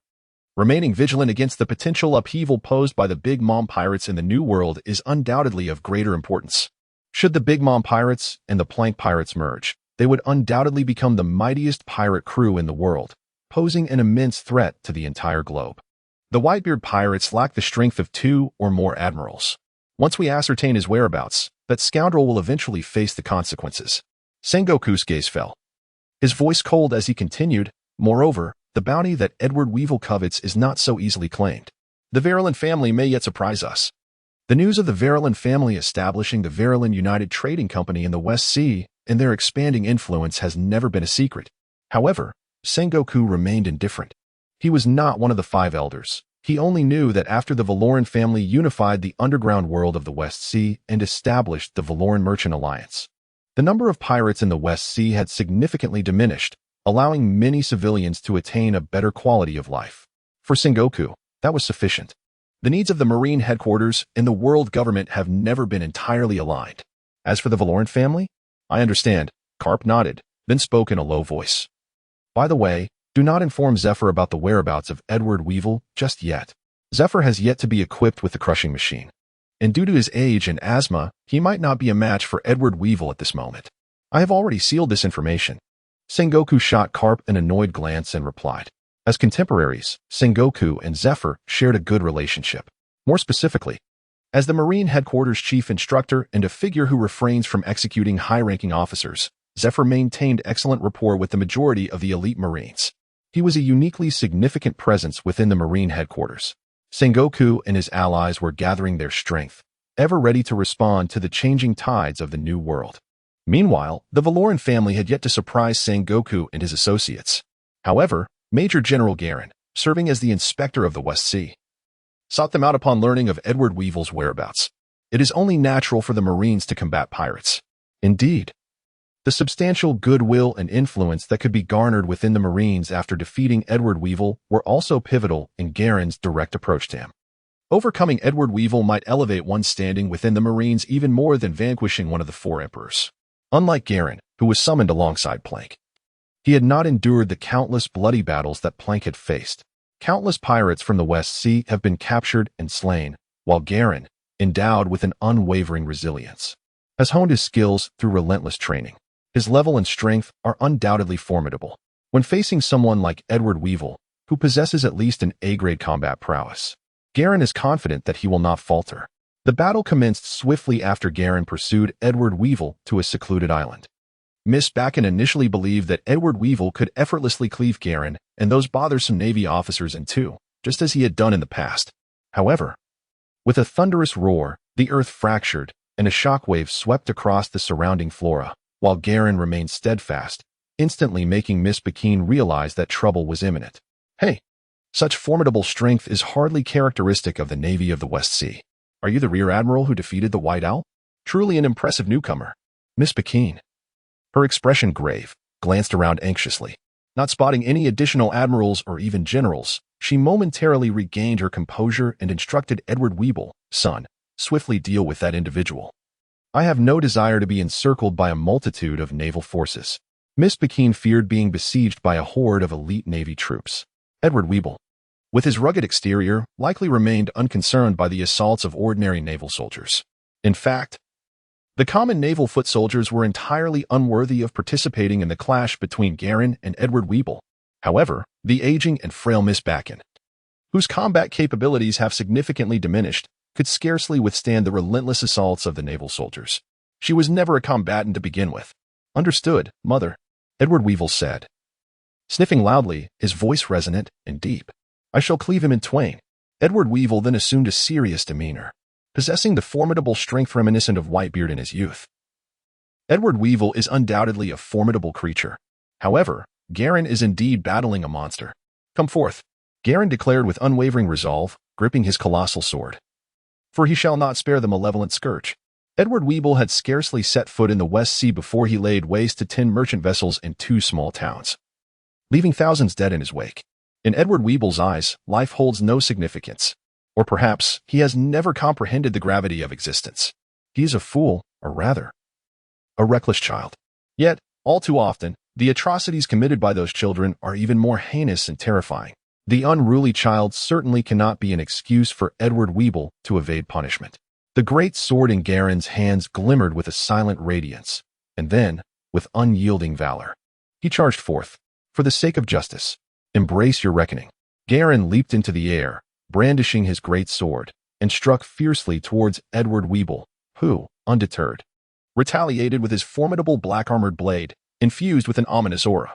Though Edward Weeble's mind may not be entirely sound, it does not diminish his prowess as a master of dual hockey. A thunderous clash erupted, sparks flying, and the powerful shockwave caused Miss Pekin, who had taken refuge nearby, to grimace slightly. In the aftermath of the impact, Miss Pekin's eyes widened in astonishment, for in her recollection, Edward Weeble, who had seldom retreated in the face of confrontation, was now stepping back several paces. Confounded, Edward Weeble gazed at the small chip on his blade, scratching his head in a daze. After smoothly channeling his hockey, he completely restored the coverage on his sword and joyfully charged once more at Garen. Just moments ago, during the clash between Garen and Edward Weeble, an inexplicable energy had abruptly disrupted the flow of hockey within Edward Weeble, causing him to unexpectedly find himself at a disadvantage in their confrontation. Yet, after regaining the ability to wield the armament hockey with fluidity, Edward Weeble charged forth with unwavering confidence. In the clash of formidable instincts and sheer strength, he was acutely aware that in terms of power alone, Garen would prove no more challenging than the foes he had previously cleaved in twain. As long as he could not match Edward's might, the only question that remained was merely how long it would take to reduce him to fragments. Edward Weeville's greatest prowess stemmed not merely from inheriting the terrifying strength of Whitebeard in his youth, rather, it was the monstrous physique bequeathed to him by Whitebeard that truly accounted for his formidable capabilities. While an ordinary individual could exert their full power through armament hockey for a mere hour or two, even Luffy, with his relentless training, required intervals of rest. However, Edward Weeble asserted that he could fully unleash the power of his armament hockey for several days. Yet, before long, his concentration was inexplicably disrupted by Garen's enigmatic attack, leaving Edward gazing at the newly formed small dent on his large blade, a look of grievance etched across his face. Although he could still contend with Garen for many days, he sensed that his formidable weapon might not endure much longer.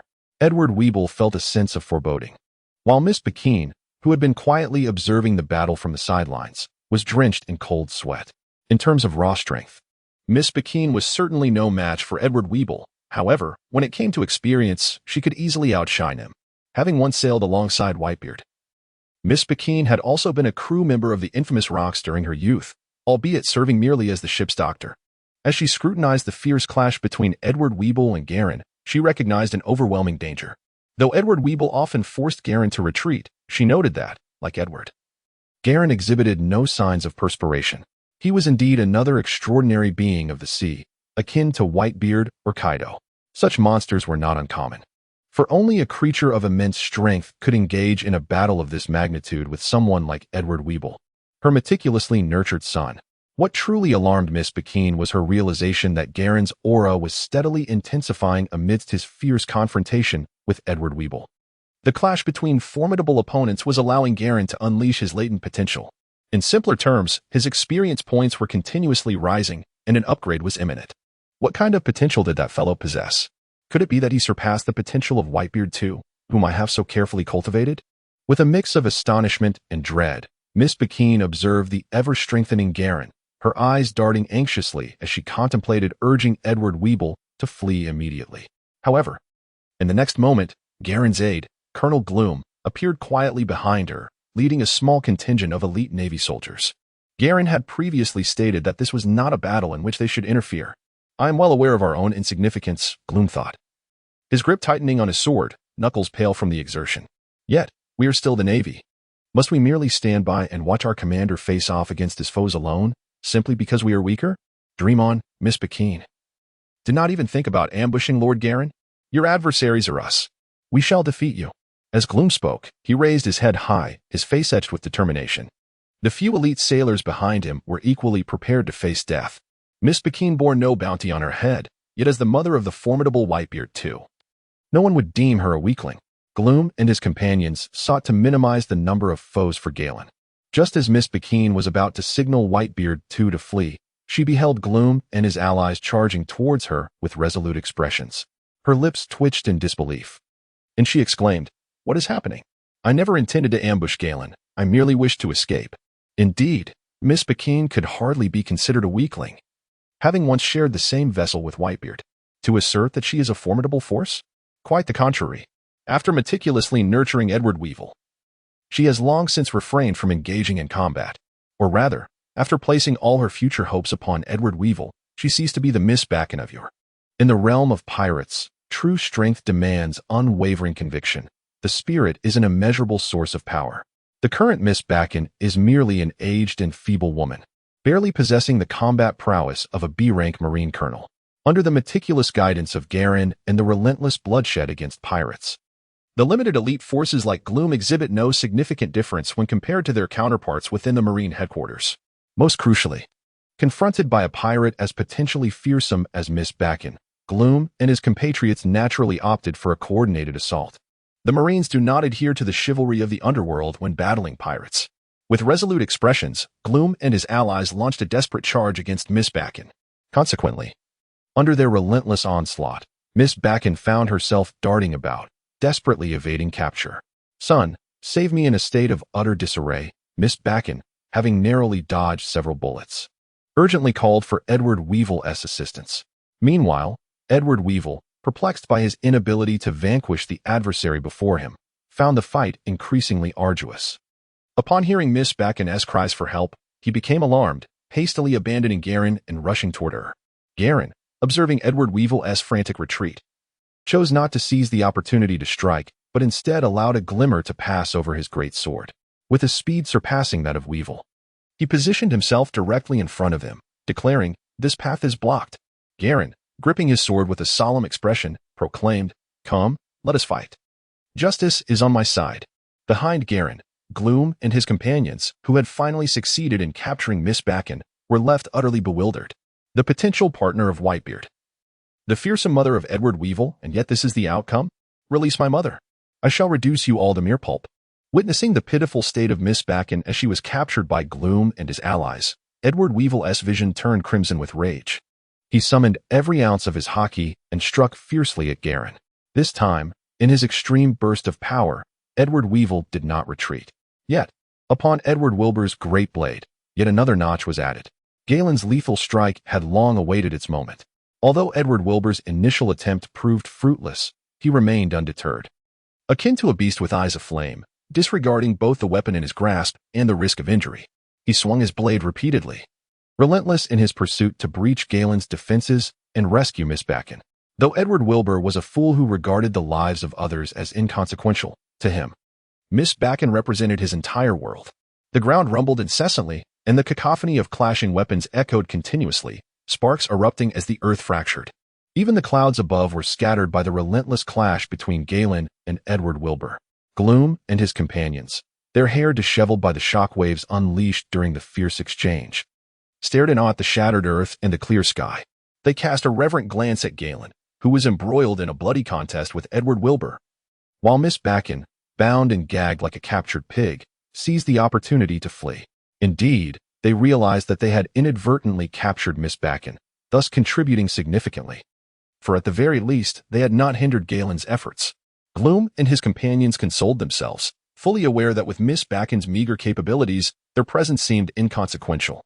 They could not intervene in the brutal confrontation between Galen and Edward Wilbur. Could a frail figure like Miss Bakine truly play a role in such a chaos? And once Galen triumphed over Edward Wilbur, where could the weak Miss Bakine possibly escape to? Surely she could not abandon her own son and flee outright. Bound and silenced, Miss Bakine squirmed in despair, issuing faint whimpers. She had previously contemplated the possibility of retreating should the situation turn dire.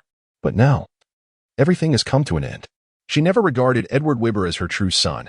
Edward Wilbur was not the fruit of Miss Bakine's and the old man's love. He was merely a tool, painstakingly cultivated by Miss Bakine using the old man's genes. Gloom and the others stealthily led Miss Bakine away.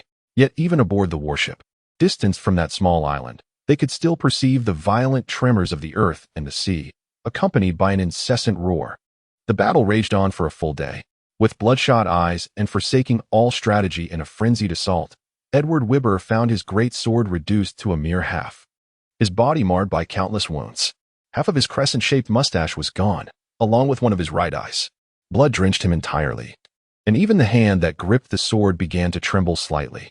Nevertheless, Edward Wibber continued to foolishly murmur "Mother, Mother," repeatedly launching desperate attacks at Garen, who bore only 2 wounds that were gradually healing. Garen regarded the relentlessly advancing Edward Wibber with neither joy nor sorrow, silently acknowledging that his strength had not diminished. On the contrary, it had been solidified and enhanced through his recent upgrade, as he resolutely declared, "For justice." In the next moment, an enormous, resplendent golden sword obscured the sky, casting a shadow over the island. Then, like an asteroid colliding with the earth, the sharp tip of the sword pierced through the void, the atmospheric resistance turning its point a fierce red, even before it touched the ground. The terrifying pressure of the magnificent great sword had already created a deep pit that expanded continuously.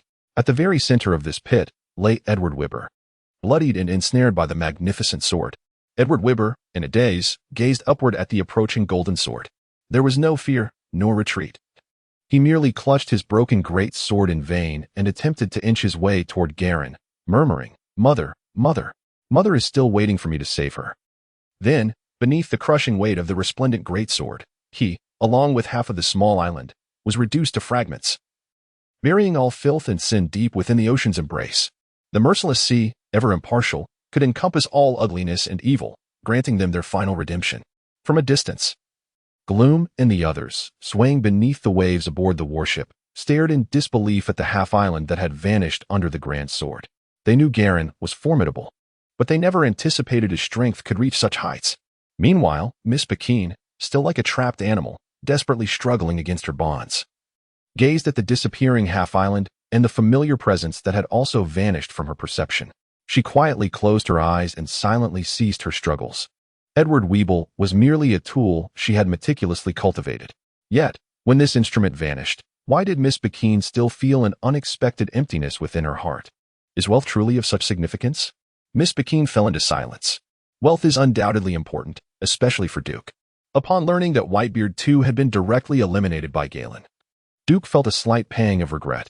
After all, the head of Whitebeard too was worth no less than 480 million. Yet the Navy may eliminate pirates, but they cannot claim the bounty. It is the Navy's duty to combat piracy. However, compared to the bounty of 480 million, Duke is far more concerned for Garen's safety and future prospects. Although he possesses great confidence in Garen, he cannot dismiss the possibility that Whitebeard too, akin to Monkey D. Luffy, might unexpectedly ascend from the strength of a warlord to that of an emperor with just a few devastating blows. Thus, Duke dispatched Set to be on standby nearby, prepared for the eventuality that Garen might falter, or should Miss Bakine suddenly unleash her formidable prowess, allowing Set and Garen to engage in a just ambush. Or perhaps for Set to eliminate that aged woman, Miss Bakine. After all, when it comes to confronting women, be they youthful or aged, Set always seems to have an advantage. Beneath the might of the powerful, all beings are rendered equal. Subsequently, Set merely played a minor role, and Garen successfully dispatched Whitebeard too. Indeed, not everyone in this world can attain sudden breakthroughs and rapidly gain strength like Luffy. Well, except for heroes that can level up. After Garen's ascension, he seamlessly eliminated Whitebeard too. Meanwhile, within the Navy headquarters, the ever-stressed Sengoku, who was already troubled by the potential enlistment of Plank and the influx of formidable figures from the West Sea, found himself spluttering tea all over Carp upon learning that Garen had taken down Edward Weevil. Carp, bewildered, found himself an unwitting victim of this chaos. Before he could confront Sengoku, Carp's expression turned to one of shock as he laid eyes on the latest intelligence in Sengoku's hands. They had long sought revenge for Zephyr, but had yet to find the opportunity. With Garen's recent triumph, his favor among the higher echelons of the Navy skyrocketed. Sengoku, Carp, and Crane were friends of Zephyr, while the 3 admirals and the majority of the Navy's officers were all disciples of Zephyr. Though Zephyr may not have been the mightiest of admirals, his pedagogical prowess and connections within the Navy were unquestionably top tier. Garen's future within the Navy headquarters is indeed boundless. Duke, without giving it much thought, merely hoped to see Garen ascend to the rank of admiral or marshal if possible. That fellow has perished? If Zephyr were to learn of this news, his spirits would surely be lifted. The deaths of those cadets were not his fault. Carp wore an unusual solemnity, reflecting. His wife and child were slain by pirates, yet he could not directly confront the non-lethal admiral, Black Arm Zephyr. But the numerous cadets, to whom he had entrusted deep emotions and high hopes, fell before him, sacrificed while protecting him from Edward Weevil, who had left him grievously injured after a bout of asthma, dismembered and slain. The once non-lethal Admiral, Black-Armed Zephyr, has truly perished. He once confided in me about his desire to reconstruct his severed arm and form a pirate guerrilla to exact vengeance upon pirates. I had no grounds to thwart him. Zaun Group spoke with a grave countenance, suggesting that perhaps we could persuade him to return. He has always been our finest naval chief instructor. Zephyr's severed arm, along with his age and the myriad experiences he has endured, have severely diminished his current capabilities. Coupled with the ever-looming threat of asthma, the role of naval chief instructor is far more fitting and secure for Zephyr than that of a pirate captain. Thus, let us endeavor to convince Zephyr to come back. If he does, Marineford will certainly become a bustling place. Carp, picking his nose, allowed his expression to revert to the familiar, whimsical demeanor he often exhibited. And then he boisterously remarked that Garen had actually managed to defeat Whitebeard too, which was indeed a tremendous waste to keep him in the West Blue. Now, those 5 old geezers lack sufficient justification to obstruct Garen's transfer. Even the 5 elders would require a valid reason to interfere with the normal operations of the Marine headquarters. The Marine headquarters, along with the New World, is truly Garen's stage. A smile graced Zaun Group's face as he nodded gently, at the very least. The Wan pirate crew and the Plank pirate crew have genuinely merged. We possess ample combat power to suppress them. Within Marineford, numerous naval officers were both astonished and elated upon learning of Garen's victory over Whitebeard too. Meanwhile, within the Holy Land of Mariewa, the 5 elders appeared rather complex in their expressions upon discovering that Garen had the capability to directly slay Whitebeard too. They had intended to confine Garen to the West Blue, stifling his growth, while simultaneously diminishing the strength of the Marine headquarters. Yet, it was utterly unexpected that even in the West Sea, Garen had grown to such an extent in a remarkably short period. His strength, capable of vanquishing a powerhouse like Whitebeard too, could no longer be subdued at will. Agreeing to Sengoku's orders was imperative. The merger of the pirate crew and the Plank pirate crew would undoubtedly pose a significant dilemma. The Longbeard elder sighed, casting aside the transfer order from Sengoku that designated Garen as a vice admiral of the Navy headquarters onto his desk. The transfers of officers ranked below the admiral level were largely at the discretion of Sengoku and his associates. However, any actions above a certain level typically require the approval of the world government. Mobilizing a significant number of elite forces without authorization is a grave offense for any kingdom or government. It is now futile to contemplate further means of suppressing him. Instead, relocating him to the naval headquarters may more effectively diminish the Valoran family's influence in the West Sea. The other 5 elders nodded in agreement. A mere vice admiral within the naval headquarters cannot possibly disrupt the balance of the world. It is, in fact, those vice admirals within the branches who conspire with local forces that pose the true threat to the world government. The news of Garen's formidable slaying of Whitebeard too gradually spread across the globe. In the West Sea, countless powerful pirates and assassins, who had just entered the region with intentions of rampant exploitation, upon learning that even the bounty of 480 million on Whitebeard too had fallen to Garen, began to retreat and exercise caution. They had come to the West Sea to claim Duke's Head and reap the 30 billion berries bounty, not to engage in a desperate struggle with the Navy. Most importantly, it seemed that such a struggle would be futile. The turmoil in the West Sea thus began to subside slightly. However, the assassination of the Duke has never ceased. Within the estate of the Valoran family, shortly after the demise of the late Whitebeard too, a peculiar guest arrived. Hey, this is not a place for idle wandering. Have you contemplated what work you shall pursue over the next 2 decades? Capenbeck emerged slowly from behind an eccentric blue statue within the Valoran estate, a cigar clenched between his teeth. At the window of the sturdy fruit of his body, countless firearms were trained upon a mysterious figure before him, adorned with an enigmatic mask. Capenbeck was tasked with safeguarding the Duke's security, having also amassed a multitude of assassins and pirates under the Duke's command, for a considerable duration. Some of the most perilous tasks in the West Sea had indeed been undertaken by capable hands. Yet this time, Capone Beach encountered an adversary that proved insurmountable. CP0's number 18 spoke not a word, merely raising a hand with grace. In the next instant, a razor-sharp finger gun shot forth, piercing directly towards Capone Beach's chest. Subsequently, with a resounding thud, a spray of crimson blossoms erupted from his torso as he collapsed heavily to the ground. Despite having undergone rigorous training under the tutelage of Surti and the sharpshooter, Capone Beach found himself at a significant disadvantage. However, relying on the fortress fruit, it suffices to contend with ordinary colonels of the Navy headquarters.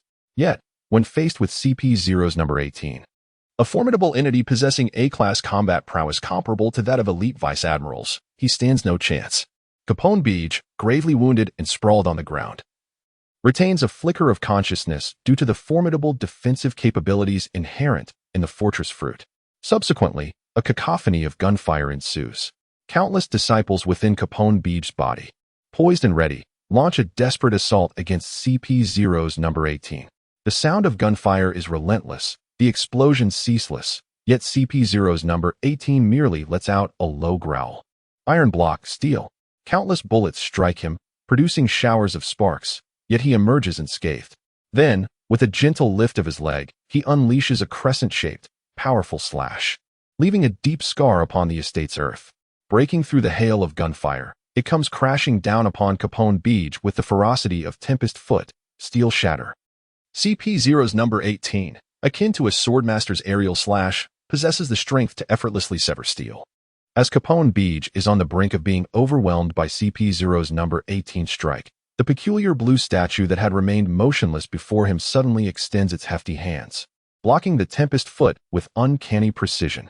This is the azure-patterned demon statue, which had been displayed in the estate since Duke summoned it, colloquially known as the Blue Buff. The azure-patterned demon statue is not renowned for its combat prowess, even though it is one of the earliest prizes summoned by Duke. Its current strength would be barely sufficient to challenge Capone Beach. Although it may not possess overwhelming strength, it is undeniably resilient and formidable. The sudden intervention of the azure-carved pattern golem startled Kappenbaki, who had been teetering on the brink of despair. His face was a canvas of astonishment and relief, for he had never anticipated that a mere statue, casually placed within the Valoran manor, could rival his own prowess. How formidable must the senior officials of the Valoran family, and their patriarch Duke, truly be? Kappenbaki found himself questioning the feasibility of his ambitions as they seemed increasingly distant and devoid of promise. As CP0 18 observed the golem, which had taken his Lianjiao broken steel attack with only 2 shallow scratches marring its surface, he furrowed his brow, preparing to expend time and effort dismantling both the golem and Kappenbaki into fragments. In the next instant, the imposing figure of Seth materialized, clenching his fist. That behemoth is not one you can defeat. If you seek a fight, why not come to me instead? The blue buff provided daily enhancements to Seth, Duke, and others, and losing their blue buff to the enemy would be a significant embarrassment. The Valoran Manor constituted Duke's territory. The arrival of Seth, a senior official of the Valoran family, caused CP0 number 18's expression to turn grave. He mechanically stated, "You are not my target. Allow me to eliminate the godfather of the Valoran family, and you could directly ascend as the new patriarch." CP0 number 18's instincts, honed through countless brutal battles, detected a long-forgotten danger emanating from Seth.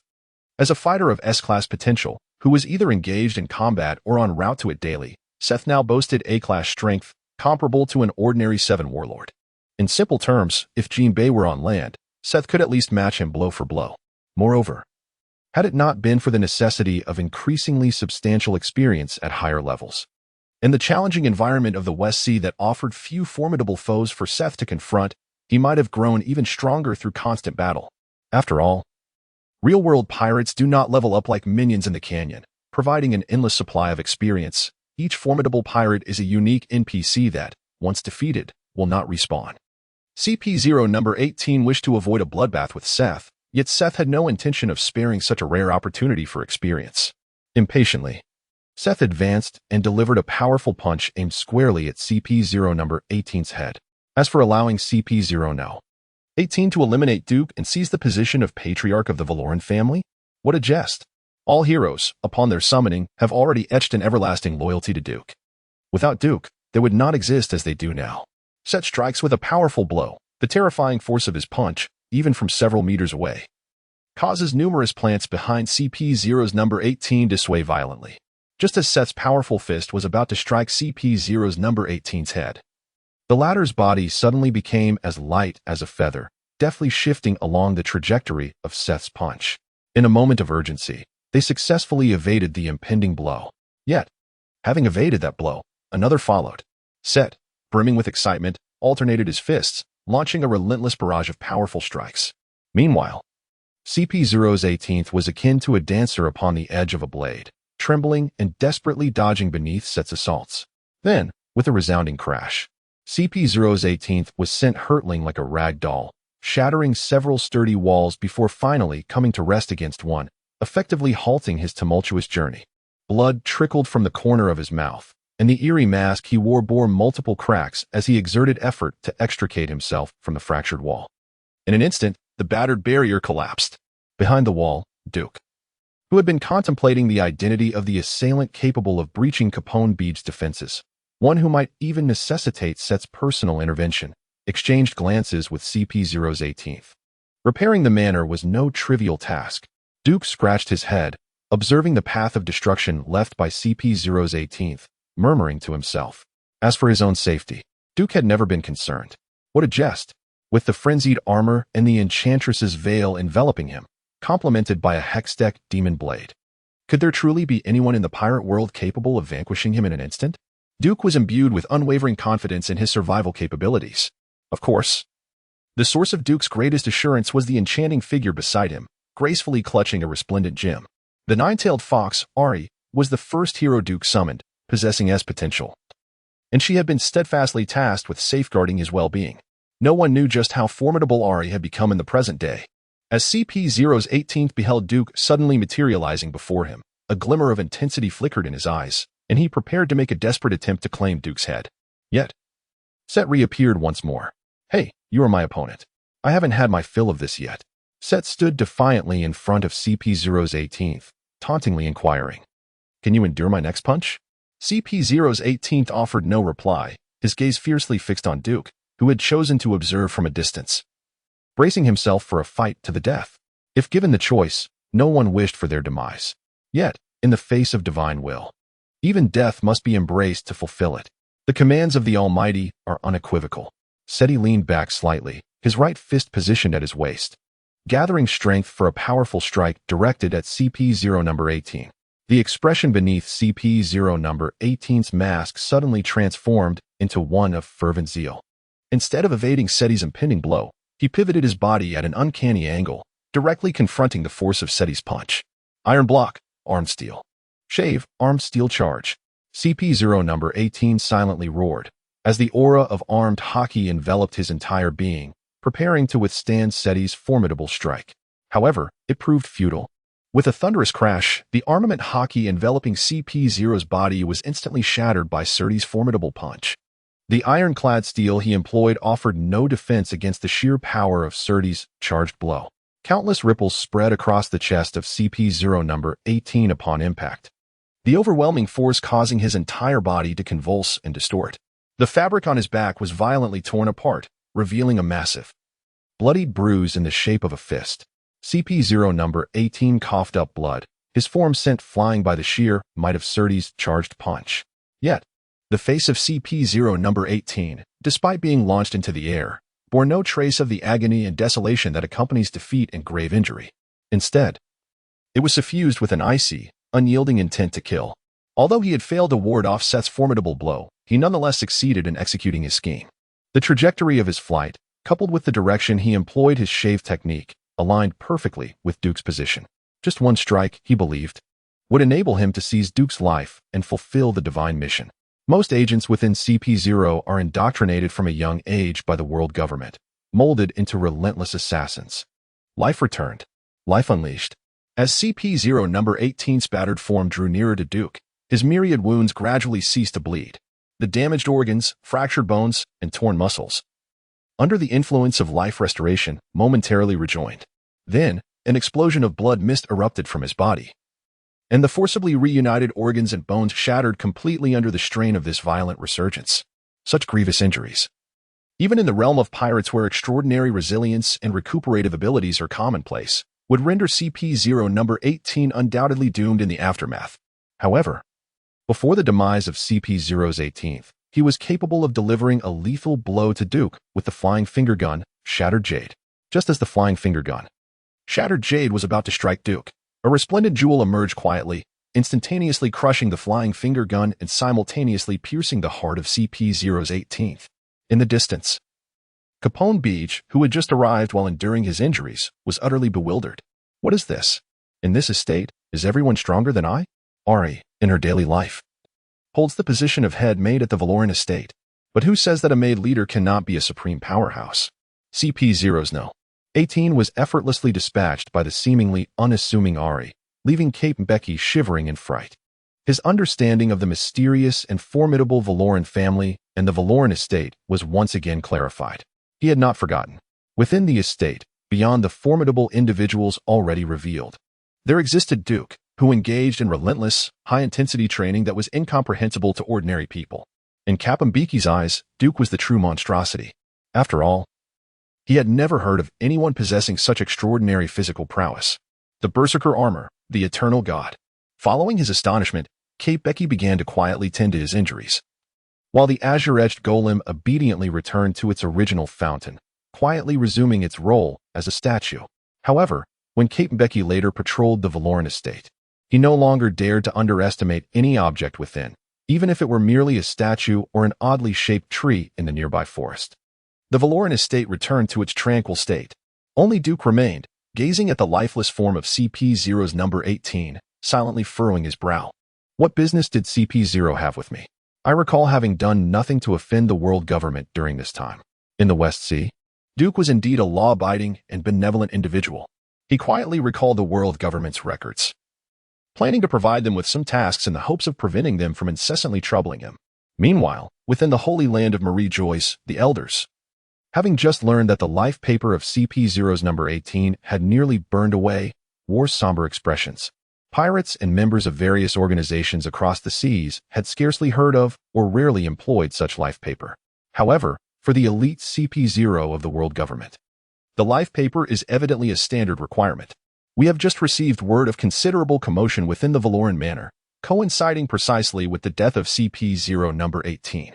It appears that the Valoran family from the West Sea has indeed provided us with quite a surprise. The golden-haired elder, while expressing delight, bore not a trace of joy upon his countenance.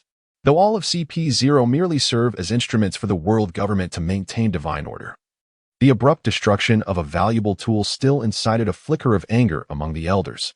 The combat prowess of our elite vice admirals stands as a paragon within the pirate world, surpassing any other faction or organization. Even the world government possesses only a limited capacity to deploy these elite vice admirals. Some of the elite vice admirals within the Navy headquarters may not heed every command from the world government. Furthermore, should they choose to feign compliance, the world government lacks effective means to deal with the advanced combatants of the Navy headquarters. A family bold enough to support the shadow stream against the funeral home is surely not composed of weaklings. The elder with the long beard responded calmly. Yet the pressing question remains, should we dispatch a more formidable CP0 unit to eliminate that individual and quell the unrest in the West Sea? To ensure the successful termination of that individual, we may need to deploy at least number 6. However, number 6 is currently engaged in a mission in the New World. Should we then send number 5 or number 4? With only 100 members in CP0, the combat capabilities of the top 20 vastly exceed those of the rest, while the strength of the top 10, particularly number 6, is even more formidable. As the sovereign of the Dark World, she can eliminate the king of loan sharks, Stussy, with a mere flick of her finger, marking her as number 6 within CP0. There is no necessity for such measures. The curly-haired elder gently shook his head, furrowing his brow as he spoke. Based on our prior intelligence, CP0 number 18 should have been adequate for our mission. Yet now, he has merely caused a minor disturbance within the Valoran family and met his demise there. Can we truly rely on numbers 4 or 5 to accomplish the task? The loss of CP0 number 18 can be swiftly compensated. But should we lose number 4 or number 5, it would prove exceedingly troublesome to find suitable replacements. Even the world government would struggle to recruit a large number of top-tier combatants in a short span. Shall we simply allow that individual to go free? The bald elder, clutching the original demon slayer, radiated an aura of menace. Our current objective has never been to directly eliminate that individual. With Galen having slain Whitebeard too, the unrest in the West Sea has temporarily subsided. There is no need for us to intervene further in the conflict between the funeral home and the Valoran family. Let them engage in mutual destruction. Our focus must remain on maintaining the balance of this vast sea, and that alone suffices. Some bald celestial dragons also oppose any further actions against Duke. The potential merger between the pirate crew and the Plank pirate crew presents a significant dilemma that we must consider. Should they successfully unite, it would be enough to destabilize the entire balance of the world. The Tea Party convened by Big Mom is the primary focus of the celestial dragons. We cannot allow another Rocks pirate crew to emerge upon these seas. The elite vice admiral from our headquarters, who once assassinated a notorious pirate with a bounty of 400 million, has vanished without a trace upon the ocean, as if he never existed. Meanwhile, the notorious pirate Blood Wolf Hog, with a bounty of 290 million, along with the Kelly Van Coo brothers and other formidable killers from the New World, are still dreaming of seizing that 30 billion berries bounty. Transitioning from the New World to the West Sea takes considerable time. Not everyone possesses the ability to traverse the Calm Belt, nor can all pirate crews, like the Red-Haired, reach the Navy headquarters from the New World in just 2 days. The vast majority of pirates wishing to return to the first half of the Grand Line must retrace their original route. Yet, before they could even enter the West Sea, the Shadow Flow Lord, Kid, along with Talon and others, successfully crossed the Calm Belt with the help of Ghana and stealthily intercepted the King of Assassins, the Undertaker Piekro, who was en route to Big Mom's Tea Party. Ghana embodies the wind, which also serves as her eyes. Freddy, it appears we have indeed been underestimated. Piekro, upon seeing the sudden appearance of Kid and his companions, grinned widely, revealing his menacing white teeth, and with a tone reminiscent of a jester, he exaggeratedly exclaimed, "Have you come to deliver yourselves to death?" Piekro had already prepared himself to annihilate the entire Shadow Flow following his attendance at Big Mom's Tea Party and then proceed into the West Sea. However, before they could successfully make their move against the Shadow Order, Zed and his companions had already arrived at their doorstep. No one can escape the grasp of their shadows. Are you prepared to plunge into eternal darkness? The Lord of Shadows, Zed, proclaimed with a cold intensity, as behind him, the blade-wielding Talon and Darius, among others, glared with lethal intent. It is time to bring an end to the conflict between the Funeral House and the Shadow Order. From this day forth, the Shadow Order shall reign supreme over the darkness. Without further ado, Zed's shadow silently emerged behind Piekro, and the intangible blade in his hand pierced directly toward Piekro's heart. Meanwhile, Talon vanished in an instant after leaving a multitude of blades in his wake. In the next moment, the concealed sword in Talon's hand, along with countless blades, was already aimed at the Black Swordsman, Freddy. Darius led a select few elite assassins of the Shadow Order against several ordinary operatives and assassins of the Funeral House. It was merely for attending Big Mom's Camellia Tea Party. Piekro could hardly bring his entire elite force. With the powers of the Chop Fruit, Darius, as an Iron Man, could essentially disregard the attacks of unarmed foes or non-sword masters. Yet, even among the ordinary operatives of the funeral home, a trace of darkness often lingers upon their weapons. The presence of domineering energy is rather commonplace in this new world. As dominators of the assassin realm within the shadowy underworld, the ordinary operatives of the funeral home have largely mastered this formidable force. However, the present-day Dasbonis is no longer the Dasbonis of yore. Having endured the overwhelming might of the Blood Duke Dracula, and having glimpsed the vastness of the world, Dasbonis has experienced a preliminary awakening of armament hockey. Today, Dasbonis is even more formidable than it was 3 years later in its original timeline. Dasbonis vowed never to feel powerless as it once did. With the powers of the cut fruit and the mastery of armament hockey, Dasbonis can stand its ground even against multiple adversaries. Yet, Dasbonis was acutely aware that the pivotal factor determining victory or defeat had never resided within his grasp. Given his current prowess, he remained significantly distant from the true zenith of this vast ocean. The intangible blade of the Shadow Lord, Zed, pierced through his heart from behind Piekro. Then it penetrated directly. Yet, on Jia's countenance, there was no trace of triumph from his success. Instead, his figure flickered, instantaneously exchanging places with the shadow behind Piekro. In the following moment, with his heart pierced, Piekro wielded his razor-sharp scythe of death, launching a fierce assault that cleaved Jia's shadow in twain. Did you truly evade my strike? You are worthy of becoming the 467th. Piekro cackled, the number 466 prominently displayed on his chest. With each formidable foe he vanquished, a new numeral would appear upon his torso. However, as his strength grew, the number of those qualified to be adversaries of the figure emblazoned upon his chest dwindled significantly. 5 years later, when Luffy wreaked havoc on Cake Island, that number had merely increased to 499. Did he disregard ordinary attacks? Jeeb did not respond, instead silently contemplating how to vanquish the foe before him. As one of the most formidable sovereigns in the Dark Underworld, the King of Assassins, Picro the Undertaker, undoubtedly possessed combat prowess on par with the S-class vice-admirals. As an assassin, lacking formidable strength would have long since led to his demise at the hands of enemies. I am the embodiment of death. How can one who has already perished possibly be slain again? Picro declared with a sinister grin, his star-like eyes glinting with an eerily vibrant red. The King of Assassins. Picro had once consumed the superhuman-type undead fruit, allowing him to transform into a wraith, impervious to conventional assaults. Picro and Jeeb exchanged probing strikes, subsequently launching into a frenzied melee. Their figures intertwined in a relentless dance, akin to the world's most exquisite dancers, poised to deliver a fatal blow at any moment. In contrast, the battle between the Black Swordsman Freddy and the Blade Shadow Talon was devoid of such intricate subtleties. What ensued was merely the continuous clash of blades. Jeeb wielded the power of shadows, while Picro had consumed the undead fruit, yet the Black Swordsman Freddy and Talon relied solely on the sharpness of their own blades. The Black Swordsman Freddy wielded his formidable blade, the Demon Slayer, unleashing a torrent of slashing light. Meanwhile, Talon's figure darted around Freddy, evading the latter's sword strikes while repeatedly lunging at Freddy's vital points with his concealed blade from angles that would be nearly imperceptible to an ordinary person. Yet each time, he was successfully thwarted by Freddy, who possessed the pure and refined conqueror's haki, as he deftly wielded his sword to parry the blows. Without the aid of any devil fruit, Freddy's prowess with his blade alone was sufficient to earn him renown across the seas, undeniably marking him as a master of haki.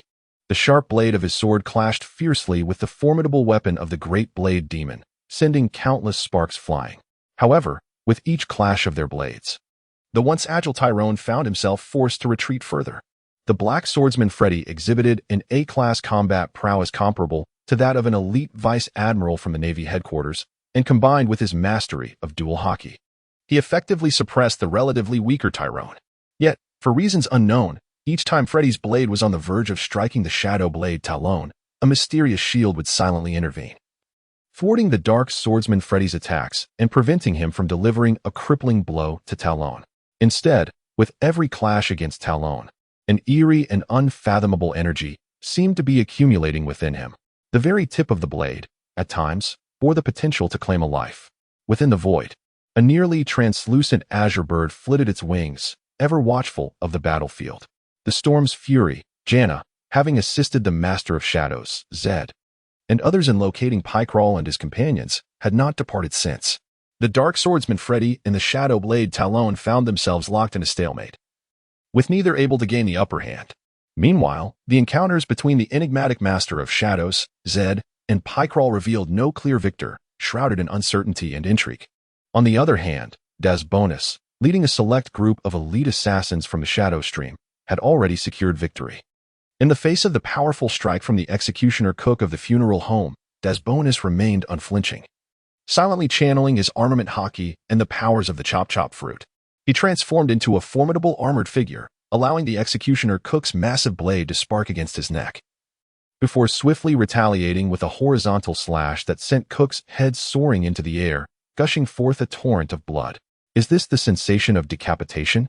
The severed head of Executioner Cook rolled to the side, his eyes gradually dimming. The notorious Executioner Cook, who had beheaded countless funeral home cadres, had finally met his match. However, the demise of Cook was merely the beginning. Relying on the terrifying defensive capabilities afforded by the combination of armament haki and the chop-chop fruit, Dasbonus faced his adversaries without flinching, determined to leave even the slightest wound upon them, even if it meant enduring numerous blows. Soon, the two ordinary cadres who accompanied Picro to Cake Island were also forcibly slain by Dasbonus. The remaining elite assassins posed little challenge against those skilled in powerful armament haki or those capable of wielding flowing cherry blossoms. Dasbonus, with his current level of armament haki and the fortification of the chop-chop fruit, was utterly invincible. Yet, in the face of those defenseless minions, Dasbonus need not even summon the haki to wreak havoc. In the art of tormenting the weak, Dasbonus is a consummate professional. Witnessing the demise of 3 ordinary officers and a multitude of elite assassins, Freddy and Talon found themselves locked in a stalemate. Originally, Picro had intended to wait for the opportune moment to deliver a fatal blow, but he could no longer contain himself. A sinister grin flashed across his face as he boldly charged toward the blade in the hands of the thief. As the blade pierced through him, the scythe of death in his grasp instantaneously turned jet black, crashing down upon the thief's head. Picro sought to swiftly conclude the battle. He had no desire to sail to Big Mom's banquet with just Freddy, should all the ordinary officers and lackeys perish. As the sinister scythe of Picoro loomed to strike down upon Jet, he suddenly lifted his gaze, a glimmer of cold light flashing in his eyes. In an instant, under the knife's edge, his form transformed into a wisp of shadow, surging fiercely toward Picoro. Picoro, eager to conclude the battle swiftly, was met with Jet's anticipation for the perfect opportunity to deliver a fatal blow. I have seen through your abilities. Forbidden technique, momentary prison shadow kill array. Jet roared, his body melding into shadow, his sword also becoming an extension of that darkness, alongside his shadow clones.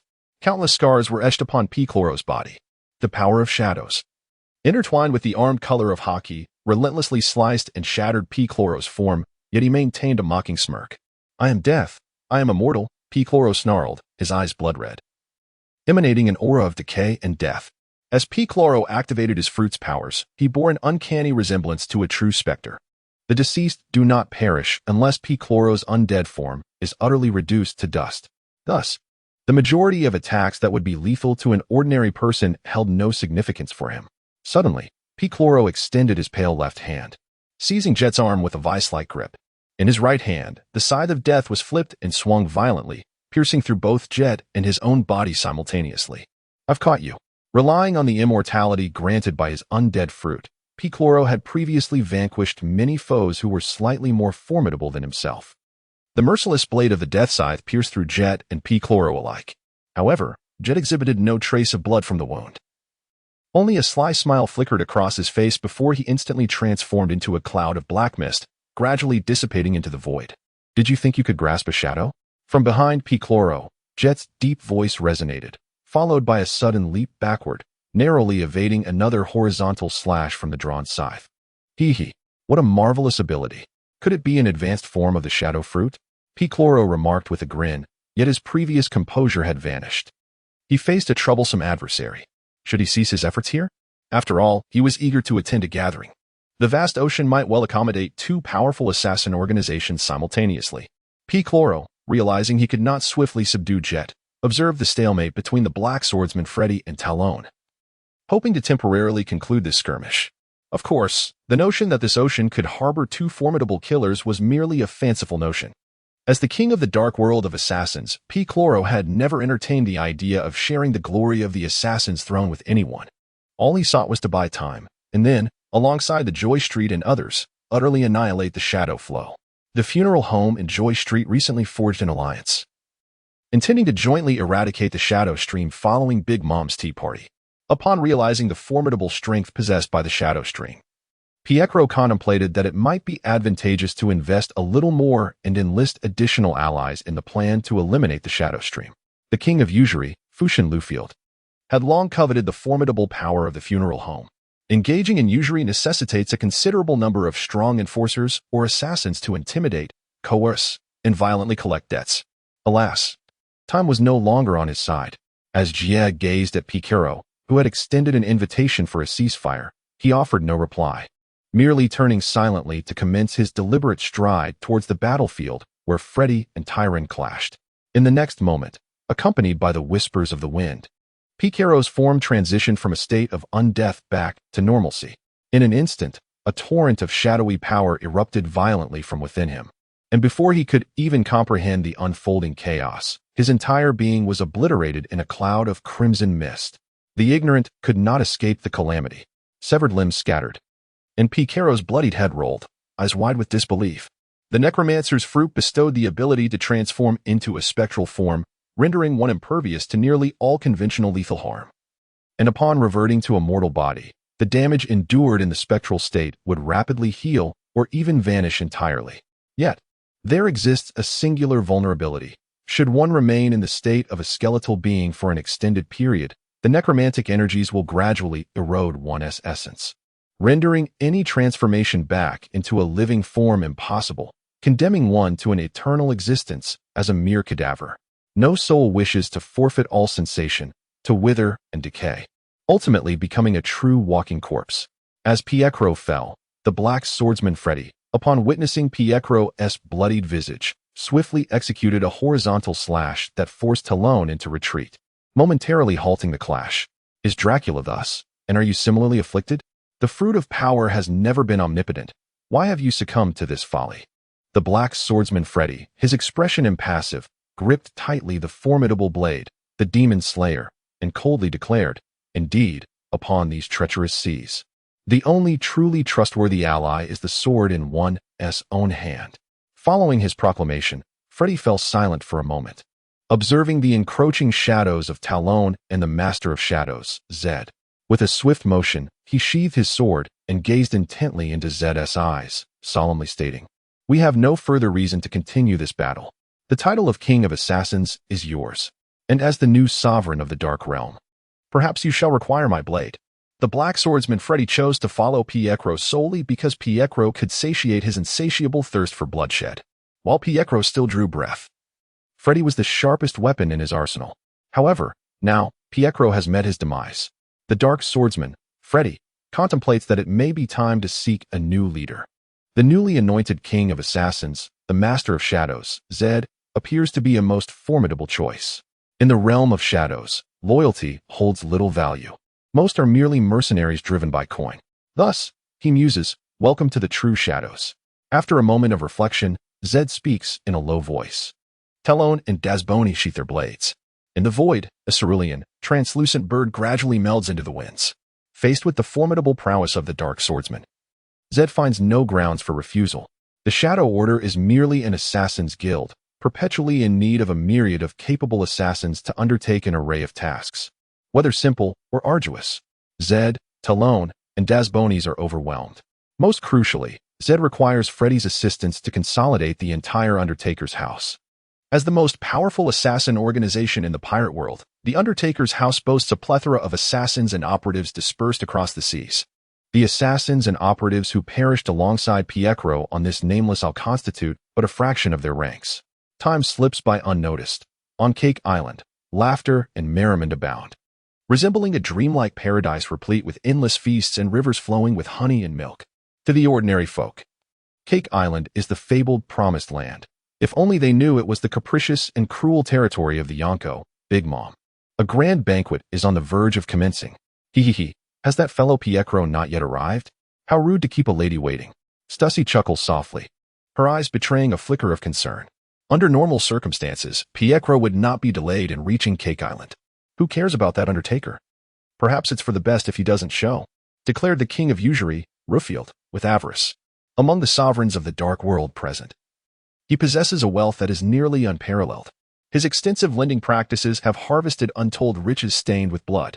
However, at the same time, the feeble Ruffield could only lend to minor merchants or commoners, and his own strength was the weakest. He lacked elite combat prowess, and those formidable pirates or factions that borrowed money based on their capabilities would never consider repayment. He had long yearned to enter the realm of assassins within the dark underworld, firmly establishing control over a multitude of top-tier assassins, thereby strengthening his monetary empire. If Pietro were to offend Big Mom due to his tardiness, it might just present an opportunity for him to venture into the assassin domain. This would be significant news. It would be truly regrettable if he failed to arrive. The media mogul Morgans was scanning the surroundings, capturing photographs as he searched for traces of the plank pirates. In the underground world, this hardly constituted major news, lacking any substantial value for transport. Nevertheless, that fellow Pietro should be aboard my vessel, the impatient shipping magnate Amit remarked. After all, the deep currents never delay. The impending alliance between the Big Mom pirates and the plank pirates was no secret in the dark underworld. Meanwhile, Cabosin, the king of storage and one of the sovereigns of the dark world, made no complaints, continually pouring fine wine into his belly. As the most venerable ruler of the dark world, Cabosin's storage enterprise had endured due to his philosophy of drinking more, speaking less, and meddling little in others' affairs. At the port of Cake Island, Pietro's absence was becoming increasingly noticeable, and the demeanor of the candy minister Perispero, responsible for the reception, began to darken. Big Mom detested tardiness above all else. Even for the rulers of the dark world, A hasty absence from Big Mom's tea party would exact a price. At that moment, the somber expression on Pespero's face quietly dissipated, transforming into a radiant smile as the ship of Piclaro materialized in the distance. However, before Pespero could adequately prepare to welcome Piclaro, he, along with Stussy and others, gazed in astonishment at the figure emerging from Piclaro's vessel, their eyes widening in sheer disbelief as their expressions shifted continuously. Breaking news? Breaking news? Ha ha ha, this is indeed monumental, Morgans exclaimed while capturing the moment on camera. The arrival of GA from Piclaro's ship heralded a seismic shift in the realm of assassins within the Dark World, undeniably a significant event. Stussy, concealing her surprise and underlying hostility towards Gia, covered her mouth with a gentle smile and softly offered, "Should you require any intelligence, do not hesitate to seek me out. I shall provide you with the most favorable terms."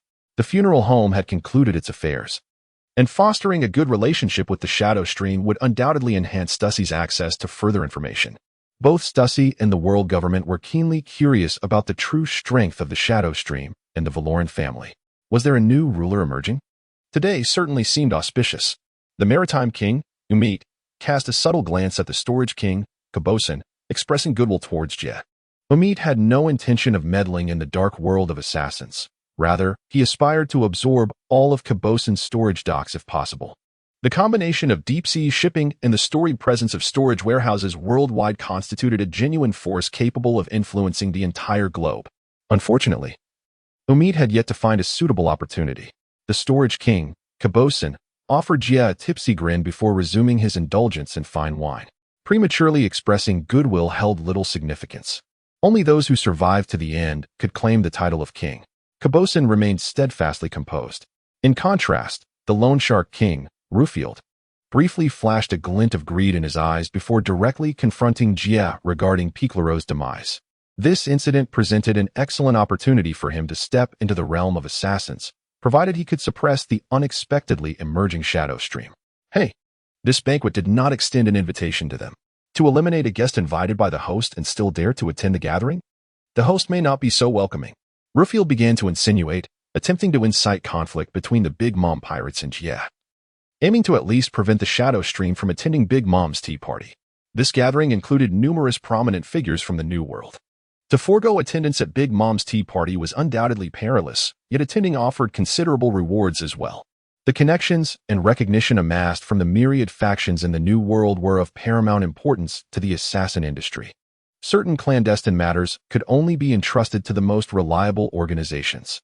However, Pespero did not exhibit any hostility towards the individuals who had dispatched Pietro and subsequently attended the banquet. Instead, with a radiant smile, he warmly welcomed the intruders emerging from Pietro's vessel, exclaiming that their presence at his mother's tea party would surely bring her great joy. Pespero's welcome was not directed at any specific individual, but rather at the formidable identity of the king of assassins in the dark underworld and the power that accompanied such a title. It was indeed an honor to partake in the tea party of the four emperors' Big Mom, particularly this occasion. The muffled voice of the intruder revealed an enigmatic undertone. While those present, the sovereigns of the dark world, donned mysterious smiles, including the Queen of Happy Street, who had initially conspired with the funeral home to annihilate the Shadow Stream. This was a feast destined to echo throughout the world. At this moment, the true protagonist made a gradual entrance. At the horizon, a colossal and fearsome pirate ship surged forth from the sea, followed closely by a multitude of battle-hardened vessels, swiftly enveloping the ocean. The legendary pirate known as Plank, with a bounty of 1.85 billion, led his expansive fleet of 5,000, making a bold appearance. In the realm of piracy, immense power and renown invariably attract numerous subordinates to the great pirates. Ah, what a magnificent pirate fleet! With his addition, my mother shall undoubtedly ascend to the throne of Pirate King, exclaimed Pespero, extending his long tongue to savor the lollipop cane in his hand, brimming with excitement. The Big Mom pirates, having already established multiple merger plans with Plank's crew, did not regard him as a foe, especially since they were on Cake Island, the stronghold of the four emperors, Big Mom. A mere fleet of 5,000 pirates could not possibly challenge the formidable Homie's army of over 10,000 or the numerous officers of the Big Mom pirates. Naturally, they did not believe that Plank would be audacious enough to launch a direct assault on Cake Island. However, the Big Mom pirates, in an abundance of caution, dispatched numerous soldiers and officers to the port, awaiting the arrival of the Plank pirates. Fortunately, everything appeared to be quite normal. Plank, leading the barrel-wielding Galagas and the sinister Blood Harbor Phantom, Pike, confidently followed Perispero towards the banquet hall. The remaining officers and crew did not even disembark. Instead, they indulged in a lavish celebration aboard their ship, shielded by the vigilant presence of numerous elite soldiers from the Big Mom pirates. With 5,000 elite members from the other pirate crew, even Big Mom, despite her confidence, dared not recklessly allow them all onto Cake Island. While they may not pose a threat to the homies' army on Cake Island, should an unexpected incident arise during the banquet, the entire island could be plunged into chaos. Katakuri observed the pirates under Plank's command, merrily celebrating at the port, his brow furrowing in concern. Could it be that someone like Plank genuinely wishes to join Mother? He pondered. Owen and Daifuku, keep a close watch on these pirates. I must go to Mother. I feel that something is amiss there. Katakuri swiftly turned to join the festivities, while at the port of Cake Island, Owen, Daifuku, and several key warriors from the Big Mom pirates, flanked by a multitude of homie soldiers, maintained a faade of peace amidst mutual vigilance with Plank's crew. Within the Cake Castle, the banquet had officially commenced. Hee. Have you all considered marrying one of my daughters? All of my daughters are available for your choosing. Big Mom exclaimed excitedly to Plank, Galagas, and Pike. Plank, come. Become my first mate, become family, and unite with my kingdom. With your joining, I shall surely become the Pirate King. At that time, everyone in this world will be able to sit together and enjoy cake as equals. Just think of the happiness. My dear Nun, do you see this? Big Mom said, clasping her hands against her cheeks, gazing adoringly at the photo of Sister Carmelo on her table, filled with anticipation. Sister Carmelo held a uniquely special place in Big Mom's heart. Breaking news, breaking news. The Plank Pirates and the Big Mom Pirates are merging. Is the world's most fearsome pirate crew about to be born? Near the dining table, the renowned newsman Morgans incessantly captured photographs, while the rulers of the dark world, including Stussy, eagerly awaited Plank's response. This union held the potential to influence the entire world. The position of a star could directly elevate to that of a vice captain. Both the barrel of Galagas and Pike could align themselves with Big Mom's daughter. It must be said that this indeed presents a remarkable opportunity. At the very least, Big Mom genuinely seeks to forge an alliance with the Plank Pirates this time, rather than attempting to outright annex the Germa Kingdom like she did with the clone army of Germa 66.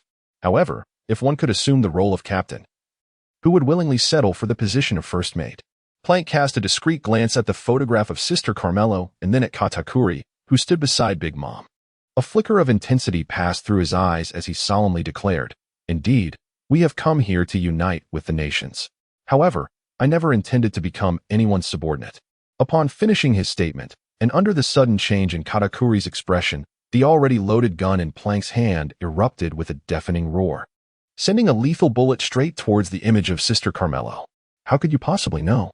Katakuri's face paled, and at that moment, a candy he held was propelled forth simultaneously with the bullet, aiming to thwart Plank's reckless assault. Sister Carmelo held a uniquely profound significance for Big Mom, embodying her most formidable vulnerability. The destruction of Sister Carmelo's photograph would render Big Mom unconscious, unleashing a torrent of anguished cries, while simultaneously diminishing her formidable defensive prowess, which she prided herself on. Big Mom inherently possessed an astonishingly resilient defense akin to that of a steel balloon. For decades at sea, she had faced numerous adversaries without ever bearing a scar. Her offspring had never witnessed Big Mom sustain an injury. Of course, with the two formidable weapons at his disposal, coupled with Plank's ability to wield a bizarrely fierce flame capable of scorching life itself, he was not overly concerned about the strength of others' defenses. Even in a direct confrontation with Big Mom, equipped with 3 formidable armaments and a thorned vest, Plank would not necessarily succumb to her might. However, if one can effortlessly exploit the enemy's weaknesses to secure victory, why insist on a direct confrontation that only complicates matters? Plank, the cunning and ruthless Pirate King, is certainly not a champion of fairness and justice. While he might contend with Big Mom in a one-on-one duel, he is ill-equipped to face the entirety of the Big Mom pirates, especially with the likes of Barrel Galagas and Blood Harbor's ghostly Pike alongside the Ocean Disaster Fleet. As bullets erupted and gunfire roared, the spiraling projectiles collided violently with the candy beans launched by Katakuri. In an instant, the candy beans melted and shattered before the searing, lethal bullets. In stark contrast to Plank, a formidable force among the admirals, The hastily thrown candy beans from Katakuri appeared utterly feeble. The ability to foresee the future does not guarantee the power to alter it. The bullets continued their relentless advance, and as Katakuri sought to intercept them once more, he found himself unable to act in time. Beryl Galagaz's meaty assault and Blood Harbor's ghostly pike's piercing spikes were already upon him. "Mother, be cautious," Katakuri warned urgently, his hands transforming into an inky blackness as he crossed them defensively before him, bracing against the oncoming impact of Galagaz. Yet, the ghostly pike pierced through the void created in his chest, a testament to the limits of his defenses. Though endowed with the foresight of observation hockey, Katakuri's offensive and defensive capabilities may not rank among the pinnacle of the vice admirals. However, as long as no one can devise a method to counter his foresight, which is akin to an omniscient observation of the future, even several vice admirals with comparable strength will find it exceedingly challenging to inflict any wounds upon him. Katakuri's evasion skills are nearly perfected, yet Big Mom, while maximizing her defensive capabilities, exhibits a certain sluggishness in her reflexes. In other words, her innate, formidable defense, akin to that of an indomitable steel balloon, renders her impervious to the majority of attacks in the pirate world, negating the necessity for evasive maneuvers or swift reactions. Often, she trades blows with her adversaries, emerging unscathed while they meet their demise. However, in that very moment, the previously disregarded reaction ability became her first step towards failure. The exceedingly sharp projectile, after shattering the obstructing candy, slightly deformed and then directly pierced through the forehead of Sister Carmelo, depicted in the photograph. Subsequently, with a sharp crack, countless fissures rapidly spread from the gaping wound on Carmelo's forehead to engulf the entire image, her beaming smile now fragmented, scattered across the ground. Beside her, the Dark Emperors, who had anticipated witnessing the merger of the Plank Pirates and Big Mom Pirates, wore expressions of sheer astonishment. Big Mom, upon witnessing Sister Carmelo's disintegration before her eyes, trembled violently, her eyes instantly clouding over. Then, a terrifying, ear-splitting shriek resonated throughout the entire banquet. The dreadful wail, infused with Big Mom's instinctive release of Conqueror's hockey, swept across the banquet hall. Tables were overturned, and countless sentient delicacies quivered in fear under Big Mom's scream. After losing all consciousness, they lay scattered across the floor. At this moment, no one cared for the delectable delicacies, for under the terrifying shriek of Big Mom, countless weaker guests lost consciousness alongside the homies. The feeble attendees collapsed to the ground, while even the formidable officers and the sovereigns of the dark world hurriedly covered their ears in response to Big Mom's horrifying wail. Yet, the battle did not cease in the face of Big Mom's terrifying wail. Rather, it had only just commenced. Amid Katakuri's furious and anxious cries, Plank's curved blade had brutally pierced Big Mom's heart. "No, Mother!" The horrific shriek, once emanating from her heart, abruptly ceased. As Big Mom's children and her cadre finally regained their senses amidst her anguished howls, they gazed at the scene before them in utter disbelief. This was monumental news, a revelation capable of shaking the very foundations of the world. Morgans, brimming with excitement, snapped photographs, while the other Dark World sovereigns, casting glances at the cadre of the Big Mom pirates, wore peculiar smiles. If Plank were to indeed slay Big Mom, then the entirety of Whole Cake Island, and indeed the entire nation, would undoubtedly become a coveted prize in the New World. How could this be? Mother is invincible. The Dark World sovereigns began to silently calculate their own ambitions, while many of those who had long lived in fear of Big Mom, having firmly established her invincibility in their hearts, now crumpled to the ground in despair as they witnessed Plank drive his blade into Big Mom's heart. Their beliefs shattered in an instant. Among the offspring of the Big Mom, any of them may falter, yet Katakuri must not succumb. To safeguard his family, Katakuri's heart has long been fortified like iron. "Rise, all of you. Vanquish those invaders and avenge our mother," he bellowed, skillfully evading the onslaught from the barrels of Golgagas and the attacks of Pudding. His suspicions regarding Prank had indeed been validated, yet regrettably, he lacked the power to avert this calamity. The eldest son of the Charlotte family, Perispero, was jolted from his reverie by Katakuri's furious roar. Clutching his candy cane tightly, he fixated on Prank and his cohorts, vociferously commanding, "Eliminate them. Wipe out every member of the Prank Pirates." The battle reignited, with a multitude of Big Mom's children and officers rushing toward Prank and his allies. However, amidst the profound sorrow and fury of Big Mom's numerous progeny, a flicker of astonishment crossed Katakuri's visage. Mother? In the next instant, Big Mom, her eyes glazed and consciousness waning from excruciating pain, regained awareness. Clenching her right fist, she unleashed a powerful blow directed at Prank, who braced himself for the impact. As the heavy strike approached, Prank furrowed his brow, deftly rotating his curved blade to evade the oncoming force, retreating swiftly while leaving a gruesome trace of Big Mom's blood. Yet, in the midst of his retreat, he did not neglect to fire a fatal bullet into the horrific wound he had inflicted upon Big Mom's chest. The eerie flames of Prank's curved blade continued to incinerate her insides as it pierced through her charred and damaged heart, which had ultimately ceased its rhythmic beating. Big Mom's chest transformed into a crimson tableau, with dark, tainted blood seeping forth from her 7 orifices. Yet, even so, she has not met her demise. In the realm of pirates, the formidable beings possess monstrous physiques, especially when it comes to the Yonko, the apex of monsters. What would be fatal wounds for ordinary individuals cannot swiftly send them to the abyss. During the Marineford War, Whitebeard endured a blow from the sword of a filial son, followed by a relentless barrage of bullets, cannon fire, and blades, ultimately suffering a gaping hole seared into his chest by Akainu's molten magma, which nearly obliterated half of his skull, yet he still managed to deliver a devastating blow to Blackbeard before finally succumbing. A creature of Big Mom's extraordinary constitution, even without her heart, can still linger for several minutes. In those fleeting moments, the world can grasp what it truly means to be one of the Yonko. The true Yonko are not easily vanquished. Big Mom, enduring excruciating pain, forcefully extracted a substantial portion of her soul and swiftly consumed it. She then glared furiously at Plank and declared, "Do not presume you can defeat me so easily. None, you despicable bastard. I shall tear you to shreds." The soul embodies life force, and by depleting her own vitality, Big Mom can rapidly mend her wounds and even augment her strength. During the battle at Onigashima 5 years hence, she merely sacrificed a year of her lifespan to significantly enhance her power, effortlessly overpowering Kid-in-Law. This time, however, she consumed 5 years of her life merely to heal her injuries. Big Mom's ascension to the ranks of the Yonko is not solely attributed to her inherently terrifying physical gifts, but also to the formidable power of the Soul Fruit. A potent devil fruit, the Soul Fruit is undoubtedly among the mightiest of devil fruits in the pirate world. Her grievous wounds began to mend at an astonishing rate, as countless flesh buds entwined and grew, while her muscles writhed with vigor. With a resounding clang, the bullet that Plank had fired into Big Mom was expelled from her body by the convulsing muscles, and the ghastly wound on her chest gradually healed. Even her heart, once charred and damaged, began to regain its hue and throb with a steady pulse.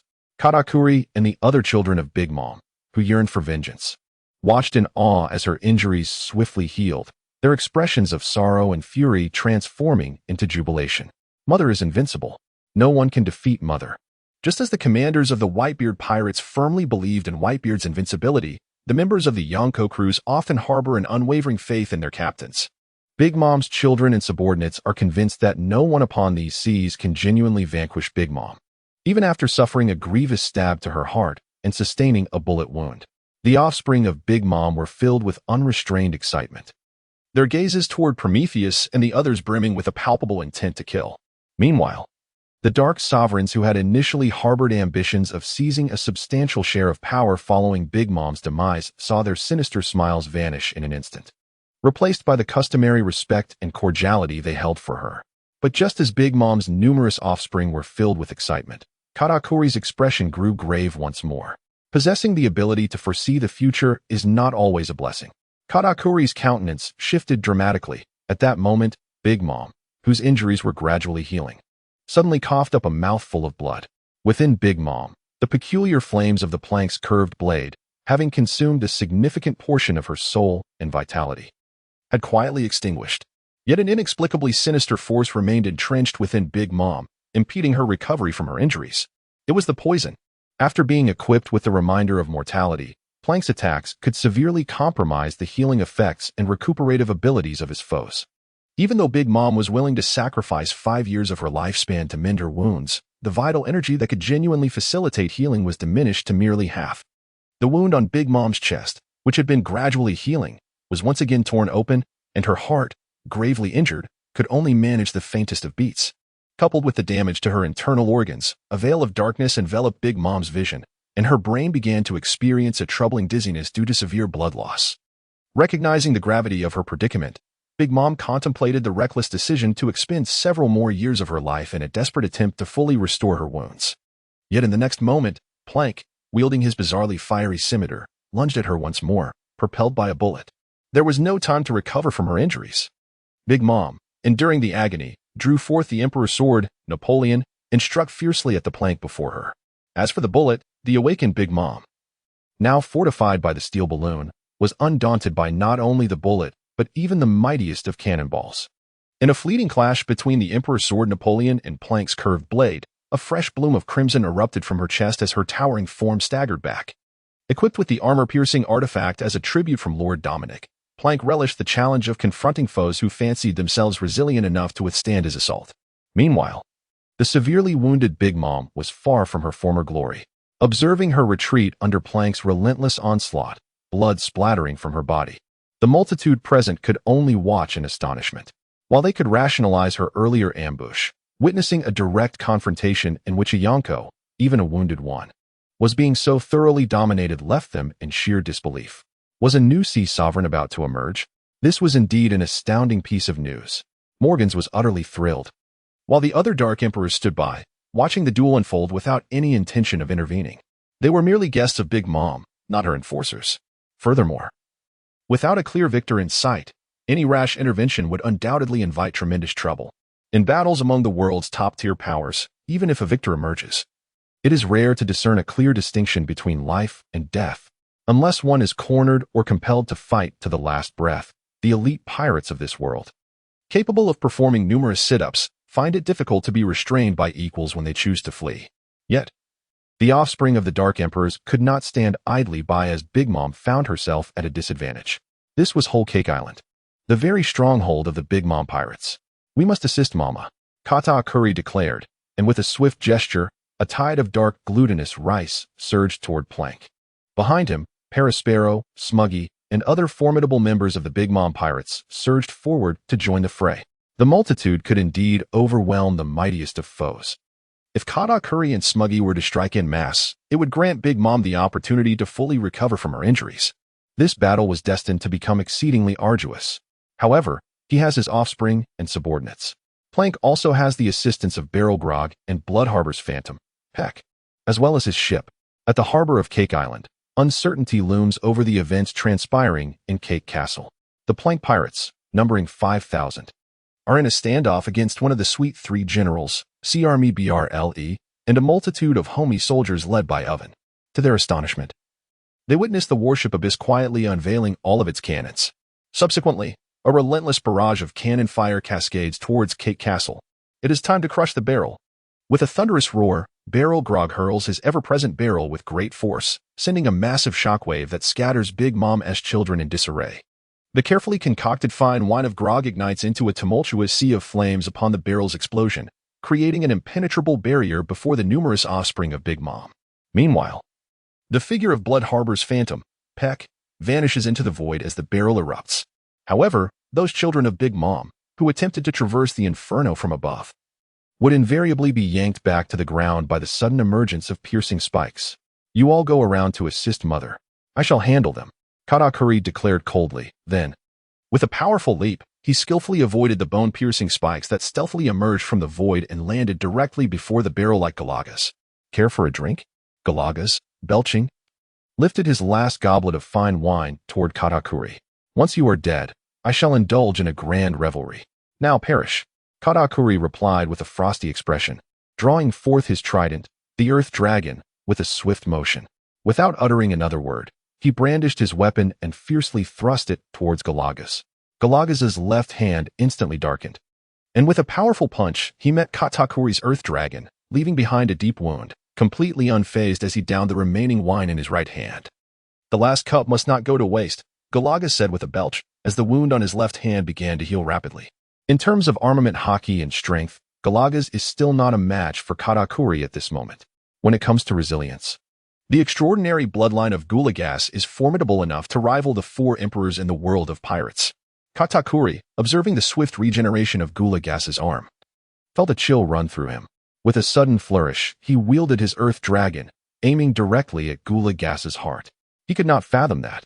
After being pierced through the heart, Gula Gas could recover just as his mother had. The blade of the trident, imbued with lethal peril, gleamed ominously as it plunged toward Gula Gas's chest. Yet, just as it was poised to deliver a fatal blow, Katakuri withdrew the earth dragon and swung to the side, creating a clash of sparks as his trident met the bone-piercing spike wielded by the ghostly figure, Peck. Gula Gas had never fought alone. Amidst the flames, the silhouette of Peck materialized behind Gula Gas. Meanwhile, Perispero and Smudgy, alongside numerous cadres of the Big Mom pirates, navigated through the inferno, preparing to aid Big Mom in her assault on Plank. However, as they sought to assist, an onslaught of cannonballs blanketed the sky like a torrential downpour. "Take a bath in cannon fire," laughed Plank maniacally, his pistol and curved blade never resting. The toxic bullets occasionally splattered sparks upon Big Mom, while the blade, entwined in eerie blue flames, clashed with Napoleon, eliciting anguished cries from both Big Mom and her weapon.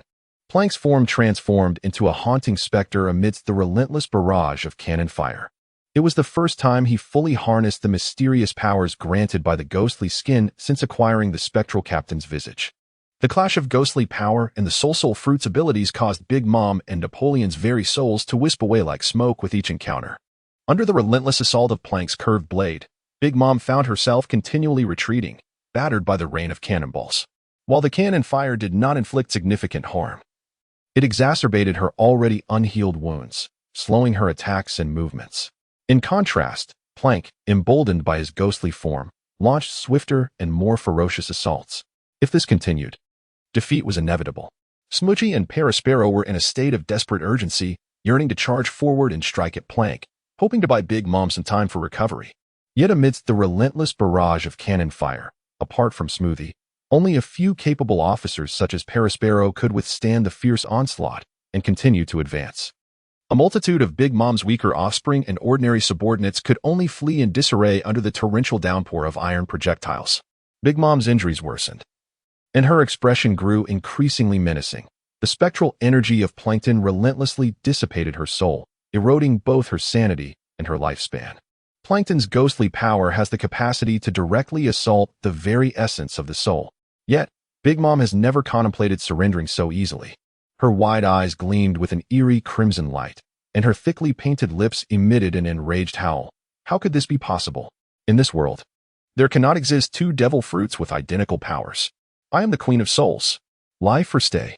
One of Big Mom's ultimate techniques, the Soul Spell, began to activate.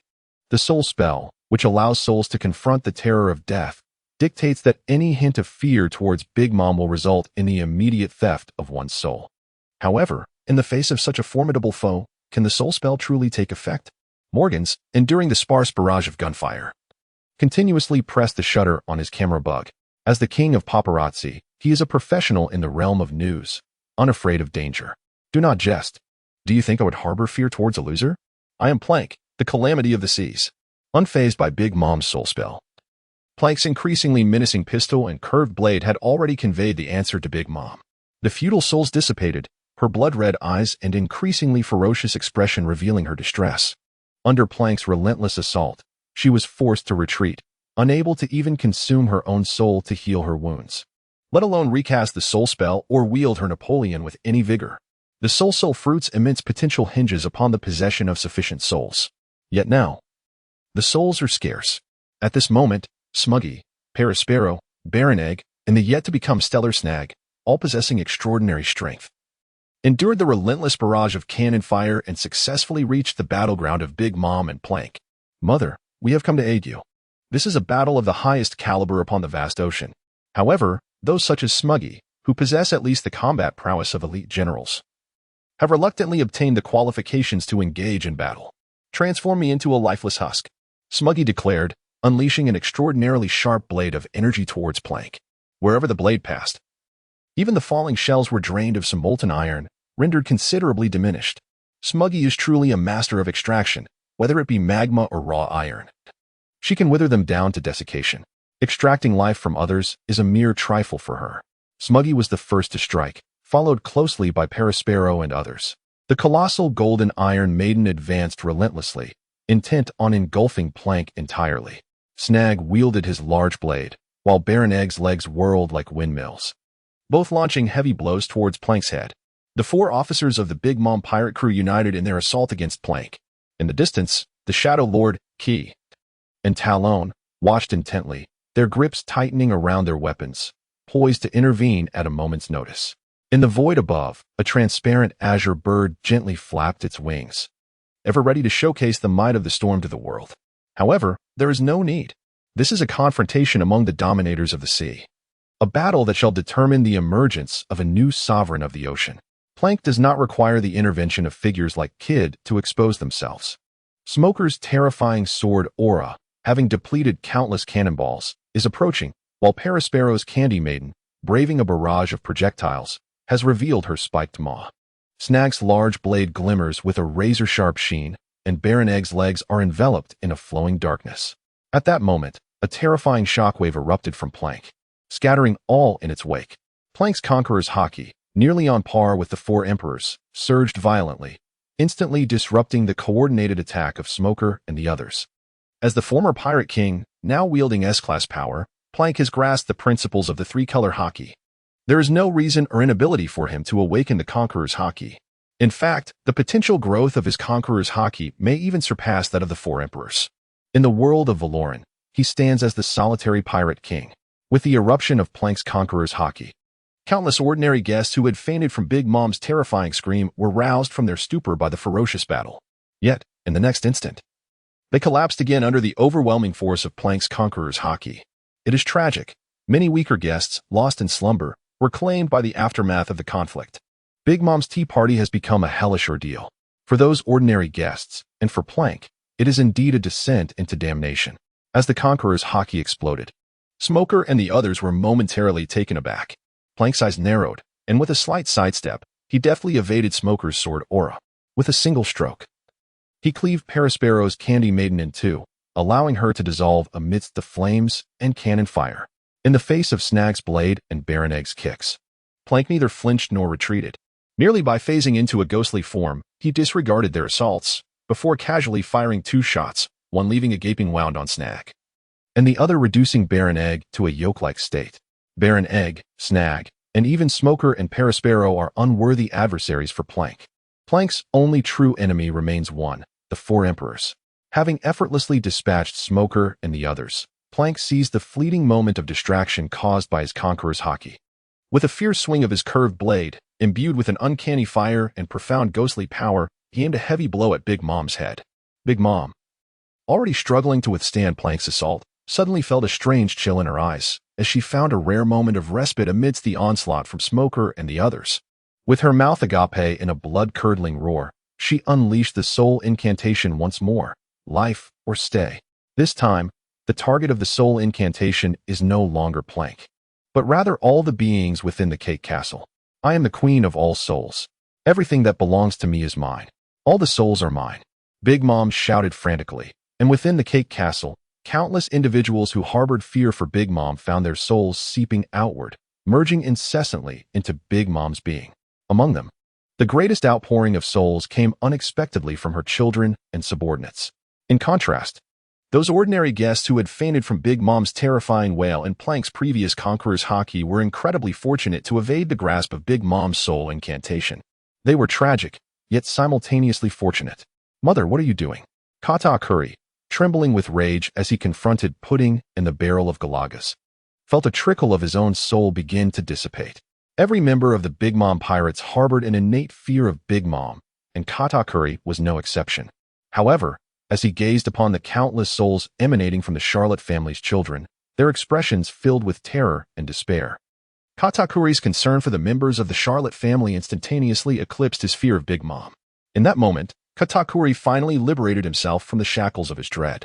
Mother, what on earth are you doing? Please, halt this at once.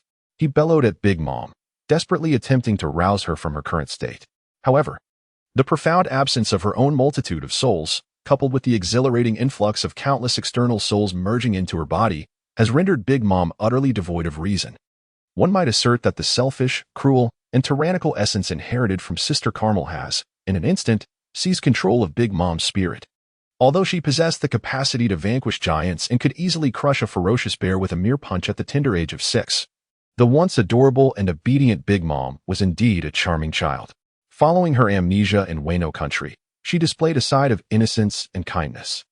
It was only when her overwhelming hunger drove her to consume Sister Carmel that she simultaneously devoured the essence of Carmel's soul. From that moment forth, the once pure-hearted Charlotte Linlin, under the influence of Sister Carmel's spirit, gradually morphed into a figure of cruelty and tyranny, step by step ascending to become the Empress of the Seas.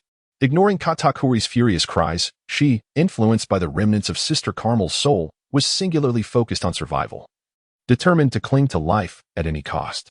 The souls and life forces she had extracted from her children and subordinates were continuously mending her wounds and revitalizing her once dilapidated Napoleon. The essence of the soul fruit lies in the multitude of souls. Just as Big Mom began to regain her strength from the influx of these countless souls, she abruptly turned her head before Plank's curved blade could strike her head, allowing it to carve a deep, bone-exposing wound into her shoulder. The eerie flames and profound, ghostly power consumed her flesh and spirit in a relentless blaze. Yet, countless souls continued to merge into Big Mom, swiftly extinguishing the flames and phantoms that had been infused within her. The power of souls was now abundant within Big Mom. This was monumental news, a potential annihilation of the entire Big Mom pirates. No, was this an intent to eliminate all attendees of the banquet? This was nothing short of a sensational revelation. Morgan's eyes gleamed with excitement as he snapped photographs incessantly. Then, abruptly, he halted, leaping into the air in alarm, exclaiming, "Wait! I seem to be one of the guests at this banquet." At that moment, Morgans began to emit his own soul, among those still conscious within the cake castle. Aside from Katakuri, Stussy, and the robbers, as well as Pudding and the Barrels, even the Sea Transport King, Omid, along with the Storage King, Gibberson, and the Loan Shark King, Rufield, were continuously releasing their own souls. Perhaps the soul incantation would prove ineffective against those who feared not Big Mom. However, even those formidable beings, ranked as disaster-level threats, can easily have their souls snatched away by Big Mom if they harbor even a flicker of fear towards her. Stussy, a member of CP0, stands firmly behind the world government, which has ruled for 8 centuries, rendering her seemingly insignificant in comparison to the terror of the divine. Stussy has never genuinely feared Big Mom. Rather, it is the Dark Kings who frequently interact with her and are acutely aware of her terrifying power who inevitably harbor a degree of trepidation, despite their own formidable strengths. The Sea Transport King, Umid, gritted his teeth and cast a cold glance at Stussy, whose soul seemed to be escaping, and at Kyo, his face a mask of fury as he marched directly toward Big Mom. At that moment, the Storage King, Giberson, downed his wine in one gulp and discarded the bottle. His eyes, once clouded from prolonged drinking, suddenly cleared, and he silently followed Umid. They sought an explanation from Big Mom, either to cease the extraction of their souls or to face her demise. They were, after all, kings of the dark world. Even if fear lingered in their hearts, it did not mean they would passively await their doom. Hey, if you are not afraid of Big Mom, could you possibly take action to awaken or eliminate her? I have wealth, and I'm willing to pay a handsome price. The King of Usury, Rufield, felt his soul slipping away more severely than Umid and the others. Yet, lacking the strength to follow them, he cowered in front of Stussy and Kyo, attempting to entice them with his riches. Ha ha ha ha. Stussy chuckled lightly, seriously glancing at Kyo, who showed no fear of Big Mom, and cautiously suggested, "I dare not confront Linlin. However, our new acquaintance is among the world's most elite assassins. I wonder what price would be required to enlist his aid. My own fearlessness stems from the backing of the world government, but what fuels Kyo's indifference? Is it ignorance of Big Mom's true nature? Or perhaps his own formidable might? Or could it be that the Valoran family behind him is even more terrifying than Big Mom herself?" Meanwhile, the quiet Kyo's expression remained impassive as Rufield pondered what substantial price might sway him to confront one of the 4 emperors. On the other side, Katakuri, witnessing Big Mom's relentless consumption of their children's souls, could no longer contain his fury as he watched the cries of the Charlotte family. He cast aside his drink and barrel, gripping his trident firmly, and struck heavily towards Big Mom, exclaiming, "Mother, I will awaken you. Stop this at once." After an intense barrage of fire, the abyssal ship has ceased its assault. However, within the castle of Cake Island, devastation reigns supreme, and the air is thick with smoke. Amidst the haze, Katakuri's razor-sharp trident, the T-Re, has sunk deeply into Big Mom's back, leaving a shallow wound. The pain coursing through her body ignites a furious wrath within Big Mom, compelling her to turn and reveal a grotesque visage, her gaping maw dripping with saliva.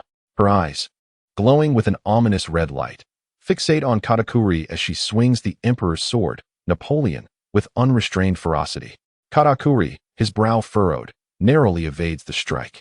Yet the sight of Big Mom, consumed by madness, sends a chilling sensation coursing through him. Mother, what are you doing? Spare us at this moment, Perispero and the others. Their souls still leaking away, plead desperately with Big Mom. First, the photo of the nun was shattered, followed by the damage to her heart. And with Plank's ghostly power obliterating many of her remaining souls, Big Mom, having suffered grave wounds to her mind, body, and spirit, has spiraled into utter insanity. It's futile. She is no longer our mother. Katakuri gazes at his wailing siblings, lowers his head slightly, then locks his unwavering gaze onto Big Mom's eerily glowing eyes, resolutely declaring, "We must stop her here, at any cost." After Katakuri spoke, he disregarded Plank, who was not far away, and once again swung the trident in his hand, launching a formidable attack aimed directly at Big Mom. However, this time, Katakuri did not merely target Big Mom's back, he aimed straight for her heart. At this moment, Big Mom represented the greatest threat to the Charlotte family. The weaker offspring of the Charlotte family could hardly endure much longer. If Big Mom was not stopped, the Charlotte family would face utter annihilation under her soul curses. As Katakuri charged toward Big Mom, the Sea Transport King, Omid, and the Storage King, Giberson, witnessing Big Mom's complete madness, remained silent, resolutely channeling their haki and launching their full assaults against her. The younger members of the Charlotte family were on the brink of collapse, and they too could not hold out for long. It was imperative to defeat Big Mom swiftly. United in purpose, Katakuri, Omid, and the others relentlessly attacked Big Mom. After exchanging glances, Perispero and Smoker gritted their teeth and also joined the fray against her. Katakuri wielded his trident with fervor, while Omid and Giberson's strikes were merciless, each aimed at Big Mom's vital points. Regardless of the outcome, whether Big Mom could regain her senses or not, they had already crossed a line with her. Thus, finding a way to eliminate Big Mom right here was their best option. In an instant, Katakuri and his allies engaged in a fierce battle with Big Mom, while Plank observed quietly from the sidelines. However, Plank did not choose to stand idly by, even allowing Big Mom to continue her rampage. He could have easily annihilated nearly all members of the Charlotte family. The combined efforts of Katakuri and the Maritime King, Omid, could indeed inflict significant wounds upon the utterly frenzied Big Mom at this moment. A deranged Big Mom is far more manageable than her lucid counterpart. However, to utterly vanquish Big Mom, even if given an additional 10 days, Katakuri and his companions would find it an insurmountable task. Their assaults are feeble in comparison to the formidable Big Mom, who possesses the indomitable steel balloon. Moreover, time is not on their side. They have at most 10 more minutes. Within the confines of the Cake Castle, all who harbor dread towards Big Mom must meet their demise. Plank grinned, his curved blade igniting once more with an eerie flame, as he plunged into the fray, leaving a wound on Big Mom so deep that bone was visible. Concurrently, the spectral energy from his blade surged into Big Mom's body without relent. Plank had never harbored the ambition to annihilate every member of the Big Mom pirates. The aspiration to ascend as a true emperor of the sea cannot be accomplished merely by the efforts of 2 or 3 individuals. Furthermore, Plank never envisioned himself as a roving emperor like Shanks upon the vast seas. He had declared his intention to integrate into the world of nations. Yet he never aspired to be anyone else's first mate. He yearned to captain the grand vessel of nations himself. Everything was meticulously laid out in his grand design. Armed with the knowledge of Big Mom's vulnerabilities, courtesy of Duke, Plank was well versed in her weaknesses. The ominous flames consumed flesh while the spectral energy dispelled souls. As Plank's spectral energy continued to infiltrate Big Mom, a multitude of souls that she had previously extracted from others began to escape from the grievous wound Plank had inflicted. As these souls commenced their exodus, an aura of terror began to wane. The souls being siphoned returned, igniting a fierce resolve in figures like the Sea King, Omid, who fought with renewed vigor. Under Plank's relentless onslaught, Big Mom emitted agonizing cries of distress. Katakuri and Perispero exchanged glances of sympathy, yet their attacks never faltered. As the souls within Big Mom continued to dissipate, An incessant flow of fear from the hearts of those within the cake castle continued to feed her. This was a fierce competition between life and death, with the only means to halt this brutal contest resting on survival or demise. It was evident that Katakuri and his comrades chose their own lives. They had no better options. Meanwhile, Plank observed Katakuri and the others attacking Big Mom with fervor, a glimmer of cunning flashing in his eyes. Their best choice was never aligned with Plank's optimal strategy. As Katakuri and his allies intensified their efforts, they realized that only Plank could deliver sufficient damage to Big Mom and actively began to coordinate their attacks with his. While Katakuri's Mochi fruit and Perispero's Candy fruit may lack brute force, their resolve remained unwavering. Yet, the ability to suppress and restrain can undoubtedly be deemed as unparalleled. At long last, as Katakuri fully unleashed the glutinous rice tide, binding Big Mom's legs, and Perispero activated his syrup to ensnare Big Mom's hands, Plank leapt into the fray. The curved blade in his grasp shimmered a ghostly blue as it plunged deeply into Big Mom's head. This was the final strike. Countless specters of power surged into Big Mom's mind, and with a heart-wrenching scream, she collapsed helplessly to the ground. With a resounding thud, her towering form fell, stirring up a cloud of dust. At that moment, the cake castle lay in ruins, littered with corpses. The once magnificent banquet table had fallen into disrepair, and the delectable dishes were now tainted with dust and blood. Morgans, who had narrowly escaped death, patted his head, his eyes gleaming with excitement as he began to snap photographs once more. Everything that transpired today was undoubtedly enough to shake the world, and it was the sensational news Morgans had eagerly anticipated. In the photographs, the cake castle appeared dilapidated. The four Emperor Big Mom lay bloodied on the ground, while two figures stood in a tense standoff. With Big Mom's fall, Katakuri and his companions now faced their greatest adversary, Plank, who had merely moments ago been their reluctant ally. As the outcome between Plank and Big Mom became clear, the Sea King Amit, the Storage King Giberson, and even the recently arrived, fortunate to have escaped, Lone Shark Lufield along with Stussy stood subtly behind Plank. They would forever align themselves with the victors. In the aftermath of Big Mom's defeat, Katakuri and his companions could not hope to contend with Plank. The atmosphere was charged with tension, poised for the potential eruption of yet another fierce battle. At that moment, Plank holstered his pistol and curved blade, laughing heartily at Katakuri and the others. Why so serious? I have proclaimed my intention to unify all nations. Everything here is now under my control. I hereby declare that the nation shall be renamed Bilgewater, and I shall be its king. So, who among you wishes to join me?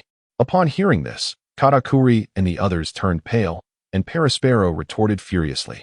You have slain our mother, and now seek to seize our nation, demanding we serve under you? What do you take us for? After Mother S' demise, I shall be the new king of our nation, and we will overthrow you. We will revive the Charlotte Pirates. Perispero had long harbored ambitions to take over the nation after Big Mom's fall. Overthrow me? What nonsense is this? Perispero's words abruptly halted Plank's laughter, as a terrifying conqueror's haki surged forth from him. In an instant, he lunged forward, seizing Perispero by the throat. Just then, Katakuri's cautious warning echoed. Seeing the future does not guarantee the ability to change it. Perispero struggled desperately against Plank's grip, but could not break free. As Katakuri moved to assist, Plank casually tossed Perispero aside, coldly stating, "What do you think you are? Merely a bunch of failures? You have but two choices, surrender or perish. Is that such a difficult decision?" With these words, Katakuri and the others grew increasingly grim, while the Sea Emperor Umit and Stussy exchanged knowing smiles with Perispero. They were not averse to aiding Plank in completely eradicating the Charlotte family. With Big Mom's downfall, cultivating a relationship with the new emperor was equally crucial for them. Among the emperors, there existed unspoken rules. Generally, one would not attack the subordinates or allies of another emperor. They sought to maintain good relations with Big Mom to avoid inciting the wrath of the other emperors. These rulers of the Dark World were undeniably at a significant disadvantage compared to the true emperors. Plank's recently unleashed power could easily eliminate Perispero and would similarly dispatch any other present, aside from Katakuri. And you certainly do not wish to witness your mother and siblings perish before your very eyes, do you? Plank fixed his gaze on Katakuri, speaking with utmost seriousness. Come, join me, and become my right-hand man. You shall bear my banner and lead the Charlotte family across these vast oceans with unbridled fervor. I promise you, you will possess the power to challenge me at any moment. Should you succeed in defeating me one day, all of Bilgewater, along with everything I hold dear, shall become your treasure. Now, choose, will you become my right hand, or shall you perish here alongside every member of the Charlotte family? Among all the offspring of the Charlotte family, it is only Katakuri who is truly worthy of esteem. Furthermore, once Kakuri is subdued, it signifies that the vast majority of the Charlotte family's progeny will likewise yield to Plank's command. Big Mom must be vanquished. For Plank desires the strength of the Charlotte family as well. At the port of Cake Island, 5,000 pirate minions, led by Kreja and Oven, are being relentlessly driven back by a multitude of homies, their despair palpable. From the outset, they merely served as bait to distract a significant portion of Big Mom's pirate forces. The cunning and ruthless Plank has never cared for the casualties among those ordinary pirate minions. Instead, he has quietly positioned those he genuinely trusts, pirates who journeyed with him from the West Blue to the New World, behind the throngs of new recruits he gathered from the New World. As long as the newly recruited pirates are not entirely wiped out, the ones Plank values will sustain minimal losses. Naturally, regarding Plank's intention to proactively attack Big Mom, he has never divulged this plan to anyone except for Grogas and Pike. Any secret known by more than 2 individuals carries a 50% chance of being leaked. If all of Plank's minions are made aware, it is indisputable that the entire pirate world will be informed. Among the ranks of Plank's followers, there undoubtedly lurk spies from powerful factions. As Plank spoke, Katakuri's expression grew grave. While the Sea Transport King Umit and the Storage King Jabosin exchanged glances of icy resolve. Meanwhile, Perispero and others hastily gathered around Big Mom, whose chest still heaved with shallow breaths. If Big Mom remains alive, hope still flickers for the Charlotte family. No matter how ruthless Big Mom may be, should she regain consciousness, she can still serve as the steadfast pillar of the Charlotte family. The cruelty of Big Mom pales in comparison to the harshness of the pirate world. Why? Why spare mother? Katakuri fixed his gaze upon Plank's eyes and inquired in a low voice, perplexed by the notion that anyone would willingly leave a formidable adversary behind.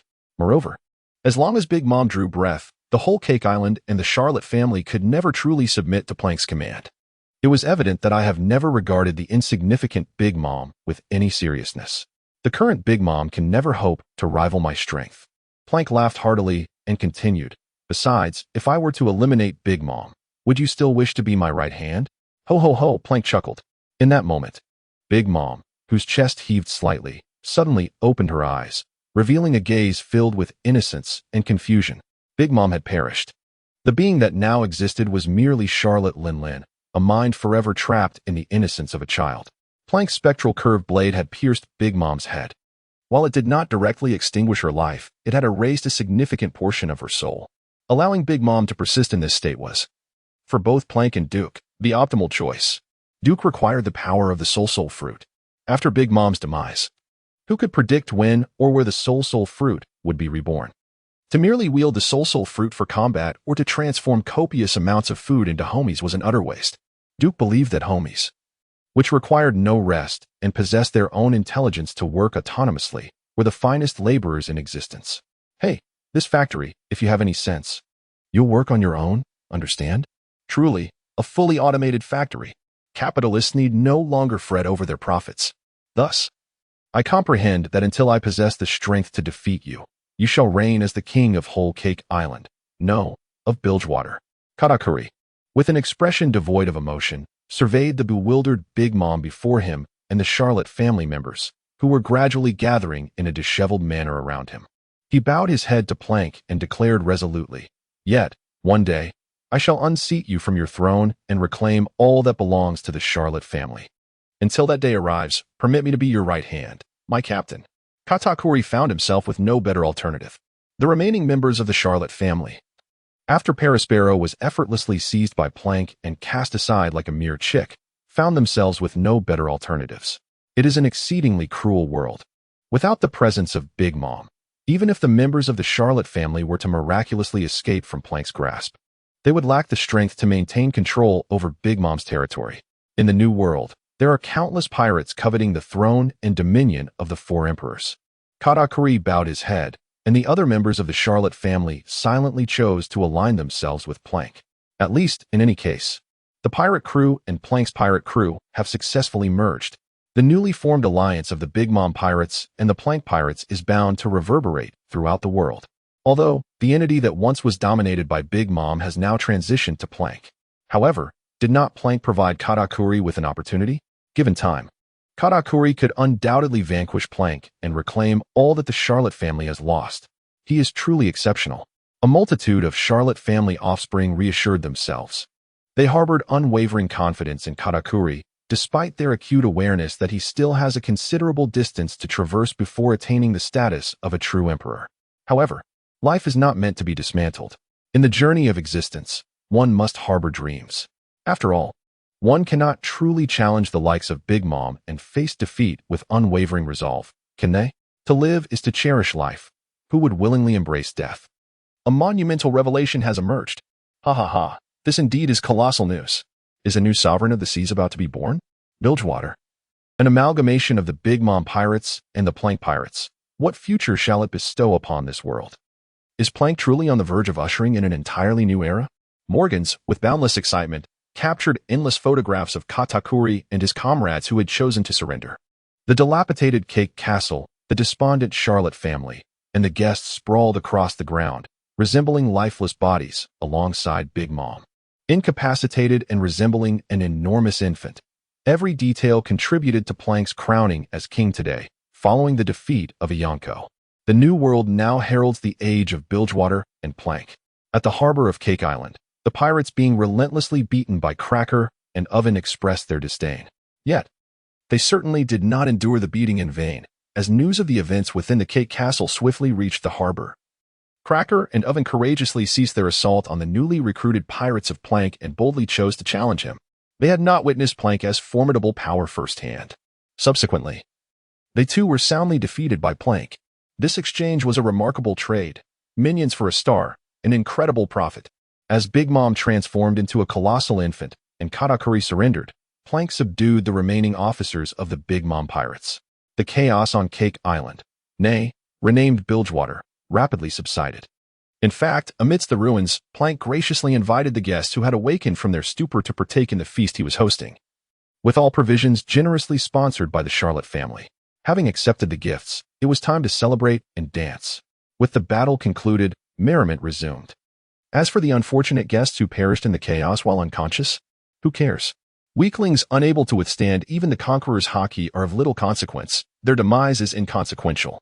In the realm of pirates, the weak have never held a voice.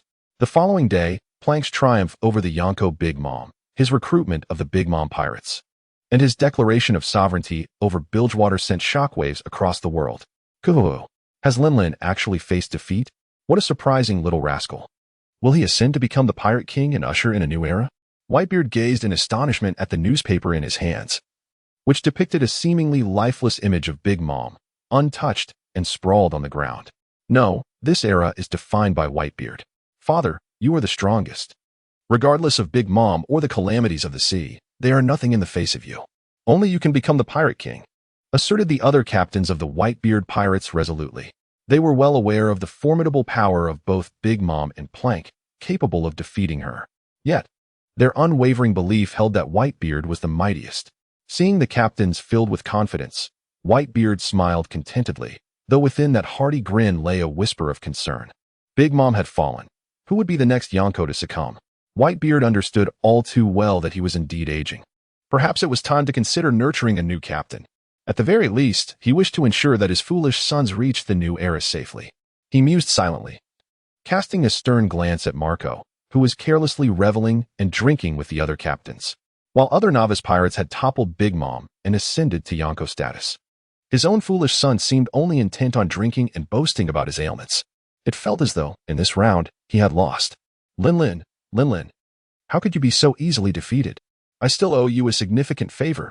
Meanwhile, inside Onigashima, Kaido, upon learning of Big Mom's defeat, was consumed with rage and sorrow, tears streaming down his face.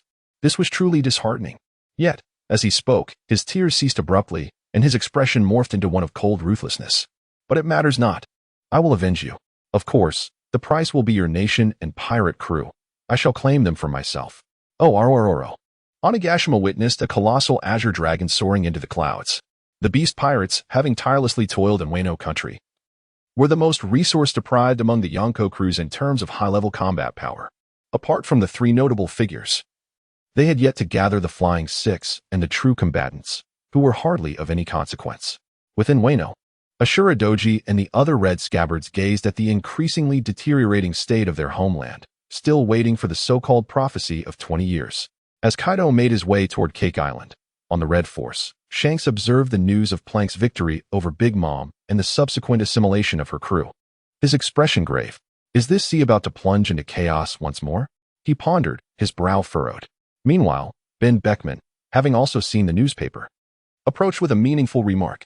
But what does this have to do with us? We are the red-haired pirates, the freest crew upon these vast seas. Upon Beckman's declaration, Shanks's furrowed brow instantly relaxed, and he erupted into laughter, exclaiming, "Ha! Let those old geezers worry about the balance of the sea. My comrades, let us celebrate the birth of the new Yonko." On board the Red Force, joyous laughter and revelry ensued. Meanwhile, within the holy land of Merigios, the expressions of the five elders were laden with complexity. They had originally anticipated that the Plank pirates would merge with the Big Mom pirates, and that the subsequently strengthened Big Mom pirates would inevitably launch an assault towards the throne of the Pirate King, thereby disturbing the equilibrium of the world. However, they could never have imagined that while the Plank pirates and Big Mom pirates did indeed merge successfully, it was not the anticipated alliance. Rather, the Plank pirates decisively vanquished Big Mom and forcibly absorbed her crew. Although Bilgewater now lacked the formidable power of Big Mom, which had been expected after a standard merger of the two pirate crews, the situation remained precarious, regardless of how one contemplates it. The astonishing prowess displayed by Plank has rendered him far more perilous than the former emperor, Big Mom. Plank has ascended to the position of the new emperor, and the forthcoming new world is destined to descend into chaos. Should we devise a strategy to eliminate Plank while we have the chance? He poses an immense threat. The golden-haired elders remarked gravely. The rise of the new emperor will inevitably attract a multitude of pirate challenges. This is an opportunity for those formidable pirates and also serves as a testament to the new emperor's strength. The elders remain indifferent to ordinary pirates. Even in the case of the emperors, they would at most cast a fleeting glance. However, Plank is different. Once having plundered the heavens for gold and seized dominion over nations, he renamed them all Bilgewater and crowned himself king, rendering him far more perilous than the other four emperors. The five elders of the pirates remain indifferent, yet the kings must take heed. Big Mom, who is preoccupied solely with indulging in desserts and birthing children, coercing her subjugated islands to pay tribute in sweet confections each month, and demanding her subjects to forfeit 2 months of their lifespan annually, hardly qualifies as a true monarch. It is indeed challenging, murmured the long-bearded elder, gently shaking his head. Unless we are prepared to usher in a new era by summoning all the elite forces of the Marine headquarters and the Seven Warlords, alongside deploying a portion of CP0. To engage simultaneously with the emperors, it will be exceedingly difficult to vanquish that fellow in the short term. He is currently in the New World. The New World is the realm of pirates. Merely drawing 2 or 3 admirals and a substantial number of elite personnel from the Marine headquarters would suffice to contend with the present Bilgewater. However, should the elite forces of the Navy headquarters make a significant incursion into the New World, all pirates, including the 4 emperors, would instinctively unite to counter the invasion of the world government. The loss of lips means the loss of teeth. The formidable pirates of the New World are far from foolish. While they may engage in fierce battles amongst themselves, the Navy headquarters or the world government attempting to intervene would find no quarter. Despite the Navy's immense power, it maintains only a handful of bases in the New World, where the personnel, under the oppressive conditions, resemble pirates more than soldiers. A minor mobilization of elite forces might go unnoticed by other factions.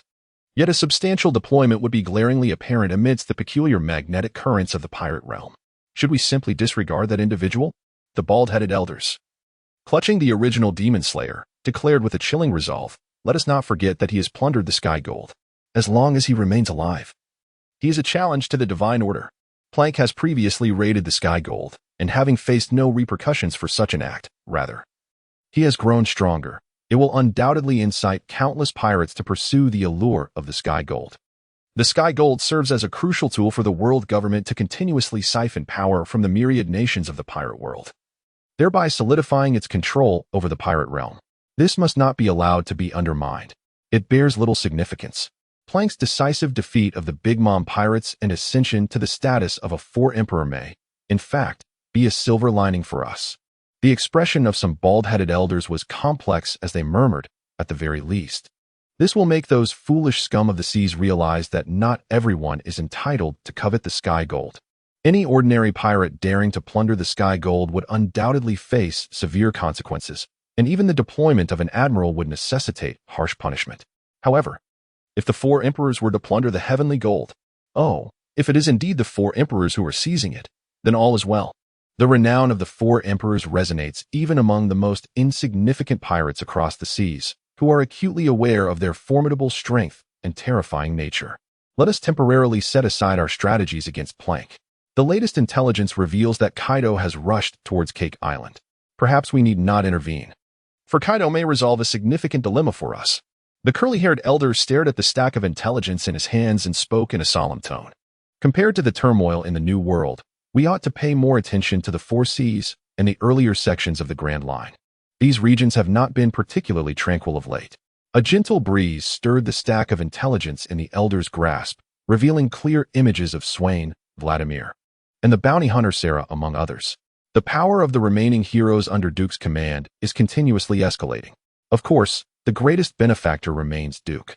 Having eliminated Pietro and vanquished Big Mom, while simultaneously incorporating both the funeral home and the nation of Whole Cake, Duke has reaped tremendous rewards. One might ponder, how much wealth does an organization that nearly monopolizes the assassin domain of the pirate underworld actually possess? One might also inquire, how much fortune does a four-emperor of the New World truly hold? It is evident that the entirety of the wealth belonging to the funeral home and the Big Mom pirates cannot possibly be bestowed upon Duke.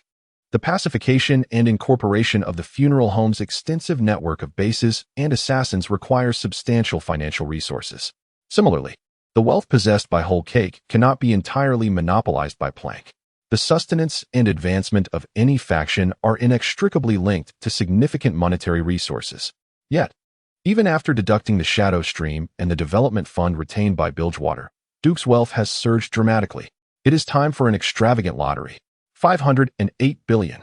A staggering total of 508 billion.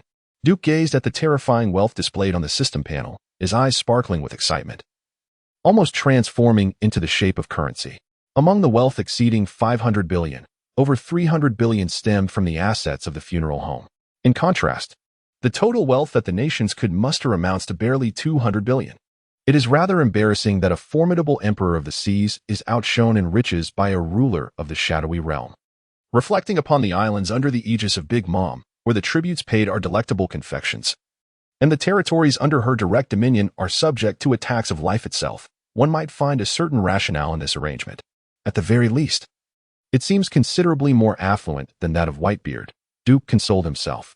The vast expanses of ocean controlled by Whitebeard in the New World shelter countless islands, many of which, akin to Fishman Island, receive sponsorship without charge. It is no wonder that Whitebeard boasts the largest territory and the most formidable reputation in the New World. Who would not favor a benefactor who freely shields them from calamity? However, within the ranks of the four emperors, would he not still be the wealthiest? As Duke pondered this, a subtle change crossed his countenance. Whitebeard, seemingly impoverished, offered no explanations. Shanks, the red-haired, meandered across the seas hosting banquets. With a small territory and an even smaller crew, hardly projecting an image of wealth. Conversely, Kaido, with his deep-rooted endeavors in Wano, profits immensely from the annual extraction of sea prism stone, yielding hundreds of billions in revenue. However, the issue lies in the fact that Teacher Kai has been utterly consumed by the construction of a zoo over the past few years. Essentially, all the profits from selling seawater stones have been devoted to acquiring artificial devil fruits. In a dire state of poverty, upon learning of the existence of Skypiea after Luffy's descent from the Sky Island, he immediately rushed to Skypiea to plunder the Golden Country. A formidable Yonko, personally embarking on a heist at Skypiea. Would Teacher Kai resort to such means were it not for financial desperation?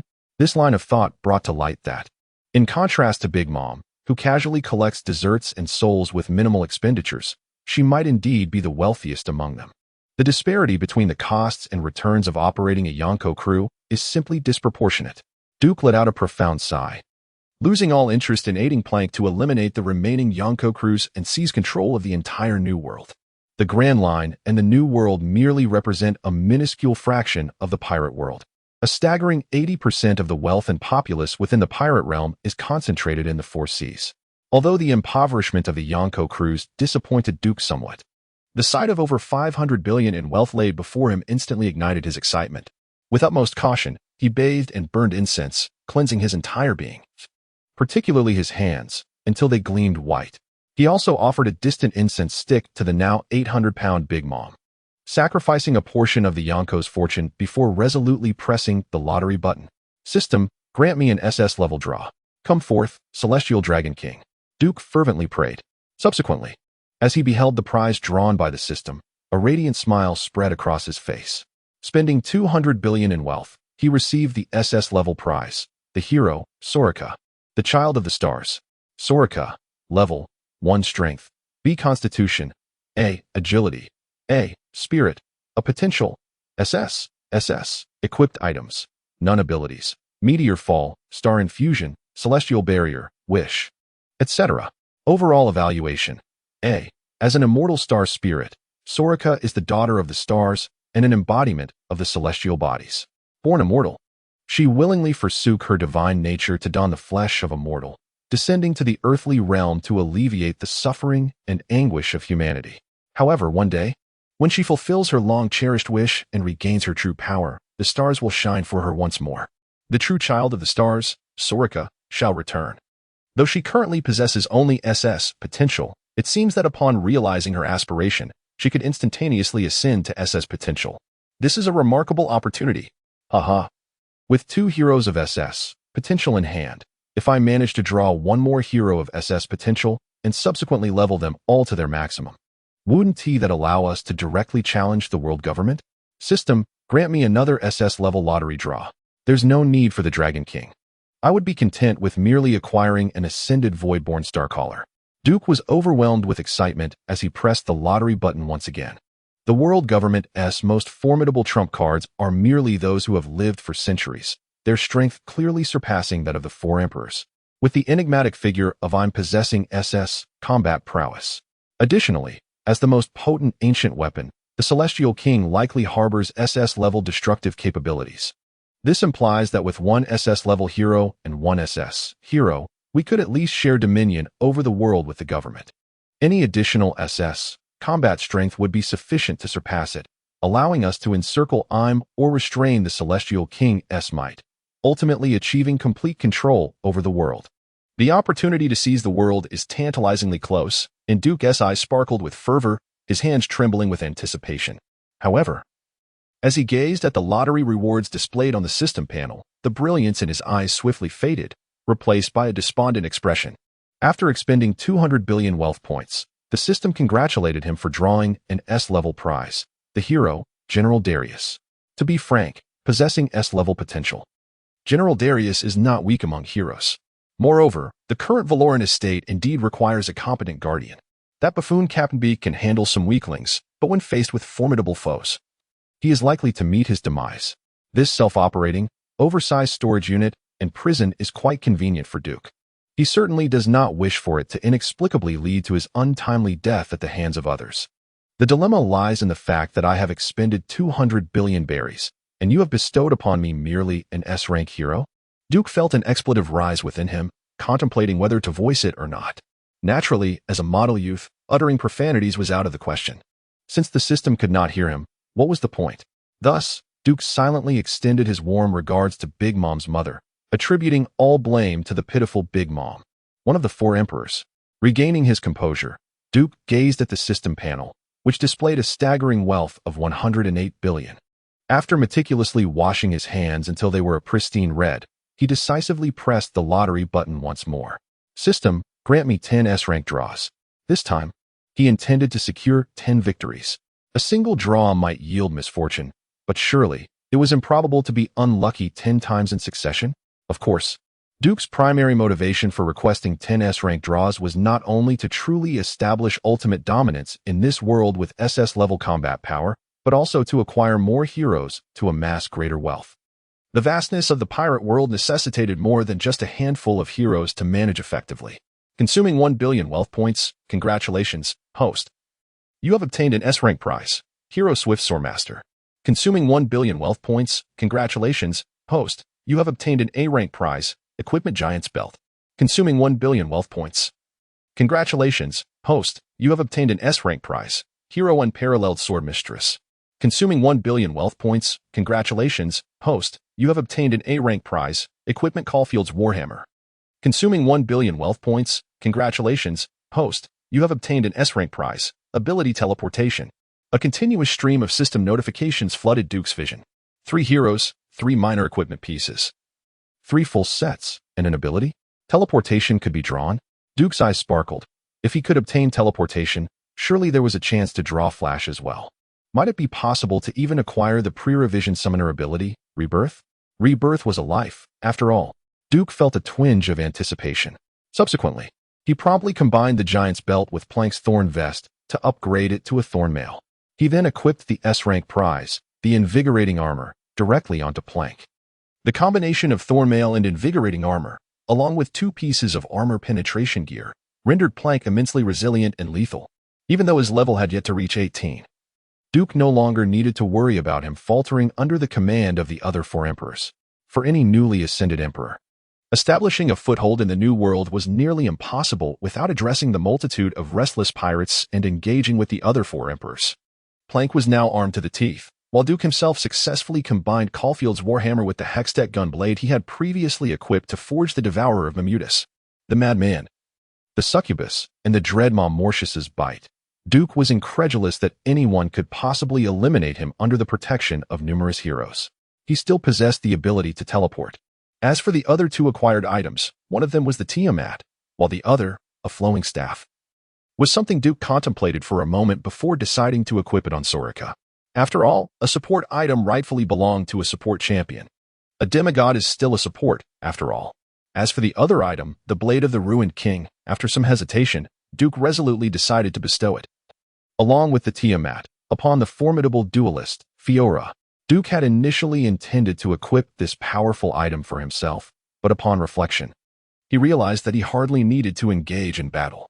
Equipping a combat item would serve little purpose. It was far more beneficial to grant it to a hero, enabling them to grow more swiftly upon this vast sea. The equipment was swiftly allocated by Duke, and now came the true highlight of the affair. 5 heroes in total: the demigod Soraka, the general Zhao Exine, the swift blade Yasuo, the duelist Fiora, and the highly esteemed alchemist Singed. With Jace and Singed together, technology and ruthlessness were perfectly aligned.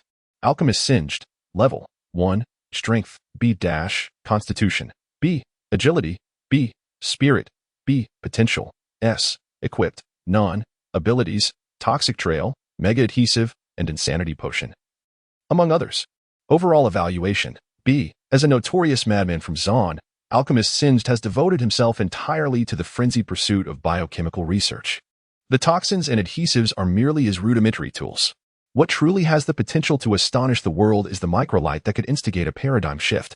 The microlight potion can heal wounds based on dosage, enhance physical constitution, awaken latent potential, and bolster combat prowess. However, excessive consumption can lead to grotesque physical mutations and even madness, plunging the user into utter insanity. It is technology that possesses the power to alter the world.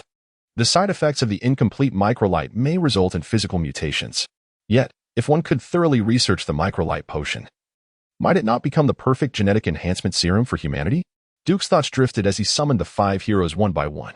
The perfect human genetic enhancement serum may still be a distant dream, but the prospect of recreating Zaun in the pirate world seemed quite promising.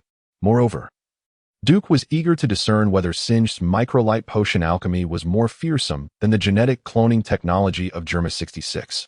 The North Sea has remained tranquil for too long, and Duke feels that it requires the infusion of a formidable new force.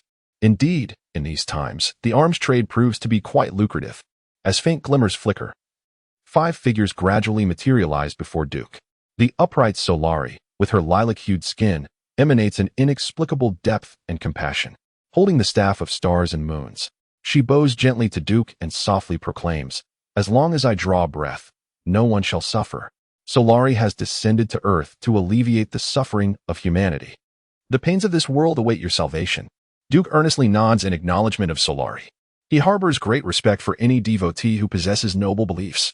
Not all deities are willing to relinquish their immortal divinity and descend into the mortal realm to save those fragile and wretched humans in the eyes of the divine. Only the innocent may find repose. In this world, can I truly sleep in peace? The swift swordsman Yasuo bows his head before Duke, then quietly leans against a pillar. His face etched with melancholy. He has grown weary of all that he has endured. In this new world, you shall experience a life entirely unlike the previous one. Will you take the plunge? Duke responds with a smile. All heroes, upon being summoned, bear an everlasting loyalty to Duke, etched indelibly in their hearts. Yet this does not imply that they lack their own personalities and passions. When summoned, they transcend the confines of mere lifeless game characters, becoming vibrant, flesh and blood beings. No one can breach my defense. General Zhao Xin of the Debong knelt before Duke, pledging his unwavering loyalty. Therefore, I entrust my safety to you. Duke responded in a solemn tone, while General Zhao Xin silently positioned himself behind Duke, resembling an unyielding statue, steadfast and resolute. I never falter. The name of Laurent shall, indeed, bring glory to the world through my hands. The unparalleled sword mistress Fiona declared proudly, her eyes gleaming with unmatched intensity. Fiona stands as the epitome of a master swordsman. Regardless of the adversary she faces, she will never waver in her commitment to uphold the honor of the Laurent family, nor will she accept defeat. Undoubtedly, I have faith in you.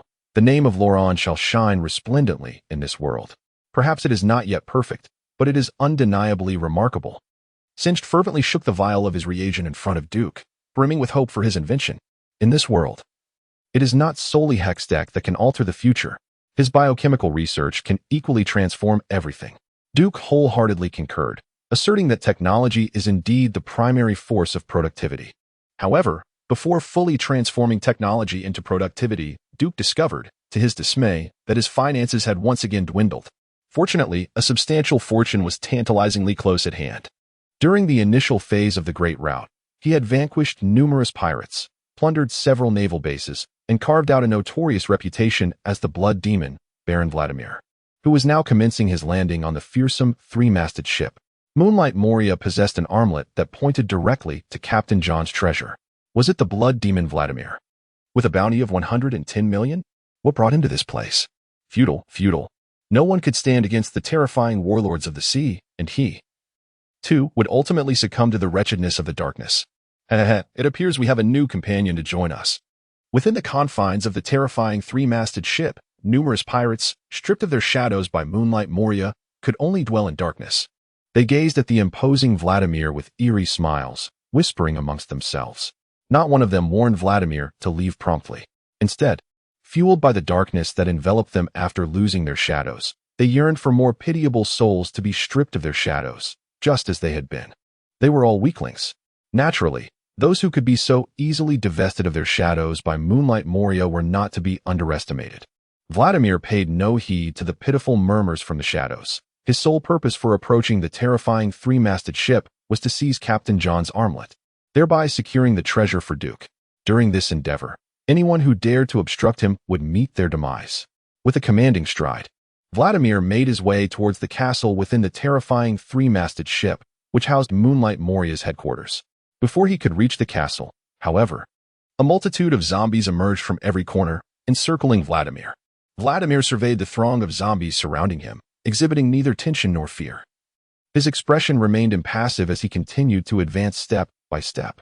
The zombies surged forward, intent on engulfing Vladimir entirely, but their efforts were in vain. Like water seeping drop by drop from a rocky outcrop, Vladimir transformed into a cascade of crimson blood. Within the wall of corpses formed by the zombies, he gradually extricated himself.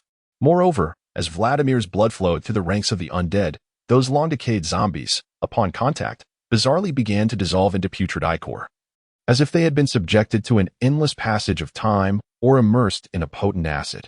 As an inheritor of the dark and terrifying legacy of blood magic, the ordinary zombies under Moonlight Moria's command, incapable of wielding even a hint of hockey, were no match for Vladimir.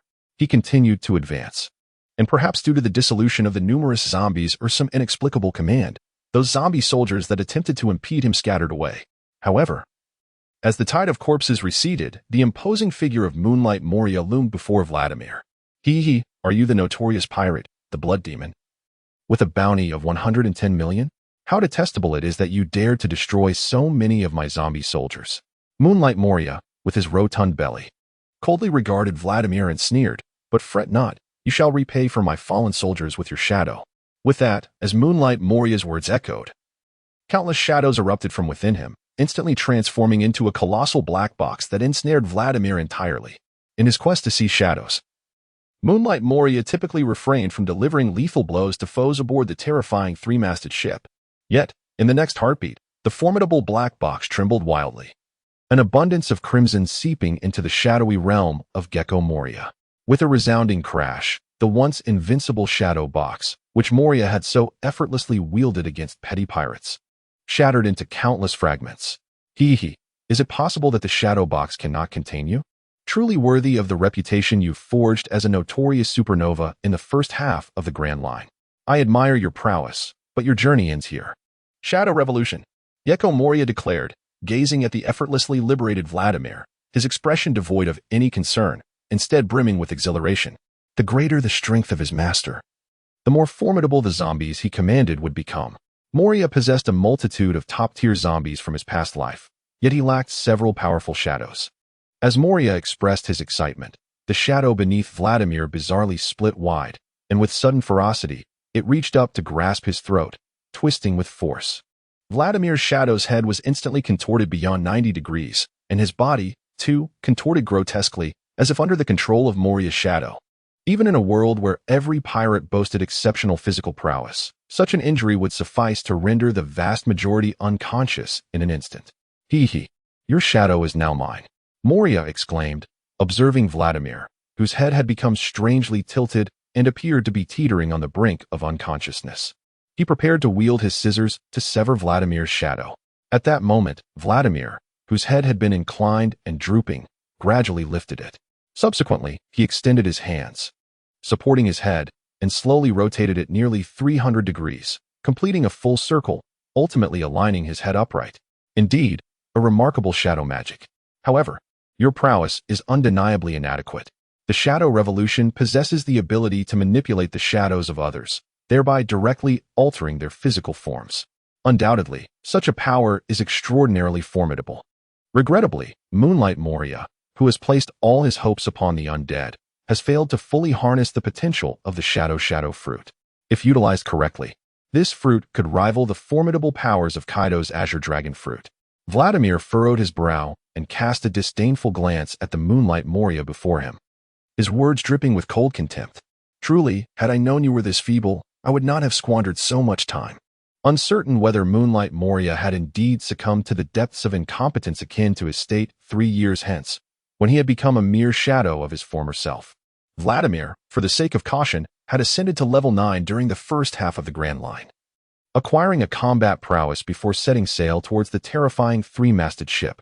However, after experiencing the formidable prowess of Moonlight Moria firsthand, and witnessing his now rotund figure, devoid of a chin, with a belly as round as a ball, Vladimir could only feel a sense of profound disappointment.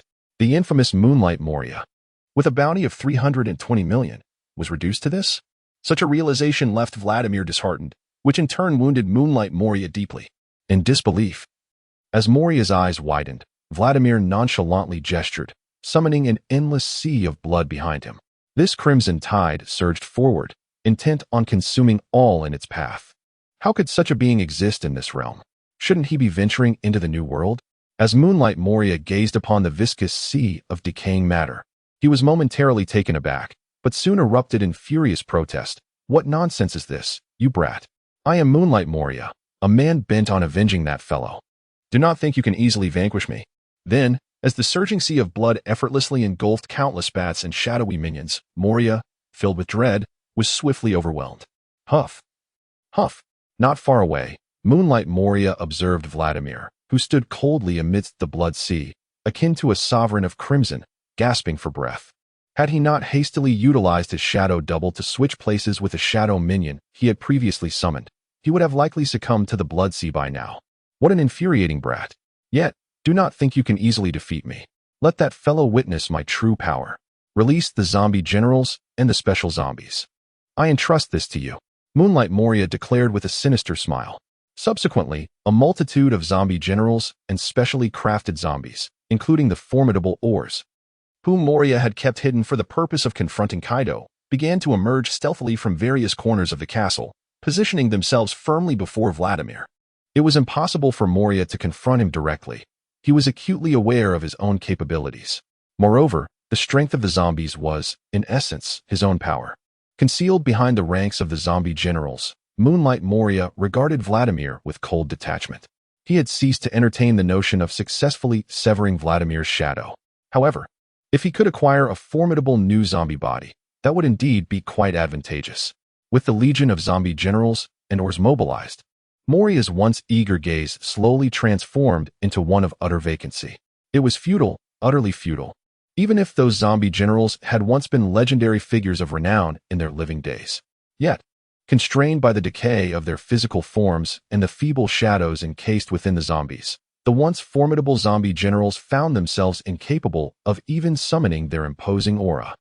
For Blood Magic Master Vladimir, the inability to unleash such a potent attack rendered their efforts utterly futile. Vladimir's body possessed the ability to undergo a unique blood transformation akin to that of nature's essence, rendering him impervious to conventional assaults. The clumsy manipulation of flesh and blood had reduced these once mighty entities to their current state, a lamentable waste indeed, Vladimir coldly remarked, allowing the relentless assaults of countless zombie generals to penetrate his form. With a gentle wave of his hand, innumerable tendrils erupted from the blood sea, ensnaring the bodies of the zombie generals with unyielding grip. These invaluable materials were destined for rebirth under Vladimir's command. He had previously employed forbidden sorcery to resurrect the undead war god, Sane. For Vladimir, the art of manipulating flesh and life was his true forte. As numerous zombie generals found themselves firmly restrained by Vladimir's will, even the once promising demon Oz, whom Moonlight Moria had high hopes for, succumbed to the relentless grasp of viscous blood, roaring in futility before being engulfed by the blood sea. The zombie legion, once bestowed with the shadow of Brook's dragon horse, struggled against Vladimir's sanguine grasp, desperately severing the tendrils that sought to dominate them, yet they were swiftly obliterated. A once mighty warrior, now rendered to mere decay by the passage of time, Vladimir gazed upon the beleaguered zombie dragon horse, writhing amidst the myriad blood tendrils, and sighed in regret. The blood sea surged once more, and in the vacant stare of the zombie dragon horse, a tsunami of crimson waves overwhelmed the faint glimmers of light in the sky, utterly consuming it. Confronting the feeble zombie legion under Moonlight Moria's command, Vladimir found the task remarkably effortless. As he watched the hopes he had placed in his legion dissolve, Moonlight Moria's eyes dimmed in despair, paralleling the demise of his once promising forces. After suffering defeat under Kaido and losing all his comrades, he had entrusted all his hopes for vengeance to the zombie legion. However, now, merely a recently debuted supernova, he effortlessly obliterated his own legion of zombies. How could such a legion possibly stand against the terrifyingly formidable for emperors, Kaido? Moonlight Moria felt engulfed by despair, as if his soul were sinking into an unfathomable abyss, relentlessly crushed and eroded by the frigid seawater. His entire body began to tremble slightly, and even the looming presence of Vladimir went unnoticed. Before Moonlight Moria lay a shroud of darkness, and the remnants of his will seemed to shatter instantly, overwhelmed by the effortless annihilation of his zombie army. As Vladimir slowly approached the Moonlit Moria, an inexplicable force cleaved his body in two. Simultaneously, several malevolent spirits surged through Vladimir's form. Have we succeeded? With us here, you shall not harm Lord Moria. The transparent fruit user Absalom and the ghost princess Perona, both of Moria's three subordinates, stood resolutely in front of the Moonlit Moria. Even Hogback, the wretched doctor who valued wealth over life and possessed little strength, refrained from fleeing with treasures. Instead, he hurriedly shook the dazed Moria, attempting to revive his spirits. Though the current Moonlit Moria may indeed resemble a reclusive hermit, steadfast in his belief that life entails loss while the dead, like zombies, endure eternal preservation, he held each of his three remaining subordinates in the highest regard after discarding his legion of undead minions. Perona was cherished as if she were Moria's own daughter. Raised with utmost care, Once a formidable figure of the West Sea, Moria had always been a captain who valued companionship deeply. His transformation into a reclusive figure stemmed from the loss of all his former comrades to Kaido. Absalom and Perona reveled in the success of their ambush. Yet, in the next moment, the bisected Vladimir swiftly restored himself, rendering the previously effective malevolent spirits utterly ineffective after passing through his body. Recovered, have we? Then I shall cleave you once more. Absalom's eyes widened as he activated the powers of the transparent fruit, vanishing in an instant. The following second, as Vladimir reached towards an open space, his neck was firmly grasped by Vladimir's hand. To perceive is not solely an act of sight. It also requires the heart. Vladimir spoke coldly, disregarding the malevolent spirits that once again penetrated his form. He turned his gaze towards Perona, who trembled with tears in her eyes. Desperately suppressing her fear, a rather effective psychological assault.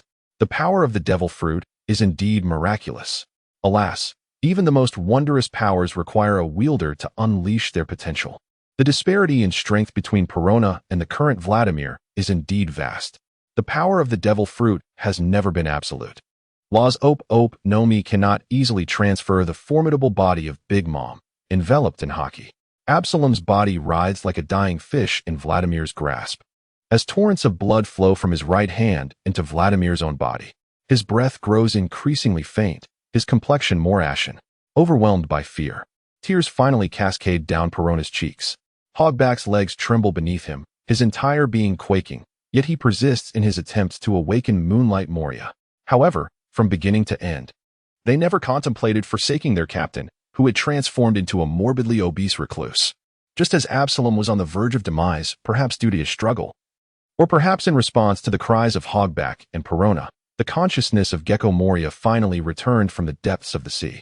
Then, with immense fury, he roared, "Release my comrades. Do not harm them any further." Shadows unite. Countless shadows began to converge within Gecko Moria, causing his form to swell and his aura to intensify. Yet, before he could absorb enough shadows, a spear forged of blood pierced through his body, pinning him firmly to the ground. What a jest it was to interrupt the incantation so abruptly. Why wait for the boss to transform successfully? Gecko Moria was impaled by the blood spear. Shadows escaping from his form, and blood began to seep from the corners of his mouth. Nevertheless, witnessing Absalom's desperate struggles in Vladimir's grasp, along with Hogback's frantic attempts to tend to his wounds, and Perona, who was weeping profusely in fear, Gecko Moria suddenly felt an overwhelming surge of power within him. His blood boiled, his will ignited, and with an expressionless visage, he grasped the blood spear embedded in his chest, exerting force as he gradually extracted it. With a clatter, the blood spear was cast aside, slowly transforming into a pool of murky blood. The spear's removal left a gaping wound in his ample body, blood continuously flowing. Yet, Gecko Moria appeared impervious to pain, as if untouched by injury. After discarding the blood spear, his robust form leapt into action, akin to a cheetah, lunging with astonishing speed towards Vladimir, exclaiming, "Release my companion." Just as Gecko Moria was about to close in on Vladimir, a surge of blood waves erupted from behind him, engulfing Moria entirely. The vast disparity in strength could not be bridged merely by a momentary outburst of power. The world of pirates was not one where everyone could emulate Monkey D. Luffy's ability to surge with strength in times of crisis. The following day, Gecko Moria awoke from the endless darkness, astonished to find Perona and Absalom, and Scathe, surrounding him. He incredulously touched his rotund belly, momentarily stunned before breaking into a gentle smile. He had believed that he and Perona had perished. Only then did he notice Vladimir seated nearby, idly toying with a bracelet. "I am not dead. You are all well." And that is truly delightful. After exchanging a few casual words with Perona and Absalom, they learned that it was Vladimir who ultimately spared them and even graciously healed all their injuries. With a complex expression, Moonlight Moria approached Vladimir and directly inquired, "Why?" In battles among pirates, victors typically do not show kindness by healing their vanquished foes. "What I desire is merely your treasure, never your lives." Vladimir retracted his arm ring, rising to meet Moonlight Moria's gaze. "Moreover, I am quite intrigued by your fruit abilities. Would you consider joining my ranks?" The shadow fruit combined with Vladimir's fleshly modifications, what a remarkable workforce it would yield, one that requires no rest or salary. I have never contemplated joining another's crew." Moonlight Moria firmly declined. Even though he was not a match for Vladimir, As a former hero of the West Blue, he would never easily submit to another. Do you not wish to take revenge on Kaido? Vladimir intoned, his words striking at Moonlight Moria's vulnerable spot. You must realize that with your current strength, you will never achieve vengeance. A desire for retribution against Kaido had become Moonlight Moria's greatest ambition after all his comrades perished in their efforts to save him. Now, at the age of 45, after years of neglect, even if he were to strive relentlessly from this moment forward, he could never hope to catch up with Kaido, who had already ascended to the status of one of the 4 emperors of the sea. In the world of pirates, an individual's prime for strength often lies before their 40s. Beyond that, merely maintaining one's prowess without decline is already a commendable achievement. Time, like a blade, has severed countless great figures of the ocean. When the topic of revenge against Kaido arose, Moonlight Moria's eyes sharpened, and he darkly retorted, "Joining you. Can you truly help me achieve that? He is one of the 4 emperors, the beast Kaido. With your current strength, you are far from capable. Do you know how long it took me from setting sail to defeating you? Ah, the 4 emperors? The beast Kaido? Are they truly formidable?" Vladimir replied calmly, a flicker of disdain crossing his eyes. As a master of blood magic who inherited the terrifying legacy of the Abyss, Vladimir was merely a step away from transcending the boundaries of humanity and divinity. The so-called beast Kaido, in Vladimir's view, would be surpassed given the right amount of time. Furthermore, if he faltered, he had Duke backing him. A mere 4 emperor, Kaido, presents no formidable challenge. Vladimir, brimming with confidence, observed as the seas of the world, now renamed Bilgewater, were beset by a sudden meteorological upheaval. A colossal dark cloud, interspersed with storms and lightning, surged towards Cake Island. "Hand over the world to me, you little scoundrel, Buggy."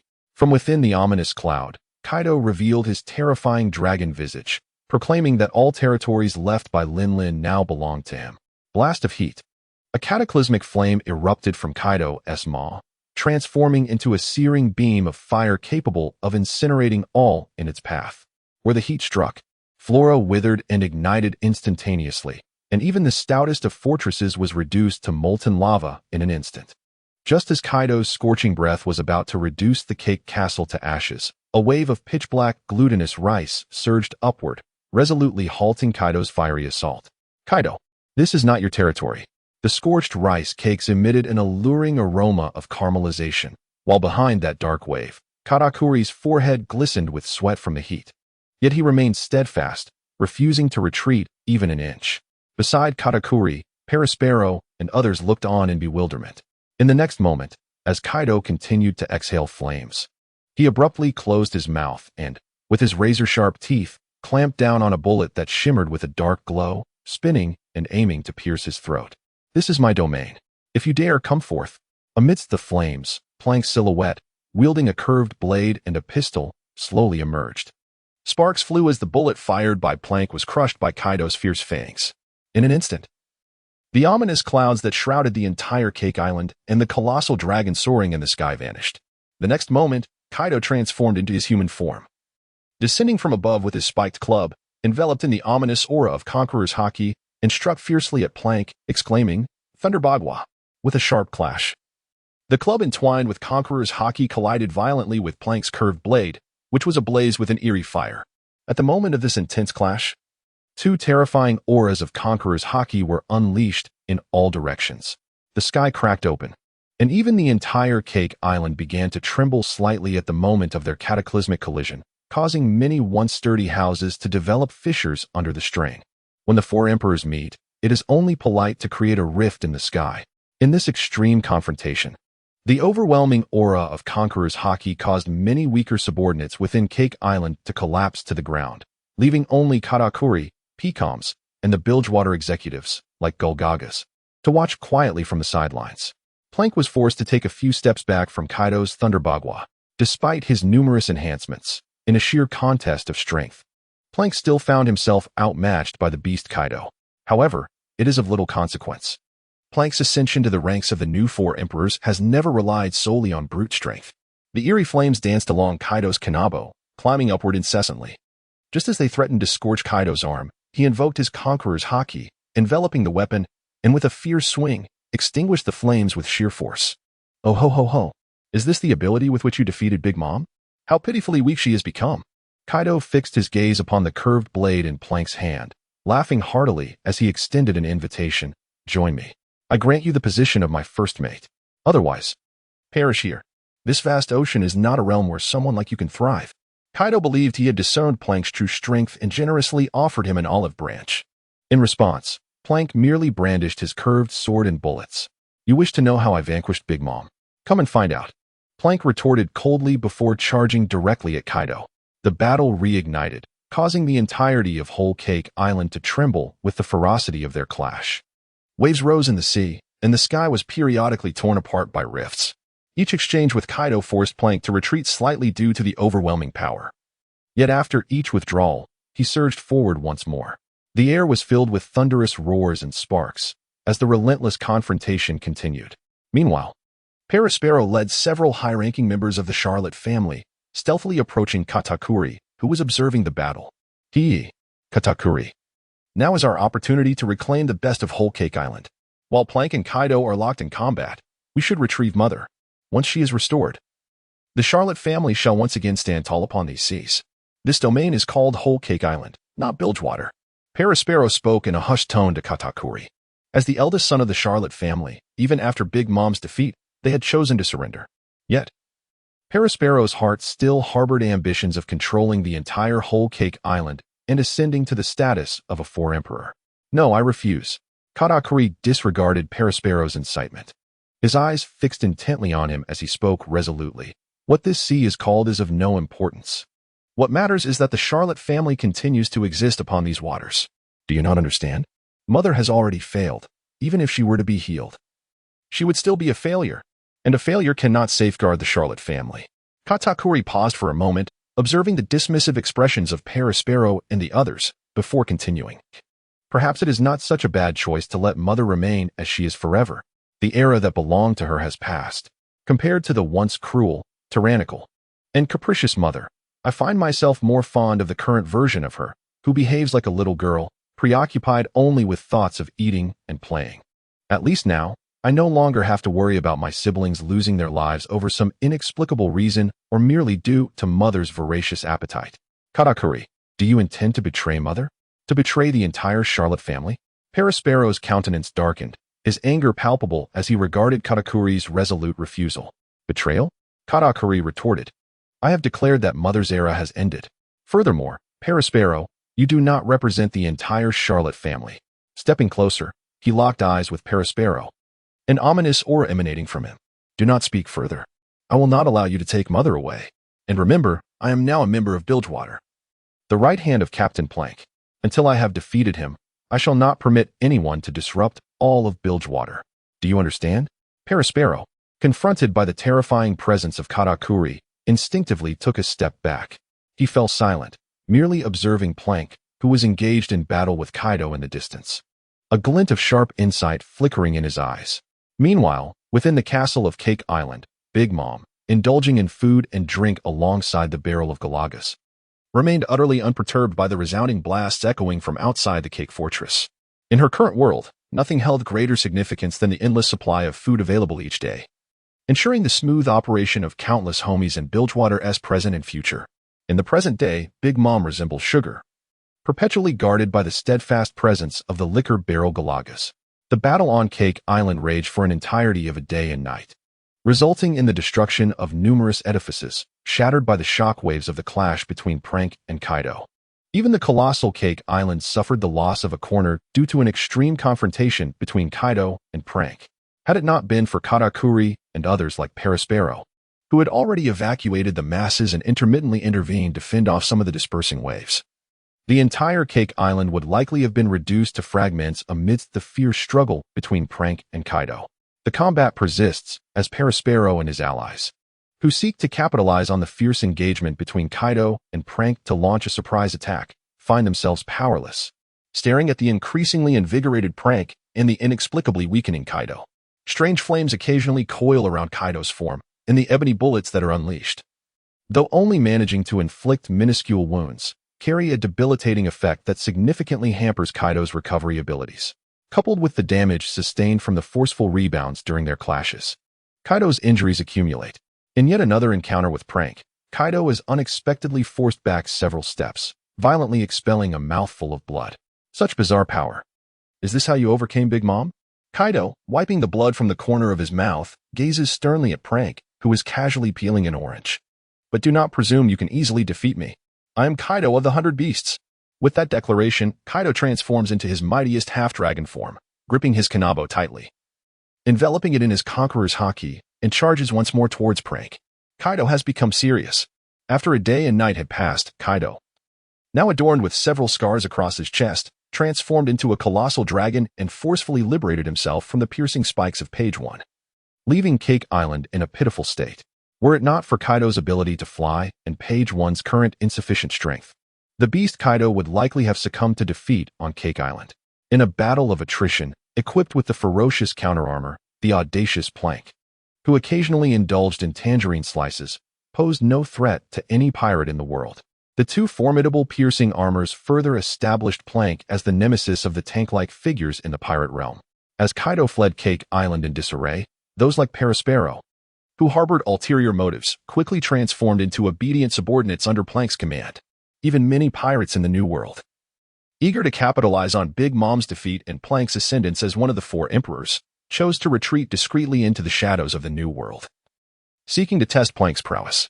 The New World belongs to the 4 emperors. Plank, by vanquishing Big Mom and repelling Kaido, has substantiated his might as one of the 4 emperors. The situation in the New World gradually stabilizes. Yet the monumental news of the supernova Vladimir defeating the warlord of the sea, Gecko Moria, reignites turmoil across the seas. Breaking news: the 4 emperor, Plank, has triumphed over Big Mom, expanding his influence over whole Cake Island, while the warlord Gecko Moria has been directly bested by the supernova Vladimir.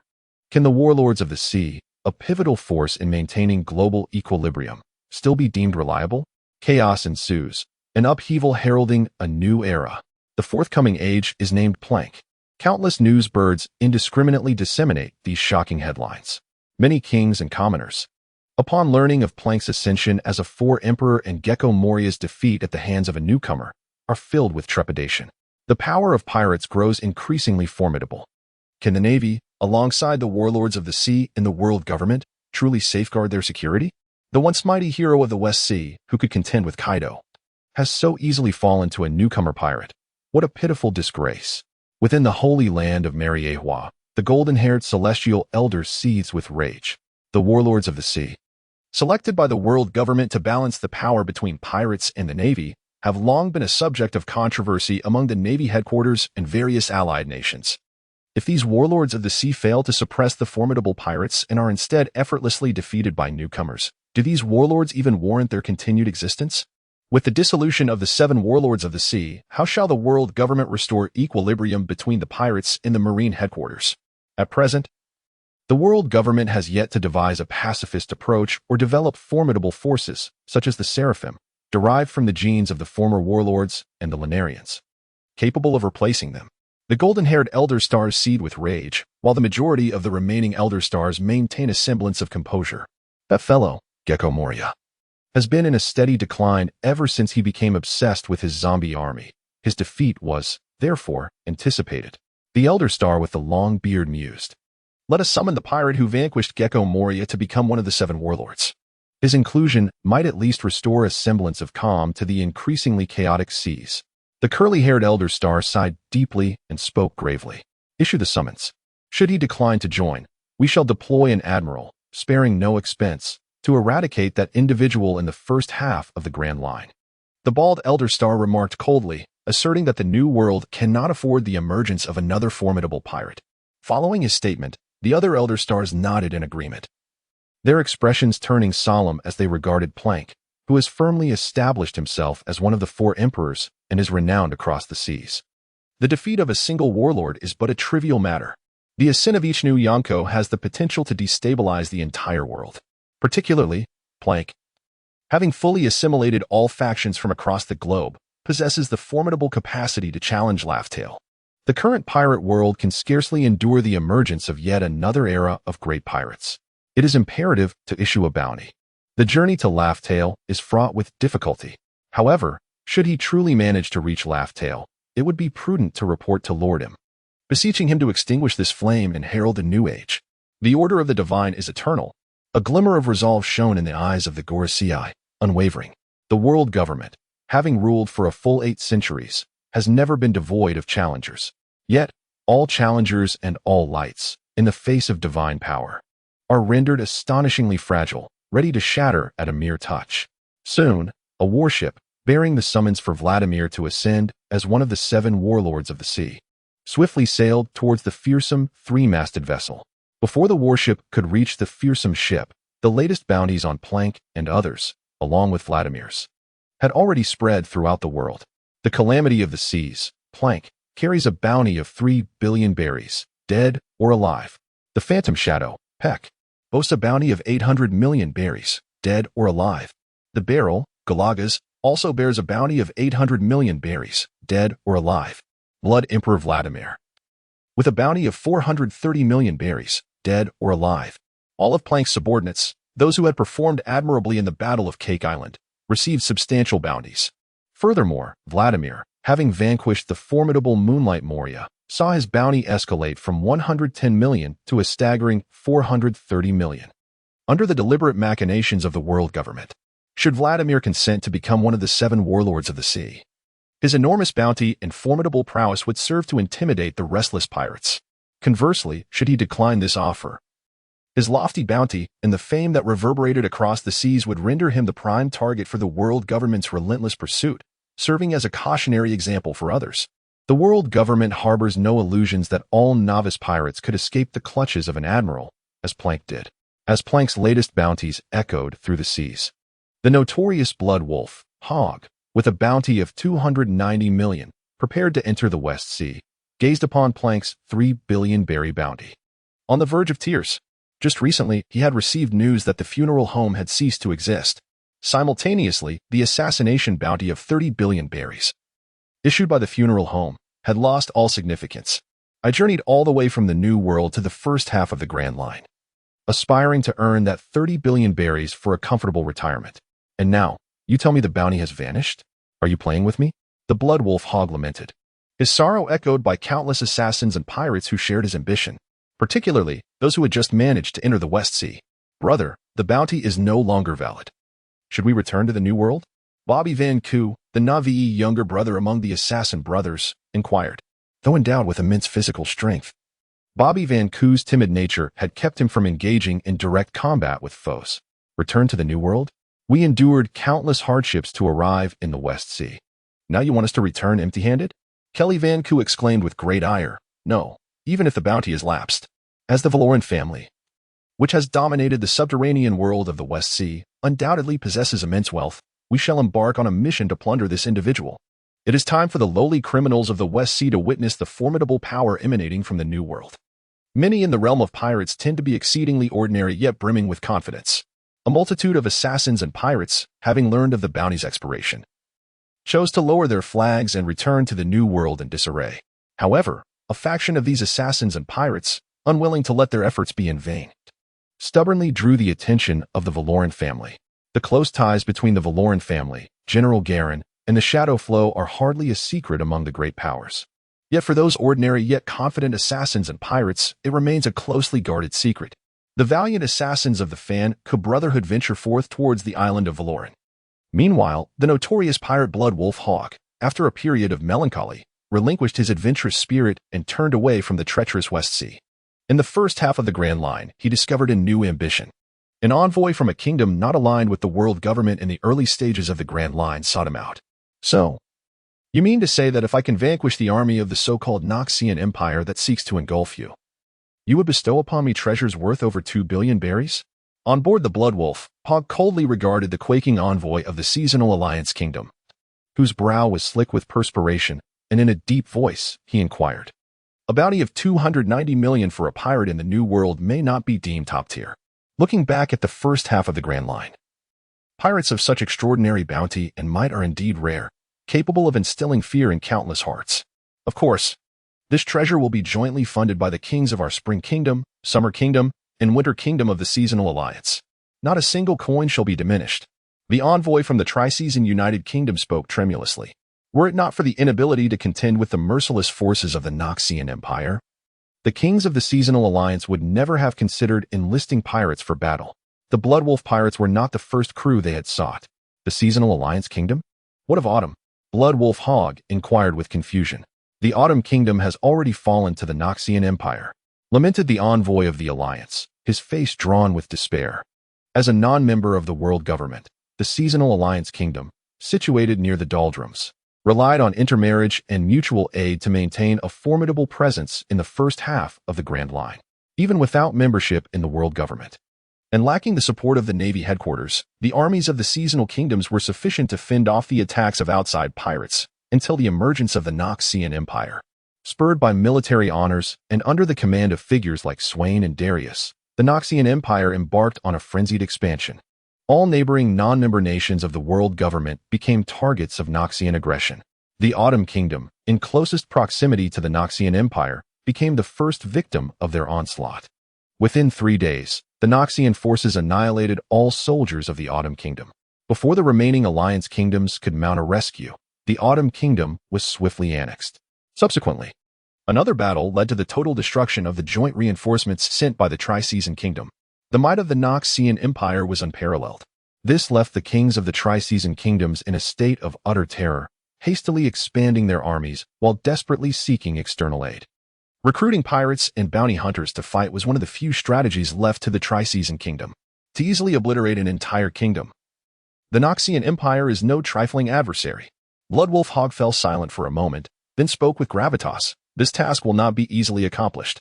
Then, the envoy's face was etched with despair. No, we must increase the reward. Bloodwolf Hogg declared emphatically, with a bloodthirsty gleam in his eye. A treasure worth 3 billion berries, along with noble status. Leave the Noxian army to me. I shall personally tear them to shreds. Having witnessed the clash between Kaido and Shanks in the New World, and realizing his own weaknesses, Bloodwolf Hogg had effortlessly dispatched numerous pirates in the first half of the Grand Line. A remarkable revelation dawned. It was not one's own weakness, but rather that formidable beings such as Kaido and Shanks existed. At least in the first half of the Grand Line, Bloodwolf Hogg was undeniably powerful. His confidence surged after vanquishing numerous feeble pirates. In simpler terms, he began to feel somewhat invincible. Nevertheless, this did not dissuade him from his aspirations of retirement. With a bounty of 3 billion and a noble status, could one truly afford to retire?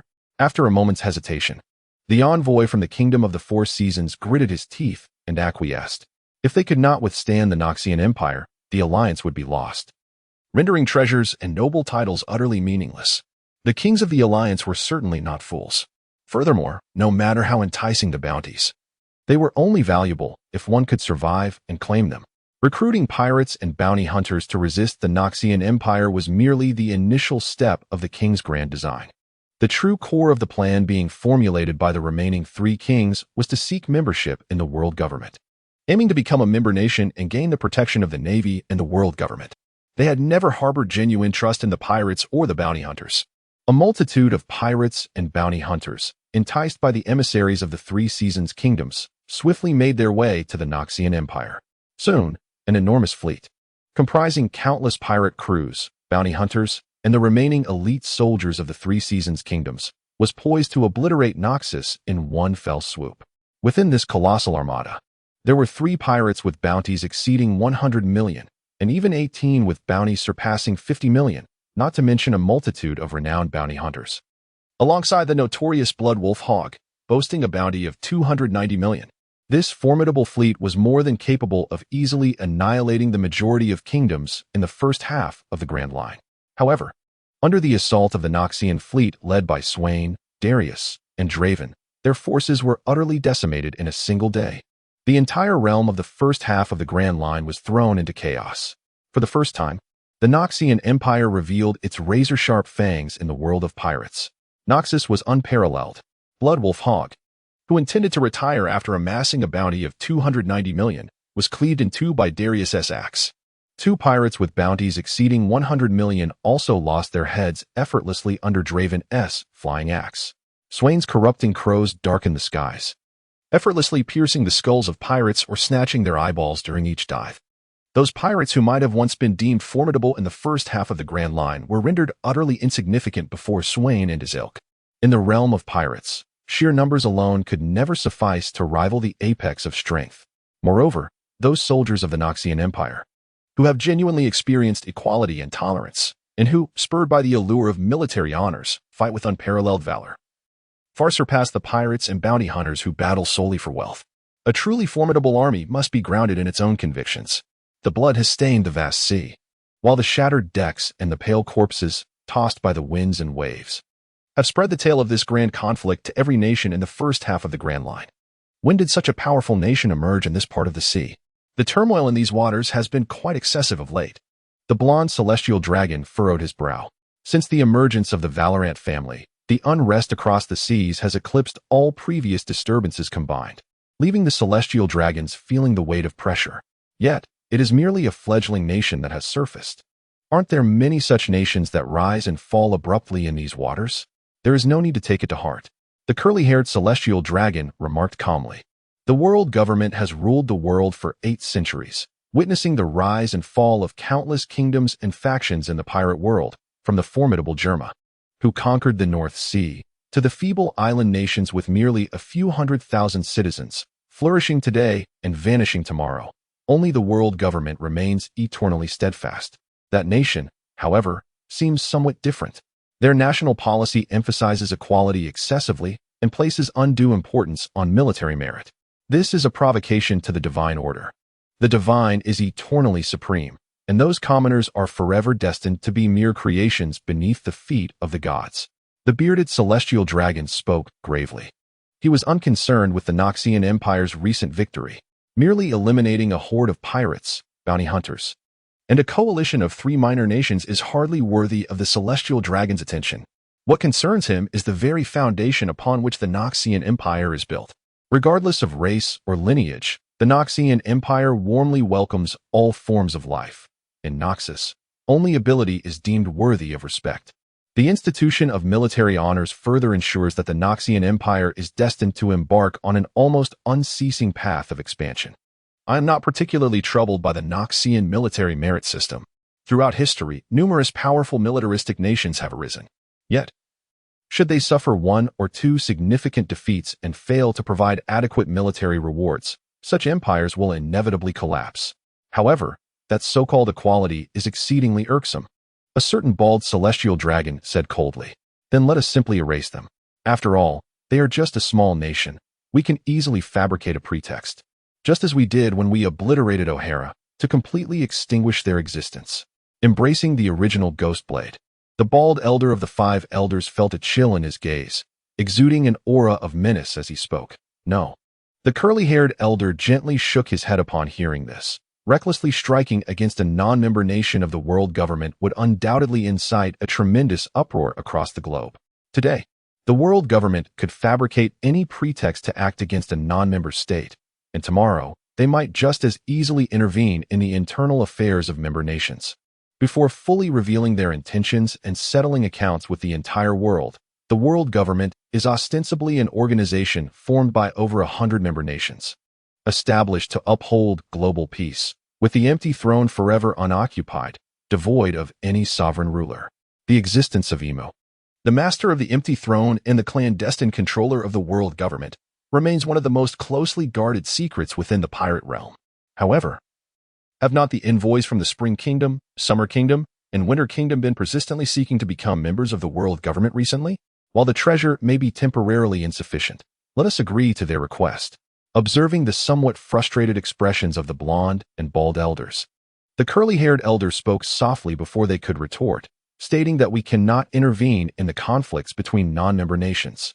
Yet, should the so-called Noxian Empire dare to encroach upon a member nation, let those scoundrels witness the might of the world. The order of the divine is eternal, and the divine is the entirety of existence. The other 5 elders nodded in agreement and began to summon the envoys from the 3 Seasons Kingdom, granting them a seat within the world government. However, it was too late. Following the Noxian Empire's obliteration of the last elite legion of the 3 Seasons Kingdom, along with the countless pirates and bounty hunters they had recruited into their coalition, the 3 Seasons Kingdom had already descended into ruin.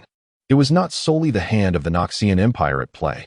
Darius and his comrades could only seize the Summer Kingdom, the closest to their advancing forces, while the remaining Spring and Winter Kingdoms fell prey to an onslaught of pirates and bounty hunters who broke through their defenses. plundering the capital and slaughtering the majority of the royal family. Not all pirates and bounty hunters were inclined to accept employment from the Three Seasons Kingdom. In fact, those who did might not genuinely intend to confine themselves to merely claiming their rightful bounty. Sensing the tide turning, they swiftly shifted their course, achieving victory. And as they assessed the remaining strength of the Three Seasons Kingdom, they contemplated whether, after pillaging the Noxian Empire and collecting their rewards, they might also seize the opportunity to plunder their employer. This, indeed, epitomizes the true ethos of the pirates and bounty hunters upon the vast seas. They were merely unfortunate to encounter Swain and his companions, who left them no opportunity for retreat. Meanwhile, those more cautious individuals, who had intended to take advantage or had premeditated plans to undermine their foes, began their revelry upon learning of the total annihilation of the Tri-Season Kingdom's allied forces. In the realm of pirates, the majority of nations affiliated with the world government have become havens for pirates and outlaws. The kingdoms that once relied on the military strength of the United Kingdom of Seasons to fend off pirate raids now face their own demise.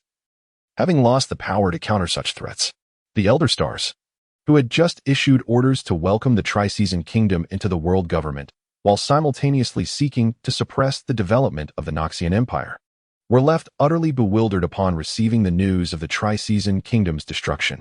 The world government had consistently, covertly supported the pirates and criminals, allowing them to act with impunity within non-affiliated nations. However, at present, it is evident that those pirates and outlaws have become exceedingly adept, striking with alarming swiftness. The kingdom has fallen, bestowing upon them the status of a member state of the world government, while seeking to provoke the Noxian Empire, holds little significance. The emergence of the new Yonko and the downfall of Gecko Moria have already initiated a subtle unrest throughout the seas. Should the world government choose to assault a non-member state without just cause, particularly one of considerable strength, the entire world would inevitably plunge into greater chaos. Before Lord Emu decides to cleanse the world entirely, the Gorosei strive to maintain the equilibrium of the vast seas. As for the Noxian Empire, which has risen dramatically in the first half of the Grand Line, its ascendance through warfare may ultimately lead to its demise. The non-member states in the initial segment of the Grand Line are limited in number. Moreover, the fall of the Kingdom of Seasons serves as yet another cautionary tale for the member states of the world government. After all, the more dire the plight of those non-member states, the greater the tribute the member states can reap. The world government, aside from contending with those ruthless pirates, must also remain vigilant against the ambitions of power-hungry rulers. A slight increase in the tribute is, regrettably, unavoidable.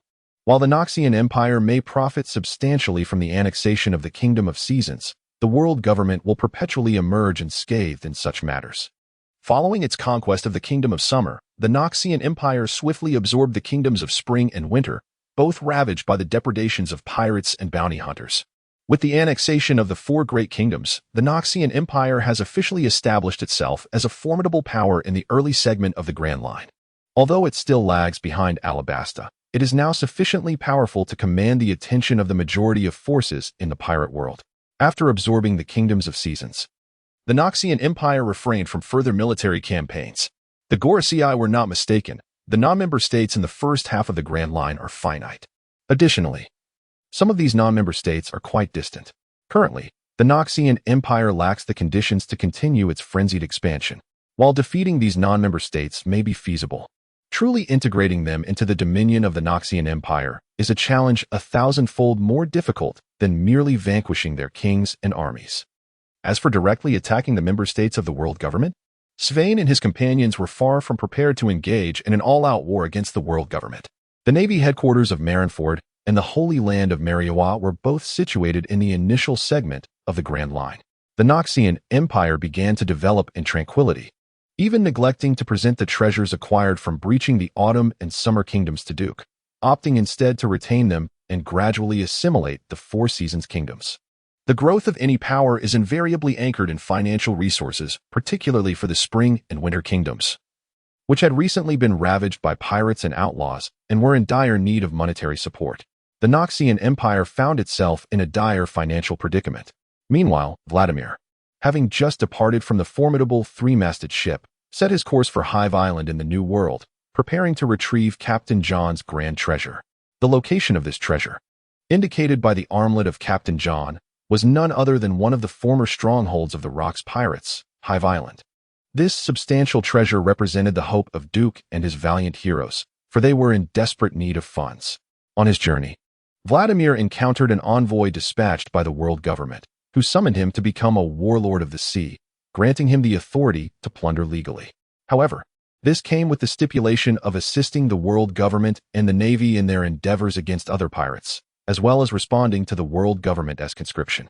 Under such conditions, it seemed he had little reason to decline. Vladimir gracefully accepted the summons from the world government envoy. The powers bestowed upon a warlord of the sea extended far beyond mere legal plunder. In fact, each warlord in their enterprises enjoyed considerable privileges within the broader context of the world government's member nations.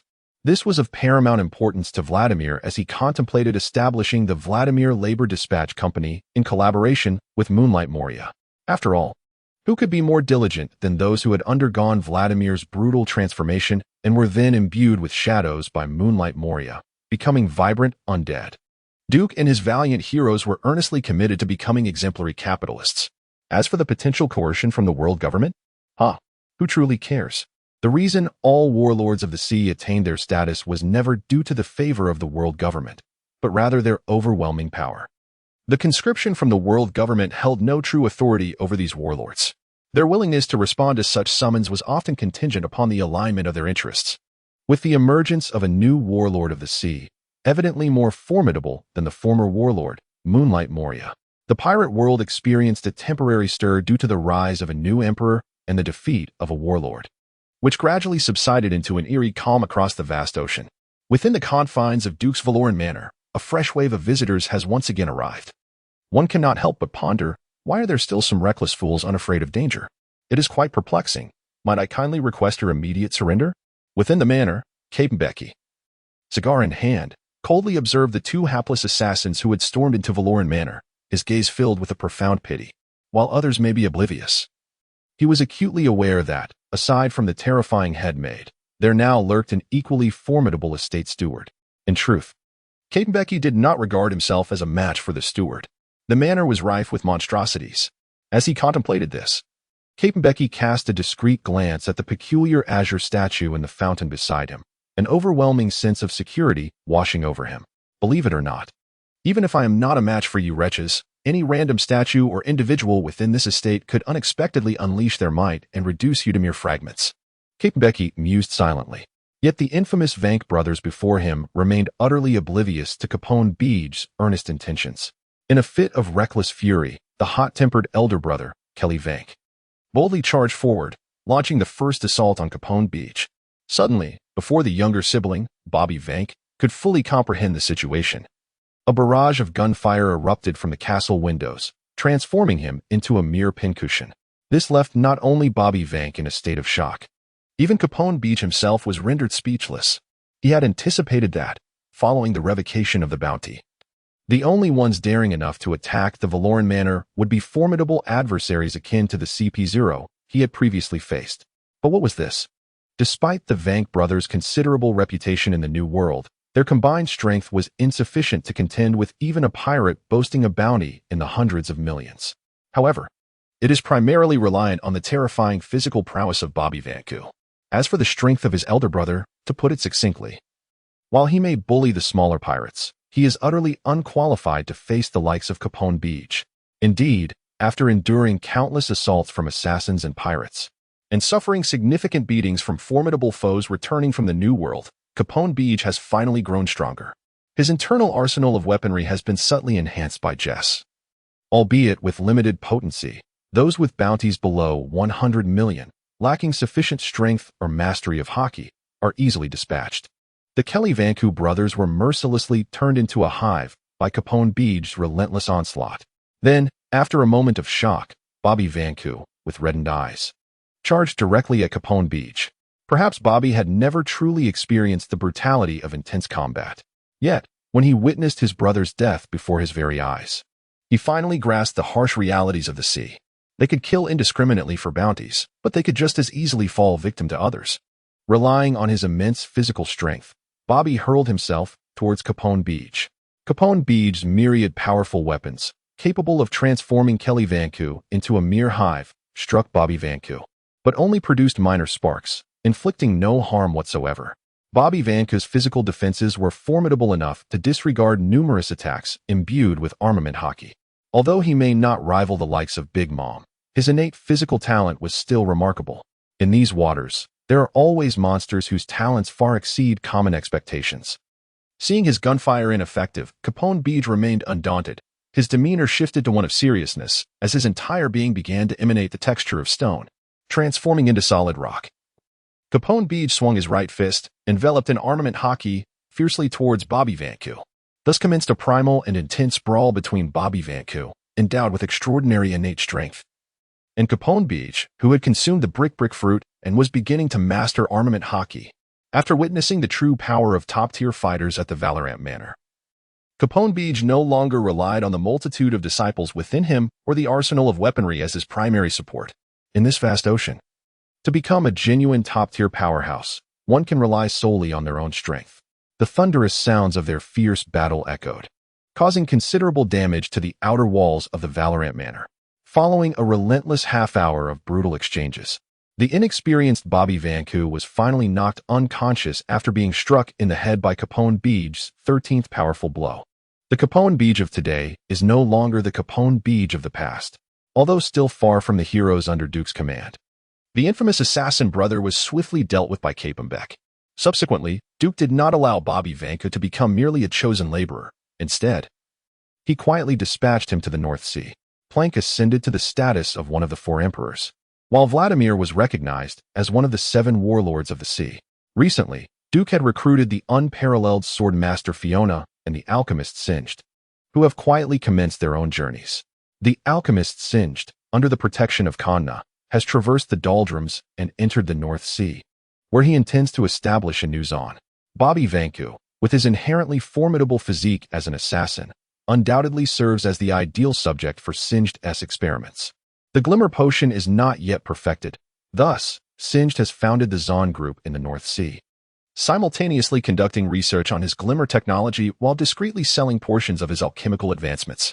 If Germa 66 can thrive as a notorious arms dealer through clone soldiers, how much easier would it be for the Zaun Group to directly sell Glimmer Potions or alchemical technology, enabling kings and nobles to effortlessly transform their ranks into powerful alchemical soldiers, rather than expending resources to hire the armies of Germa 66?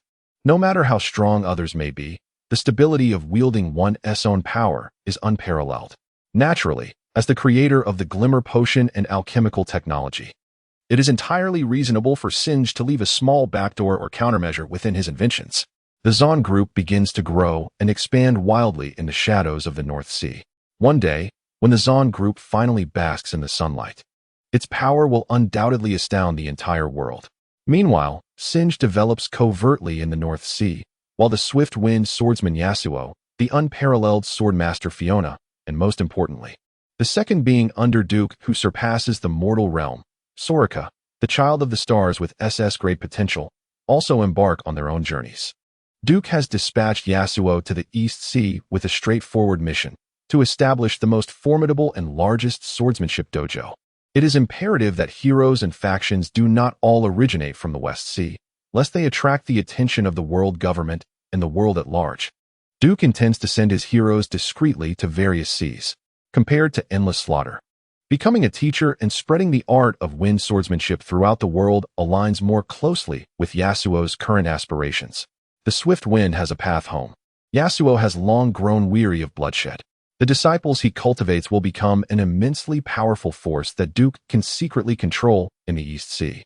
In the world of pirates, ensuring steady profits necessitates both military might and influence. Yasuo has established his dojo in the East Sea, while the unparalleled sword master Fiona has quietly journeyed to the Grand Line. Thereafter, a glorious journey began, characterized by relentless challenges against the masters of swordsmanship upon the vast ocean. Naturally, it is quite reasonable that those swordsmen or dojo masters, upon experiencing defeat, would pay a substantial sum to reclaim their beloved blades. Fame must be pursued, and wealth must likewise be earned. The unparalleled sword mistress, Fiona, is eager to discover whether there exists anyone in this world capable of surpassing her in swordplay. The title of the world's greatest swordsman has been held by Dracul Mihawk for far too long. Both Yasuo and Fiona have embarked on their own respective journeys. While the Child of the Stars, Soraka, quietly ventures towards the South Sea under Duke's guidance. At this moment, the bounty hunter Sarah is also in the South Sea, where her established bounty hunter guild has made quite a name for itself.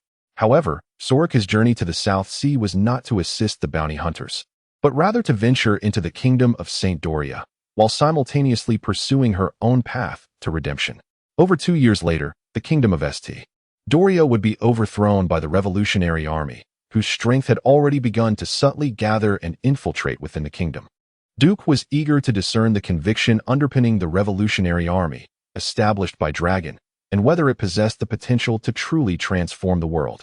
Most importantly, it was high time to bolster the revolutionary army's combat capabilities, enabling them to stir trouble for the world government, lest they waste their days contemplating assaults on the Valorant family, or the likes of the Four Emperors, Plank, and the Shadow Flow, as well as the emerging forces in the Four Seas or the Grand Line.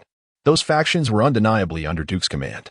Instead of wasting energy on trivial pursuits, shouldn't they confront their true adversaries and engage in a fierce struggle with the revolutionary army? When difficulties arise, let the revolutionary army take the forefront, while Duke and the Valorant family develop in secrecy. Ultimately, they would astonish countless onlookers, such as the essence of survival. To this end, Duke was willing to dispatch one of his only 2 SS potential heroes, Soraka. He was also curious to see what kind of upheaval would ensue in this world with the inclusion of Soraka into the already formidable revolutionary army within the realm of pirates. The stage was set, the actors were in position, and the curtain was about to rise. However, before the grand reveal, Duke gazed at a piece of intelligence in his hand, his expression complex as he sighed softly. The Baroque Works and Robin? At this moment, there was no conflict between Baroque Works and the Valorant family, or rather, Crocodile, who had been secretly developing in the shadows, was well aware of the vastness of the world and merely sought to have Baroque Works function as an ordinary dark organization in the first half of the Grand Line. At critical moments, he required them to provide certain personnel intelligence or a dance powder, nothing more. Crocodile had never regarded Baroque Works as a genuine faction under his command. Until now, the nominal supreme leader of Baroque Works remained none other than Nico Robin. However, the absence of conflict between the Valorant family and the Baroque Works at this juncture does not imply that the other factions under Duke's command harbor no grievances against Baroque Works. The Noxian Empire has long set its sights on the vast wealth possessed by the Spring and Winter Kingdoms, which has been plundered by Baroque Works. After the Noxian Empire painstakingly eliminated all elite forces of the Autumn Kingdom, it is disheartening to see the riches of both kingdoms seized by Baroque Works. This situation is intolerable for Swain and others, who are desperate for funding to bolster the Noxian Empire. It is not just Swain who is aggrieved. Even Duke cannot abide by this, for it is indeed his wealth that has been lost. Upon further investigation, it became astonishingly clear that the very force responsible for absconding with the fortunes of these 2 great kingdoms was none other than Baroque Works. Or rather, it was all part of Nico Robin's grand scheme. As a prominent entity along the Grand Line, Baroque Works naturally attracted the attention of envoys from the Autumn Kingdom, who sought to enlist its aid against the Noxian Empire. Baroque Works functions like a mercenary organization, and with its pressing need for financial growth, it had no grounds to refuse the substantial bounty offered by the Autumn Kingdom. Subsequently, several high-ranking agents and affluent elders of Baroque Works met their demise at the hands of Darius and his cohorts. Yet, this was hardly a setback. Nico Robin, well-versed in the ways of betrayal and counter-betrayal, and having encountered numerous individuals, possesses a profound understanding of the morals of pirates, bounty hunters, kings, and nobles alike upon the treacherous seas. The agents she dispatched to join the coalition forces of the Autumn Kingdom were never the true elite of Baroque Works. In fact, from the outset, Nico Robin had no intention of merely earning a trifling sum in hiring fees. Before the monumental clash between the coalition forces of the Autumn Kingdom and the army of the Noxian Empire, Nico Robin had already deployed agents such as Mr. 1, the cross-dresser Mr. 2, and others to lie in wait in the waters surrounding the Autumn Kingdom and the Noxian Empire. As soon as the outcome of that war was determined, Mr. 1 and Mr. 2 would swiftly launch their assaults on the vanquished. Even though they were unable to recruit the original Mr. 1, Des Bones, through Nico Robin's machinations, Mr. 1 and Mr. 2 successfully integrated into Baroque Works. Each non-world government-affiliated nation is a coveted prize long desired by pirates, and other nefarious entities. Nicole Robin has never harbored even the slightest sense of guilt towards the kings and nobles of the kingdoms she has attacked and plundered. Rather, ever since the annihilation of O'Hara's inhabitants, who were obliterated by the world government merely for their pursuit of historical truth, and having borne a considerable bounty herself, enduring countless assaults from pirates and bounty hunters, Nicole Robin has long ceased to be an innocent lamb. She is the child of a demon, a criminal marked by the name of evil. Justice? True justice has never existed upon these seas. Only the victors embody genuine justice. Thus, upon receiving the news of the complete annihilation of the Allied forces, the likes of the enigmatic Xiao Feng and Galatino, under Robin's command, decisively split their forces, alongside numerous pirates and bounty hunters, who had similarly schemed in advance. They effortlessly breached the demoralized defenses of certain kingdoms and plundered the Spring Kingdom as well as the Winter Kingdom. Had it not been for the swift actions of the Noxian Empire, the Summer Kingdom would likely have succumbed to the predations of the Baroque works and those pirates and bounty hunters as well. Consequently, it was she who absconded with a significant portion of my wealth. Duke's lips twitched slightly, his expression a tapestry of complexity. Indeed, she is my beloved daughter. What ultimately defines one's identity and emotions, blood or memory? Duke is not the true Duke, yet this body undoubtedly belongs to Nicole Robin's father. This complexity has forever colored Duke's feelings towards Robin. Upon learning that Nicole Robin had joined Baroque works and secured temporary refuge under Crocodile, thus facing little imminent danger, Duke refrained from actively seeking her out. Is there truly anyone who can embrace parenthood without reservation, relying solely on blood ties in the absence of shared memories of substantial growth, even if that daughter happens to be Nicole Robin? However, Duke felt that it was time to meet with Nico Robin. Avoidance would not resolve the issues at hand. What mattered most was that, in the current pirate world, Duke's emergence had rendered the future uncertain. The original Nico Robin was able to remain at ease under Crocodile's command until the arrival of Luffy. Yet now, no one can ascertain the nature of the crises that await Nico Robin in the future, even if one is uncertain about how to confront her. Duke is resolute in his conviction that he would never wish to witness her plight. His own existence has yet to blossom into the most exquisite of flowers within this world, nor has he joined Monkey D. Luffy and others in ushering in the so-called new era. Instead, he finds himself inexplicably thwarted in this cruel expanse of ocean. This is a realm marked by harsh realities.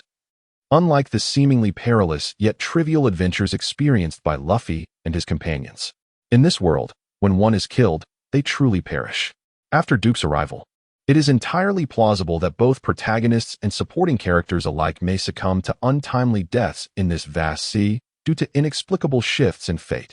Just as Edward Weevil, who was destined to become one of the 7 warlords of the sea, and the Undertaker, Picro, who could have survived for 5 more years, if not longer. The strength possessed by each of them far surpasses that of the current Nico Robin. However, now they are all deceased. Duke, accompanied by Ari and the chief of the Debonair, stealthily departed from the West Sea, making their way toward the Grand Line. At this very moment, Vladimir, who had recently ascended to the ranks of the 7 warlords of the sea, successfully arrived in the New World. As a member of the 7 warlords, he is spared the peril of ordinary pirates who must venture into the depths of the sea and navigate to Fishman Island in order to reach the New World. In fact, the sea routes controlled by the world government are sufficiently secure to allow its subordinates to swiftly and safely traverse the first half of the Grand Line, reaching any oceanic expanse within the pirate world. Nestled within the vicinity lies Hive Island, where the legendary Captain John's treasure is buried, now within Vladimir's sight. Yet, the pressing issue remains. Hive Island is claimed by another. Securing Captain John's treasure is far from a straightforward endeavor. Presently, the flag of the notorious pirate, Wang Ji, flutters above Hive Island. As a member of the Rocks Pirates, Wang Ji has maintained dominion over Hive Island since the downfall of the Rocks Pirates, until he was ultimately defeated 5 years later by Blackbeard and his allies, who seized control of Hive Island for themselves. Even in his advanced age, Wang Ji is certainly not to be trifled with. Indeed, any faction capable of holding territory in the New World, amidst the encroaching dominance of the 4 emperors, is undeniably formidable. However, a mere Wang Ji is insufficient to compel the formidable Vladimir to retreat. After vanquishing the likes of Moonlight Moria and acquiring the title of the new Shichibukai, he has attracted numerous challengers seeking to defeat him and achieve renown across the seas, or aspiring to ascend in his ranks as the new Shichibukai. Consequently, Vladimir's prowess has surged, and he now possesses the combat strength of an S-class vice admiral. Unless one of the three admirals or an emperor personally intervenes, typical S-class combatants may be capable of overcoming Vladimir in battle, yet they would undoubtedly fail to capture a master well-versed in blood magic. Now, in his advanced years, how much of his youthful power can Wang Ji still retain? Even if he were to maintain the strength of his prime, could he truly contend with the current Vladimir? The combat capabilities of an S-class admiral are not to be underestimated. They are among the rarest and most formidable forces in the entire pirate world. Even in the past, when Rox reigned supreme as the undisputed sovereign of the seas, figures like the Golden Lion, Whitebeard, and Kaido were all once under his command. However, this does not imply that Captain John, Silver Axe, and Wang Ji, who were all subordinates under Rox, possessed the same formidable strength as figures such as the Golden Lion and Whitebeard. Even during their prime, Captain John and his peers could only muster the combat prowess equivalent to that of an S-class vice admiral. Yet, it appears that the strength of an S-class vice admiral is indeed sufficient to traverse the vast seas with dominance. However, there is little to be done. It all relies on the juxtaposition with peers, for who could blame the fact that all the officers within the Rox pirates were truly monsters among monsters? Vladimir ascended the Hive Island without the slightest attempt at concealment. In the realm of piracy, there are scarcely a few places worthy of Vladimir's need for discretion. In fact, he would rather welcome those reckless pirates seeking their demise to come forth, serving as mere fodder for experience and treasure. Ahem, the newly appointed warlord of the sea. The Blood Emperor Vladimir, what an extravagant title. Yet, with such a moniker, he dares to wander brazenly in the New World. Unperturbed by the prospect of attracting the ire of the great emperors of the seas, with hair now white and a slightly stooped figure clad in a noticeably oversized, tattered coat, Wang Ji's eyes remained piercingly sharp as he fixed his gaze upon Vladimir, solemnly stating, "Ahem, this is not a place for you. As a relic of a bygone era, I have no intention of opposing the world government." Even Rox met his downfall at their hands. Thus, Wang Ji and some of the former officers of the Rox pirates have no desire to engage in a futile struggle against the world government. To put it differently, for those great pirates of the olden days, as long as they refrain from causing disturbances, the world government typically does not pursue them with fervor. Take, for instance, the Dark King Rayleigh. Despite once being the right-hand man of the pirate King Roger, he is able to live peacefully as a retired shipwright on Sabaody Archipelago, right under the watchful eyes of the world government.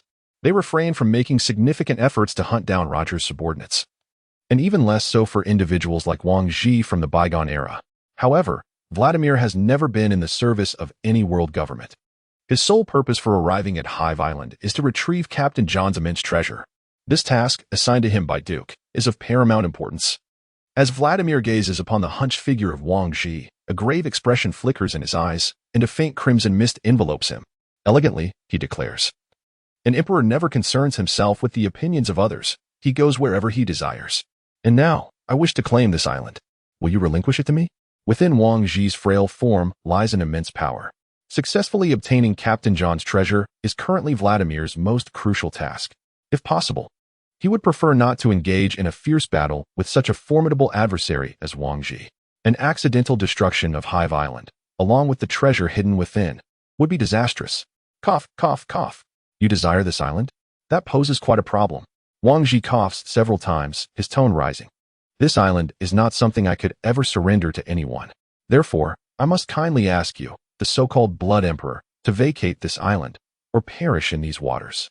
As Wang Ji's words fall, his previously hunched frame suddenly inflates as if filled with air, muscles rippling beneath his tattered coat, straightening it entirely. His piercing gaze and the terrifying aura emanating from him herald the return of the legendary pirate, Wang Ji. Wang Ji is not a wielder of a devil fruit. However, born in the land of flowers, Wang Ji possesses not only an exceptional mastery of the three-colored haki, but also the secret martial arts of his homeland, which serve as the cornerstone of his enduring presence in the New World.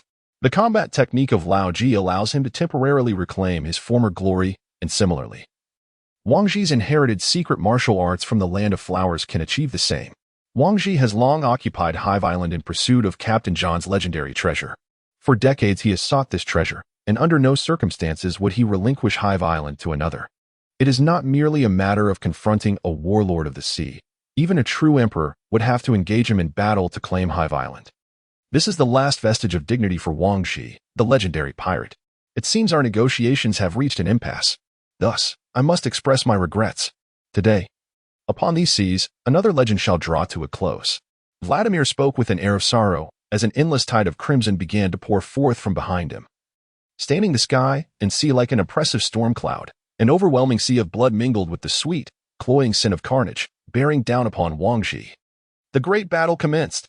On Hive Island, the enormous skull's eye sockets bled profusely, the sky turned a deep red, and the surrounding waters gradually took on a hue of blood. An infinite expanse of crimson enveloped Hive Island. Just as Doflamingo could ensnare all of Dressrosa with his string fruit, Vladimir too could shroud the entirety of Hive Island in boundless blood.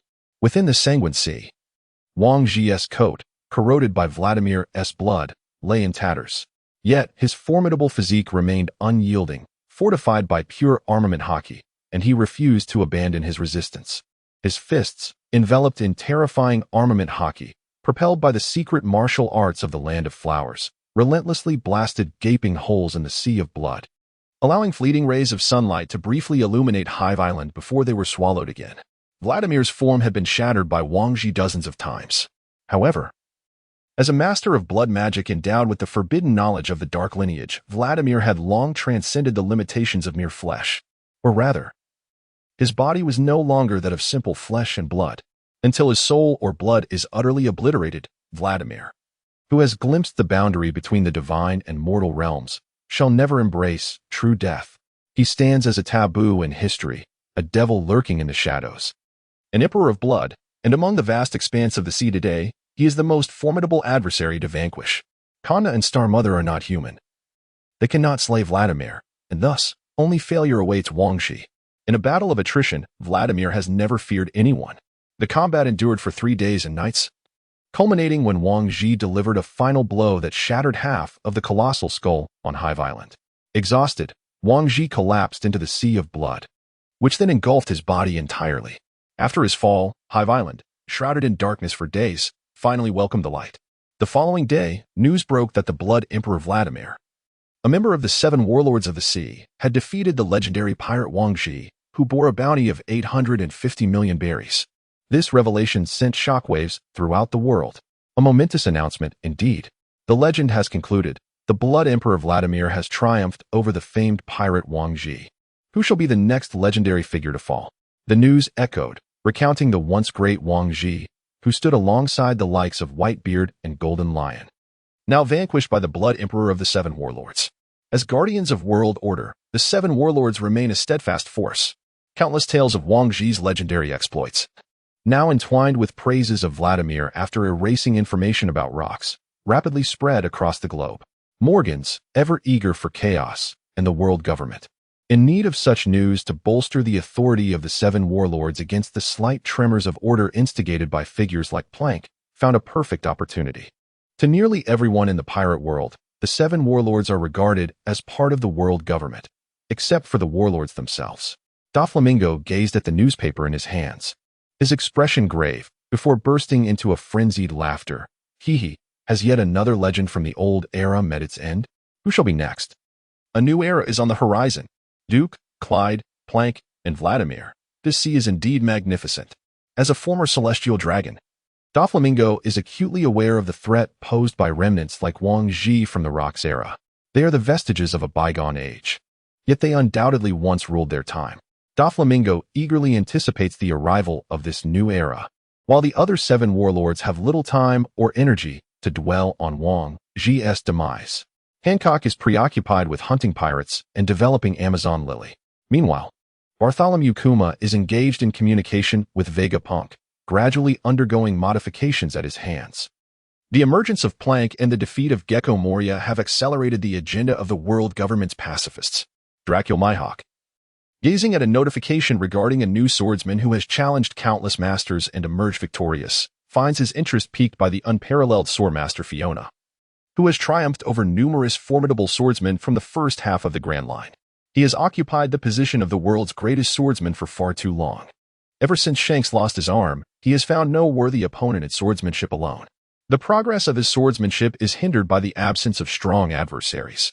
In simple terms, the overwhelming strength he possesses renders battling lesser foes futile, leading to his frustration. Mihawk aspires not only to be the world's greatest swordsman, but, if possible, to attain the status of the true champion of the world. Crocodile busies himself with the continued development of Baroque works while scheming to disrupt Alabasta. Compared to the likes of the Dark King, he regards a mere remnant of the old era with disdain.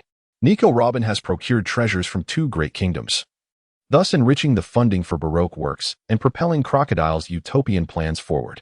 Whether it involves purchasing dance powder or assembling numerous agents to bribe Alabasta's traders, substantial funds are imperative.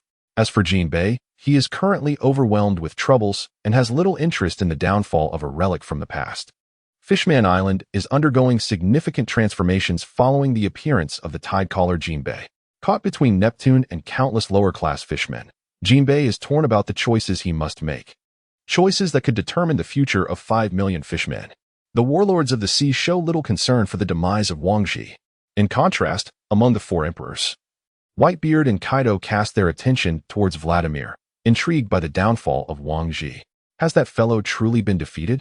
After all, he was once an officer aboard the ship, only to be bested by a newcomer pirate. It is indeed quite embarrassing.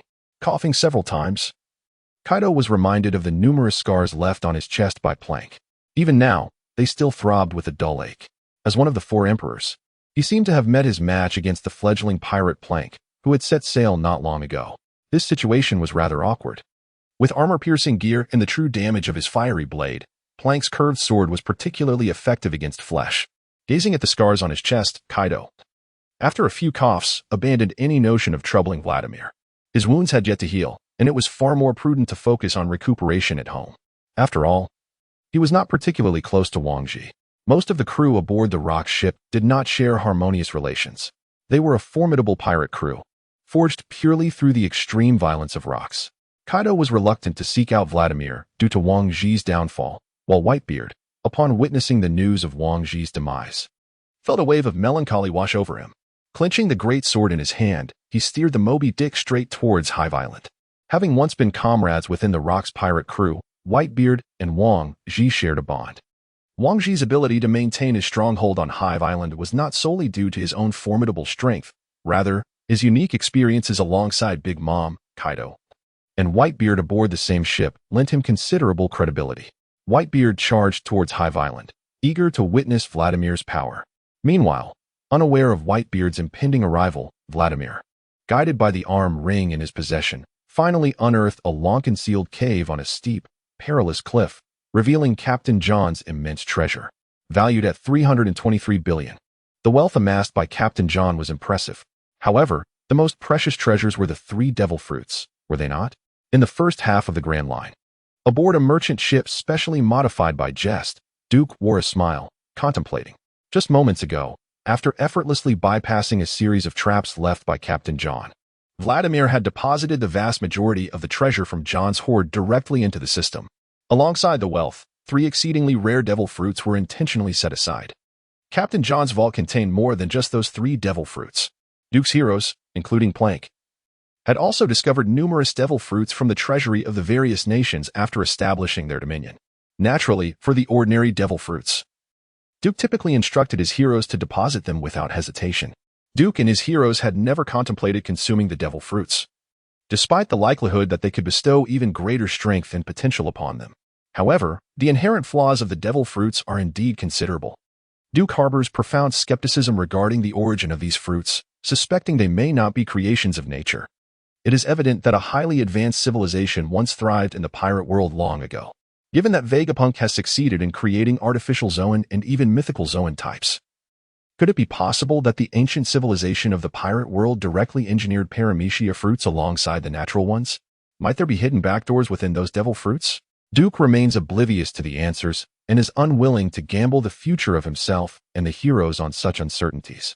Rather than risking an unpredictable future while burdened by a fatal flaw from consuming a devil fruit, why not simply use the devil fruits for enhancement? Of course, this strategy pertains solely to the ordinary devil fruits. The special and powerful ones are certainly not meant to be squandered in such a manner. Even if they could bestow Duke with tens of billions in wealth, that would be an egregious waste. In the pirate world, besides technology being the primary productive force, devil fruits can also serve as a foremost source of power. The 3 exceptional devil fruits include the natural type earth fruit, the Paramecia-type Life fruit, and the Paramecia-type Speed fruit. The Earth fruit grants the ability to manipulate soil, and upon awakening, it can even permanently alter the terrain. The Paramecia-type Life fruit, a superior variant of the fruit, enables the adept to absorb and command the life force of all living beings. When developed to the point of awakening, it may not grant immortality, but can significantly extend one's lifespan or that of others. Lastly, the Paramecia-type Speed fruit stands out. In the later stages, Blackbeard, utilizing the Darkness fruit, procured the Strength fruit for the fighting champion bias. While Captain John's treasure contained this Speed fruit, which is not only on par with, but may even surpass the Strength fruit. In the realm of martial prowess, speed is the ultimate advantage. Indeed, speed equates to power. Duke believes that the optimal use of the Speed fruit lies in conjunction with various formidable weapons. For instance, a razor-sharp dagger coated with a lethal poison or a curved blade. In the pirate world, the average individual boasts extraordinary physical attributes, making it relatively easy to inflict wounds upon them. However, truly incapacitating or slaying them proves to be a more daunting challenge. Yet, when paired with a powerful weapon, the Speed fruit holds the potential to swiftly eliminate those extraordinary beings. After all, no matter how formidable their recovery abilities may be, one cannot survive after losing their head, can they? Not everyone possesses the mythical resilience of the Yamada no Orochi, which can regrow heads. Duke instructed Vladimir to securely store the 3 powerful devil fruits. Subsequently, gazing at the impressive figure of over 300 billion in his wealth, he promptly bathed and changed, thoroughly washed his hands, and after paying homage with an incense stick to the legendary Pirate King, he decisively pressed the lottery button, exclaiming, "System, let me have an SS level draw. It is time to unveil a legendary prize. I shall trade a legend for a legend, and there is no fault in that." Duke gazed upon the system's reward information and erupted into joyous laughter. With a consumption of 20 billion wealth points, the host was left with a remaining wealth of 12 billion. Congratulations to the host for drawing an SS-level prize, the Guardian Angel. The Guardian Angel, when equipped, grants a slight increase in strength and defense, allowing the bearer to resurrect at their original location within half an hour of death, with a cooldown period of 30 days. Resurrection armor? Haha, I have finally drawn the resurrection armor.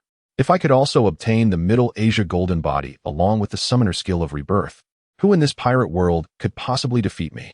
Duke was filled with exhilaration, although this SS-level draw did not yield a formidable hero. Acquiring the resurrection armor brought him greater joy than drawing an SS-level hero.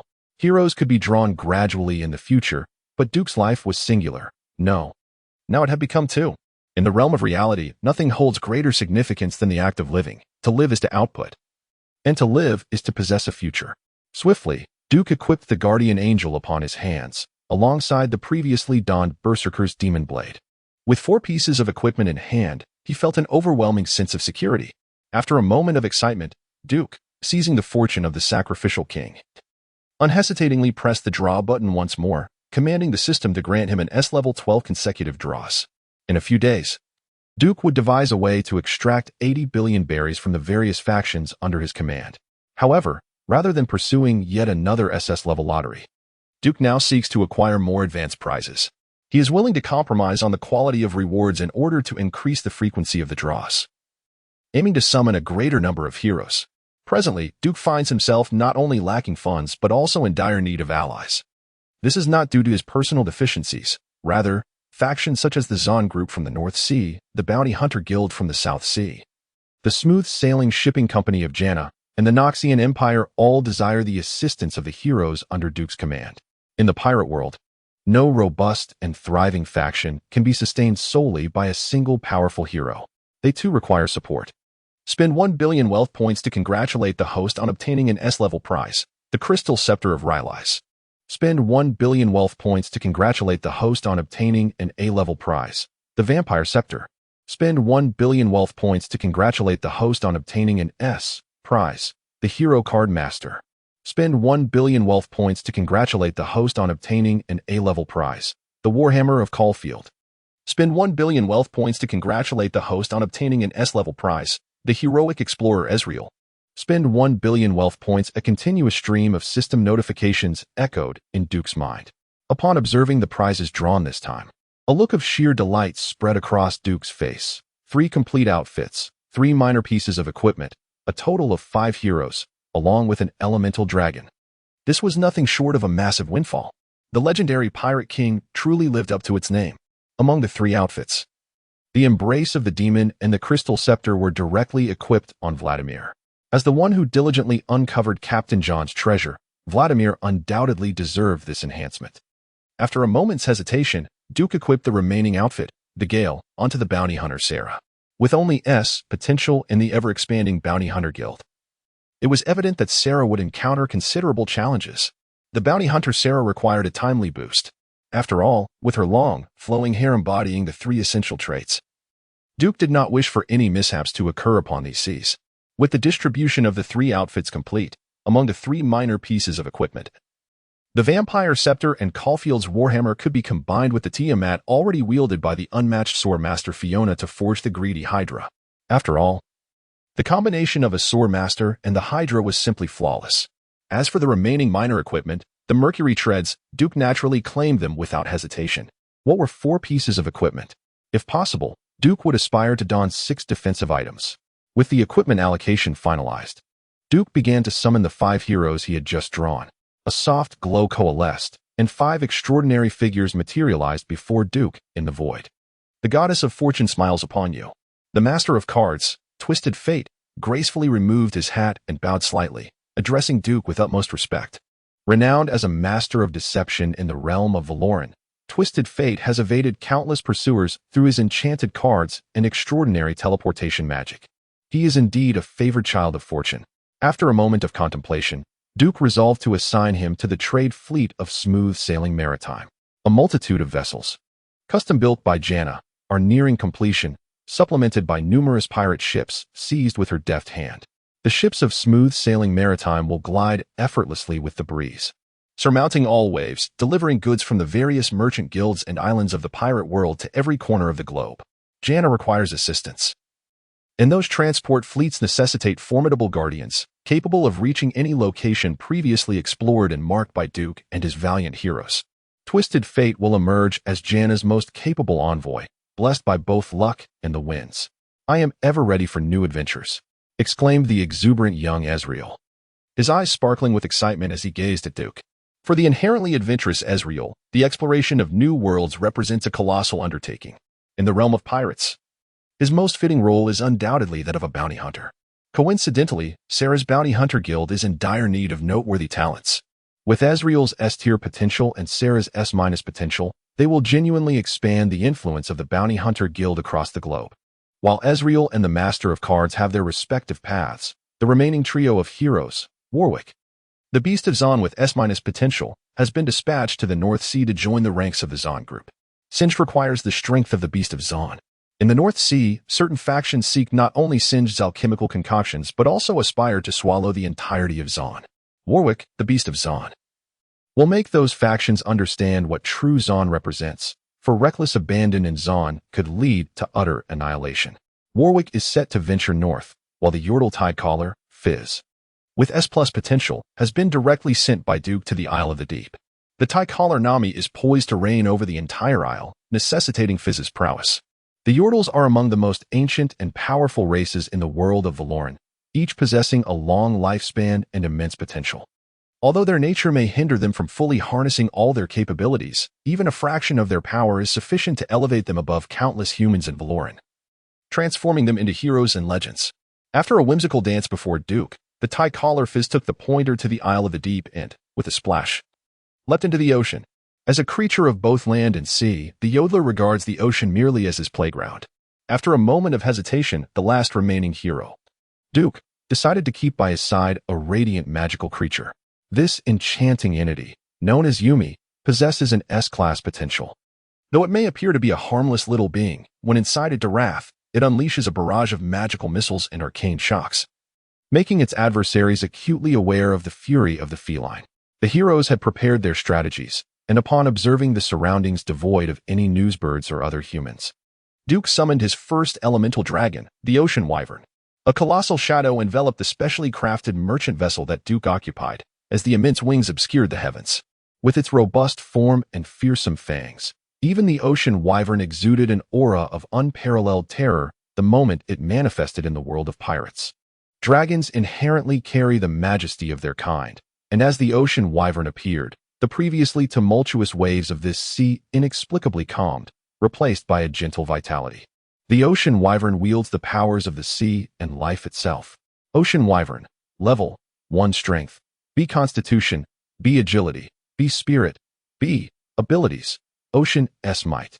Life S essence, dragon S blessing, among others. Potential S comprehensive evaluation, B each dragon is a cherished being of the world, inherently endowed with formidable potential and strength, commanding a myriad of wondrous abilities. The ocean wyvern governs the forces of the ocean and life, possessing the extraordinary capacity to traverse the depths of the sea and alter the terrain, alongside the miraculous power of Dragon S Blessing. Dragon S Blessing, every month. Dragons can expend a portion of their draconic energy to bestow blessings upon others, granting them a permanent enhancement of certain draconic powers.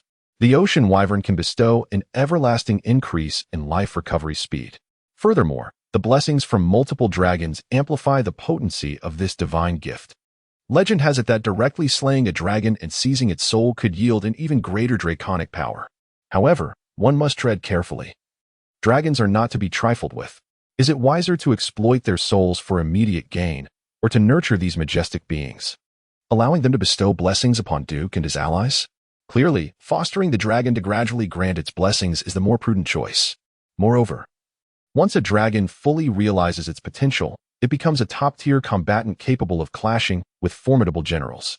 Squandering such a resource for trivial gains is simply unwise. As for the concern that the enhancement from Dragon S Blessing may not surpass the gains from seizing a dragon's soul, Duke expressed that he did not believe he would merely summon a single dragon. If a single blessing enhancement was insufficient, then he would summon several dragons to bestow their blessings together. With multiple blessings, he would surely catch up to seizing the dragon's soul. The ocean dragon quietly floated upon the surface of the sea, and, like a playful pup, closed its eyes and extended its massive head towards Duke. He reached out his right hand and gently scratched the hard scales of the ocean dragon's chin. At the moment his hand made contact, a surge of vibrant dragon power seamlessly flowed into Duke's being. Sensing the subtle transformations occurring within him, Duke smiled in satisfaction. He then directed the ocean dragon to descend into the depths, accompanying his merchant vessel as it continued its journey towards Alabasta. Naturally, the countless sea creatures in the deep would serve as both sustenance and experience for the ocean dragon. Alabasta was now within reach. Meanwhile, on Honeycomb Island in the New World, Vladimir, having defeated Wang Ji and equipped with 2 powerful items, felt an immediate surge in strength. Yet, he had little time to savor his newfound power as he returned to the first half of the Grand Line with his spoils. A colossal pirate ship braved the waves, directly obstructing Vladimir's path. At the bow of the Moby Dick stood the world's strongest man, Whitebeard, resolutely. "Hoo-hoo-hoo," he chuckled ominously. "So, you are the one who defeated Wang Ji?" Whitebeard's expression darkened as he coldly scrutinized Vladimir. This was the New World, not a domain for their kind to run rampant. The audacity of Vladimir, a warlord of the sea, to venture into the New World and slay someone with whom he once shared a bond, incited a flicker of anger in the otherwise temperate Whitebeard among the 4 emperors. No one could ascertain whether this act signified the world government and the Navy's grand incursion into the New World. However, as long as Whitebeard still draws breath, the New World shall never be a domain where the world government can act with impunity, not until his sons are secured in their passage to this new realm. Whitebeard's cold declaration was accompanied by an overwhelming aura of terror that instantly descended upon Vladimir. Behind Whitebeard, a multitude of formidable commanders, renowned throughout the New World, gripped their weapons tightly, casting an icy glare upon Vladimir as if he were already a corpse. No one has ever lived to tell the tale after truly inciting the wrath of Whitebeard, the strongest man in the world. Vladimir, in a display of elegance, bowed before Whitebeard, undeterred by the formidable presence radiating from him. With a calm demeanor, he remarked, "I have completed my business in the New World and am preparing to depart from these waters. May I leave unimpeded?" The aura emanating from Whitebeard was indeed terrifying, yet, in comparison to the once mighty dark races and heavenly warriors, who had suffered the ravages of age and hidden wounds, Whitebeard's power had diminished significantly. This exemplified the vast chasm between mortals and deities. Even if Whitebeard's offensive capabilities in his prime could rival those of ordinary dark races, true strength transcends mere attack power. For instance, While Vladimir may feel he cannot best Whitebeard now, decades or centuries hence, he could effortlessly dance upon Whitebeard's grave. While the once mighty Whitebeard may be reduced to mere bones, a prolonged lifespan is, in itself, a form of strength. Vladimir remained unflustered, as if he were merely stepping out to procure a scallion from the market. His nonchalant demeanor as he prepared to leave incited a deeper frown upon Whitebeard's brow. The commanders under Whitebeard's command could no longer tolerate Vladimir's composure, which was tinged with a hint of arrogance. Do you have any idea who you are facing? You insolent fool, best tread carefully. Do not presume that being called a blood emperor grants you parity with our father.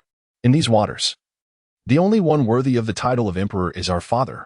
Prepare to meet your end, you lackey of the world government.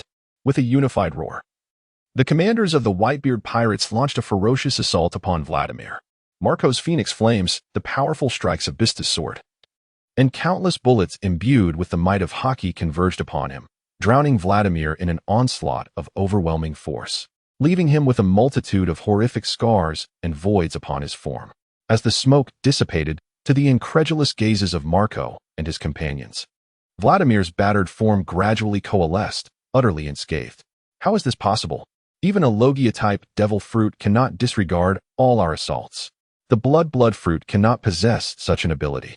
What manner of devil fruit have you consumed? Marco and the others exclaimed in astonishment. As the captain of the Whitebeard pirates, renowned throughout the world as a formidable pirate, they were well aware of the capabilities inherent in Logia-type devil fruits, which rendered them immune to ordinary attacks. However, they have faced and even vanquished numerous users of natural-type devil fruits. It is inconceivable that they could disregard the attacks imbued with hockey. No, foolish children. He has not overlooked your assaults. He simply restores himself at an astonishing rate. Whitebeard's expression grew grave as he addressed Vladimir in a low voice. Kula la la la. In this world, such extraordinary devil fruits, or rather, bizarre physiques exist? Is this what allowed you to defeat Wang Xi? Then come. Let me see you withstand this move. Upon uttering these words, Whitebeard summoned his tremendous sword, the Murakumo, which instantly emanated a sphere of tremor energy. With a mighty swing, a terrifying force surged forth, obliterating everything in its path, including the void itself, and struck fiercely towards Vladimir. The tremor fruit, pushed to its limits by Whitebeard, possessed the terrifying power capable of annihilating the world. The void shattered under the weight of Whitebeard's tremor, and Vladimir's expression turned somber. Just as the tremor was about to strike Vladimir, his body instantaneously transformed into a mist of blood, dissipating into the void.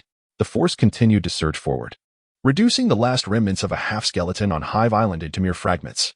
The attacks of the top-tier powerhouses upon the ocean held the capacity to permanently alter landscapes. Vladimir had become blood mist, leaving no trace behind. While Marco and the others cheered, Whitebeard's countenance grew increasingly solemn. In the next moment, from the scattered blood upon the ground of Hive Island, a strange figure began to coalesce once more. Now may I take my leave? Vladimir spoke gracefully, as an endless sea of crimson, infused with an aura of death and decay, began to slowly but steadily envelop the entirety of Whitebeard's crew. Vladimir may not be an equal match for Whitebeard, yet how many among the captains of the Whitebeard pirates can withstand Vladimir's full-force assault? The Whitebeard pirates, as the strongest pirate crew in the world, do not merely rely on the renown of Whitebeard, the strongest man alive. The immortal Marco undoubtedly possesses the combat prowess of an S-class vice admiral, while Diamond Jozu, Flower Sword Vista, and others are certainly not inferior to the prominent stars or figureheads of other pirate crews. Coupled with a dozen or so captains who possess at least the strength of a rear admiral, along with the loyalty of numerous captains from the New World, the Whitebeard pirates stand formidable. Aside from the unparalleled might of Whitebeard, whose legacy remains unmatched, the Whitebeard pirates exhibit no discernible weaknesses. Their strength undeniably justifies the title of the world's most formidable pirate crew. In contrast, the Big Mom pirates are bolstered by the mid-tier and upper-tier combatants of the Beast pirates. Yet they pale in comparison to the Whitebeard pirates at the peak of their power. Kaido's menagerie, aside from the three notable figures, consists mainly of the Flying Six and others who are little more than a jest. The late additions to the Flying Six, such as Page 1 and Drake, have bounties that do not exceed 300 million. The artificial devil fruits may yield some decent mid-tier fighters, but the upper echelon is virtually non-existent. The Whitebeard pirates are immensely powerful, yet at this moment, Vladimir presents an even more formidable threat. Equipped with the embrace of the devil and an ice staff, Vladimir's strength may still possess a slight gap from that of a true admiral, but both his offensive capabilities and terrifying survivability are certainly on par with any admiral. Among the captains of the Whitebeard pirates, how many can genuinely withstand an admiral-level attack unscathed? The crimson mist encroached upon the Moby Dick, and Whitebeard's expression darkened further. Marco and the others sensed the menace posed by Vladimir, igniting their fury. "Damn you! What do you take us for? Die!" Marco and his comrades, filled with rage, launched a fervent assault against Vladimir once more. For Marco and his allies, being exploited as a weakness against Whitebeard is the utmost humiliation. However, the indomitable spirit persists. The legendary pirate king, Xi, battled Vladimir for 3 days and nights without leaving a single mark upon his formidable form. How could Marco and his allies compare to such a titan? Vladimir's sanguine physique allowed Marco and the others to unleash their relentless assaults. Time and again, he shattered, only to swiftly regenerate, enveloping the entirety of the Moby Dick in an overwhelming crimson haze. Countless weapons, forged from coagulated blood and imbued with the essence of death and decay, rained down with precision and force upon the commanders aboard the Moby Dick. Marco transformed into the immortal phoenix, his wings unfurling majestically as he effortlessly intercepted the deluge of blood-soaked weaponry aimed at him. While Marco's offensive prowess may not rank among the very best of the royal first mates, the terrifying regenerative ability derived from the mythical phoenix fruit undeniably rendered him a formidable adversary among them. The blood weapons were easily deflected by Marco's phoenix wings. Yet, the anger that had initially consumed him gradually morphed into anguish and gravity as he continued to fend off Vladimir's onslaught. An intangible force began to impede Marco's movements, rendering even the flapping of his phoenix wings increasingly laborious. If the power of the ice staff merely dulled Marco's speed, then the formidable equipment known as the Embrace of the Demon caused Marco and his comrades to suffer a relentless drain on their very life force following each strike from Vladimir's blood weapons. The might of certain potent artifacts in the world of Valoran was not to be underestimated. They rivaled the extraordinary powers of the devil fruits, often more subtle and enigmatic in their effects. Marco's countenance grew grave as he summoned the full extent of the Phoenix's power within him, striving to counteract the persistent damage inflicted by the embrace of the demon. The struggle between restoration and injury achieved a painful equilibrium within Marco's being. Yet, the lingering effects of the embrace of the demon could not severely harm Marco, who, bolstered by the regenerative prowess of the mythical phoenix fruit, remained a resilient force in the face of adversity. Yet, the pain is excruciating. Marco's visage contorted further in agony, while the other captains of the Whitebeard pirates turned inexplicably pale, their lips beginning to seep crimson. Unlike Marco, who possessed an almost monstrous regenerative ability, even the formidable diamond jaws could not fully defend against the terrifying blood powers wielded by Vladimir. The captains of the Whitebeard pirates found themselves in a dire predicament before Vladimir's sanguine might. Among those cowering behind the captains, a seemingly honest and stout man observed the horrific display of power with a glint of avarice in his eyes. What manner of devil fruit had he consumed? Could it be the legendary phantom beast-type vampire fruit, said to grant eternal life? If I were to realize my ambitions and acquire that coveted devil fruit, consuming it alongside this one might not be so unfavorable. He. Blackbeard, who had yet to defect from the Whitebeard pirates, thought greedily. The dark fruit was Blackbeard's greatest ambition, and after obtaining it, he had not hastily decided on the next devil fruit to consume. Before claiming Whitebeard's tremor fruit, Blackbeard had made a special trip to Drum Island, intent on seizing the Swift fruit. Both the Swift and tremor fruits were among Blackbeard's potential targets, and now, one more had been added to that list. While the captains of the Whitebeard pirates found themselves in disarray, Blackbeard remained unfazed, for the Whitebeard pirates were the strongest crew in the world. And the man standing at the prow of the ship was none other than the world's mightiest, Whitebeard himself. With narrowed eyes and a grave expression, Whitebeard released his supreme blade, the tidal wave cutter, and with clawed hands, he grasped at the void. In that moment, the atmosphere shattered and the vast ocean, along with the enveloping blood mist surrounding the Moby Dick, began to tremble violently. The sound of tearing filled the air as Whitebeard's brawny arms swelled with veins, exerting more force. The resonating cracks of the atmosphere echoed as the powers of the tremor fruit were pushed to their zenith. The terrifying shockwaves radiated from his hands in all directions, and with a tremendous grip, the countless blood weapons encircling the Moby Dick were instantly reduced to mere fragments. And even the eerie blood mist enveloping the ship dissipated into the void under the might of Whitebeard's tremor fruit. Yet in the next fleeting moment, upon the azure expanse of the sea, as the waves danced and rolled, tendrils of a faint crimson hue began to coalesce once more. With the veil of sanguine mist lifted, the brilliant sunlight once again illuminated the deck of the Moby Dick. But now, all aboard the vessel were devoid of the lightheartedness and joy they had felt upon their arrival at Hive Island. The power of the Blood Emperor, Vladimir, surpassed the wildest imaginations of everyone aboard, including Whitebeard himself. Ha ha ha, he chuckled. My foolish sons, you have truly been favored just now. Whitebeard's expression grew grave. His gaze fixed unwaveringly on the seemingly unscathed Vladimir, suppressing the fury that simmered within him. On the undulating surface of the sea, a thin veil of blood mist had once again begun to gather, threatening to envelop the Moby Dick anew. However, this time, the myriad weapons forged from blood might not be solely aimed at the formidable captains. The Moby Dick was not merely home to Whitebeard and his captains.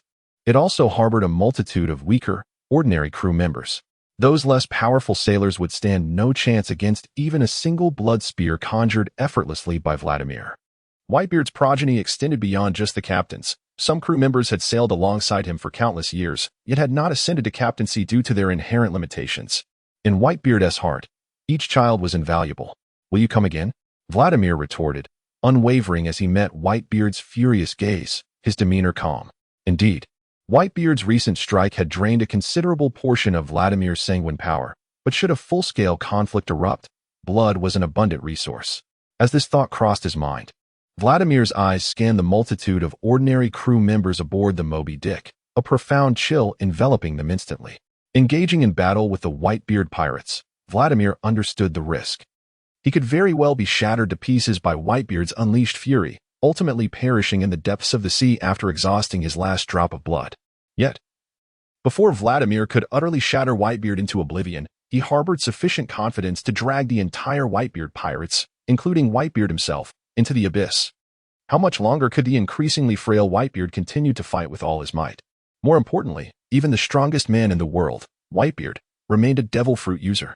Should a devil fruit user fall into the sea, unless they possess the bloodline of a fishman or are rescued in time, their demise is all but certain. Even Whitebeard would meet an inevitable end.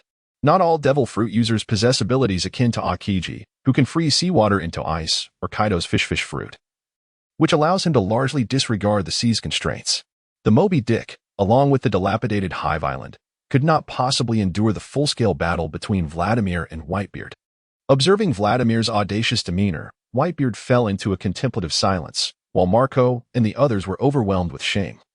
Resolutely declaring that no one could emerge unscathed after provoking their father, wagering the dignity of the Whitebeard pirates, they vowed to stand their ground here.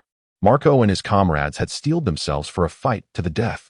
Even if Vladimir's power proved formidable and enigmatic, they could not allow him to swagger away nonchalantly in front of the Whitebeard pirates. The honor of their father, Whitebeard, was not to be desecrated, even at the cost of their lives. Enough. Before Marco and the others could finish speaking, Whitebeard grasped the yonk blade beside him and pressed down with formidable strength. An overwhelming aura emanated from Whitebeard's words, instantly resonating throughout the entirety of the Moby Dick. However, the old man, Marco and the others wished to continue defending the honor of the Whitebeard pirates, determined to confront Vladimir in a fierce battle to the death. I declared, enough. Yet, with another furious roar from Whitebeard, the entire Moby Dick fell into an utter silence. Within the Whitebeard pirates, the will of Whitebeard is absolute. No one would dare to defy his commands. Be gone, leave the New World. Do not let me see you here again, otherwise I shall stake the honor of the Whitebeard pirates and ensure you remain forever in these waters. Whitebeard, suppressing the fury within, slightly closed his eyes and spoke each word with restrained intensity.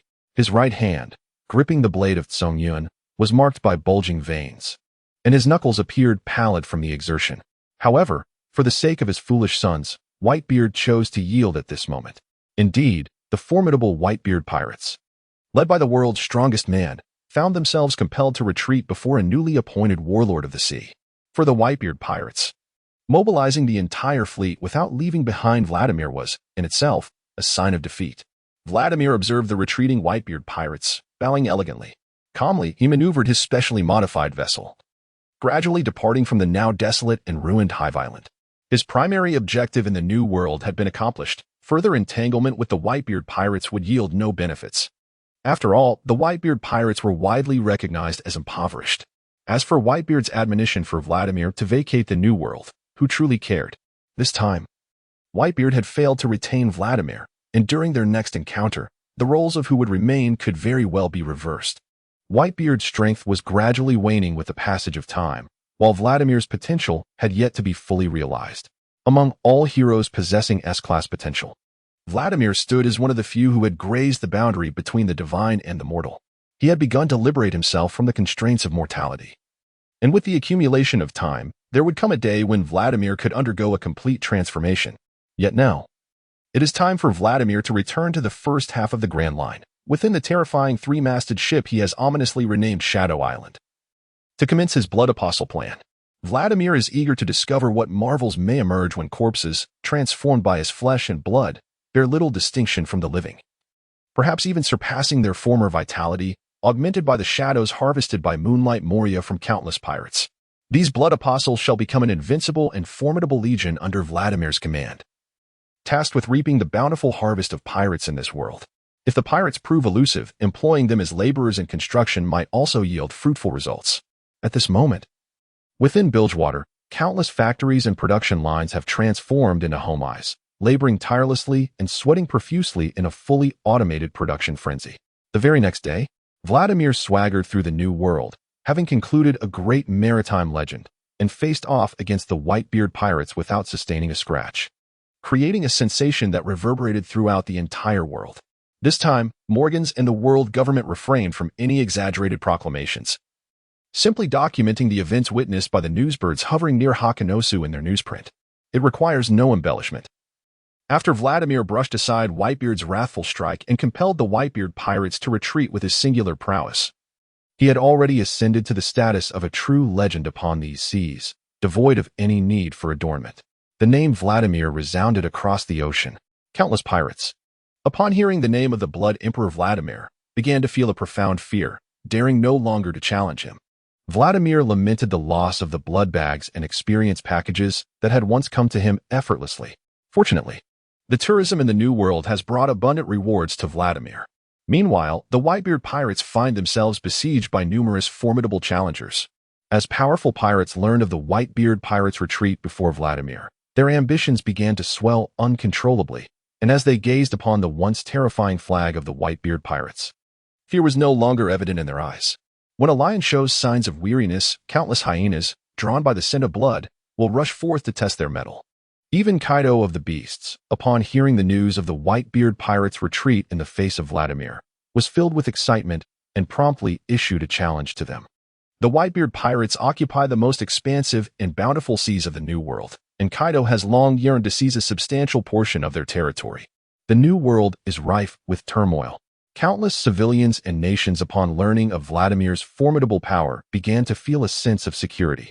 Even some Navy officers, who had long harbored dissatisfaction with the Seven Warlords of the sea system, began to ponder whether such a system truly had any necessity in the face of Vladimir's terrifying strength.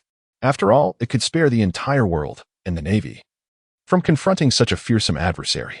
If Vladimir is not one of the Seven Warlords of the sea, then he will undoubtedly be their enemy. No one wishes to face a legendary figure capable of compelling the entire Whitebeard pirates to retreat, when this formidable legend stands on their side. The prospect of ending the age of great pirates, vanquishing the Yonko, and seizing complete control of the New World becomes more than mere fantasy for the naval officers at headquarters. Some ordinary officers dream of uniting with the warlords of the sea to eliminate the Yonko and take dominion over the New World. Meanwhile, figures like Sengoku and Garp find themselves plagued by headaches due to the dread power exhibited by Vladimir. The Seven Warlords of the Sea, while ostensibly accepting the world government's forced conscription, are acutely aware that they have never truly been a part of the world government. Moreover, they cannot be relied upon to wholeheartedly assist the Navy in obliterating the Yonko and concluding the era of great pirates. When the cunning rabbit dies, the hound is cooked. Without the Yonko and the age of great pirates, will the world government and the Navy still need to endure the revulsion and stigma of granting the Seven Warlords of the Sea their privileges of legalized plunder? The pacifist plan and the Seraphim project loom on the horizon.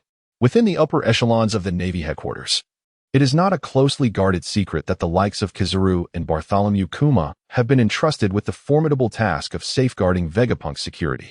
The Seven Warlords of the Sea, having established a stable and reliable powerhouse under the aegis of the world government and the Navy headquarters, are destined for dissolution. However, before this dissolution transpires, the emergence of such a formidable adversary among the warlords presents a considerable conundrum. Sengoku, Garp, and their compatriots find themselves in a state of exasperation. Yet, until the pacifists and the Seraphim perfect their mass production, they are left powerless to counteract the Seven Warlords, who continue to spread their infamous reputation and terror across the seas. A silver lining, however, is that the newly appointed warlord, Vladimir, appears not to be abusing his privileges to wreak havoc upon the ocean, but rather is diligently eradicating pirate crews and, in the process, seizing their treasures and collecting bounties. This development poses no issue for the world government or the Navy headquarters. After all, problems that can be resolved with financial resources are not truly problematic. The world government is well endowed with wealth, much to Duke's envious delight. However, Duke had no time to ponder the extent of the transformation Vladimir had wrought upon the entire pirate world. The port of oilseed flour in Alabasta loomed near. Is this truly Alabasta, a superpower renowned for its vast territory and populous stature within the Grand Line? What a tremendous waste! Observing the desolation wrought by drought. Even the once thriving port was now filled with emaciated, ragged citizens, their cracked lips betraying their suffering. Duke sighed deeply. Alabasta should have emerged as an extraordinarily powerful and prosperous nation within the pirate world. Or rather, can mere drought be deemed an insurmountable natural disaster in a realm abundant with advanced technology and the unfathomable powers of devil fruits? Nami had been flung to the Skypea of Vinsmoke, a place where weather manipulation and artificial rainfall were mastered. Or could it be that, even without relying on advanced technology or the supernatural devil fruits, the millions of citizens of Alabasta could not combat the drought? Within Alabasta flows the magnificent Santora River, which nearly traverses the entire land. Duke recalled a time when human determination could conquer nature. Mobilizing millions of citizens could indeed construct an intricate network of canals throughout Alabasta. The average physique in the pirate world is remarkably strong, and those deserts should hardly pose an obstacle to millions. Regrettably, the so-called wise King Cobra had never contemplated such possibilities. Perhaps, for countless commoners in the pirate world, a king who does not impose tyranny or act capriciously is already worthy of the title of a wise ruler. Such a nation should indeed seek to bring itself under his banner and cultivate its land diligently, for the sake of countless lives in Alabasta. Surely Cobra would be willing to relinquish his throne. After all, the people constitute the nation, as you have proclaimed. Duke gazed at the multitude of malnourished citizens in the oilseed flour port, lost in thought. Subsequently, after distributing some of his wealth to assist the elderly and children on the brink of starvation, Duke, along with Ollie and others, hurried towards the rain base. That was the stronghold of Crocodile, where Nico Robin also resided. The rain base was one of the few towns in Alabasta still blessed with regular rainfall. Additionally, it housed the largest casino in all of Alabasta, the fantastical Rain Banquet. Inside the Rain Banquet, a stark contrast unfolded between the corpulent, indulgent nobles and wealthy merchants, and the emaciated, precarious commoners found throughout Alabasta. Even amidst the relentless drought of Alabasta, the impact on the nobility and affluent merchants remains negligible. The stench of lavish feasts pervades the grand halls, while the streets are littered with the bones of the frozen dead. Such is the reality in the world of pirates, where disparities persist unabated. Duke paid no heed to the aristocrats and wealthy traders, nor did he harbor any interest in engaging in extravagant gambling during the Rain Banquet. His disdain for gambling and vice is unwavering. Within the depths of the Rain Banquet, Nico Robin was meticulously devising strategies to navigate the burgeoning influence of Baroque works while remaining vigilant against Crocodile's treachery. Outside her chamber, a shadowy figure, after confirming Robin's identity, revealed a grin of astonishment. Ha ha ha. Not only have I uncovered the connection between Baroque works and the nefarious Crocodile, but I have stumbled upon an unexpected delight.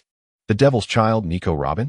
This is the notorious fugitive that the world government has relentlessly pursued. Zenison, an intelligence officer of CP9, wore a sinister smile as he formed two circular gestures with his hands at his eyes, causing the eerie glow within to dissipate. If he could capture her, perhaps he might usurp Spandam's position as the head of CP9. At the very least, he could secure a promotion within the other CP departments. Xenos, an exceptional agent of CP9, was endowed with the powers of the Moku Moku fruit, a lesser variant of the Maramara fruit. While lacking the exaggerated range of clairvoyance and mind-reading abilities of its superior counterpart, the Moku Moku fruit still endowed him with remarkable capabilities such as X-ray vision and farsight across several miles, providing an abundance of intelligence for CP9. Following the plundering of the Spring and Winter Kingdoms by Baroque Works, the world government had issued a directive to pursue intelligence on their activities. Eventually, amidst the rain, the clandestine operations behind Baroque Works were unveiled. They led a multitude of bounty hunters and pirates in their raids, offending not only the Noxian Empire, but also incurring the ire of the world government for their failure to protect the Spring and Winter Kingdoms, which allowed the Noxian Empire to seamlessly annex the Seasons Kingdom. The government, typically permissive of such criminal organizations' misdeeds in non-member nations, found their patience waning. However, just as I was about to transform those two kingdoms into vassal states, thereby curbing the expansion of the Noxian Empire, you promptly annihilated them? This is simply a slight to the world government. How can I refrain from investigating you and causing you some trouble? Does the world government not deserve respect? Some matters of wealth are not easily obtained. CP9 Agent Zyno, upon uncovering a secret potent enough to elevate his status and fortune, contemplated departing from the rain banquet discreetly, only to immediately report to the higher echelons of the world government. However, in the next moment, as he turned his head, a powerful right hand had firmly grasped his neck, and with a crack, the dreams of CP9 Agent Zyno for promotion and wealth, along with his life, came to a sudden end. The commotion of Agent Zyno's demise immediately alerted Nico Robin within the room. Nico Robin, on high alert, crossed her arms, preparing to utilize her Hana no Mi to gather intelligence from outside. With a creak, the door was swung open.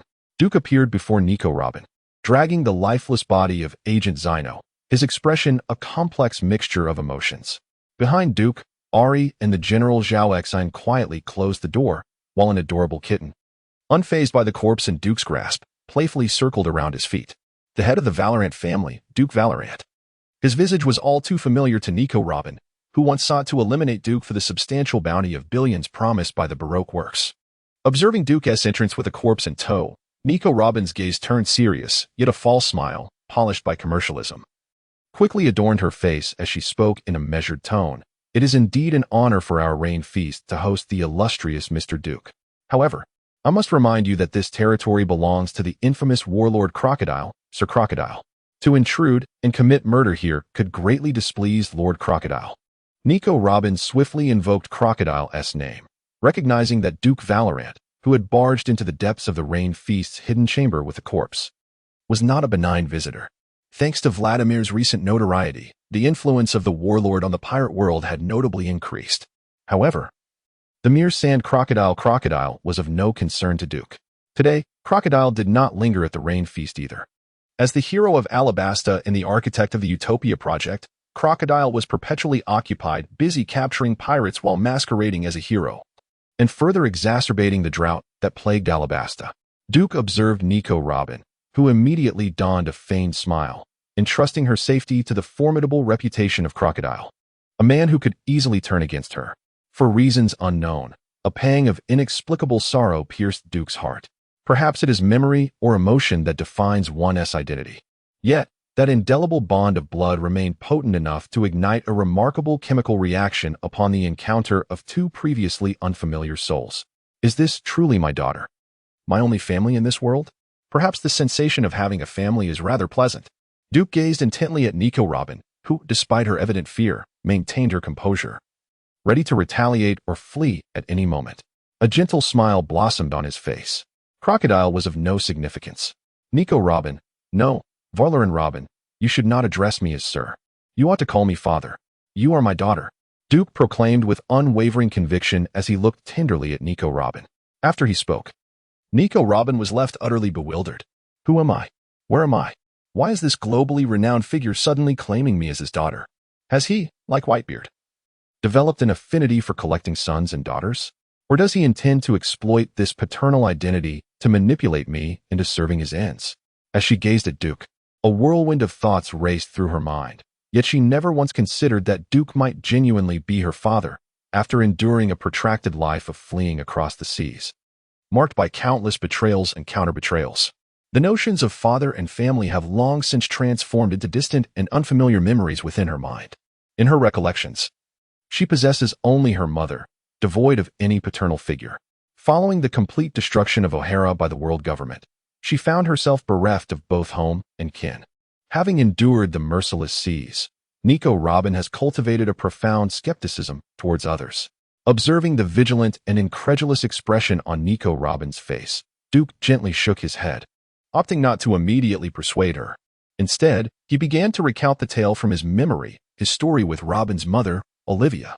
Over 20 years ago, the young and dashing Duke, a second-generation member of a merchant guild, fortuitously encountered the beautiful and intelligent Olivia, embarking on a series of adventures in the West Sea.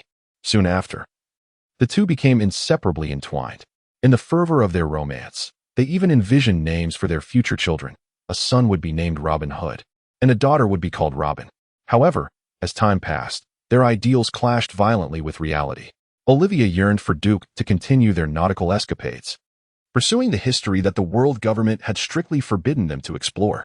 Conversely, Duke, having witnessed the sea's brutalities, wished to return to his hometown with Olivia, to inherit the vast fortune of the merchant guild and live a life of stability as a wealthy man. Ultimately, neither could convince the other, and they were left with no choice but to part ways. Duke returned home and took over the family business. However, perhaps due to the separation from Olivia, or perhaps because of the subsequent rise of the Great Pirate Era, Duke's merchant guild swiftly fell into bankruptcy, leaving him no choice but to reluctantly immerse himself in the underworld, leading a life fraught with uncertainty. Little did Duke know that at the moment of their parting, Olivia was already carrying his child. Olivia later reached out to Duke, hoping for him to take care of Nico Robin. But upon discovering that he had joined the Mafia and was constantly at risk of meeting a tragic end, she chose instead to leave Nico Robin in O'Hara, until its eventual destruction. As Duke recounted his past with Olivia to Robin, the false smile on Nico Robin's face gradually began to freeze and subsequently vanish entirely. All these years, I have been searching for your whereabouts. Now, I possess sufficient strength to protect you. Would you like to return with me to the West Sea? Back to our home. Duke spoke slowly, extending his right hand towards Nico Robin. Yet, she remained expressionless, her gaze complex as she stared at Duke. After a long silence, she finally replied, I no longer have a home. Even though Nico Robin had begun to tentatively believe that Duke might indeed be her father. But for Nico Robin in the present day, does she truly require a father? She has long surpassed the tender age of vulnerability, where the aid of kin was essential. Observing Nico Robin's outright refusal, Duke felt no surprise. The indelible bond of blood ties them as father and daughter. Yet, the absence of companionship and affection from infancy to adulthood renders their relationship far from the intimacy of a genuine father-daughter connection. Moreover, mere fragments of past memories cannot compel Nico Robin to wholly trust Duke's identity.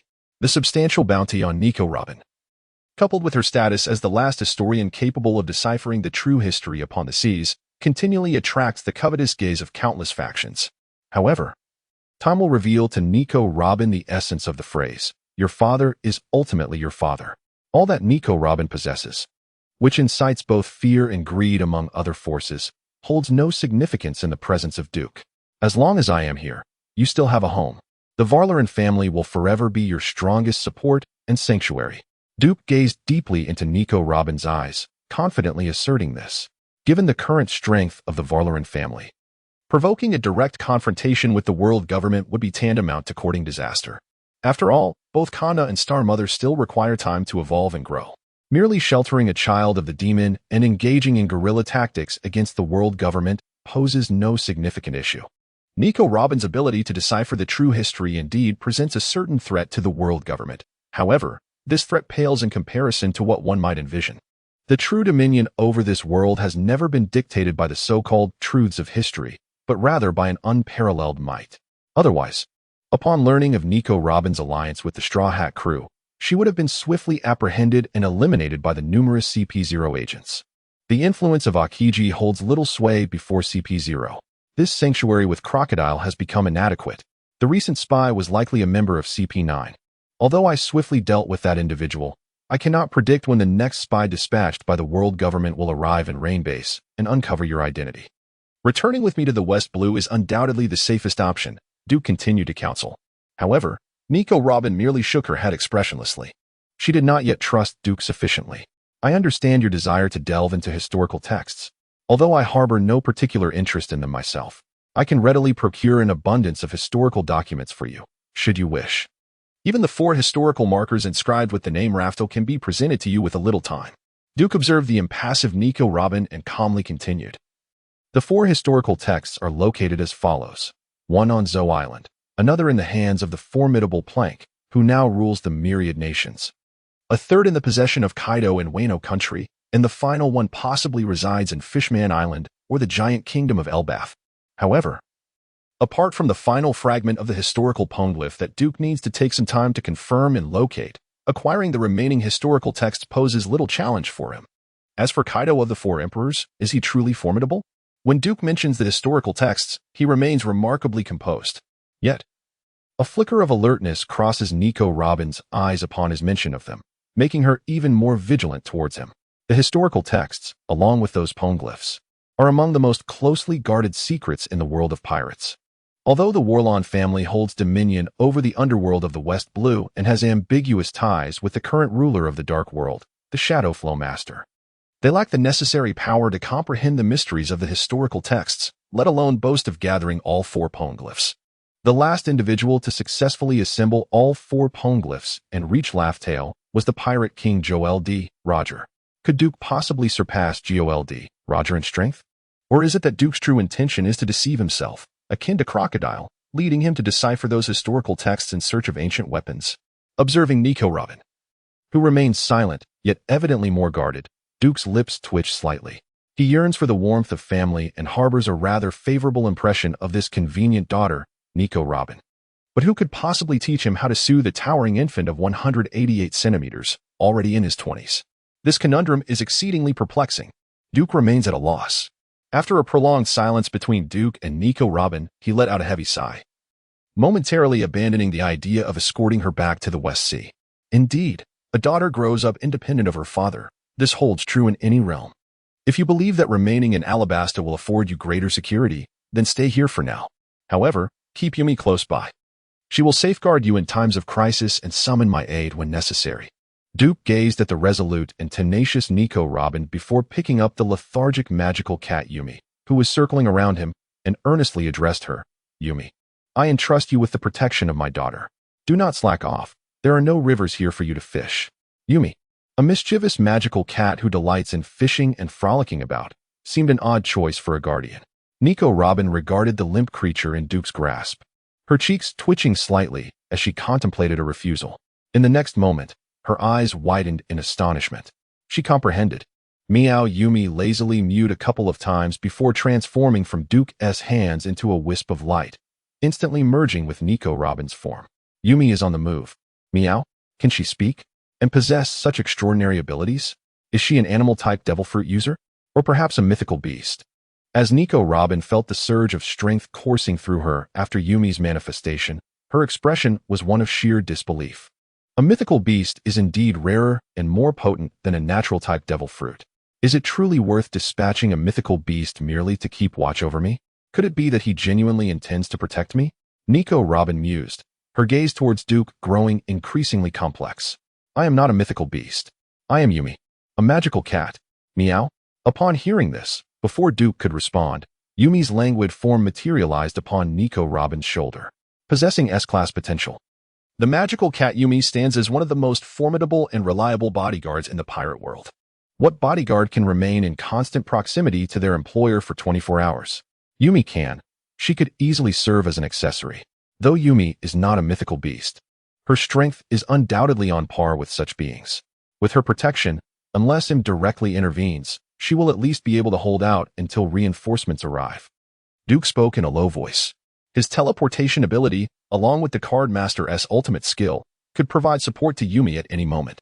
If one day he successfully drew the Wandering Mage, the potential for global assistance would extend beyond just Duke and the Cardmaster. It could involve the entire army. Nico Robin racked her brain but could not find any trace of a being like Yumi, who, despite not being a devil fruit user, possessed abilities rivaling those of mythical beasts. She could only attribute this to a wondrous race lost to the annals of history. Perhaps a variant of the fur tribe? However, who is him? Nico Robin was increasingly perplexed. She instinctively felt that the name Lord M concealed a great taboo.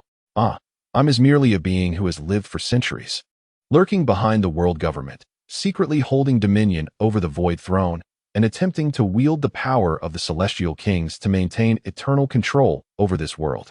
Duke said nonchalantly. A mere lordom, given a bit of time and resources, Duke would have no qualms about reducing him to a mere pancake. Otherwise, he would feel unworthy of the system's aura. Nico Robin was utterly taken aback. The world government harbored such terror behind its faade. Yet, how formidable must her father and the entire Valoran family be to so casually disclose the greatest trump card of the world government?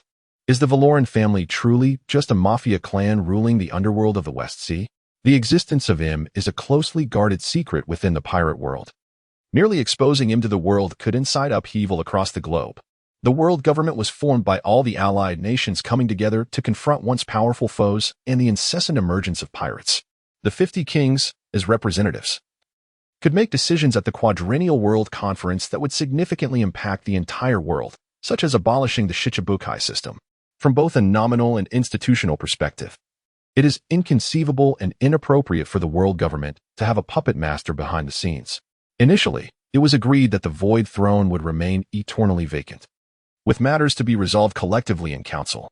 But you stealthily occupied the Void Throne, secretly ruling this world for centuries? Wouldn't the member nations of the world government erupt in chaos upon learning of this? Although it seems that mere commotion serves little purpose. During the centuries of clandestine dominion by M, the once loosely organized world government has infiltrated its influence into every corner of the globe. The Celestial Dragons, who once held a status comparable to the royal families of the founding nations of the world government, have, through subtle and gradual transformation over the centuries, ascended to the role of saviors of the world, becoming one of the deities responsible for its creation. They have attained an unparalleled supremacy, rendering themselves untouchable. During the World Conference, they dare to audaciously demand that the daughter of a king from a world government allied nation be relegated to slavery. It is worth noting that these so-called celestial dragons were initially nothing more than the royal families of the 19 founding nations of the world government. Under M's covert control, the power of the world government has grown immensely. Yet, even so, should the existence of M be revealed, the entire world would inevitably plunge into profound turmoil. However, in this tumultuous world, what benefits are there for Duke at present? The answer is none whatsoever. A tranquil and stable sea is the optimal environment for Duke to cultivate and develop. Time is eternally on Duke's side. After engaging in a leisurely conversation with Robin, he presented her with meticulously organized training materials on the dual hockey and the 6 styles of the Navy, advising her to practice diligently. For it is the mastery of body and hockey that truly constitutes the essence of becoming a formidable force. Subsequently, Duke quietly departed from Alabasta, as if he had never been there at all. The allure of Ari's charm was sufficient to cause all the guards at the rain banquet to instinctively forget the appearance of Duke and his companions. However, the sudden appearance of a lethargic cat munching on dried fish before Nico Robin, coupled with the invaluable training materials in her hands, made her realize that from this moment forth, she, or perhaps all of Alabasta, might embark on a distinctly different future. At the very least, from their brief interaction, Nico Robin sensed no malice from Duke. Instead, she was enveloped in a long-lost warmth and care. Her mysterious patriarch, the chief? Truly, what a wondrous life. As she stroked the slumbering Yumi before her, a glimmer flickered in her eyes as she pondered silently. If only Nico Robin could harness the full potential of her Hana no Mi, cultivating her strength adequately, it could indeed become an exceedingly formidable devil fruit.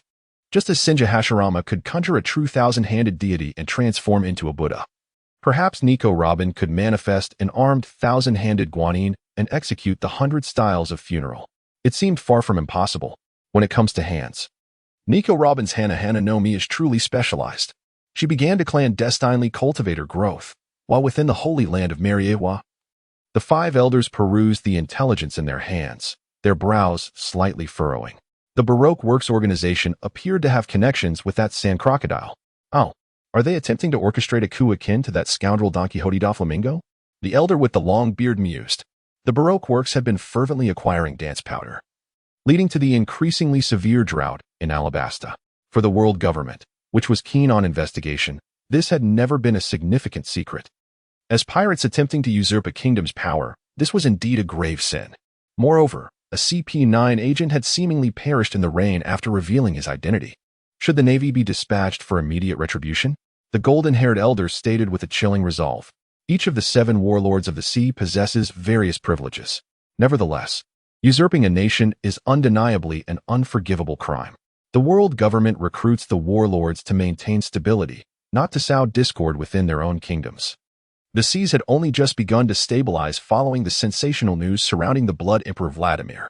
Should a scandal involving the warlords erupt now, it would undoubtedly plunge the world into chaos once more. Furthermore, considering that the sand crocodile, who once dared to challenge Whitebeard and was left with but one arm, would require an immense naval force to be successfully captured, especially in Alabasta, his territory. The curly-haired elder gently shook his head, speaking gravely. Yet, he is merely a remnant of Whitebeard's forces. Before the new pirate Vladimir, even Whitebeard would choose to retreat. When he repelled the sand crocodile, he may not have possessed the strength of his prime. Whitebeard has grown old.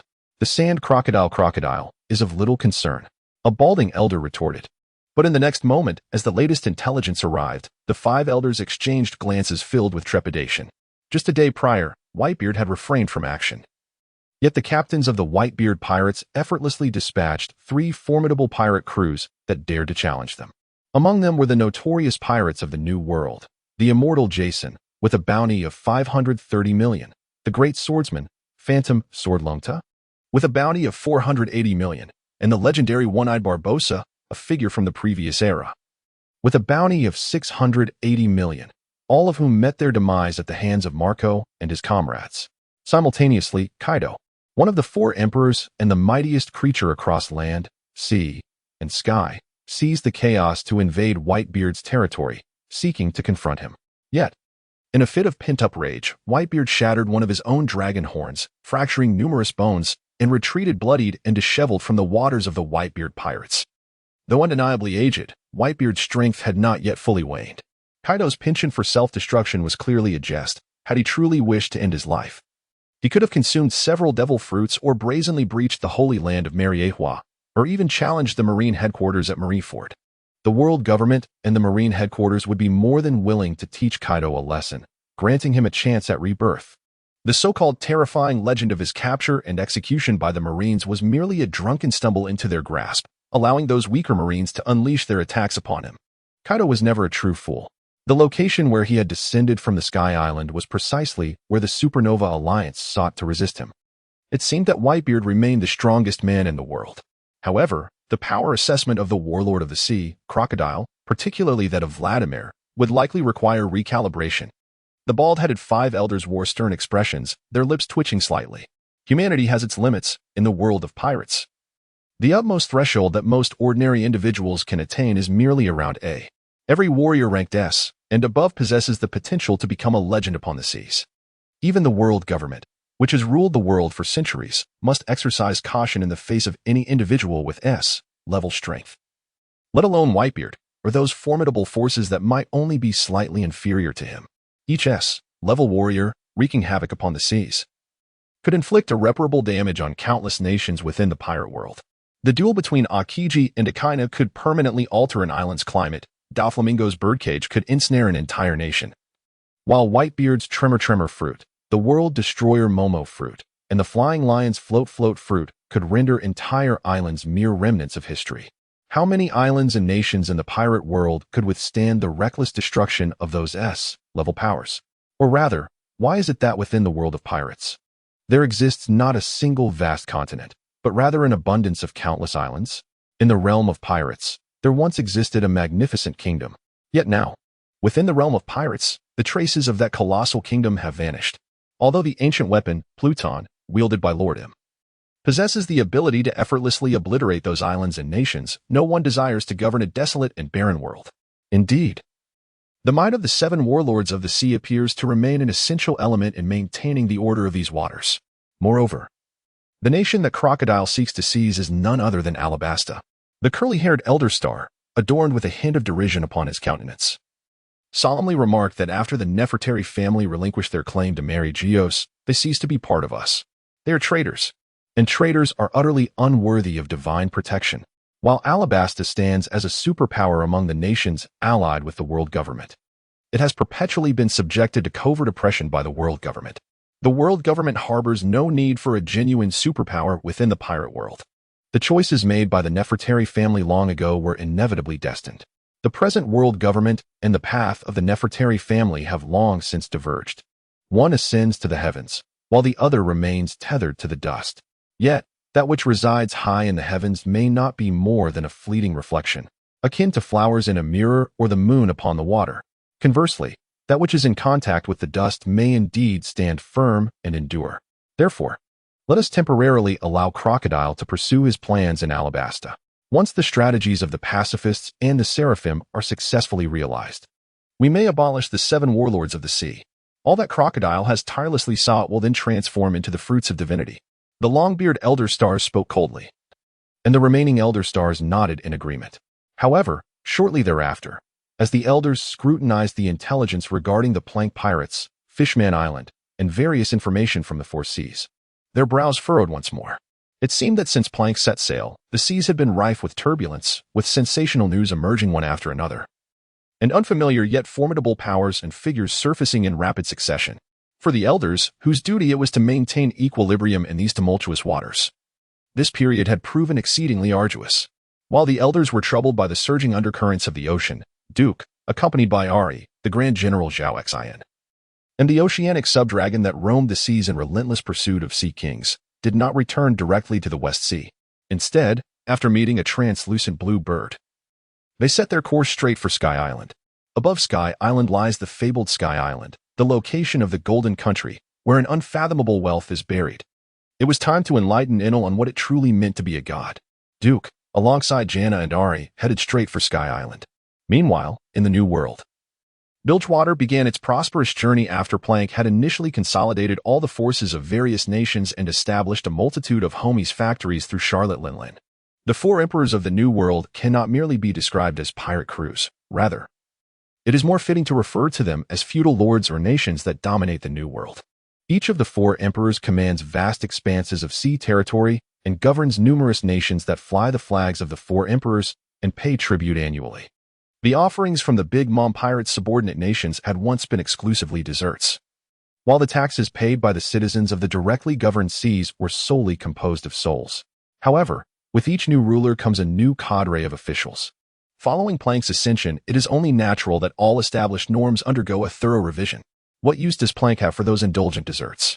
He has no desire to become portly. A mere orange is sufficient for his needs. He dutifully pays his dues each year, while simultaneously opening all ports, ensuring that no taxes are levied on the myriad goods from Bilgewater. This is the essence of true governance. The fully automated Homies factory will unveil to countless nations in the pirate realm the true nature of capitalist colonization and the ramifications of rampant product dumping. As for the annual life tax previously imposed on the citizens of the domain, Plank has decisively reduced it from 2 months to merely 1 month, or to a standard tax. It is a fair exchange. Either pay in currency or pay with one's life. This is not only reasonable but also remarkably merciful for the citizens now under Bilgewater's banner. Providing a modest monetary tribute and sacrificing 1 month of their lifespan annually in exchange for the protection of the four emperors is an exceedingly advantageous arrangement. At the very least, after rendering this payment, they need not fear the constant threat of being stripped of their wealth and lives by other pirates. In the tumultuous pirate world, rife with marauders and conflict, the dream of a peaceful existence for the common folk is a lofty aspiration. Under Plank's leadership, Bilgewater continues to flourish. To better market goods and amass greater wealth, Plank has even instituted his own maritime iron laws, forbidding any duels or killings within Bilgewater. Anyone daring to plunder or engage in combat in Bilgewater's waters, be they pirate, naval officer, merchant, or bounty hunter, who defies the iron laws of the newly appointed emperor, Plank, shall meet their demise. Plank aspires to mold Bilgewater into his sanctuary within the pirate world. In doing so, he seeks to transform Bilgewater into a coveted paradise for countless pirates and merchants alike. A peaceful environment nurtures prosperous commerce, while an absolutely secure atmosphere attracts many weary of the sea's bloodshed, be they pirates or bounty hunters. Those formidable pirates, who have labored a lifetime to accumulate their wealth, should not live in constant fear, unable to find a haven to spend their riches or retire in peace. How splendid it would be for them to bring their life as savings to Bilgewater and enjoy their twilight years. Bilgewater is increasingly thriving, and those who dare to challenge Plank's iron laws find themselves hanged at the executioner's dock. Only through unwavering resolve can true power be forged, ensuring that Plank's iron edicts are indelibly etched in the hearts of all who traverse these waters, just as the tea party of Big Mom cannot be refused. The son of Whitebeard must never inflict harm. Such iron laws have been wrought from the blood of countless souls. Plank's influence continues to swell, while within Fishman Island, the tide-calling mermaid Nami and the sea warrior Jinbei prepare to confront their fate. It is time to determine the future of Fishman Island. A few days ago, upon learning that the Whitebeard pirates had encountered a multitude of challenges from rival pirates, Jinbei, who has always been grateful for Whitebeard's kindness, led the Fishman pirates into the New World with the intention of aiding Whitebeard. However, shortly after his departure from Fishman Island, some audacious pirates, emboldened by Whitebeard's retreat from Vladimir and no longer regarding his banner with reverence, launched an assault on the island. Each mermaid can fetch astronomical prices at auctions. If inflation is disregarded, the countless merfolk of Fishman Island represent the greatest treasure in the pirate world. Among the island's population of 5 million, there are at least hundreds of thousands of mermaids. However, despite Duke's financial struggles, he could never bring himself to engage in human trafficking. Money can be gradually earned, but once conscience is lost, can one truly attain greater wealth? No. Without conscience, there are no ethical boundaries left. Duke does not wish to become a person devoid of moral integrity. Moreover, rarity enhances value. A limited number of mermaids can command high prices. Selling tens of thousands at once would be beyond even the foolishly wealthy celestial dragon's capacity to purchase. Furthermore, the celestial dragon's wealth ultimately belongs to Duke. Am I to buy back my conscience with my own money? Is my conscience truly so cheap? Duke believes his conscience should be worth at least 10 trillion. Well, 5 trillion might also be a consideration. Currently, Duke has no intention of trafficking merfolk, even though Nami has firmly established her dominion over Fishman Street. Commanding over 100,000 merfolk and possessing immense renown across Fishman Island, numerous pirate crews have been blinded by greed and initiated attacks as Whitebeard's reputation waned. The countless merfolk of Fishman Island, despite their natural strength being tenfold that of humans, are retreating against the formidable pirate crews capable of traversing from all corners of the seas to the vicinity of Sabaody Archipelago, or even infiltrating the depths of the New World, especially with Jinbei and the Fishman pirates having left the island. Merfolk have never been stronger or nobler than humans. Perhaps constrained by population, genetics, and environment, the foundational combat strength of merfolk does surpass that of ordinary human soldiers. Yet, when it comes to mid-tier, high-tier, or top-tier combatants, merfolk cannot compete with humans. In the realm of piracy, does the superiority of basic military strength hold any significance in the face of true warfare? Fodder remains fodder.